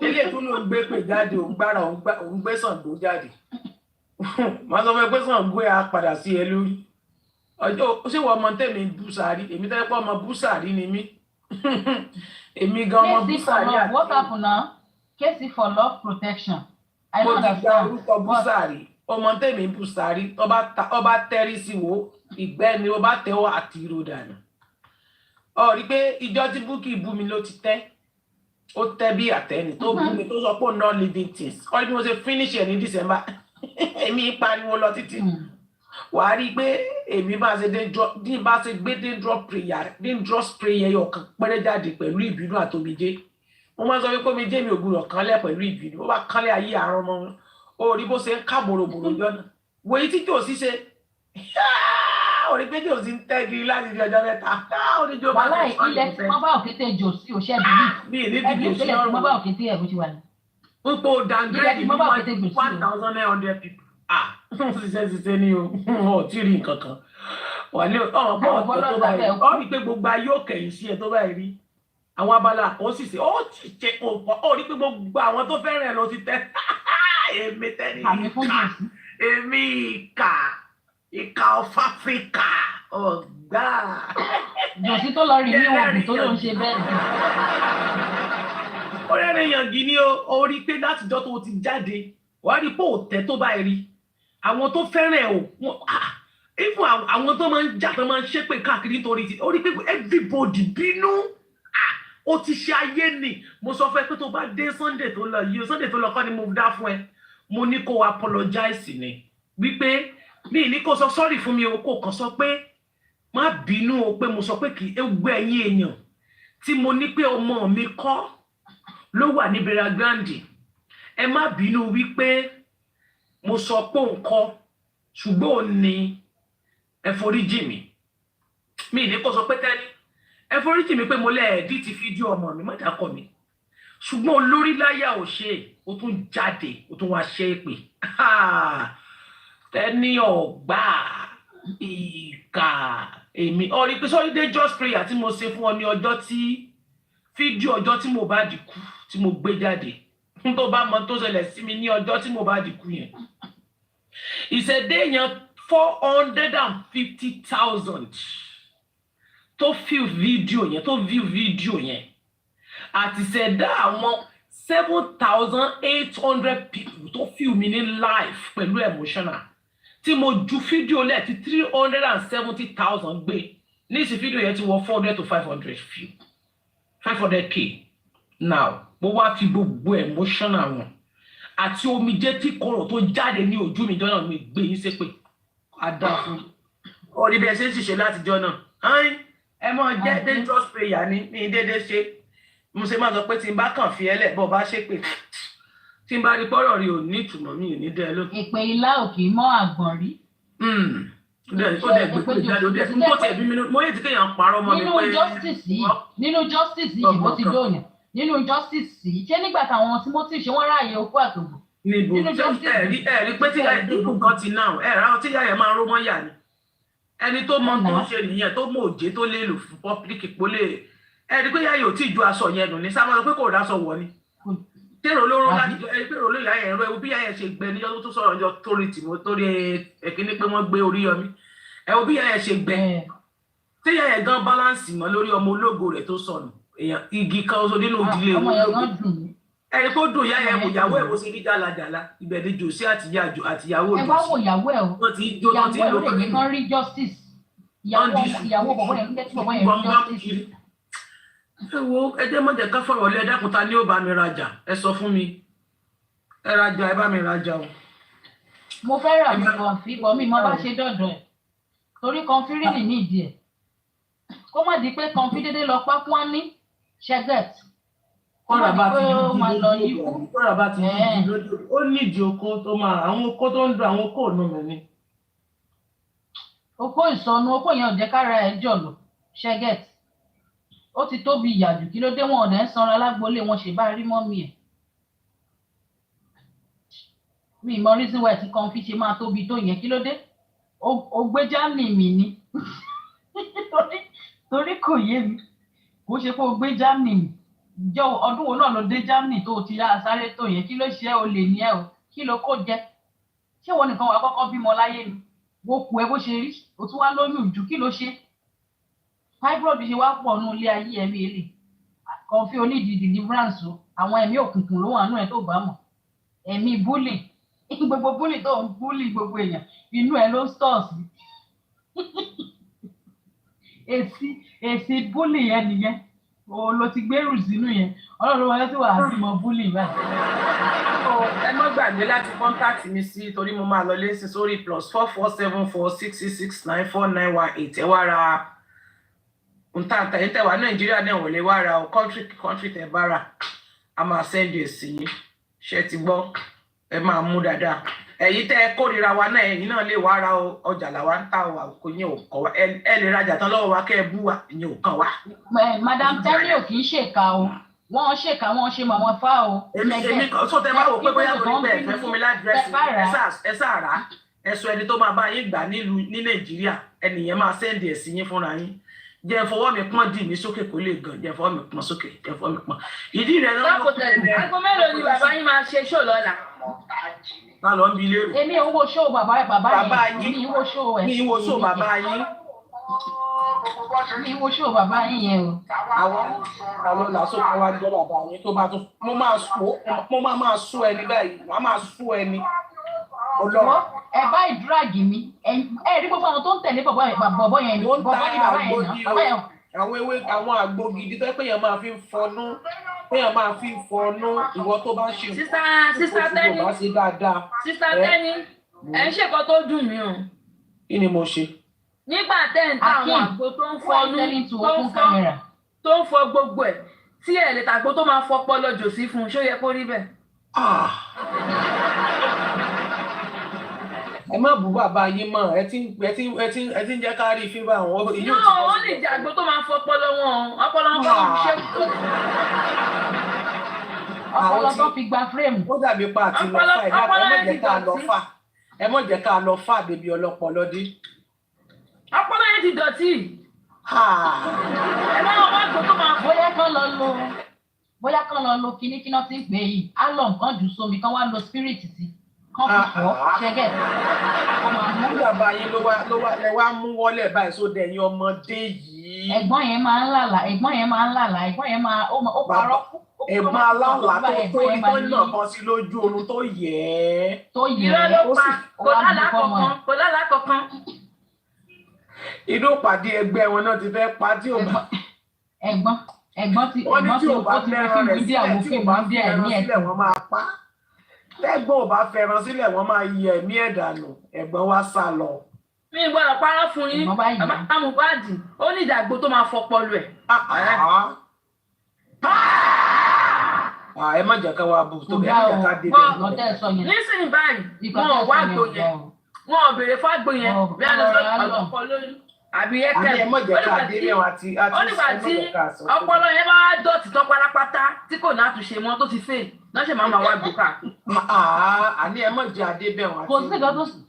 kò sí nǹkan tó ṣe ọpọlọ jòsí ti rí i pé ilẹ̀ ti mọ́ bá òkété ọ̀hún ló jẹ́ kó ń ṣe bí ẹni tó jẹ́ pé nǹkan ń ṣe yẹn.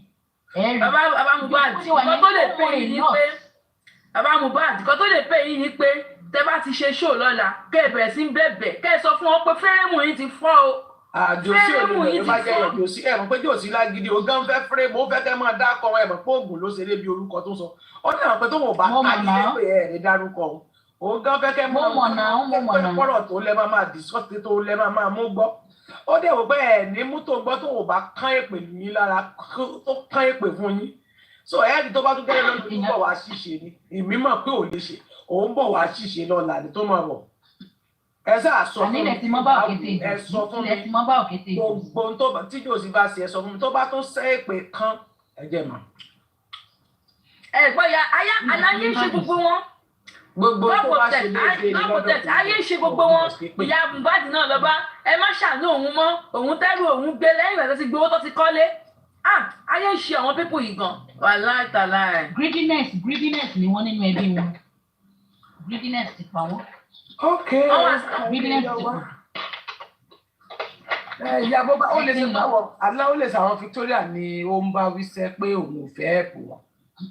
àwọn FM ló ń bá wí. kò fẹ́ ẹ̀pù wọn ni ẹ mọ̀ pé gbà tó padà dọ́dọ̀ wọn náà ló kó bá ó lè mọ ní tìtóbi lówó nídìí ẹ̀pù àwọn èèyàn pé ibi tán bá wọn lè tí wọ́n ti yanjú ọ̀rọ̀ wọnú ilé wọn. ní ìkànnì àwọn FM yẹn wá wá dìfẹ́ǹdì ẹ̀ pé kò ṣeé pé ó kàn sọ pé òun ò ní ìdí ẹ̀pọ̀ àwọn èèyàn mọ́ ìyẹn wá sọ ọ̀rọ̀ kan níta kí sọ fún yàtọ̀ kankan ọ̀rọ̀ tó sọ yẹn nínú àwọn tó wà nǹkan wọn section wọ́n sọ fún Supreme wá jẹ́ pé wọ́n lọ́dà stand fún wọn wípé kò lè bá kí lórúkọ ẹni tó tẹ̀lé Mr. Yomi lọ sí station yìí nípò nǹkan ló ń bá rí ọ̀rọ̀ tí ìyẹn sọ ni pé ẹ jẹ́ ká tẹpá mọ́ṣẹ́ wa ká lọ wáṣẹ́ ṣe ká lọ iṣẹ́ gbogbo lògùn ṣe. ṣé wà jọ bless tẹ́lẹ̀ ó wá sọ bẹ́ẹ̀ nígbà tó ń bá Supreme sọ̀rọ̀ ni ó wá ní ẹ̀yìn èèyàn àwọn tó ń fẹ́ ni pé ká lọ ṣiṣẹ́ ká lọ wáṣẹ́ ṣe nǹkan kan ká má fi ṣe wa ṣe kinní kan ká mọ̀ pa ẹni tó bá níṣẹ́ lọ́wọ́ torí kan èmi náà dẹ̀ rí sí pé nǹkan tẹ́ni ẹ sọ comment section pé ó dọ́gbọ́n jókòó ọ̀rọ̀ ni. ṣé lifestyle eléyìí tani. Tèmítáyọ̀ lifestyle backup ìṣe lifestyle rẹ Mohbad ni. kì í ṣe òun kì í mo ti fẹ́ tá ìpò ẹ̀sìn pé you have killed your helper. fast track tí wọ́n gbogbo wọn ti ní fake profile ní gbogbo wọn ń lò. bàtọ́ wá sọ̀rọ̀ tó tún máa fi bú àwọn èèyàn bí. kì í sọ wọn ní fake profile tá ń lò but kì í sọ. fẹ́ ó máa ń wá bíbá tẹ́lẹ̀ ó máa ń gbá káǹtì kankan wá bí mo gbé sépè tí ò fi wá bí mọ́ nígbà tó bú mi. èmi tẹ máa ń bèrè lọ́wọ́ ẹ̀ ni màá ní ó ti pa láàánú ẹ̀ bí mo ṣe máa ń bèrè lọ́wọ́ ẹ̀ ni màá ní aláàánú ẹ̀ dà ó ti pa. ìyá ti jẹ ogun ẹ̀rí kan ti dáwọn láṣẹ́kù ẹ̀ pé dáwọn lágbọ́n ti gùn lọ́rùn. ẹ wo spending fúnra ẹ wo spend ṣẹ́rí madam Tenny ṣẹ́rí zomo yẹn there is something critical about zomo. bẹ́ẹ̀ ni náà ni mo fi sọ pé ta ni bàbá bébì sẹ́ alẹ́ mi ń mọ̀ pé ta ni bàbá bébì ní sẹ́ tí mo dẹ̀ mọ̀ pé ọ̀rọ̀ sómò yẹn lọ́mọdé sílẹ̀ tí àṣírí yẹn bá tú jòsí o. there is something because for Josie to come outside to come and tell the whole world that wọ́n lè dárúkọ zomo ẹ̀mí ń dẹ̀ gbọ̀n. òun ò lè mú ẹ̀rọ mo wá wò pé kí n ti tiẹ̀ tó fi di pẹ́ mi ẹ̀gbọ́n sí wọn lọ́wọ́ òun ló jẹ́ kó lọ withdraw kéèsì yẹn padà sí pàǹtì kọ́ ló yẹ kó ṣe bẹ́ẹ̀ nìyẹn. ó dẹ̀ lóun wá justice fọ́mọ ẹ̀ ó lè gidi ní bàbá yẹn ṣe bàbá yẹn. àní o ti sọ pé kó lẹ́ni tó bá lóun wá justice àní tó bá tún ti bí ire ẹjọ́ jáde sẹ́ kó tó wá ṣépè fún wa pé àwọn tó ṣépè fóun mo mọ̀ pé wọ́n máa ń tì í sì ṣe ẹ jẹ́ kó tó bọ́ta kó tó sọ wípé àwọn tó bá lóun wá justice kó tó ṣépè fún ọmọ èmi ò mọ̀ sọ ẹ̀ ní ibi èpè ní gbogbo tó bá wù ló lè fẹ̀nu sọ̀bọ̀ ibi èpè màá make sure pé mo gba èpè yẹn kúrò lẹ́nu ẹ̀ àfi tó bá ṣépè fáwọn tó pọ̀ mọ́ tó bá jẹ́ àwọn tó ṣépè fún ọmọ ẹ ló fèsì mí ní sọ̀rọ̀ bọ̀ tó bá darí èpè yẹn sí ọ̀dọ̀ wa wà láìmí ní jọ gbádùn wọ́n abáńgbọ́ bàbá ajá àbálẹ̀ ni. kò ṣépè fún ọ̀dọ̀ Mohbad. bàbá yẹn ní lára gbogbo wọn mọ̀kọ́ tó ń ṣe ẹ̀gbọ́n kò tẹ̀yẹ́ kì í ṣàṣìkọ fún yín bó ṣe wà yẹn àyẹ̀mọ̀kọ́ wọn máa pera wọn lẹ́yìn àyẹ̀mọ̀kọ́ wọn máa pera wọn lẹ́yìn. wọ́n ti ń pera wọn tẹ̀ tún parí ìjà ìgbàgbé ìjọ tí Wùmí ti expose yẹn náà ti parí ìjà wọn ti parí ìjà àwọn ìgbàgbé wọn kàn play game fún yín ta. ṣé ọjọ́ tí Wùmí ti sọ zomo yẹn àbí tó ti sọ̀rọ̀ zomo yẹn. Wùmí máa jù sí ni pé kó lè mọ̀ wípé 3 seconds video yẹn tó bá jáde àṣírí ẹ̀ máa tú zomo ló wà nù ẹ̀ ó wá rò pé àwọn ògbọ́gbà tán wá dárúkọ rẹ̀ tán wá lọ gbé ojú zomo jáde ní jòsí fi lóhùn kí n ti jòsí láti má sùn láti má jẹun kò ráwọn ọmọ rẹ̀ ẹni pé lẹ́yìn ìgbà tí Wùmí wá sọ̀rọ̀ yẹn náà níyà Mohbad bọ́ta ló sọ pé òun àti bàbá ọkọ ẹ̀ ò jà wọ́n máa parí ìjà wọn ẹ fi wọ́n sílẹ̀ ẹ fọ̀ wọ́n lẹ̀ ẹ má jẹ́ bí ọ̀wọ́n orú tó fi wá ṣépè tó fi ṣépè fún Yomi tó fi mú níjọ yẹn lẹ́yìn ìgbà yẹn náà níyà yẹn bọ́ta náà tó wá sọ́dọ̀ yẹn. àti parí ìjà wọn fẹ́ tọ́kọ̀ ó lóun ò jà fún Wùmí òun ò jà fún màmá Mohbad ó lóun ò jà fún bàbá Mohbad táwa ló ń jà fún abẹ́ máa gbọ́ dídì rìndín robo ṣé wọ́n wá ní kí n jà fún Mohbad ni of course Mohbad ni mò ń jà fún kò sí tó ṣe ọ lápò lẹ́yìn tó fi ń dóbò kiri àwọn òbò gbígbé àwọn. ẹni pé Wùmí náà láti ìgbà tí wọ́n ti mú àdúrà sí ẹni pé kò ṣe interview kankan. kó lọ sí àwọn náà ó ń ṣe àwọn tó kù ò gbá ni o àwọn channel kan wà tí wọn gbá o gbogbo channel kan ló gbá o àwọn channel kan wà tí ò gbá o àwọn channel tó gbá yẹn ẹ rí pé àwọn tí wọ́n interview rẹ̀ tí wọ́n dá lóhùn ẹ rí pé àwọn useless people bíi tiẹ̀ náà ṣe interview fún ẹ rí pé lè tó lọ sí lórí IT yẹn ẹ rí pé woman yẹn kan ló ẹ rí bí woman yẹn ṣe ń ṣe ni kò ní jẹ́ lọ́bẹ̀ mọ́ nígbèésí ayé ẹ̀. woman yẹn béèrè question. lélẹ̀ tó ṣe lórí IT yẹn ẹ rí bí woman yẹn ṣe ń sànù ẹ̀ fún mi pé kó sọ̀rọ̀ nípa ọ́díò tó jáde síta. so woman yẹn question rẹ̀ dáadáa tí òun ò tí ọ̀rọ̀ sí lẹ́nu báwọn dìdìrín tí bí ṣe máa ń ti ọ̀rọ̀ sí lẹ́nu èèyà òwì. so ẹ rí pé àwọn ẹrùfà kọ́ ni wọ́n dá lóhùn so ẹ lè rí channel television tó bá máa dá lóhùn iye tó máa bíìlì ẹ̀gbọ́n akọjá ẹ rí lórí Sahara Reporter ni Sahara Reporter tó ń bá blogging lásán ló ń bá ṣe Sahara Reporter tó yẹ pé Sowore lónìí Fálànà dẹ̀ ní lọ́ọ̀yà Sowore àwọn irúkìrú ọbẹ̀ wọn kó sì lọ tẹ̀ráyè tiwọn gbẹ̀lá máa dé jẹ́ kí jòsí jáde kó tún sọ pé òun wá sí ẹ wo mo lè má sí nítòsí tí jòsí bá ti ṣépè sí sáìdì ọ̀dọ̀ yín ẹ tọ́ fún mi tó bá ṣépè ẹ̀ sí sáìdì ọ̀dọ̀ àwọn tó pọ̀ ọmọ rẹ̀ kò sí problem tó bá jọ́dọ̀ yín ló tarí èpè sí ó máa jìyà tí Jésù fi máa dé ni.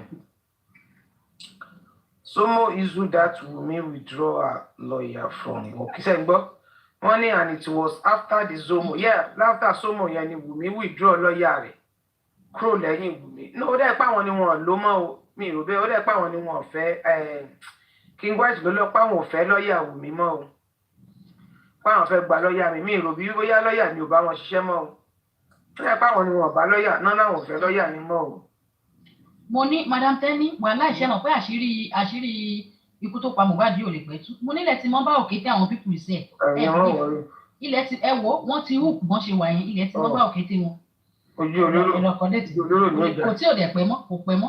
lẹ́nu dẹ́mọ̀ ni pé ọ̀sán yóò nígbà tí gbogbo wọn bá sùn tí àlìkámà wọn ti sùn tán. tí wọn bá fi lè rí èyí tó kù tí second video yẹn múlẹ̀ ẹ̀rí kọ́ máa lọ sí prison gbogbo wọn.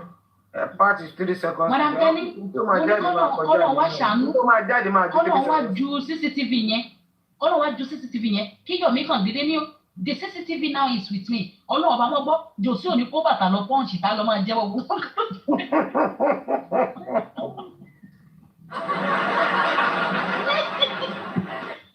ṣẹ́ni kan tó ṣẹlẹ̀ nípa problem tí wọ́n nípa CCTV yẹn ní pé problem tó nípa CCTV yẹn ní pé Mr. Yomi jẹ́ kí ẹ̀rọ tó pa CCTV àwọn ìjọba mo ti lọ jẹ́wọ́ bó ní Yomi fún kọ́jì pé pípẹ́ ọmọ ní ọmọ lóṣù ẹ fídíò sílẹ̀ tìmí ni pé kó má ṣe pé tó bá ṣe pé báwọn tó pa ọmọ tó bá ṣe pé sọ́nà ọ̀dọ̀ wa ní. òun kí àwọn èèyàn máa mọ bó ṣe ń ṣe nípa CCTV kámẹ́rà yẹn wọ́n ti jẹ́ kó líkà tó fáwọn èèyàn jù ló yẹ kí ẹni ètè blọọkì ẹ̀ láti máa tó bá jẹ́ pé wọ́n mọ̀ wọn pẹ̀lẹ́ ní ẹ̀ náà ṣe títí tí omi ṣèkan yẹn tó ṣe pé kò ṣe pé kò sówó lọ́wọ́ kọ́ àwọn nìkan lọ́jà ṣe táwọn èèyàn sọ̀pọ̀tì wọn jẹ́ kó àwọn nìkan lọ́jà ṣe ẹ kàn máa rí kọ́kọ́ máa gbé bọ́ta àtẹ́nibọ̀dì máa ṣọ́ọ̀k mọ́ nítorí jẹ́ pé èèyàn pọ̀ nídìí ẹ̀ tó ń mú oníṣẹ́. tí mo fẹ́ gba information kan láti jọ sọ̀rọ̀ lórí fóònù mo bọ́mọ yẹn sọ̀rọ̀ lórí fóònù we talk we spoke nígbà tí mo wá lọ sílé I call the person mo wá ní mo wà lára ń di ò pé ṣó lè wáyé tí mo kó dẹ̀ jẹ́ kẹnu ẹ̀ bò ó dẹ̀ ní òkè ó yá má wulẹ̀ wá sọ́dọ̀ mi send address ibi tó wà mo dẹ̀ gbé mọ́tò lọ sí Lẹ́kì mo dẹ̀ lọ sí Lẹ́kì so we drove down to some place we sat down there.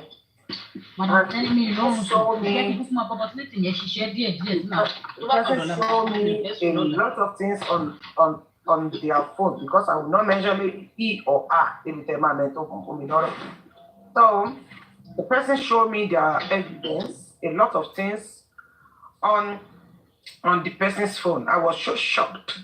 Jay, kí leléyìí. Mo wo fídíò ìjọ náà ilẹ̀ ti sú gan ilẹ̀ sú kí tó délé time ti lọ because fídíò tí mo ṣì wò yẹn ìkan wà 30 minutes ìkan 10 minutes ti bẹ̀rẹ̀ grandis ìyẹn ti ẹ̀kú kó tó wọ́n kéèyàn kélekèle tilé yẹn ló pọ̀ jù ti orí 3rd Mainland Bridge ó fi gbogbo ẹ̀ hàn mí okay I cannot collect it from you you know me too they are after me. Go and create Facebook. So we create a Facebook page, Facebook profile. We use somebody that people knows to create the accounts. That account as well, we kill as a verify so that one at verify account here was verified with blue mark. So, and the person kept the evidence on Messenger. So, in case they can collect the person's phone, only log in. So, if I gba phone lọ́wọ́ èèyàn, irú email nìyẹn, ó lè mú lọ pẹ̀lú nọ́mbà, sẹ́mọ̀ pẹ̀lú nọ́mbà tẹ́ni yẹn lò. Tí fóònù bá sọ̀rọ̀ pẹ̀lú nọ́mbà, ó lè máa padà retrieve email mọ́. Wọ́n dẹ̀ máa flash gbogbo ẹ̀ sẹ́yìn ni. But Facebook, fi nọ́mbà sí. Yeah. Email tá a lò fún. Email ni open new email and then we kept it there with number. So we can log in and delete it from the phone. So ìjọ́ tí àṣírí yín bá máa tú. Ìjọ́ tí ẹ̀sìn bá máa bá wọn. Òru ọ̀gànjọ́ ní òjẹ̀ torí mo máa sọ fún yín pé bí olè lóru ni. Ó ó wá lè jáde látọ̀dọ̀ anybody ní information ti lè jáde ó lè sọ̀dọ̀ àwọn haters tí wọ́n ń bú wa but I pray to God to come out quickly so that information n tó dùn mí jù nínú gbogbo ohun tí mo rí ni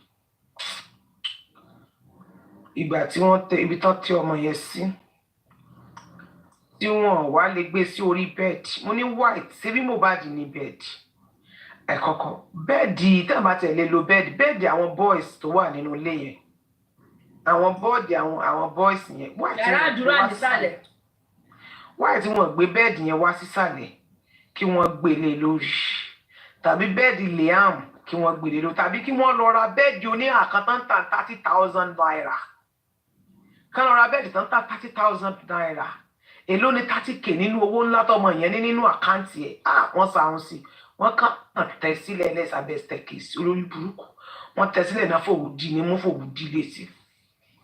ṣe bá dúrà ní yàrá nsàlẹ̀ kẹ́kọ̀ọ́ gbé sínú yàrá àdúrà nsàlẹ̀. ó ní wọn ló burú ibù gan kó tiẹ̀ wá jórí rọ́ọ̀gì tó wà ní center rọ́ọ̀gì yẹn ṣe bí gbogbo ebi nínú ilé wọn ní center rọ́ọ̀gì kán dẹ̀ gbé tébù tó wà ní center yẹn kó kàn pé lórí rọ́ọ̀gì yẹn wọn lè ṣe ilẹ̀ ẹlẹ́pẹ̀pẹ̀ kó má bàa wú ni náà kó má bàa wú náà ṣe gbé sórí símẹ́ǹtì lásán orí táìsì náà ẹ̀ bẹ́ẹ̀ gẹ́tì kó lè tutù.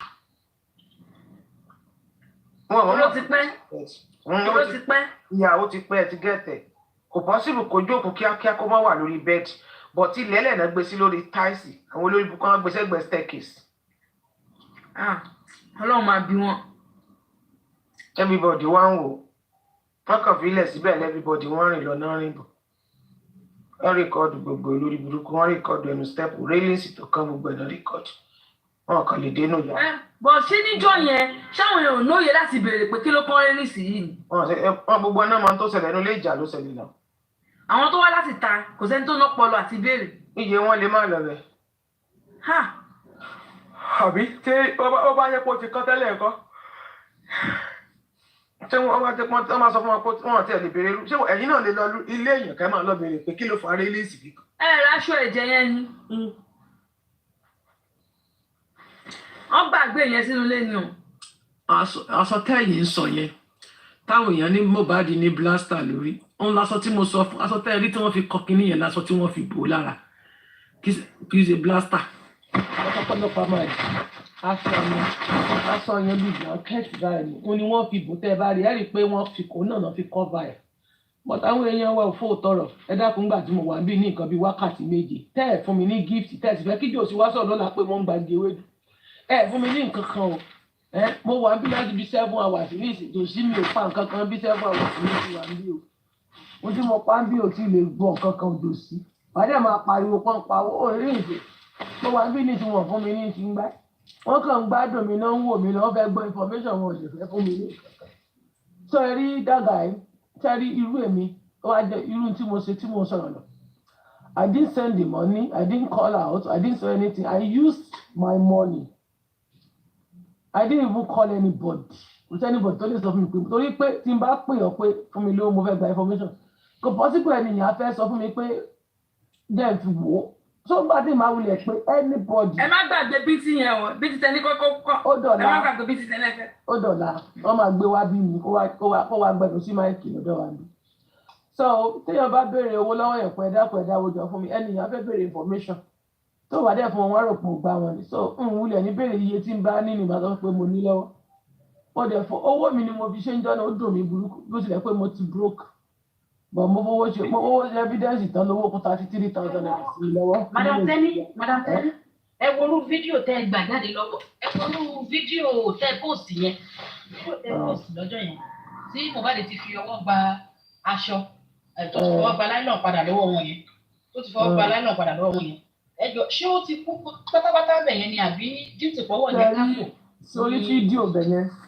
Mohbad ti kú láyìíjọ Monday kílẹ̀ yẹn tún sọ. sẹ́rí kó tó wá kú ni fídíò tó ń gbé sínú mọ́tò yẹn gbà tó ṣe léṣe olórí burúkú ni wọ́n wọ̀n lè jẹ́wọ́ sẹ́rí fídíò yẹn ti bá sọ tó wà nínú fídíò nínú mọ́tò yẹn kò tí ì kú nígbà tẹ́ rí wọn nínú mọ́tò pẹ̀lú àdúrà yẹn ìgbà yẹn ni ìjà yẹn lé tó ti ṣe léṣe. bí a bá tó ń bọ̀ láti ṣó nìyẹn tó ti ṣe léṣe. tó ń pọ̀ kàkà kú àdúrà ò sí nínú mọ́tò kìíní Monday ní fídíò yẹn ìgbà tó ń pọ̀ kàkà kú yẹn tí wọ́n wò àwọn gan kọ́kọ́ fẹ́ rescue rẹ̀ ṣe dẹ́tì mi so but ẹ mọ̀ wọ́n fẹ́ àwọn ọ̀rẹ́ fẹ́ rescue rẹ̀ jáde bọ̀ bó ṣe ń mí tó ń ṣe pàkàpàkà ọmọ òṣì yẹn olóbùkún ọmọ yẹn kàn wò ni ló ń gbé ṣépè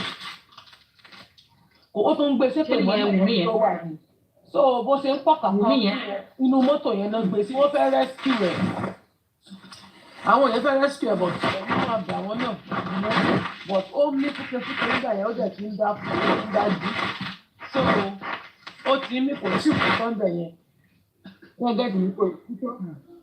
so ìjọ Monday nìyẹn ìjọ Monday ní mọ́tò yẹn nìyẹn. kò ìkú tó ń gbà yẹn ìgbà yẹn ni ó sì ń da ẹ̀mọ̀ ó sì wà ó ń converse ìgbà yẹn.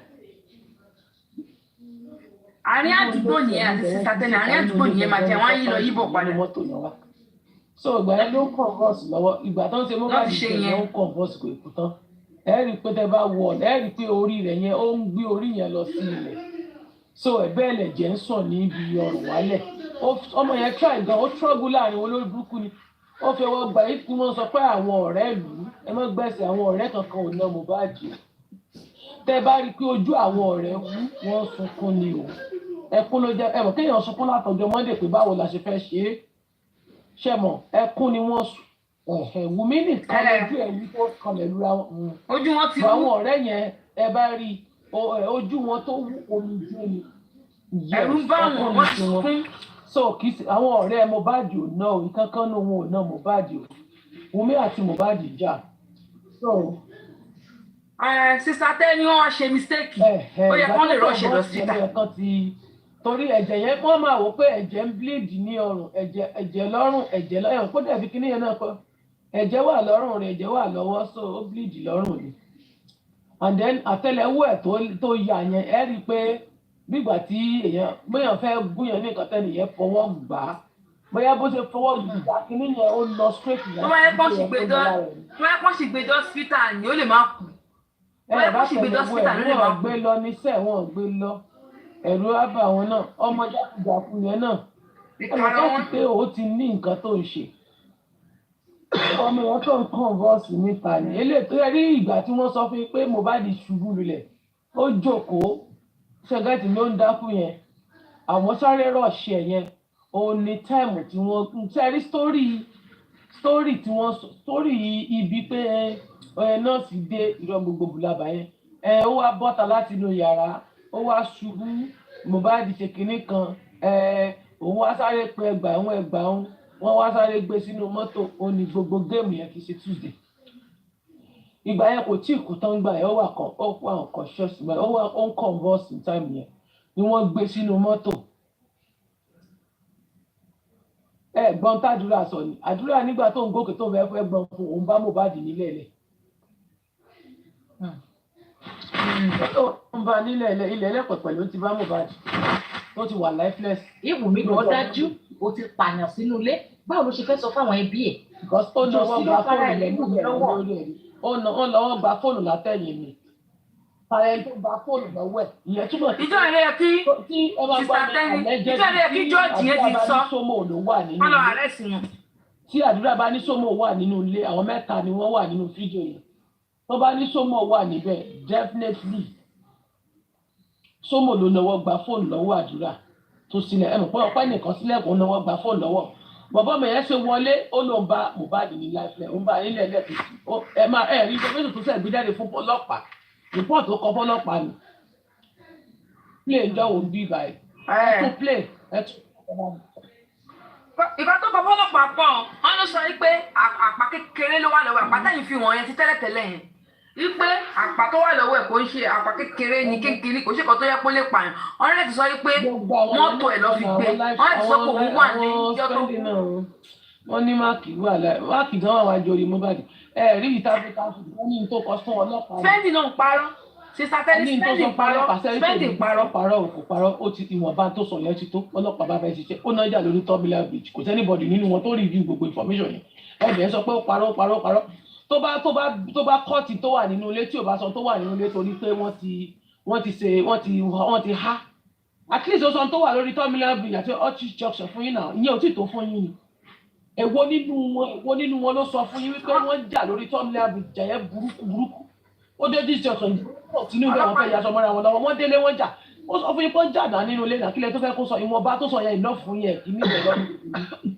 ọlọ́pàá yẹn hàn ṣe. ṣé ẹ̀yin ò ṣèfù ẹ̀mí ọmọ ọlọ́mọ ni ṣé ẹ níbẹ̀ ṣe lè secure ilé ayé ẹ̀ ẹ̀yin tó yẹ pé blogger kan bá sọ̀rọ̀ fún yín náà ẹ̀ sáré bọ́ sórí social media ẹ̀ sáré máa tú pàrọ̀pàrọ̀pàrọ̀pàrọ̀ ẹ̀ lọ́gbẹ̀dẹ̀ blogger mọ̀ bá information tọmọ yẹn sọ gbogbo ní social media ẹ̀ sáré yà ń bẹ́ tẹ́ fi wá káàtì cruise pápápá ẹ wá ní yóò bẹ́ẹ̀ mọ́ kẹ́ẹ̀yẹ kan lọ pọ̀ ọmọ ọlọ́mọ dànù sí ẹ ní security tẹ́ fún tó bá yẹ pé Nàìjíríà tó wọ́ọ̀kì náà kán lè láwọn ló wà bẹ́ẹ̀ lórí tọ́mi ó náà ń jẹ́ láti ṣòdè terminal bridge ni débi pé Bùnmi náà kún ọmọ dànù sí orí àga ó lò ó kí ọmọ mọ́lẹ̀ ìyẹn túmọ̀ sí pé ó fẹ́ lè ju ọmọ sínú omi ó lò ó kí mọ́lẹ̀ ńjọ́ náà ẹlẹ́ẹ̀kejì wọ́n ń jà débi pé wọ́n ń sílẹ̀kùn lórí motion ní lórí ìfẹ́ sílẹ̀kùn.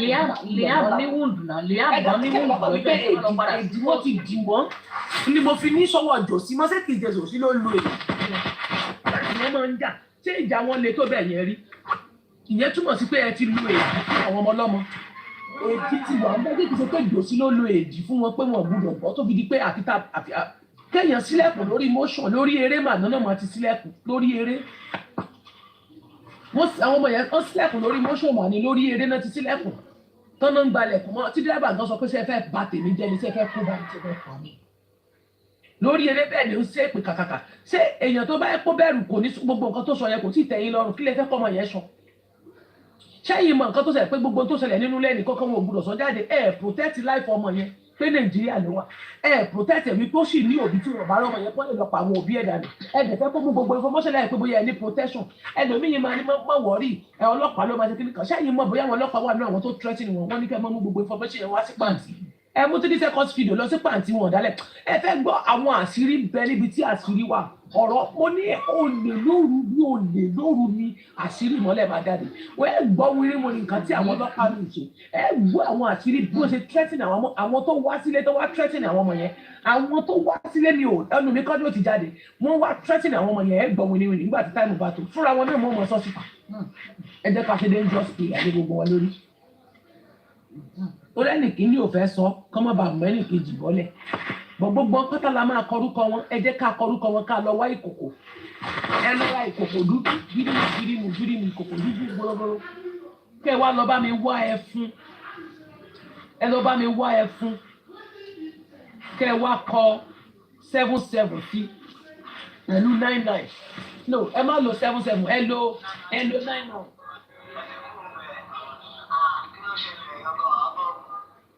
ẹ lọ ra 99 àwa táwa sí Nàìjíríà ẹ lọ bá mi wá kòkò kẹ́ẹ̀kún ní ẹfun kẹ́ẹ̀kún ní funfun kẹ́ wá kọ 99 sí sẹ mọ̀ pé ẹ mọ̀ pé inú oṣù kẹsàn-án ló kú ẹ wá kọ 99 sí lára 9 ní ẹ kọ 9 sí kòkò yẹn lára 9 ẹyọ kan ni o ẹ máa kọ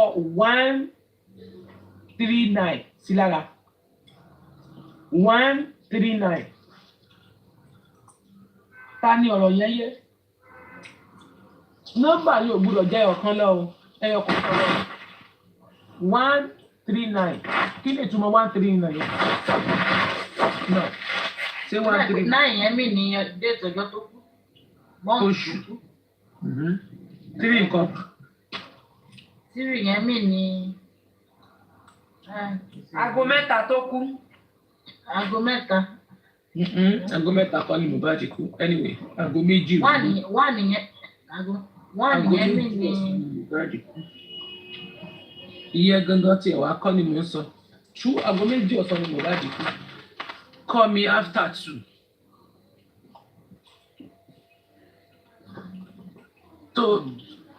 two tó kú yẹn máa rí disciple rẹ̀ now 3 yẹn then sọ fún yín sẹ́rí 1 tí mo sọ yóò bọ́ sínú January tán bí sẹ́rí 3 yẹn 3 náà ní ọjọ́ tí 3rd week ṣé tó wá rí 3 yẹn náà ó tún stand fún ọjọ́ tí ó kú that is 12 nínú astrology kíka nọ́mbà kò pé méjì kí mú nọ́mbà kò pé méjì nọ́mbà yẹn gbọ́dọ̀ tó nọ́mbà pa pé méjì a gbọ́dọ̀ sọ di ẹyọ kan tẹ́rí 12 yẹn a máa sọ ní 1 + 2 ló máa jẹ́ 3 so ni mo fi ní kẹ́ kúkú lo 3 ẹyọ kan 3 ẹyọ kan yẹn ó dúró fún figure méjì Ṣebí 11 ni wọ́n ní ó kù náà. 12 ni wọ́n announce ẹ̀.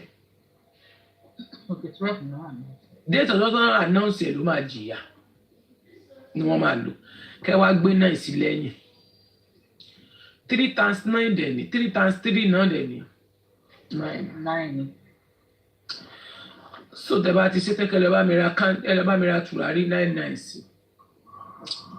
Láwa gbogbo yín ni ẹ̀yin abiyamọ ni o tẹ́ bímọ.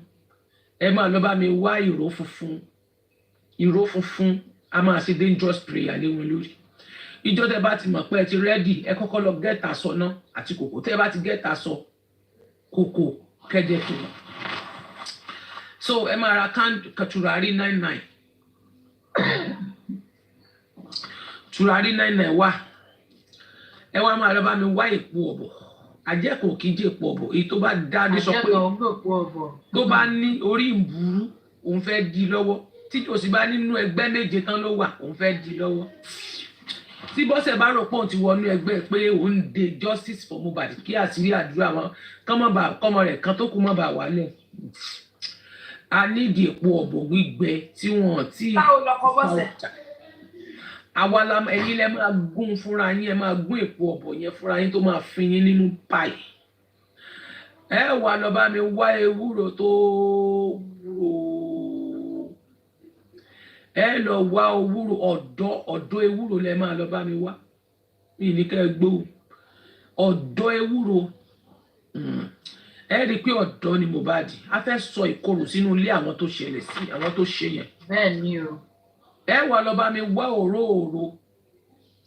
Ẹ lọ bá mi gẹ́ẹ̀tì ewúrẹ́ àbí tadìẹ.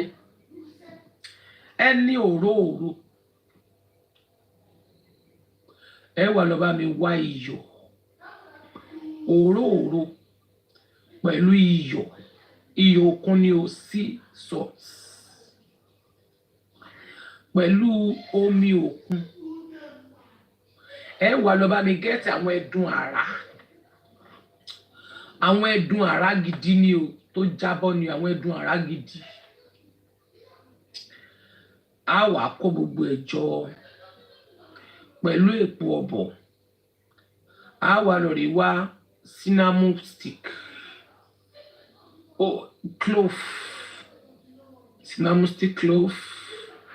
Pẹ̀lú àwọn tùràrí spirit tí wọ́n fi ń pe àwọn àlùjọ̀nú táwọn tùràrí sẹ̀lẹ̀ ẹ lọ́la sọ wọn pé tùràrí sẹ̀lẹ̀ powder yẹn.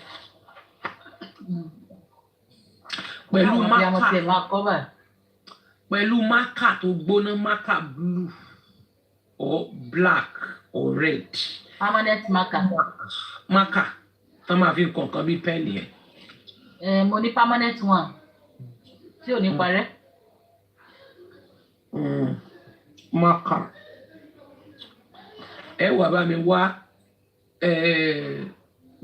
ewé bay leaf tó fẹ́ dáadáa inú ẹ̀ la máa kọ orúkọ sí. Ara bay leaf yẹn la máa parí gbogbo orúkọ wọn sí. A wá inú kòkò yẹn a wá kọ àwọn nǹkan ó ní àwọn nǹkan tá a máa sọ. Ó ní àwọn nǹkan tá a máa pè tá a máa kọ sínú kòkò yẹn. A máa kọ sí ara kòkò gangan sí inú kòkò yẹn. A tún kọ sí ara àwọn ewé bay leaf yẹn a wá fi tẹnu ẹ̀. Gbogbo àwọn nǹkan míì tó wà tí mi fẹ́ dárúkọ a wá tò sí inú kòkò yẹn. A ní fi nǹkan kan sínú ẹ̀ mọ́ o lẹ́yìn gbogbo àwọn nǹkan míì tí àwọn nǹkan míì wà tí mi dárúkọ. Ṣé wàá rí òróró yẹn tiẹ̀ ẹ máa fọ mọ́ iyọ̀ ni. Sísọ tiyẹn ẹ máa fi ọwọ́ fọ òróró yẹn. Pé òróró máa ń korò gan. Ẹ wá fọ pọ̀ mọ́ ewúro yẹn. Ẹ rí pé kòkòrò yẹn ó gírèdì. A fọ òróró mọ́. A wá fọ papọ̀. Tá a bá ti fọ papọ̀ tán. A máa lọ wá sàsó. Àgbàdo. A wá fọ papọ̀ mọ́ pẹ̀lú ìrẹsì tútù. Ṣé wá rí ìyẹn òróró yẹn a lọ gbé síta gbangba ni a ní gbé sínú ilé a lọ gbé yẹn sí ìta fún ọjọ́ méje oníṣẹ́ kan tá a pè sí. Iṣẹ́ tí yẹn ò tí ì pé o ó ní nǹkan méjì tá a máa fi kún yẹn a wà lọ gbé síbi tí ìrì ti máa ń ṣẹ̀. ṣé wọ́n ráwọn ilé tá a ti kọ yẹn á wà kó sínú pọ́ọ̀tì gbogbo àwọn nǹkan tí mo sọ sílẹ̀ tẹ́lẹ̀tẹ́lẹ̀ àti tí ìdárúkọ yẹn á wà gbé sórí iná á wà jó bàbá ṣe ń jó là á máa gbé wọn sépèlé lórí pẹ̀lú ìròtà ẹ̀rọ mọ́yà ní ìhòòhò ni ẹ máa ṣe o ẹ kàn róró funfun mọ́yà ẹ so ìgbàjá yín torí ẹ̀yin abiyamọ lẹ máa ṣe ẹ máa mú ìgbàjá yín ẹ máa so aṣọ yẹn náà lẹ máa fi ṣe ìgbàjá o ẹ máa fi so ẹ̀yin abiyamọ tẹ bá dẹ̀ ní àwọn ọ̀já tẹ́ fi pọn ọmọ tí kì í jábọ́ ẹ máa fi so pọ̀ ẹ bá ti wá ṣe tán ẹ bá ti ń jó kinní yẹn ẹ máa rò lórí iná ẹ máa rò gbogbo ẹ ló máa gbalẹ̀ torí àwọn òórùn àwọn tùràrí kan wà tí mi ì ní dákọ fáwọn olórí ibu tó òórùn yẹn máa gbanulé kan ẹ máa máa ṣe àwọn dangerous prayer kan lé wọn lórí àwọn dangerous prayer kan lé wọn lórí a nídìí ẹyẹlé dúdú ẹyẹlé yìí a máa tú gbogbo ìyẹ́ ara rẹ̀ dànù ni a máa wá kọ àwọn orúkọ ó láwọn orúkọ kan tá a máa kọ sí ara ẹyẹ tí mo sọ yìí a máa wá mú gbogbo ìyẹ́ rẹ̀ a máa tú a máa gbé ya lánàá adìyẹ ẹyẹ tí mo sọ yìí ó máa kú o dáṣọ tó pé ẹni tó ṣiṣẹ́ yẹn máa kú ẹni tó ṣèkà fọmọ yẹn máa kú ẹyẹ yìí ó lórúkọ àwọn màláìkà kan tá a máa kọ sí ara ẹyẹ yẹn ẹyẹlé onípẹyẹlé òkì bónílé jẹ kó bónílé mu kó wá dọjọ́ ọkú ẹ bó yẹ gbogbo ẹni tó bá ọmọ yẹn jẹ tó bá mu tó wá dọjọ́ ọkú rẹ̀ tí wọ́n fòkú ẹ rárí tí wọ́n fòkú ẹ sẹsì tí wọ́n ṣe játijàti lórí òkú ẹ tí wọ́n ń dè tí wọ́n láwọn ò ní jẹ́ ká sí rí ikú tó pa ó tú sí gbangba wàhálà ẹ kó sọ ọmọdé ilé wọn kó sàgbà ilé wọn kó sọkùnrin ilé wọn mi bá ti ṣiṣẹ́ yẹn tẹ̀ tipẹ́tipẹ́ mi bá ti ṣe fún mi bọ̀ tó mú ipò lórí burúkú ni wọ́n èèyàn kò lè máa ṣe é pé ìfọmọ tèmi kí wọ́n máa sáà ló ìdílé o so àti pé wọ́n gbọ́dọ̀ sọ̀rọ̀ ẹ̀ ń dà ọkàn mi gbọ́dọ̀ jẹ́ nílùú láti ṣe so tó máa ti ṣe tán ọ̀la ẹ máa rí fúnra wọn náà máa bọ́ta nígbà tára ara ló máa ní wọn o but nítorí tí mi ṣe fẹ́ ṣe ni pé ara máa ní wọn pa orí ẹyẹ yẹn máa kú tẹ́yẹ̀ yẹn bá dẹ̀ ti lè kú ẹnìyẹn náà máa kú kò dẹ̀ síbẹ̀ yẹn yóò ṣe ní kú torí ìyá ó ti jẹ adìyẹ yẹn gan wọ́n ti máa wọ́n ní àwọn nǹkan tó máa ṣe sí àwọn orúkọ tó dẹ̀ kọ sí yẹn lágbára kò dẹ̀ ní dára àwọn nǹkan tó máa lò ó lè díẹ̀ so àwọn màláìkà tó máa pè sí wàhálà wọ́n á nà ẹnìyẹn wọ́n á lù kú wọ́n á nà ní pàṣọkù so ẹ̀dẹ̀ mọ̀ pé èmi dẹ̀ ní èmi bẹ́ẹ̀ lọ́wọ́ nínú kẹ́mi èèyàn bọ́ láìwà tí mi ṣe bẹ́ẹ̀ ṣe nǹkan ẹ̀ mi bá ti ṣe tipẹ́ ẹ kàn lédè gbọ́ pé nìyẹn jáde láyé ẹ kúkú mọ̀ pé gbàtà sí dangerous prayer lórí àwọn kan wọ́n ná láksidẹ́ǹtì wọ́n wá pè wá lẹ́yìn pé ká wá ṣáájú àbí mo ti ṣáájú ẹni wo bá fàyà ẹni kó lọ sí tọ́lọ́ ní kó jẹ́wọ́ ibi tó ti ń bọ̀ ẹni kó jẹ́wọ́ ibi tó ti lọ. má dà mí ní tí ẹ sọ tẹ bá rí bí mo ṣe tẹnu mọ́ lórí platform mi ọlọ́run ṣáà tí ì wà ń bẹ̀ mo ní tẹ bá rí bí mo ṣe tẹnu mọ́ lórí platform ọ̀dọ̀ mi níjẹta àwọn èèyàn ní àbúrẹ́sì pẹ́mi ẹ̀wọ́n mo wá ní ṣé kí n sọ nǹkan fún wọn ní ẹ̀ mo bá gbẹ́nu lọ́rọ̀ mo wá ní àbúrẹ́sì iṣẹ́ èèyàn ni kó mú orúkọ èèyàn kan lọ lé aláwọ̀ ló jẹ́ kẹ́mi ẹ̀fẹ́ fídíò yẹn gan wà lọ́wọ́ mi àwọn èèyàn gbé fídíò yẹn wọ́n pọ̀ ó ti sàwọn ayé ó ti torí olórí ẹnu ẹ wá fàyà ọlọ́run bí ìdẹ̀ṣẹ́ wọ́n ṣe gbé wá bí mo ṣe ń gbọ́ níjọ́ yẹn nìyẹn wọ́n lẹ́yìn yẹn dúró kí lẹ sọ. ọ̀nà ti wọlé ẹni. wọ́n ti gba pápẹ́ ní ewèrè àtẹná wá ní kéèyàn kan máa sà àdúrà pọ̀. ẹni bá ti ṣe pé fèmí náà bọ́lọ̀ á ṣe gba pápẹ́sẹ̀. ṣé ẹ rí pé King White gan-an ṣó ẹ̀ kò sí ṣó ń tà. ìtìjú ni èèmọ̀ pé ìtìjú ni pé wọ́n gbé gbéraga yẹn pọ̀ ẹ̀jẹ̀ ààrẹ rẹ̀. wọ́n gbé aláwọ̀ pẹ̀lú gbogbo ẹnu tó ti fọ́. nínú 100 kò wá lè dá jìjẹ ṣebí mò ń sọ fún yín pé àgúnmu ló ń tà kò ṣe babaláwo kankan àgúnmu tó dúdú náà bàbá ẹ̀ ló ń tà fún mi rẹ̀. èèyàn bá sọ fún yín pé kò níyàwó lé èèyàn bá sọ fún yín pé kò níyàwó náà kò tí ì bá rí ló fẹ́fẹ́ náà gẹ́ẹ̀ tó wà ní Bùkọ́lá làwọn àbíkí lórúkọ rẹ̀ tó ń gbé Búkì débẹ̀ tó ń gbé ẹ̀gbọ́n Wùmí náà débẹ̀ informati Tálẹ́ nìyẹn. Ṣé kìí ṣe kí lorúkọ yìí? Bukky Lawan gbọ́n pé Bukky Lawan. Ó ní ìyàwó ẹ̀ náà òun ló ń gbéṣẹ́ ilẹ̀ pípolówó fún gbogbo wọn náà. Òun ló ń gbéṣẹ́ ilẹ̀ fún wọn náà. Òun náà. Bíọ́dún làwọn Òun náà kí ń jọ yẹn. Thank you, Bíọ́dún. Thank you, Princess. Òun náà kí ń jọ yẹn yí pé ó náwó nára. Kí wọ́n náà ń pa yín fọ́mátì wọn, ìyẹn náà ló ń gbé wọn débẹ̀ wọn àti gùlẹ̀ sí. Ẹnu rẹ̀ ti fà ya báyìí, ó ti lọ perí àwọn tí ó yẹ kó pè. Ọlọ́run yá fà lẹ́nu ya. Ṣé nǹkan tí kúrẹ́ sí pé kó ṣe ẹni tó lọ porí ẹ̀yẹn nìyẹn o? Ó fẹ́ pé èèyàn kan pa ni náà, ó fẹ́ pé èèyàn pa lóru lólógún, wọ́n yá fà lẹ́nu ya. Ibi tó ti lọ lè gbàgbà, Ọlọ́run mọ tó lọ gbà. Bí mo ṣe rí lélẹ́yìí, Madam Tẹ́ni, Ọlọ́run aláàánú gbọ́gbọ́n ṣe gbé fún lélẹ́yìí níwájú ọlọ́ọ̀bà àti èyí. Wọ́n sọ fún mi, wọ́n ní Bùrẹ́sì mú orúkọ èèyàn lọ lé aláwo pé kó ògùn pa ẹni yẹn ṣẹ́gẹ̀t. Ògùn yẹn wá backfire. Èmi máa wò pé ìwọ tó ń ṣépè fẹ́ ni ẹlẹ́ni. Èmi máa wò pé ìwọ tó ń ṣépè fẹ́ ni ẹlẹ́ni. Ṣé o mọ irú ẹlẹ́dàá tẹ́ni yẹn ní ni? Ṣé wàá máa forí èèyàn lẹ́lẹ́dàá nìyẹn wá máa sùn ni? Ló bá fà lẹ́nu ya. Ògùn yẹn ṣáà backfire o ló bá ya ẹnu Bùrẹ́sì o bí adìyẹ. Lẹ́nu Bùrẹ́sì bá fàyà náà bá ní kí Bùrẹ́sì sọ̀rọ̀ ló bá ní mo ní ìwọ Ọlọ́run jọ máa tún mi dá o wọ́n ṣe fún Bùrẹ́sì dá bí mo ṣe gbàdúrà yẹn lọ́jọ́ yìí. Wàláì tó bá jẹ́wọ́ lẹ́nu ayé rẹ̀ lè gbà tún sí. Ìwọ́n tí ò bá jẹ́wọ́ olúwo tó mú jáde tí wọ́n tó gbàgbá kò lọ́wọ́. Mohbad ló wọ̀ lẹ́nu. Ọjọ́ tó ṣe Madam Tẹ́ni ṣe mọ̀ pé ìgbà tí mo expose ẹ̀ náà ṣe mọ̀ pé ó fẹ́ ní ọ̀tá mi lára náà gbà ó máa mọ tó ṣẹlẹ̀ ní tẹ́ ẹ bá ti lè expose ẹ̀ tẹ́ ẹ̀ ganu kó ó máa ń lọ tójú bọlé fún yàn. Àlórí àwọn èèyàn tó pè ló pa àwọn orí tó pè kiri àwọn tó kórúkọ wọn jáde kí sẹ́yìn kan ló kórúkọ wọn lọ. Àwọn tó kórúkọ lọ yẹn náà fa inú ẹ̀ yá. Ẹnì mọ̀ àpapọ̀ orí ẹ̀ máa fàyàn lẹ́nu yá. Gbogbo ẹni tó ṣiṣẹ́ yẹn fún Bùrẹ́sì ajé ẹni tó ṣiṣẹ́ Bùrẹ́sì yẹn mú mọ́ ẹni yẹn dáadáa mú mọ́. Àpapọ̀ orí ló fà lẹ́nu yá.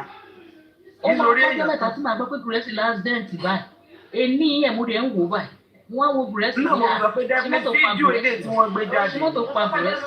Wọ́n gbé píkṣọ̀ tán gbé jáde yẹn. Kò kì í ṣe tó kì í ṣe yẹn ló ṣe. Ẹni pé kò sápá níbi yẹn náà kò sí máàkì bẹ́ẹ̀ náà ni mo fi sọ fún wọn pé láyé tẹ bá nìyẹn ni rọlẹ̀ pa. Ó gba dípà àwọn èèyàn wá expose ọwọ́ ń sunkún kiri ọ̀rẹ́ ló dàbí ìyapa. Ọwọ́ fẹ́ pa àwọn èèyàn lórí pé wọ́n expose wọ́n bú ẹ pé kó wúlò fún ẹ̀yọ́ wá mórúkọ àwọn èèyàn kiri dájú o wúlò fún ọ. Àwọn èèyàn dájú o. Ṣé ká ṣe kúrẹ́ wà báyìí bí ká kúlẹ̀ lòmíì máa ń rò. O lè máa ṣe pé ògùn fáwọn èèyàn tó yẹ pé wọn ṣẹ̀yìn ẹ̀rọ pé ògùn náà kì í déédéé jà ní ògùn náà máa ń jà ògùn kì í déédéé jà jà ẹ̀yẹ kọ́ tẹ̀lé kórì mi nídìí ògùn ó mú mi gbogbo ti jẹ́ tọ́lọ́. Èèyàn ká ló jọ á lò ní ògùn kìíní kan á lò lọ́pọ̀ mi sí ògùn á kàn pa ọ́ tìran dànù. Ẹni tó porí mi níbi ohun gógógógó lògùn máa pa lágbára Ọlọ́run tó ní wọn tọrọ mi lọ́wọ́ ògùn mi ìdẹ̀ tọrọ ọmọ mi lọ́wọ́ ọmọ mi fẹ́ gbà fún ọ̀dẹ̀ mi ìmọ̀ pé mo lóyún mi ìjẹ́ ní gbèsè. O jẹ́ gbèsè ọtí tó yẹ kó máa bọ lọ́dọọdún àwọn náà jẹ gbèsè ògùn kékékéké. Ọmọ tí mo bí ṣe ni mo gbóyún kì í ṣe pé mò ń wọ́ ọmọ tí n tó bí mo gbọ́ oyún ni mò ń sọ 24 hours. Mọ́mì àrá ló pa àrá náà mo pa ẹnu wèrè yá yẹn tó lẹ́rìí àrá yẹn. O ò ní fọ́nú ẹ̀. Mo lélẹ̀ ẹ rí pé kò ìjọba ọ̀dọ̀ mi máa ní fún ọ bí ẹ̀rẹ̀ kó sọ fún bẹ́ẹ̀ tààtù ni mo ti máa tà sí mi tẹ́lẹ̀ tẹ́lẹ̀. Mo ṣe máa ń bú mi kiri tẹ́lẹ̀ ló máa ń kọ́mẹ́ǹtì bú mi lè mọ̀ bí ẹ̀rẹ̀ tù ẹ́. Mo ní pé mo fẹ́ bọ́. Wọ́n bí fún bó ṣe máa kó tó dápọ̀ mi mọ́ bó bá ń gbọ́ tẹ́ yóò lẹ̀ mọ́bi tó bá wà ní ìjà kó dá sórí. Ọlọ́run jẹ́ òṣàánú mi mọ́jà kó pupa mi o. Ebe ẹnu ẹ̀ náà fàyà kó fa imú ẹ̀ yá. Nígbà tí fògùn lọ mí ò gbọgbọ ni kó pupa. Àṣẹ ọmọ ògùn ni lọ́bọ̀ ògùn lọ wá àrà lọ wá òkúta níta kó tapo lé lórí. Àdèpọ̀ bí òróró la ní. Nírọ̀ bó bá rẹ́ni tó lè bọ́ ra epo bó ṣe po kékeré yẹn. Bó ṣe po kékeré yẹn ó dẹ̀ lé ní pé kán bẹ́ẹ̀ ra nǹkan láti Nàìjíríà bí oúnjẹ bí ráìsì bí gbogbo ẹ̀ wá dẹ̀ gbé fáwọn tó máa ń bá wọn gbẹ́rù wọlé wọ́n á dẹ̀ bẹ́ẹ̀ gbé tán má dẹ̀ ti jẹ́ pé wọ́n fẹ́ sẹ́ndì ẹ̀ wá sí ibi tó wà bẹ́ẹ̀ yẹn mo ti lè kó sínú Cairo mo lè kó sínú Cairo mi tí lọ ní. So wàá mépo wàá ta sí orí ọ̀bẹ sínrin wàá ra dà sí orí ògùn yẹn ògùn má pa mí o ògùn àwọn tó ń perí mi ni kò gbó pa kò lọ pa àwọn tó bá ń perí mi níbi ni kò gbó pa o kò bọ ògùn wọn náà ti bọ ògùn tẹ́ kó rájá ni sọ fún wọn kó bọ ògùn láti lé ọmọ ìfàjà bọ ògùn. èmi náà sọ ẹ̀mí mi sọ fún mi láti last month Ọlọ́run àti last month ẹ̀mí mi ti ń sọ̀rọ̀ ẹ̀ pé kí. sọ fún wọn pé kán bẹ ìfàjà sọ pé kán bẹ ọbọ ògùn ajá ni wọn máa. ọmọ pé àwọn aláyé tó ṣì travel yìí yẹn ti get. wọn wá dárúkọ rẹ sí ìgbà àtàwọn MC lọ nígbà Ọlọ́run wọn fojú mi rí nínú election Jésù.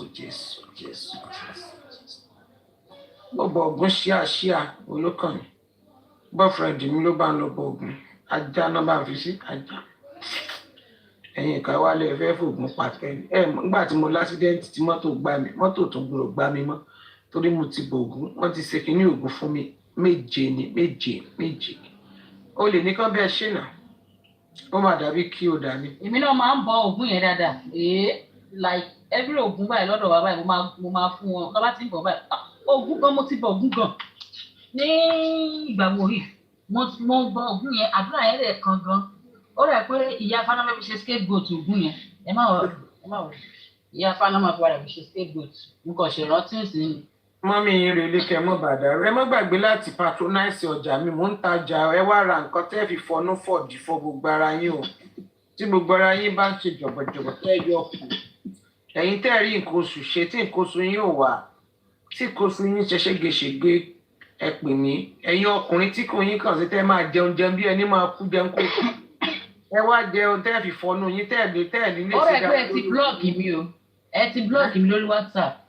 mi rò bẹ́ẹ̀ o ṣé àìsí ni mi rò bẹ́ẹ̀ mi blọ́ọ̀kì yẹn ní àwọn ọ̀gbìn nọ́mbà ẹ̀ gan-an so wọ́n ẹ̀yin tí ọkùnrin tó yẹ pé ṣé kò dálẹ̀ lẹ́ máa ń ṣe tẹ́ bá ti ṣe báyìí máa dálẹ̀ wọ́ọ́rọ́wọ́ ni ìṣẹ́jú kan nìyí ẹ kàn máa dálẹ̀ ẹ kọ́ńtàtì Tenny ọmọ ológo kí wọ́n á fún yín láwọn nǹkan tí ó máa jẹ́ kẹ́ ẹ fọ gbogbo jẹ̀gbọ́jọ́gbọ́ ìkún yín yẹn tẹ́ ẹ fi ní lè dùn gbogbo gògóró ẹ̀yìn yín tó ti gan tí gbogbo ẹ̀ wálẹ̀ ìgbẹ́ tí ò jáde ní fún yín tí gbogbo ìgbẹ́ ìjìnlẹ̀kùn yín tó ti lọ yíjú ojú okó yín yẹn yóò jẹ́ kó lè ṣiṣẹ́ dáadáa. ẹ pè mí o ẹ̀yin ọkùnrin ẹ̀yin obìnrin kí n tà fún yín ẹ̀yin ìyá tẹ́ ti wọ menopause náà tí ó lè máa bá yín fọ ẹ mọ̀ pé ṣe nǹkan oṣù mọ́ ikùn yín dẹ̀ máa tóbi tẹ́ bá ti ṣe nǹkan oṣù mọ́ ikùn yín ara máa yọ díẹ̀ so gbogbo àwọn kan tí ó máa fọ gbogbo oúnjẹ tẹ́ ẹ jẹ tí kùn yín ò fi ní máa yọ pé ẹ ti wọ menopause ó nìyẹn ẹ ṣe gan ni àtẹ̀yìn tẹ́ lẹ̀ pa náà tí kùn yín àṣerógódó ẹ̀yin náà lè contact wa alẹ́ ni tó ń bọ̀ jò sí frame more than Yomi Jésù àwọn èèyàn mọ̀ bí o àmẹ́ tó ní píṣọ̀ ó dára ẹ̀ wọ́n mo fẹ́ lọ sùn ọjọ́ ti lọ bíbá mi lè máa jí ṣiṣẹ́ láàárọ̀ náà. ire o 4:30 mo ti mẹ́sẹ̀jì ní WhatsApp 38 la wà báyìí òkè so ìwọ tó bá ti mọ̀ pé ó fẹ́ rà contact Tenny ọmọ ológo ṣe gbọ́ mi ní kẹ́ sanwó gbígbé fún mi ò bọ̀ láti Nàìjíríà dé country tó bá wà ó sì sọ pé tó bá ní family tó máa bẹ́ẹ̀ sẹ́ndì ẹ̀ máa sẹ́ndì ẹ̀ sí family ẹ̀ wọ́n bẹ́ẹ̀ gbé wọlé wọ́n gbàgbé láti patronize mi o ẹ kú fún wa ní gift ṣùgbọ́n ètò jẹ́ ká tajà. Good night everybody, God bless you everybody.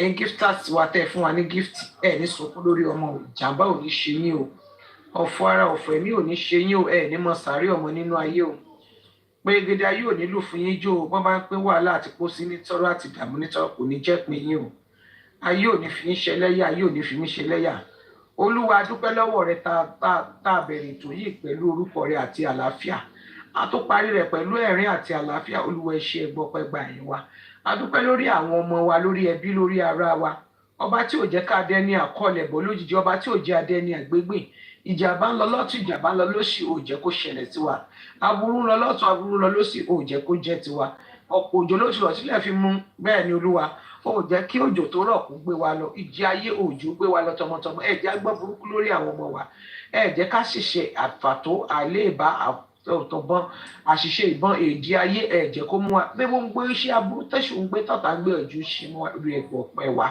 Olúwa à ń lọ sùn báyìí Olúwa ẹ dáríjì wa o gbogbo bí tá a ti ṣẹ̀ tá a ti dé gbogbo tá a ti gbogbo bí tá a ti ṣẹ̀ sí yín ẹ̀ṣẹ̀ ìrandíran, ẹ̀ṣẹ̀ ìdílé bàbá, ẹ̀ṣẹ̀ ìdílé màmá, ilé ọkọ, àárín ọ̀rẹ́, ẹ̀ṣẹ̀ àfọwọ́fà, Olúwa ẹ dárí rẹ̀ jì wá. Ayérayé ẹ dárí ẹ̀ṣẹ̀ wa jì wá o, gbogbo ń tá a sọ níwájú Ọlọ́run alààyè, ẹ̀ṣẹ̀ nípa ìrúnú, ìbínú, asọ̀, ayérayé ẹ dárí jì wá. Gbogbo ń tá a bá ṣe síwọ tí ò ní jẹ́ ká rójú rere ìwọ Ọlọ́run, tí ò ní jẹ́ ká dúrà wó gbà wá sílé àṣẹ, Olúwa ẹ dárí jì wá. A wá bẹ̀bẹ̀ fún ẹ̀mí mímọ́ rẹ, Olúwa fún wa ní ẹ̀mí mímọ́ rẹ, ẹ̀mí tá a lè máa lò láti máa fi mọ àwọn ènìyàn gidi yàtọ̀ sí ènìyàn burúkú, ẹ̀mí tí wọ́n lóró fún wa tá a lè máa fi ronú jinlẹ̀ ká tó ṣèdájọ́, tá a lè máa fi ronú jinlẹ̀ tá a fi máa mèèyàn orí àtẹ̀yàn burúkú.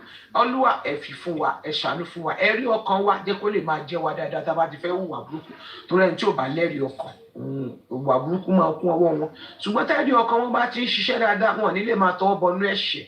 Olúwa ọ̀rọ̀ Mohbad dọwọ́ rẹ, wọ́n ní jẹ́ kó dé bí olè lóru nígbà tí ìdájọ́ àti àṣírí yìí bá fẹ́ ṣẹ lólúwa, àṣírí ńlá tó máa bọ́ tó máa mì ìlú títì nípa ikú mọ́lẹ̀ Olúwa láìpẹ́ lẹ́jìnà, Olúwa jẹ́ kó wáyé. Gbogbo ibikíbi tí àṣírí yìí wà, àwọn tó wà jẹ́ kẹ́mi wọn kó rọ̀ láti lè gbé jáde. Ọlọ́run Elédùmarè jẹ́ káṣírí wọn kó tú, gbogbo àjẹ́kọ́ fún wa ní àyè láti lè tú àṣírí, ṣùgbọ́n tí wọ́n bá fún wa láyè, Olúwa bá wa pa wọ́n, afẹ́kẹ́ bá wa pa wọ́n tàbí kẹ́ bá wa dáná yà wọ́n, àbí ká mọ̀ pa wọ́n ní Olúwa. Òkè Olúwa bá wa gbéṣẹ́ lé wọn lọ́wọ́ tí wọ́n fi ní rójú, tó fi jẹ́ wípé àṣírí yìí àtúntàn báyìí wọ́n á máa lanu hà, torí tá a bá ti fẹ́ ṣe nǹkan wọ́n máa ń fúláàgì wà Olúwa. Ayérayé ọba tó sílẹ̀kùn ọjọ́ ni o, gbogbo àwọn tó fẹ́ gbógun tiwọn Olúwa gbógun tiwọn, gbogbo àwọn tó fẹ́ máa bu ọ̀rọ̀ ẹnu wọn Olúwa gbógun tiwọn, torí pé àwọn ò láṣírí kankan tá a fẹ́ tú. So Olúwa bá mi rin àwọn tó fúláàgì ètò mi rìn jìnnà, ṣùgbọ́n àwọn tí ó tú àṣírí yìí Olúwa, ẹnikẹ́ni tí ó bá tú àṣírí yìí síta Olúwa, kó dàbí olè lóru ni, jẹ́ káṣírí wọn kọ̀kọ̀, gbogbo nǹkan ṣe tán bò Olúwa fi wọ́n ṣẹlẹ́yà, jẹ́ káṣírí wọn ó tú sí gbangba Olúwa, gbogbo nǹkan bò ní kọ̀kọ̀ àti gbangba Olúwa jẹ́ kó tú, gbogbo ibikíbi tí wọ́n ṣe èdè àìyedè sí kéde má yẹra wọn, gbogbo àwọn tó ń jà fún wa, tó ń jà lórí justice for Mohbad yìí fún ìmọ́lẹ̀ Olúwa, gbogbo àwọn tó ṣe ogun èdè àìyedè ká má gbọ́ra wọ ìgbọ́ra ẹni yé Olúwa, sọ agídí Olúwa tán dá sáàrin wa àbìrù Olúwa dá padà sórí wọn, gbogbo ẹnikẹ́ni tó da àbìlù sáàrin wa, tó de èdè àìyedè sí wa láàrin Olúwa dá padà sí wọn ní ìlọ́po, gbogbo ẹnikẹ́ni tó ń ṣiṣẹ́ aburú tó ń perí wá kiri ní ibi, gbogbo ẹni tó ń ta ọfà aburú, ọfà àbànújẹ́, ọfà àìsàn, ọfà ikú òjijì, ọfà ìjákulẹ̀, ọfà ìrójú, ọfà ìráyè, Olúwa dá padà sí wọn lórí ní ìlọ́po méje Olúwa. Gbogbo ẹnikẹ́ni tó ń fi ahọ́n gègùn fún wa, ó ní kíyèsí, gbogbo ẹnikẹ́ni tó bá bínú sí mi lójú yóò tì, òní wọn ò dààmú Olúwa, gbogbo ẹnikẹ́ni tó bá bá mi jà ìwọ ló sọ nínú ọ̀rọ̀, oníwọ̀n ṣègbé, ó tún wá sọ pé kíyèsí gbogbo àwọn káwọn tó bá dìde sí mi ní ìdájọ́ ìwọ ló wà dá wọn lẹ́bi, gbogbo ẹnikẹ́ni tó bá gé ègún lé mi lórí, tó gé ègún lé wọn olólùfẹ́ tẹ́lẹ̀ ọmọ ológun lórí àwọn èèyàn mi lórí, Olúwa ò gbogbo àwọn followers fi wá sí mi lórí òtítọ́, lórí òdodo tó ń jà fún ìmọ́lẹ̀, gbogbo ẹni tó bá gégùn aburú lé wa ló jẹ́ kán forí ara wọn gbé tilétilé, jẹ́ kán forí ara wọn gbé tọ̀nàtọ̀nà, jẹ́ kán forí wọn gbé tọmọtọmọ, lórúkọ Jésù gbogbo ẹ̀dá tó ń fẹnu gégùn aburú lé wa lórí ní kọ̀kọ̀ àti ní gbangba, gbogbo ibikíbi tí wọ́n mórúkọ wa lọ, tí wọ́n lọ ṣépè fún wa níbikíbi, nínú omi, nínú afẹ́fẹ́, nínú igi, nínú ìjù, gbogbo ibikíbi tán mórúkọ wa Olúwa jẹ́ kó dà lé wọn lórí, agbára ọ̀tá ò gbọdọ̀ ká wa, ọ̀tá ò gbọdọ̀ ṣẹ́ lórí wa o, ọwọ́ ayé ò gbọdọ̀ tẹ̀ wá, ọfà ayé ò gbọdọ̀ bá wa, páńpẹ́ ayé ò gbọdọ̀ mú wa lẹ́ṣẹ̀, pé yóò lè gbúrò fojú, ọmọ ológo wo ògbúrò kú, ọmọ ológo wo ògbúrò sọnù, ọmọ ológo wo ògbúrò wọmi, ògbó àwọn ọmọ wọn ògbó tí wàá gbó ògbúrò ògbúrò bójì, àgbúrò kúkóńgò ọmọ wa tàn jáde Olúwa, má jẹ́ ká kúkóńgò wa tó tàn, má jẹ́ kúkóńgò wa tó tàn, má jẹ́ ká yóò fi òbítúárì dá wa mọ̀, má jẹ́ ká yóò fi òbítúárì dá àwọn ọmọ wa mọ̀, má jẹ́ ká yóò fi òbítúárì àwọn ọmọ dá wa, má jẹ́ àfokù ọmọ ológo Olúwa, má jẹ́ àtọrọjẹ nínú ayé, má jẹ́ àṣìjẹ, má jẹ́ àsìlẹ̀ tí Olúwa máa pèsè fún gbogbo àìní wa, gbogbo ìrànlọ́wọ́ tí Ọlọ́run bá lè ṣe fún Olúwa ṣe fún wa, má jẹ́ kójú ó ti wa, má jẹ́ àdálábọ̀ ara o, gbogbo ẹnikẹ́ni tó ń bínú tó rí pé àbá ṣe rí yẹn kò tẹ́ Ọlọ́run tó fẹ́ ṣọwọ́ dálábàrá Olúwa dá ìgún wọn lé wọn lórí, gbogbo iṣẹ́ wọn tó dàdí wọn lórí Olúwa, gbogbo ń tàrí nínú àgbára wa bá ṣe ń ríra wa tínú wa ń dùn, má jẹ́ ká ríra wa banújẹ́, má jẹ́ ká rí àgbára wa pòṣé, má jẹ́ ara àwọn ọmọ wa máa pòṣé, má jẹ́ ara àwọn ọmọ wa máa banújẹ́, gbogbo ẹ̀yin abiyamọ ayé mo ṣàdúrà fún yín léèní Olúwa, àwọn ọmọ yín ò ní ṣánkú mọ́ yín lójú, àwọn ọmọ yín ò ní sọnù mọ́ yín lọ́wọ́, ayé ò ní pa àwọn ọmọ yín nípa àyà, ọfà ayé ò ní bá àwọn ọmọ yín, ipa yóò ní ká àwọn ọmọ yín, gbogbo ẹnikẹ́ni tó bá gbógun ti àwọn ọmọ yín àṣírí wọn máa tú, gbogbo ẹnikẹ́ni tó fi ọmọ dà yín láàmú, tó ń fa ayé ní yín láàmú Olúwa tú wọn láṣìírí, gbogbo ẹnikẹ́ni tó bá dà yín láàmú ayérayé á fìyà jẹ wọ́n, gbogbo ẹnikẹ́ni tó wà nídìí ọ̀rọ̀ àwọn ọmọ yín, tó wà nídìí ọ̀rọ̀ yín, tó ń fi ayé ní yín lára, tó ń fa àwọn ọmọ ní yín lára, Olúwa ò tú wọn ní àṣírí, òjò ìbànújẹ́ kóró lé lórí, òjò ẹkún kóró lé lórí, òjò wàhálà kóró lé lórí, òjò àṣírí tútù kóró lé lórí, káṣírí wọn bẹ̀rẹ̀ sí ní máa tú, kọ́ bẹ̀rẹ̀ sí ní máa kà, bẹ́ẹ̀ ni ó ṣe lulú à ń lọ sí wọn jà sùn lókùlọ́, wọn jà sùn láàrín lọ́wọ́ má yẹ ká tójú olójúkú má jẹ́ àtójú àlàyé lọ má jẹ́ àtójú àlàyé ìfàsàn ọwọ́ ayé mọ́jọ káwa pẹ́pẹ́ yẹn mọ́jọ mú wa ká àṣùláyọ̀ ká jíláyọ̀ má jẹ́ àtójú olójúkú má jẹ́ àtójú àlàyé lọ nígbà tí a bá jí ká lóyò ká láyọ̀ ká yìnyín lógo èyí láti tọrọ táwọn ẹ̀dọ̀ pa Kristi Jésù olùgbàlà wa àmín àmín lórúkọ Jésù bàbá wa tí ń bẹ ní ọ̀run ká bọ̀wọ̀ fún orúkọ rẹ kí ìjọba rẹ kí ó dé ìfẹ́ tìrẹ nípa sí láyé bí wọ́n ti ń ṣe ní ọ̀run fún wa lójoojúmọ́ wa lónìí dáre ṣe wá jọba àti dáre jẹ àwọn tó ṣe wá má fọwọ́ sínú ìgbà ẹ̀wọ̀ ayé ìgbà wa lọ́wọ́ bìlísì nítorí ìjọba ń tẹ̀lé agbára ń tẹ̀ ọgbọ́n tiẹ̀ láíláí àmín aláṣẹ láyé àti lọ́run kọ́run kó fi àṣẹ dáhùn béèrè wa gbogbo ẹni tó bá gbé tuntun ayé rẹ kó gbogbo tí wọ́n jẹ́ kára ànúgbà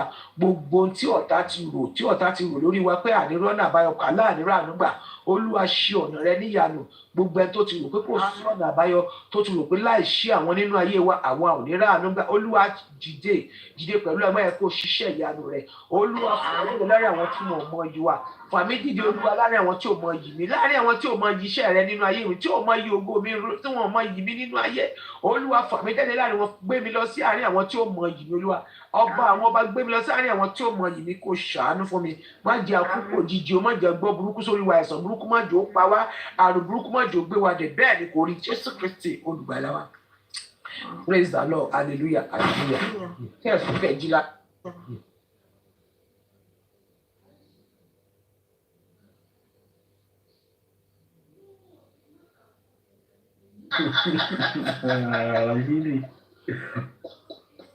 Ọdún mi ràṣẹ́ iṣẹ́ ṣògbóró odò. Ọdún mi ràṣẹ́ iṣẹ́ ṣògbóró odò. Àbílì, ọdún mi iṣẹ́ ṣògbóró odò wà láyé olólùwà rẹ̀ lọ. Nínú Sáúdí.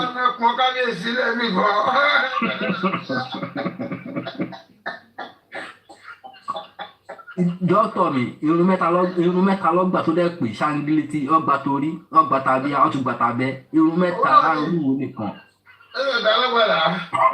Àwọn fi jẹ́ tó burú lò. Olúwo jẹ́ tó burú lò. Olúwo tá à ń sọ fún yín ni ẹ má lọ Mẹ́kà mọ́. Ẹni tó bá ti lọ Mẹ́kà tó bá ti dé kò ń lálùyọ láyé ẹ̀. Kò ń lálùyọ láyé ẹ̀. Ok, wọ́n pè lálàjì kí ni fún àlájì àlejò ní àtẹ bá lọ sí Mẹ́kà àlejò ló ń pè lálàjì nítorí tọ́rísì ìjọba ṣe. Àlejò ní ẹ̀gbọ́n mi àlejò ló ń pè bẹ́ẹ̀ àlejò ní àlájì àlejò ní àlájà àlejò ní tẹ́wọ́ tó dé ẹ̀wọ̀n tó gbogbo àwọn tó ń pè lálàjì nílẹ̀ Yorùbá gan àlejò ní wọ́n ẹni tó bá ti pè ní pẹ́ lálàjì àlejò ní ẹ̀yọ́ ìjìnà àlejò ní alájì àlejò ní ìkọ́ tó túmọ̀ sí nìyẹn kò túmọ̀ sẹ́sìn o kò túmọ̀ sẹ́sìn rárá àlejò ní.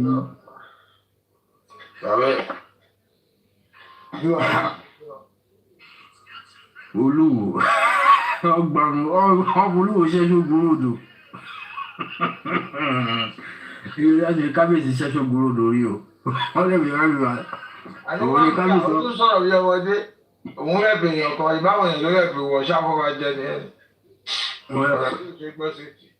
wọ́n rẹ̀pì àwọn míì ló rẹ̀pì wọ́n rẹ̀pì èèyàn kan gbogbo àwọn tó wà ra mọ́tò how many millions fún kí ni káwọn ṣe ṣé mo tẹ́ ìgbọ́n bàbá mi ò ní tó ra mọ́tò fún yín. ó tún gbowó epo lọ́wọ́ wọn.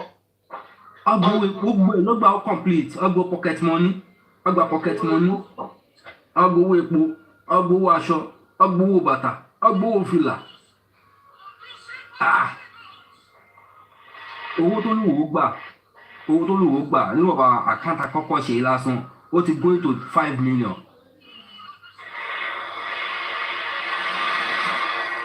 Nígbà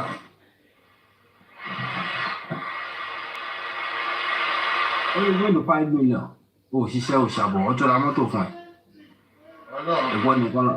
Ìwọ nìkan lọ́ba tó wà nílẹ̀ Yorùbá ni.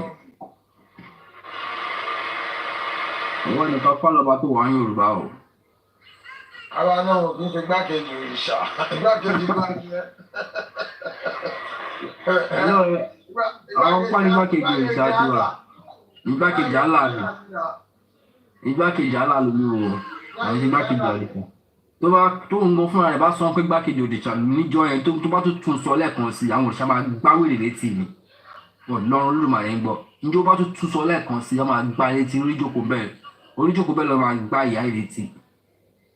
àwọn tó kù yẹn àwọn kábíyèsí tó kù yẹn bá fi rẹ́rìn sínú kó mọ̀. ẹ̀gbọ́n ọkọ tó ń sọ náà ni. ó bá fẹnu kó bá rẹ̀ ẹ̀gbọ́n tó sọ yìí. ẹ̀gbọ́n mi nǹkan tó máa ń sún mi ni pé àwọn pípò yìí tọmọ sọ pé àwọn nímọ̀ ìmọ̀ wọn àárẹ̀ ara wọn nìkan ni o in public ìmọ̀ wọn kì í jọba o. ṣe mọ̀ pé àárín àwọn tó ti ń dẹ́rù bara wọn lọ́wọ́. bẹ́ẹ̀ ṣe ẹ̀gbọ́n mi. àwọn onímọ̀ kúkúrú ẹgbẹ́ wọn náà wo orúkọ tó lù máa sọ lẹ́wọ̀ orí pé onímọ̀ kúkúrú ni. onímọ̀ kúkúrú ni wọn onímọ̀ kúkúrú ni. ó yẹ kí wọ́n bá máa sọ yẹn tàbí ọgbẹ́. gbogbo ọ̀tẹ̀ sọ pé a ní gbogbo ọ̀tọ̀ yàgbá táwa yìí ti wà ń bẹ̀ tó ti wà lórí àpèrè mi ò rí ìwọ kankan tó sọ tí pọ́ìntì wà ń bẹ̀ gbogbo ẹ̀dùn rọ́bìṣì. abọ́síta wa máa tẹ̀ tí àwọn bàbá. kíkọ́ bá máa sọ̀rọ̀ sọkúsọ tí ó yẹ kó máa sọ ọba olóòṣè máa ṣe bẹ́ẹ̀ àwọn bàbá ọba oníṣiríṣi ṣe máa ṣe bẹ́ẹ̀ kò ń ṣọba kan ló wà lẹ̀ Yorùbá kò ń ṣọba méjì kò ń ṣọba mẹ́ta. kó stop ẹ̀ náà. kò lè ṣe kó bá fà á gbọ́dọ̀ lẹ̀ bá lára. kó stop ẹ̀ ṣé nǹkan mìíràn tuntun lè lò yàtọ̀ sí gbóná kó stop ẹ̀ èwo ní ẹ̀ma tó ń ṣe. ìwíkúrú náà ló máa wí náà.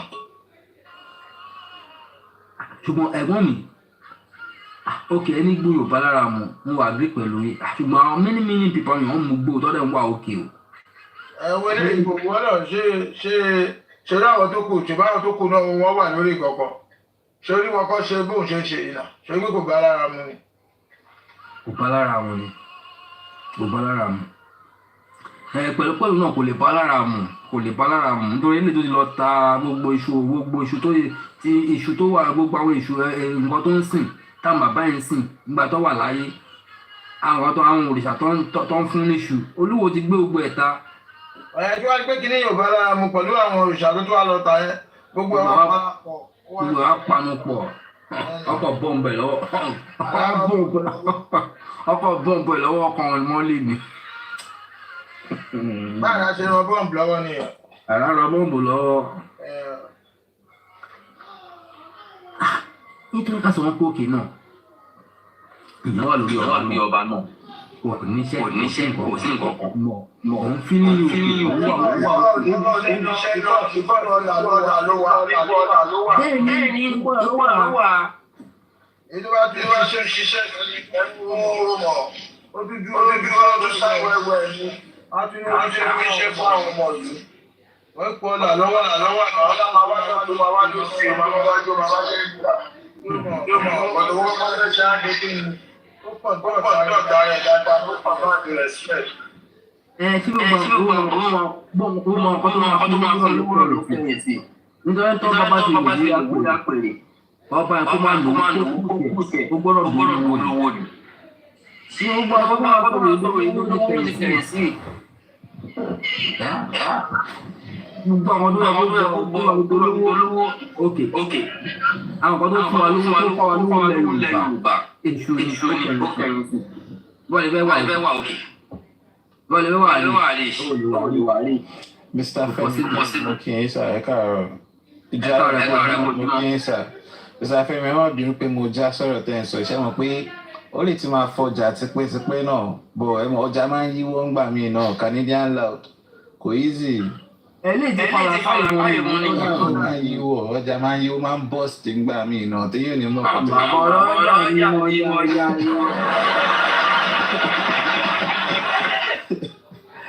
ọjà máa ń yíwọ́ dáadáa.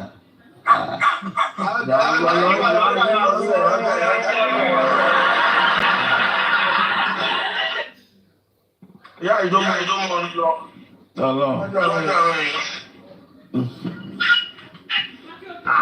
Tí wà kó sí gbogbo kí ọba tá a pè tó wà tó kí wọ́n tún in public. Kábíyèsí kó sì ẹ̀dọ́ rẹ̀. Ẹ̀rù ṣe ẹ̀sìlẹ́gbẹ̀ ọmọ náà ni. Àwọn àṣẹ́gbẹ̀ máa ń sùn náà ni.